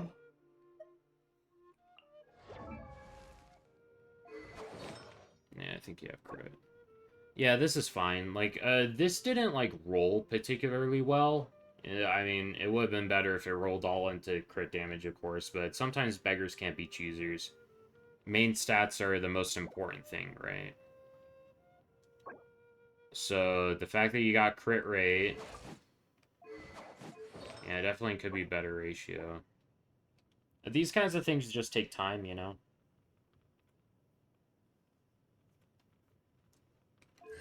And what are your talents? 877, and you have 90 out of 90. Something I would recommend is getting the talent materials up to level her normal attack up to 10. Just crown it.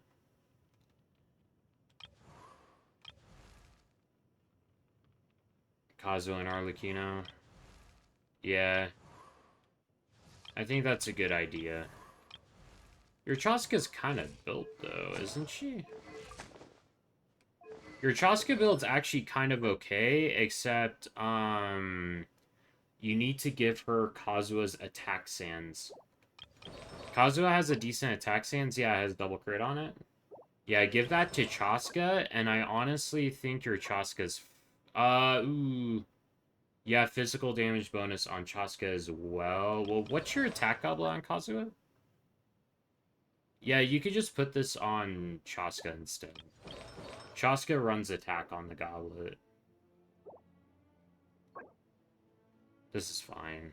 Yeah, this is actually a pretty good piece. Yeah. That's good, that's good. Just give her Kazuha Sans and you're fine, and then attack goblet. Yeah, you can just give her Kazuha Sans and goblet here. And your Chaska's fine.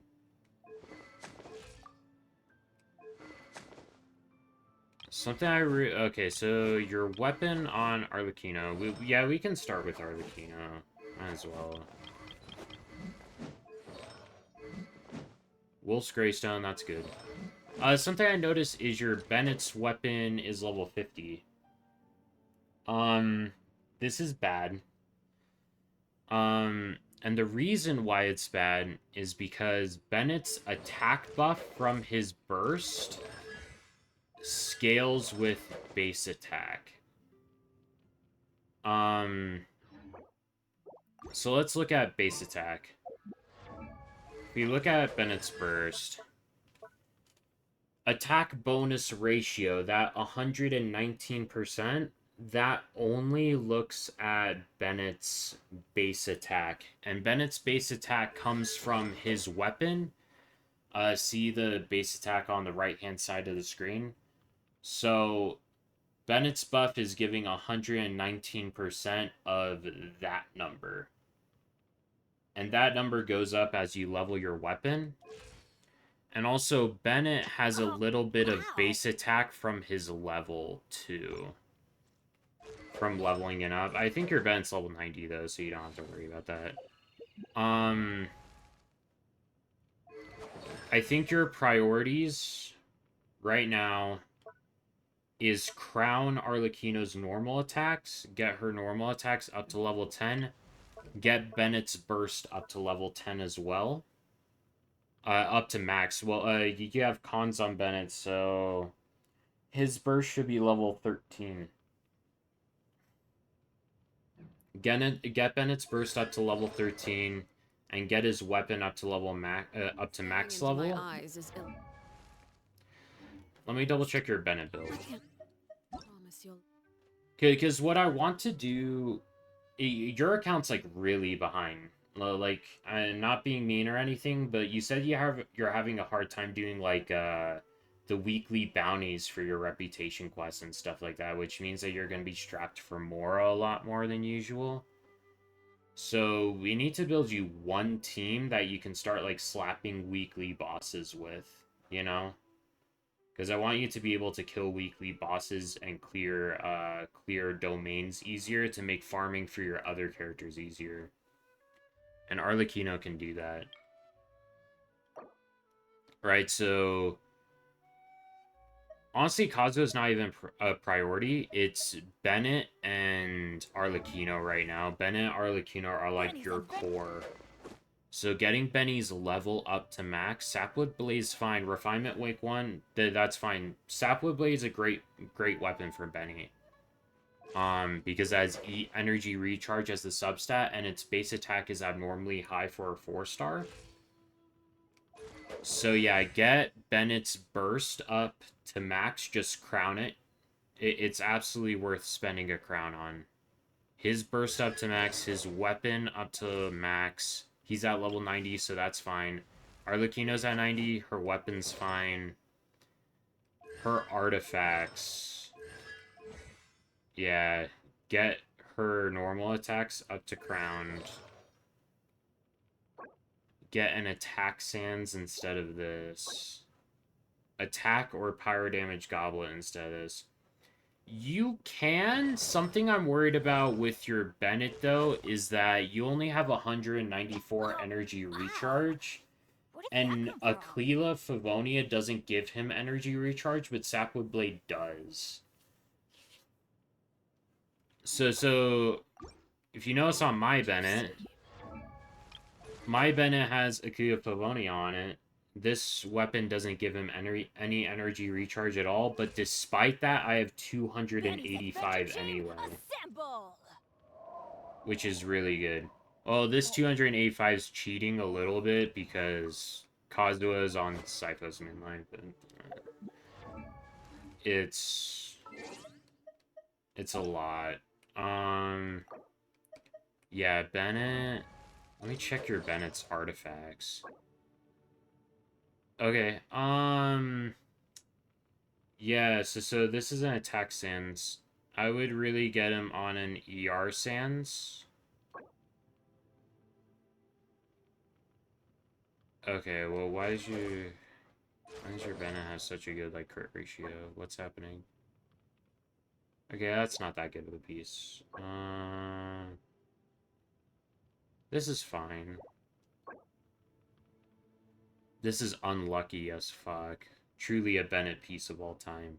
That's just unlucky. You leveled up the correct piece, because this...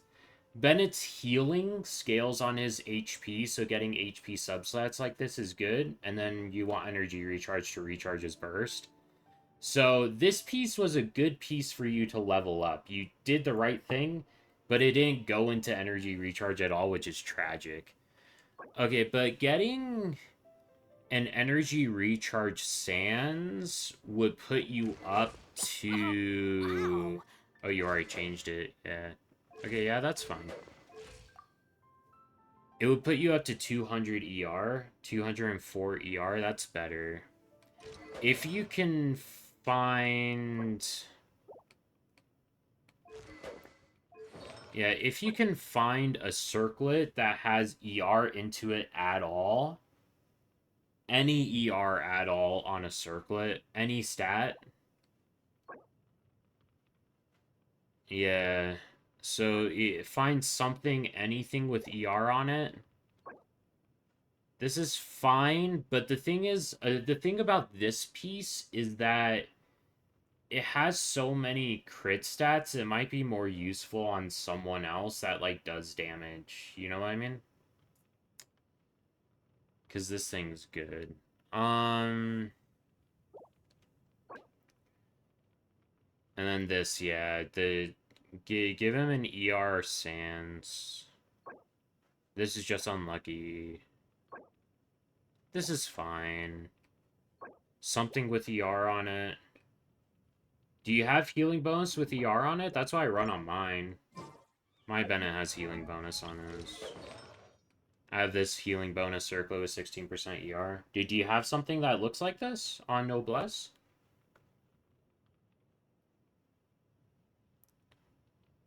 Because that would be good. Because Benny is a healer. Although, that being said, Arlecchino doesn't really care about healing. Because she has this passive. While in combat, Arlecchino gains 40% power damage bonus. It can only be healed with her burst. So, you don't, unfortunately. Okay.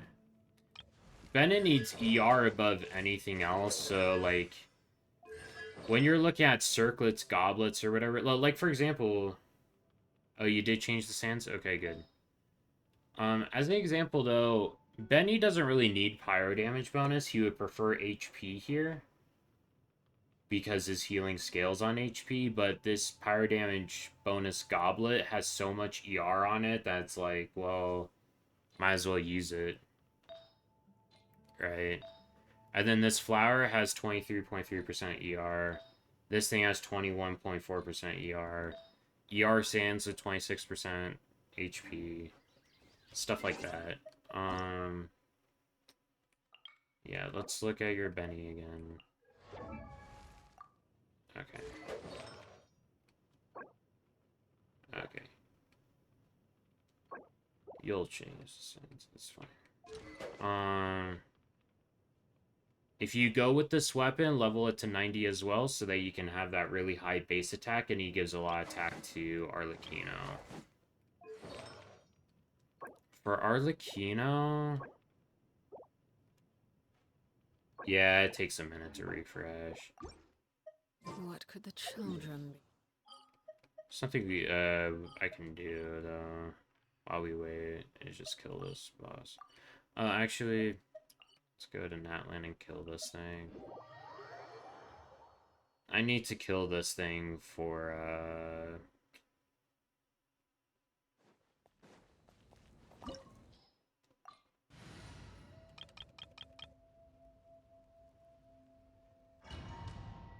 I need to kill this thing as my weekly boss thing.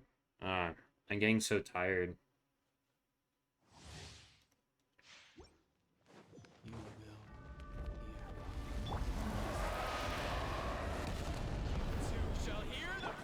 Strike a pose! Let the world come along! Boost on the loose! My will involve...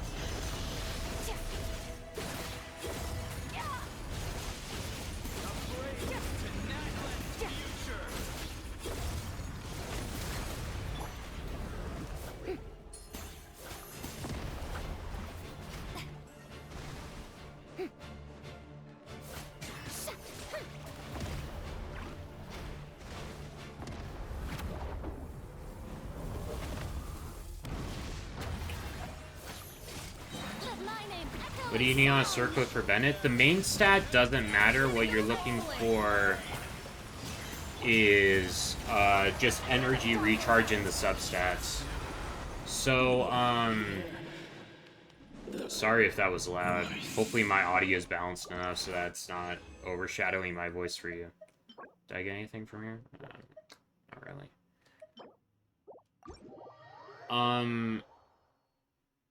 Yeah, let's go over, like, main stats and substats and stuff like that. Where's my Benny? So Sands can have energy recharge as the main stat, that 51.8% energy recharge, but the Goblet and Circlet can't. So on Benny, you would prefer something that can make his healing better, like HP, because that's something you can get as a main stat, HP or healing bonus.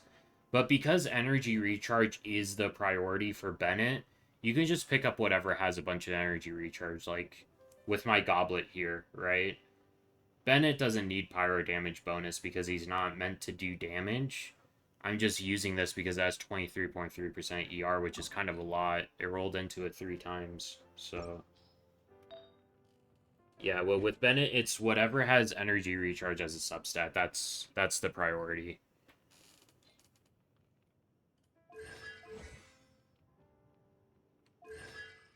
I can't believe you have C6 Bennett and I don't. How tragic. Yeah, if we look at Arlecchino...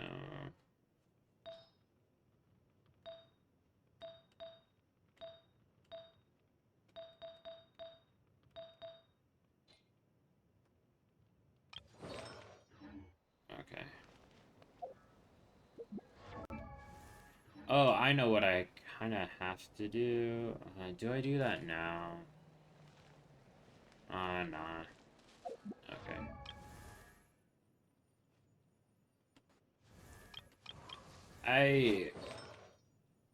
For you specifically, because you're trying to get started on, like, a new team, on, like, a team that can clear, like, bosses and stuff like that, I kind of recommend you build Layla. I know that might, like, sound weird, but...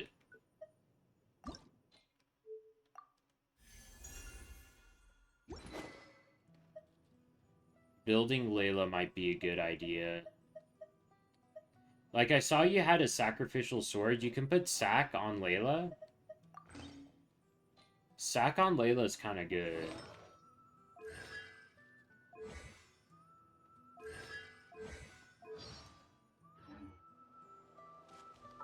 Okay, yeah, let's go to party setup.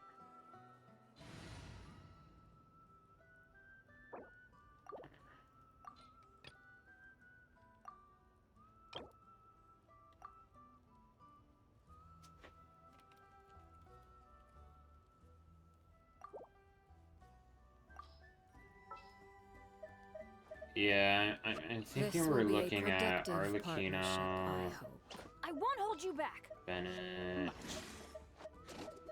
Sounds good to me. Kazuha, and Laylers. My mind is completely blank. I need to get out and unwind. I'm honestly thinking it's this. For you right now, to just, like, make sure you can kill bosses with ease and stuff like that, I'm thinking it's this. Like, of course, if you had Sitlali, you'd put Sitlali here instead. But Layla's fine. Layla's perfectly fine. Staring into my eyes is ill-advised. And we can show it. Like, my builds are really good, but like... you can just start fucking shit up with Laylers.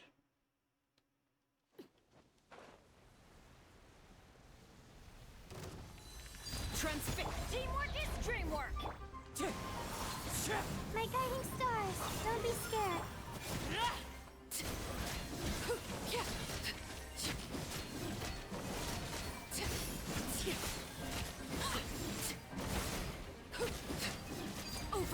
Everybody stand back! Stars, shine for me.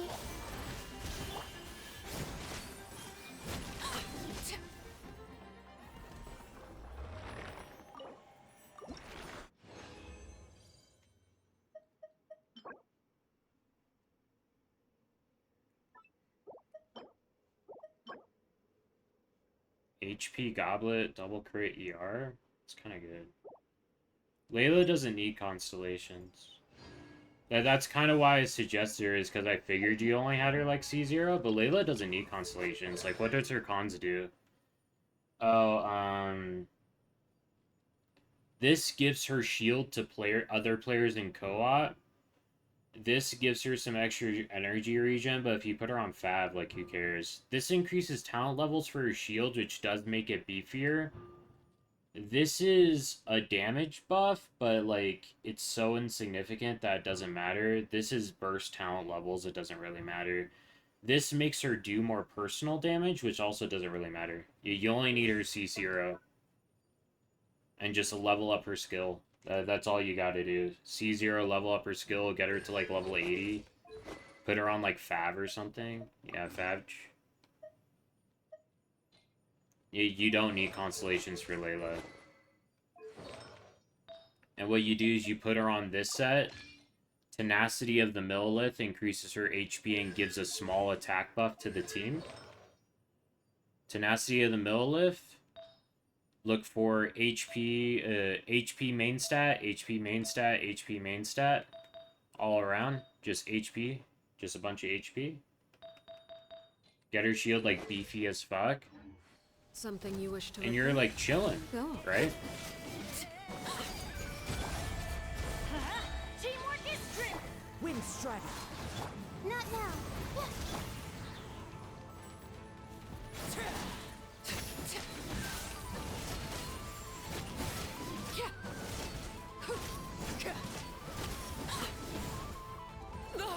Ah, damn it. Arlecchino died. That sucks. Wait, what the fuck? I just revived Arlecchino. How did she die twice? That's so weird. Anyway.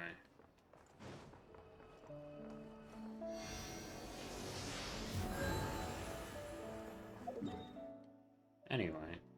Back to it. I wasn't paying attention. But yeah, here's how the team would work in action. So... You Arlecchino skill into Bennett, Burst, Kazuha skill, Laylers. Just go on Arlecchino. And just spam.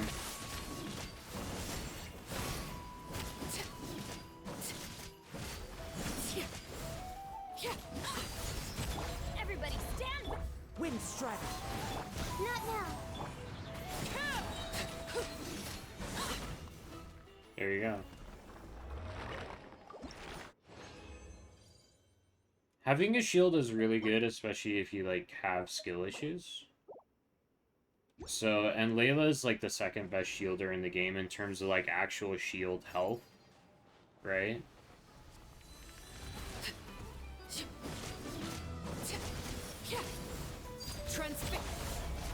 Teamwork is strength!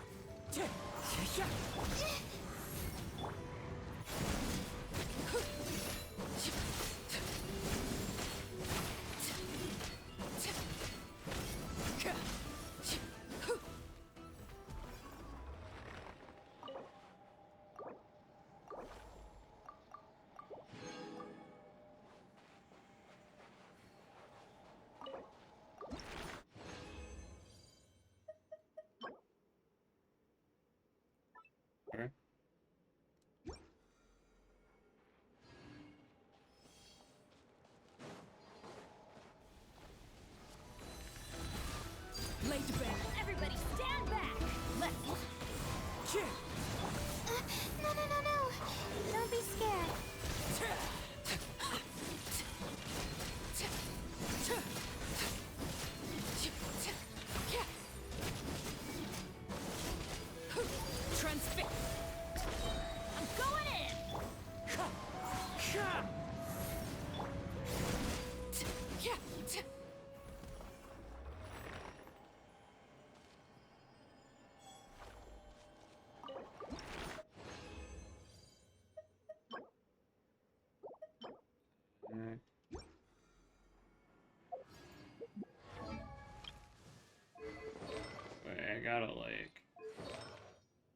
my stuff on Llama.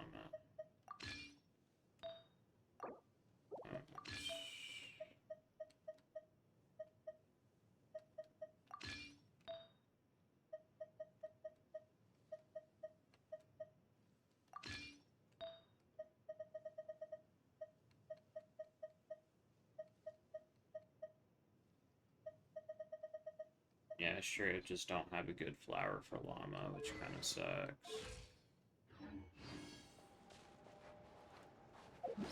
Hey, how many,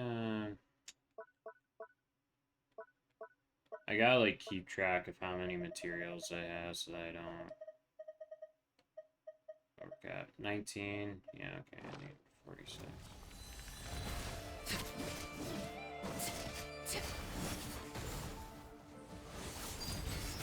This is where you fall. Lay to bed. Everybody stand back! Cole, mine's with the man.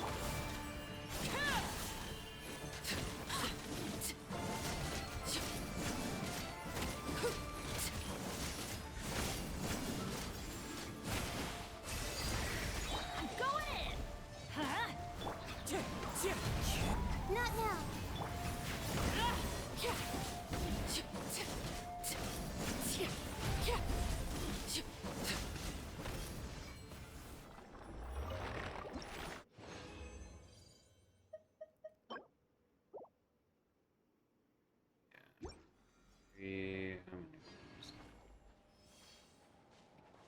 Do you see the team though? Layla's good. Transfix. Teamwork is dream.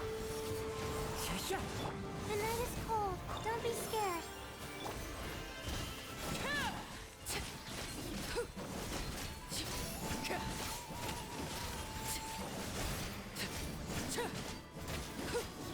Overrule. Wind strider.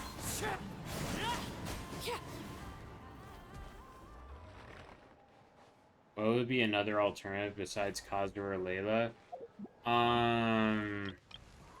You can trade out Kazuha for Lanyan.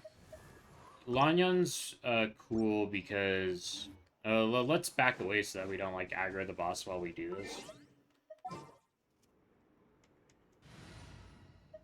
Because there's something we can do is I think that you should have a shield when playing Arlecchino, like generally speaking, and some of the good options are Layla's. Sitlali's the best one, of course. Lanyan's kind of the goat though. We can do something like Lanyan. Let's hit the town. Yelan, something like this. Lanyan's cool. You do not build Lanyan EM, you build her with a bunch of attacks, so I have her on an attack goblet, attack circlet. This feather has a lot of attack substats and some ER, some attack substats and some ER. Because Lanyan shield, shield strength, shield damage absorption, it depends on her attack, right? And something you can do with Lanyan is you can put her on this weapon, Thrilling Tales of the Dragon Slayer, completely free to play weapon. It gives a 48% attack buff to the next character you switch into. And how this team is gonna look like... Oh, did I not collect this? Oh, jeez. You don't have Yelan? Oh, that's fine. We can use something else. Oh, attack goblet. Double create ER? Sweet. Okay, instead of Yelan, who else can we put here?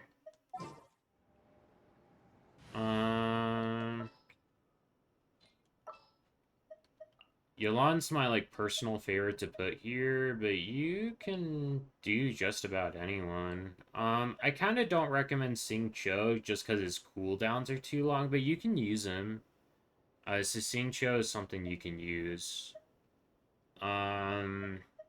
Kaya's something you can use in this slot. You can use Kaya. Sing Cho, Kaya... Where are some other good ones? Do you have Candace's C6? You need Candace's specifically her C6 in order for her to be good here. You can use Aino. Aino's a new option that you can use here.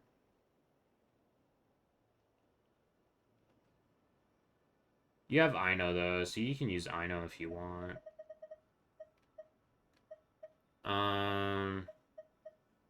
You can just demonstrate with Xingqiu, though. Okay, save settings. Is Xingqiu, like, built? Xingqiu isn't built. Okay, well, let's teleport out and actually, like, build Xingqiu. So, for Xingqiu... Wait. Oh, my Xingqiu is built. Never mind. Okay, I'm an idiot. I thought that Xingqiu wasn't built. Okay, Xingqiu is built. So let's heal up Arlecchino with her burst. Everybody stand back! Brain cutter! Up and away!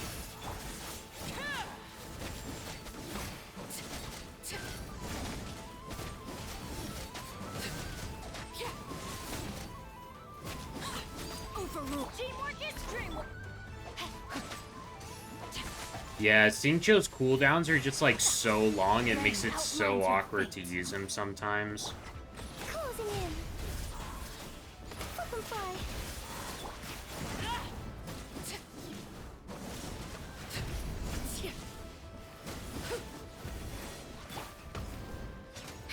Swift is the...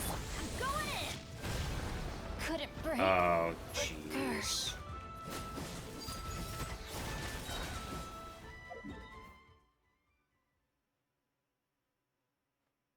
Mualani and Risley. You can't actually use Mualani.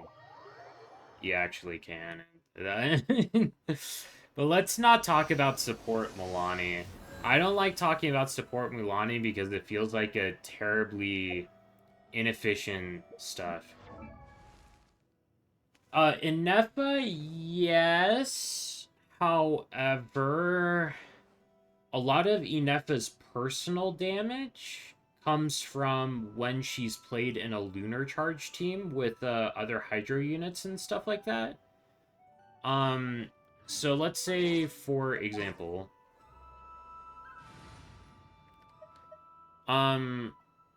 yeah, so let's say that, because you always want Bennett on the team with Arlecchino, right?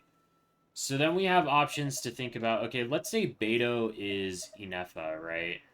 Let's say that this is your, like, Arlecchino Inefa team.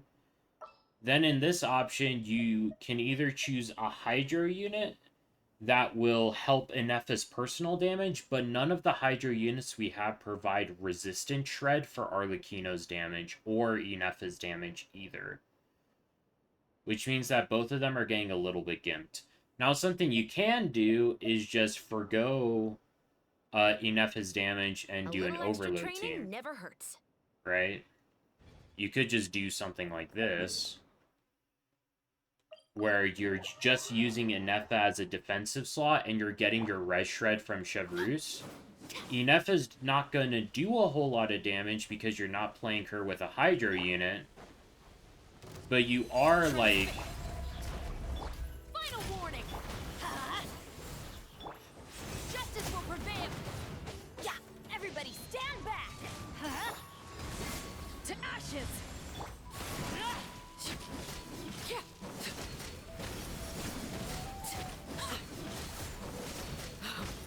Wanted my full attention, did you?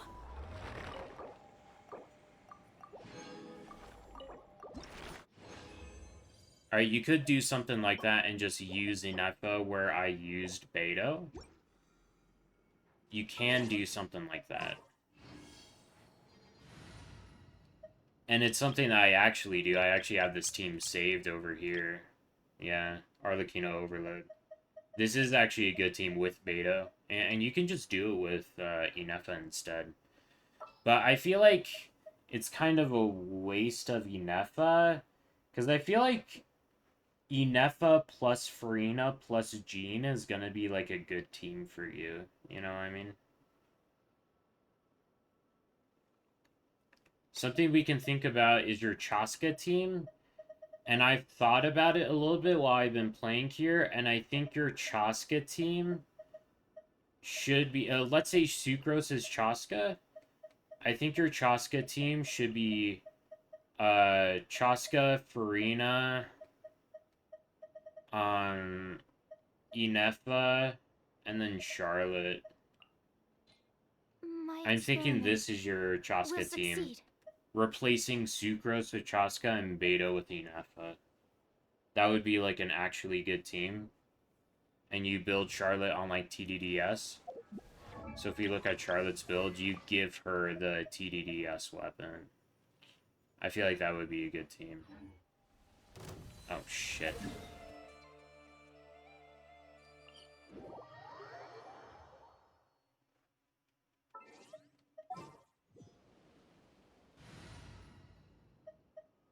I don't know, though. I feel like Eonsan's so good. You love Charlotte? Okay, cool. This is a way how to use Charlotte. Because you want to pair Farina with, like, a team-wide healer, right? And if you can give Charlotte a fuck ton of energy recharge, and I mean a fuck ton, like, put all of the energy recharge on Charlotte. With Charlotte, it's ER, ER, ER on freaking everything. You need tons of ER. So that'd be good. You can talk about Arlecchino teams some more, though. I love Arlecchino teams, because they're so versatile. Like, we can just do a team like this. Begins.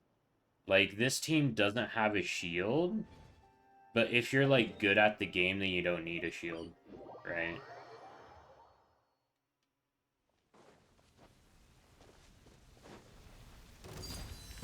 Witness my rise. Laid bare. Torn to oblivion. There is no teamwork is strength.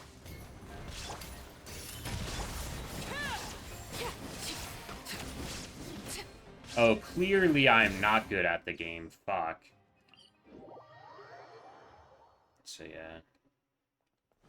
Do you have Lanyan?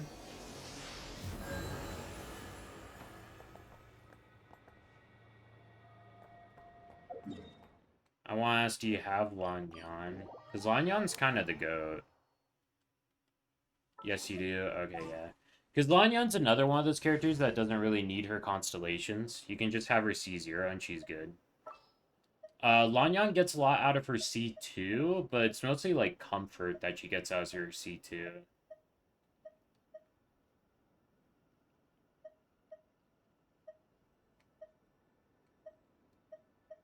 What else can we put here? Yeah.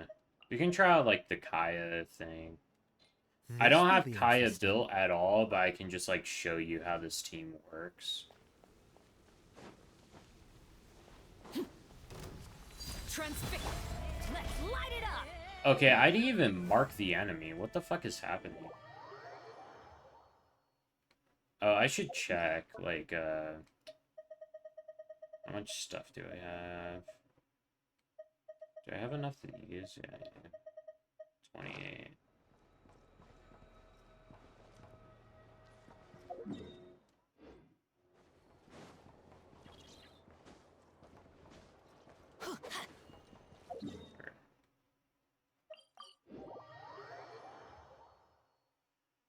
Okay, I guess I just have to, like, wait until this thing, like, spawns fully in order to mark it with Arlecchino. Okay. Laid bare. Huh? I'm going in. Off we go. Dodge this. Okay, Kaya doesn't have his burst. Let's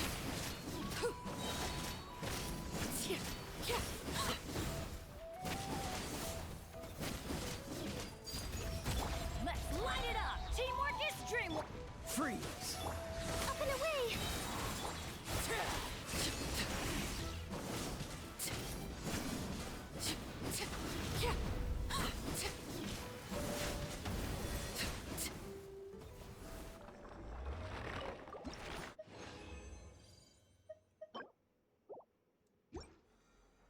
Okay, let's put Kaya on, like, a bunch of ER so that he can actually, like, function as a demonstration. Yeah, let's just put him on ER. Attack, sure. Let's put him on Cinder City for no other reason other than it would be funny. There's Cinder City pieces.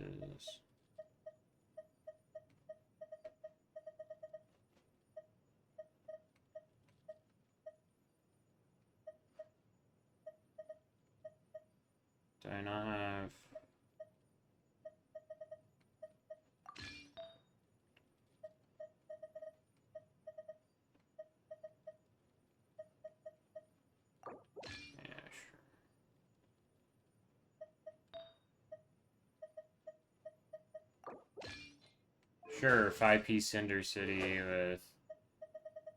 Let's give him, like, ER. Give him Farina Sword. Just a bunch of ER. 300 ER casually. Okay, cool.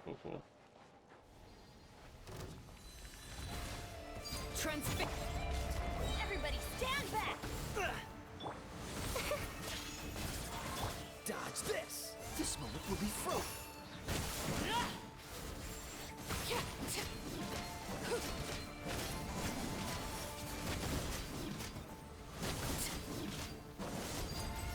I'm going in!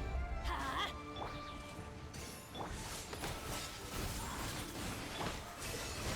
Oh, so sorry. I hear Fuck, I died.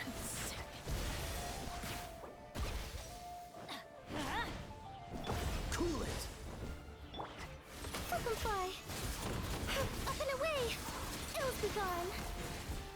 Let's light it up! Teamwork is dreamwork! Dodge this!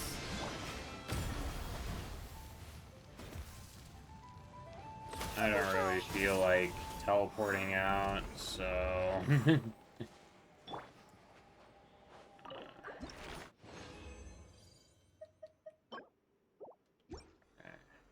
Yeah, you can just use, like, this team.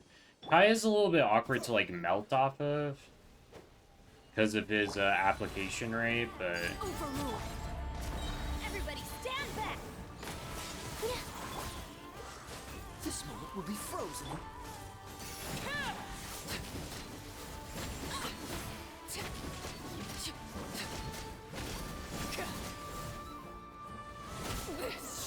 Damn. Be my fate. I am, like, so tired, I'm just, like, not playing well. It's kind of annoying.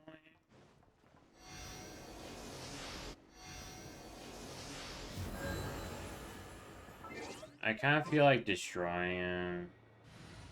But why does she die fast? Because she can't be healed.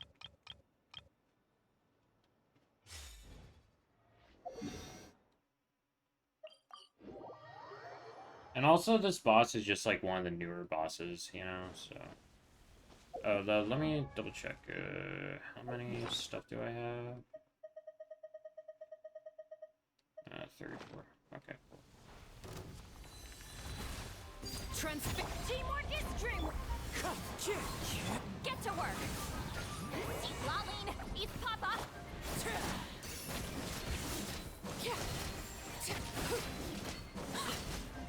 And also, this boss is annoying. So this boss is a Dendro boss. So by fighting it with Pyro, I'm applying burning to the boss. And burning damages you. It gives you, like, a damage over time effect.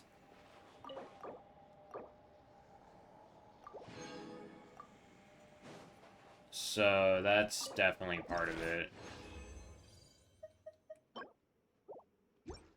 The burning. If we switch to, like, a different team, it'll be better. Like, what if I just fuck this up with, like, an aggravate team? No, let's fuck it up with this team. Actually, let me...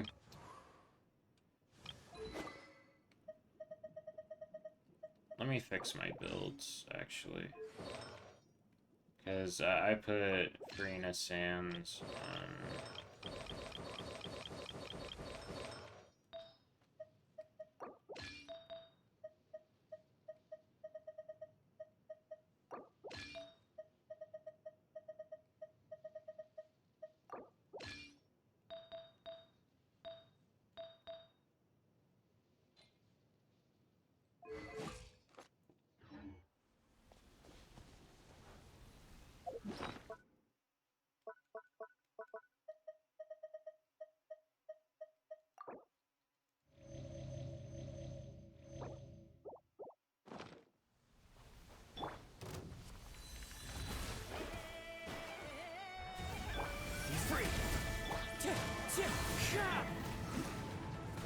Hunt them down.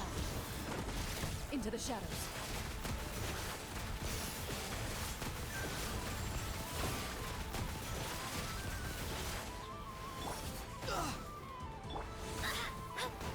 Shadows of fate. Go!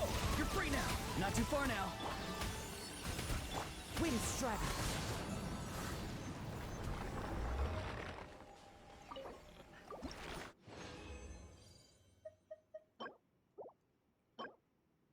A healing bonus with ER? Okay. Lock that. How much do we have? 40, so 2 more times? Okay. That's fine. Delve into... Fallen leaves, adorn... Fate is upon you. You ran out of Mora? Aw.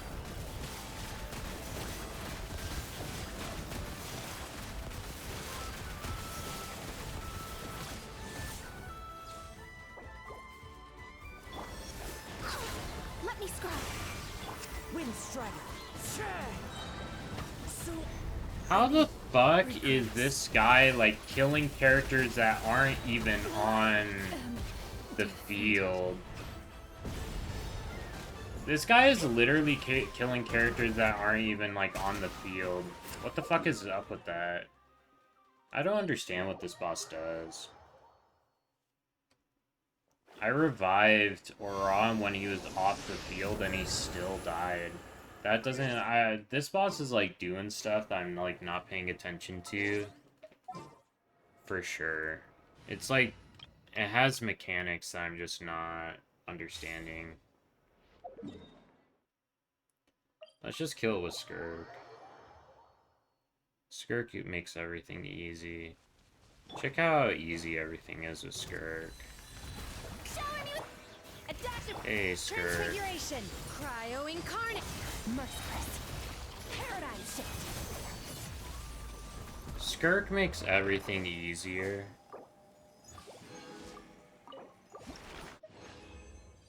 Did you see how easy that was with Skirk? Skirk is kind of awesome. To be honest, my Skirk isn't even that cracked. The Skirk is just awesome as a baseline. Let the world collide! Off to the freezer! A burst of flavor! Take your true form! By ordinance divine! Another star goes out! Yeah, that boss is annoying the crap out of me. Okay, now we're done.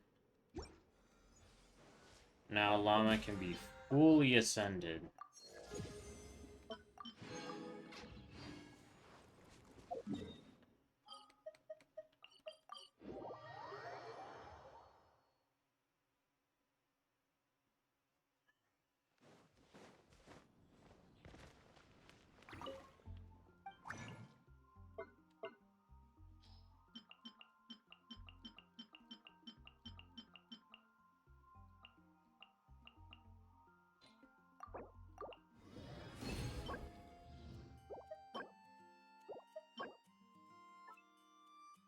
Holy shit. I got double crit EM sands. This is actually incredible for Llama. What the fuck just happened?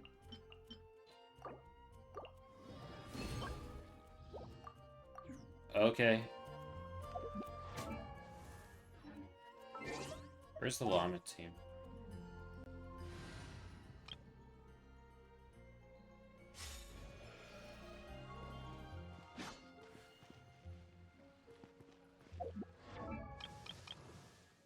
Oh.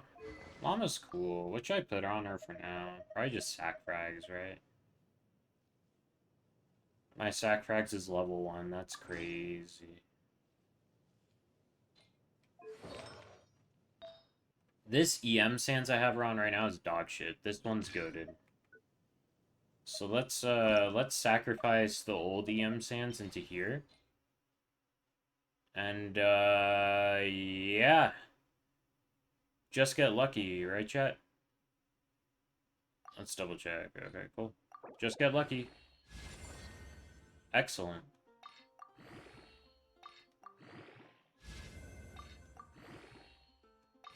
There's nothing wrong with a little bit of crit rate and ER. There's nothing wrong with that at all.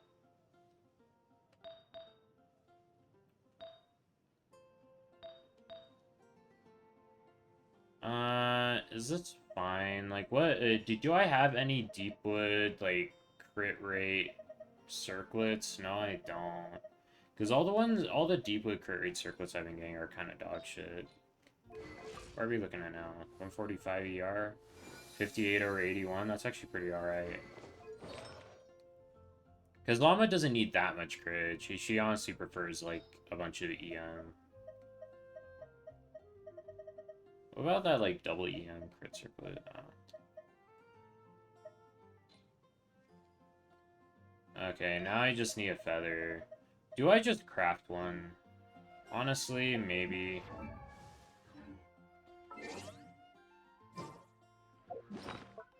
So that I don't have to strongbox Deepwood.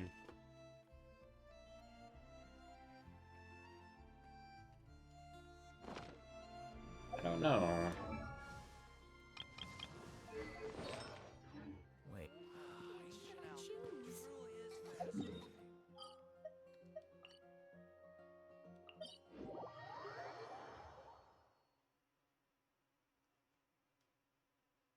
Oh man, I'm getting so tired. Actually, though, let's level up Llama. Can I do her towns first? Okay.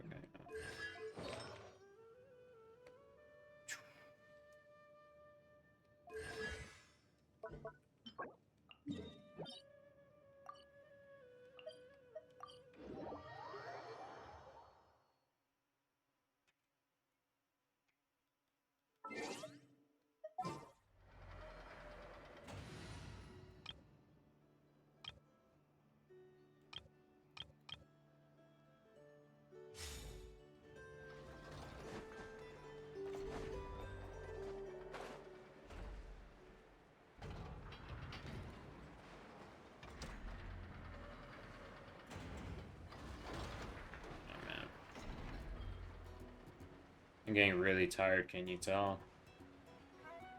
How long have I been streaming for? Almost 9 hours? I've been streaming for almost 9 hours? That's kind of crazy. I should probably call it quits and, like, eat something and then go to bed. I should probably do something like that. Yep, here we go.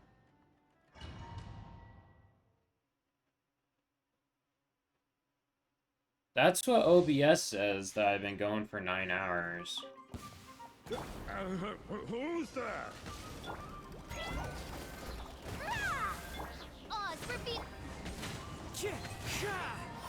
Into the shadows.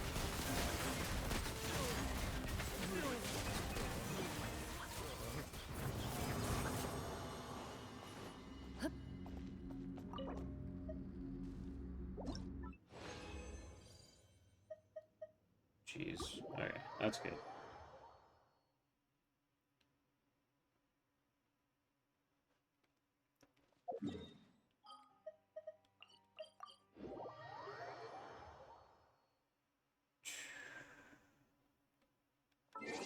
Yeah, let's level up Llama and then call it a day.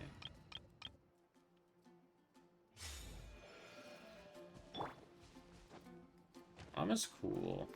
I like Llama's hair. It kind of like matches her horns in a weird way. Do you see that?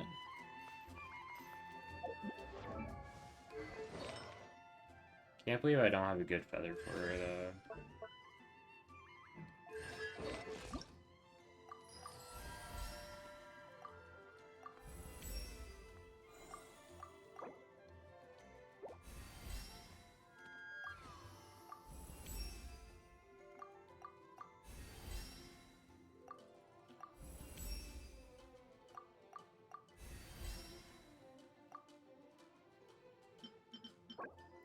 Oh.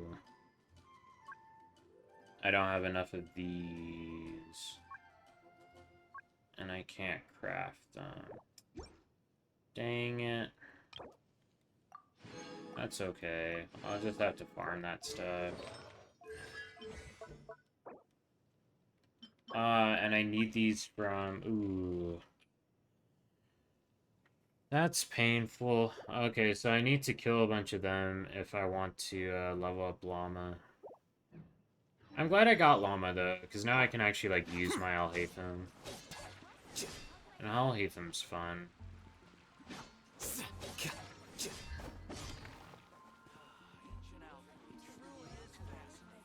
Yeah, that sounds good.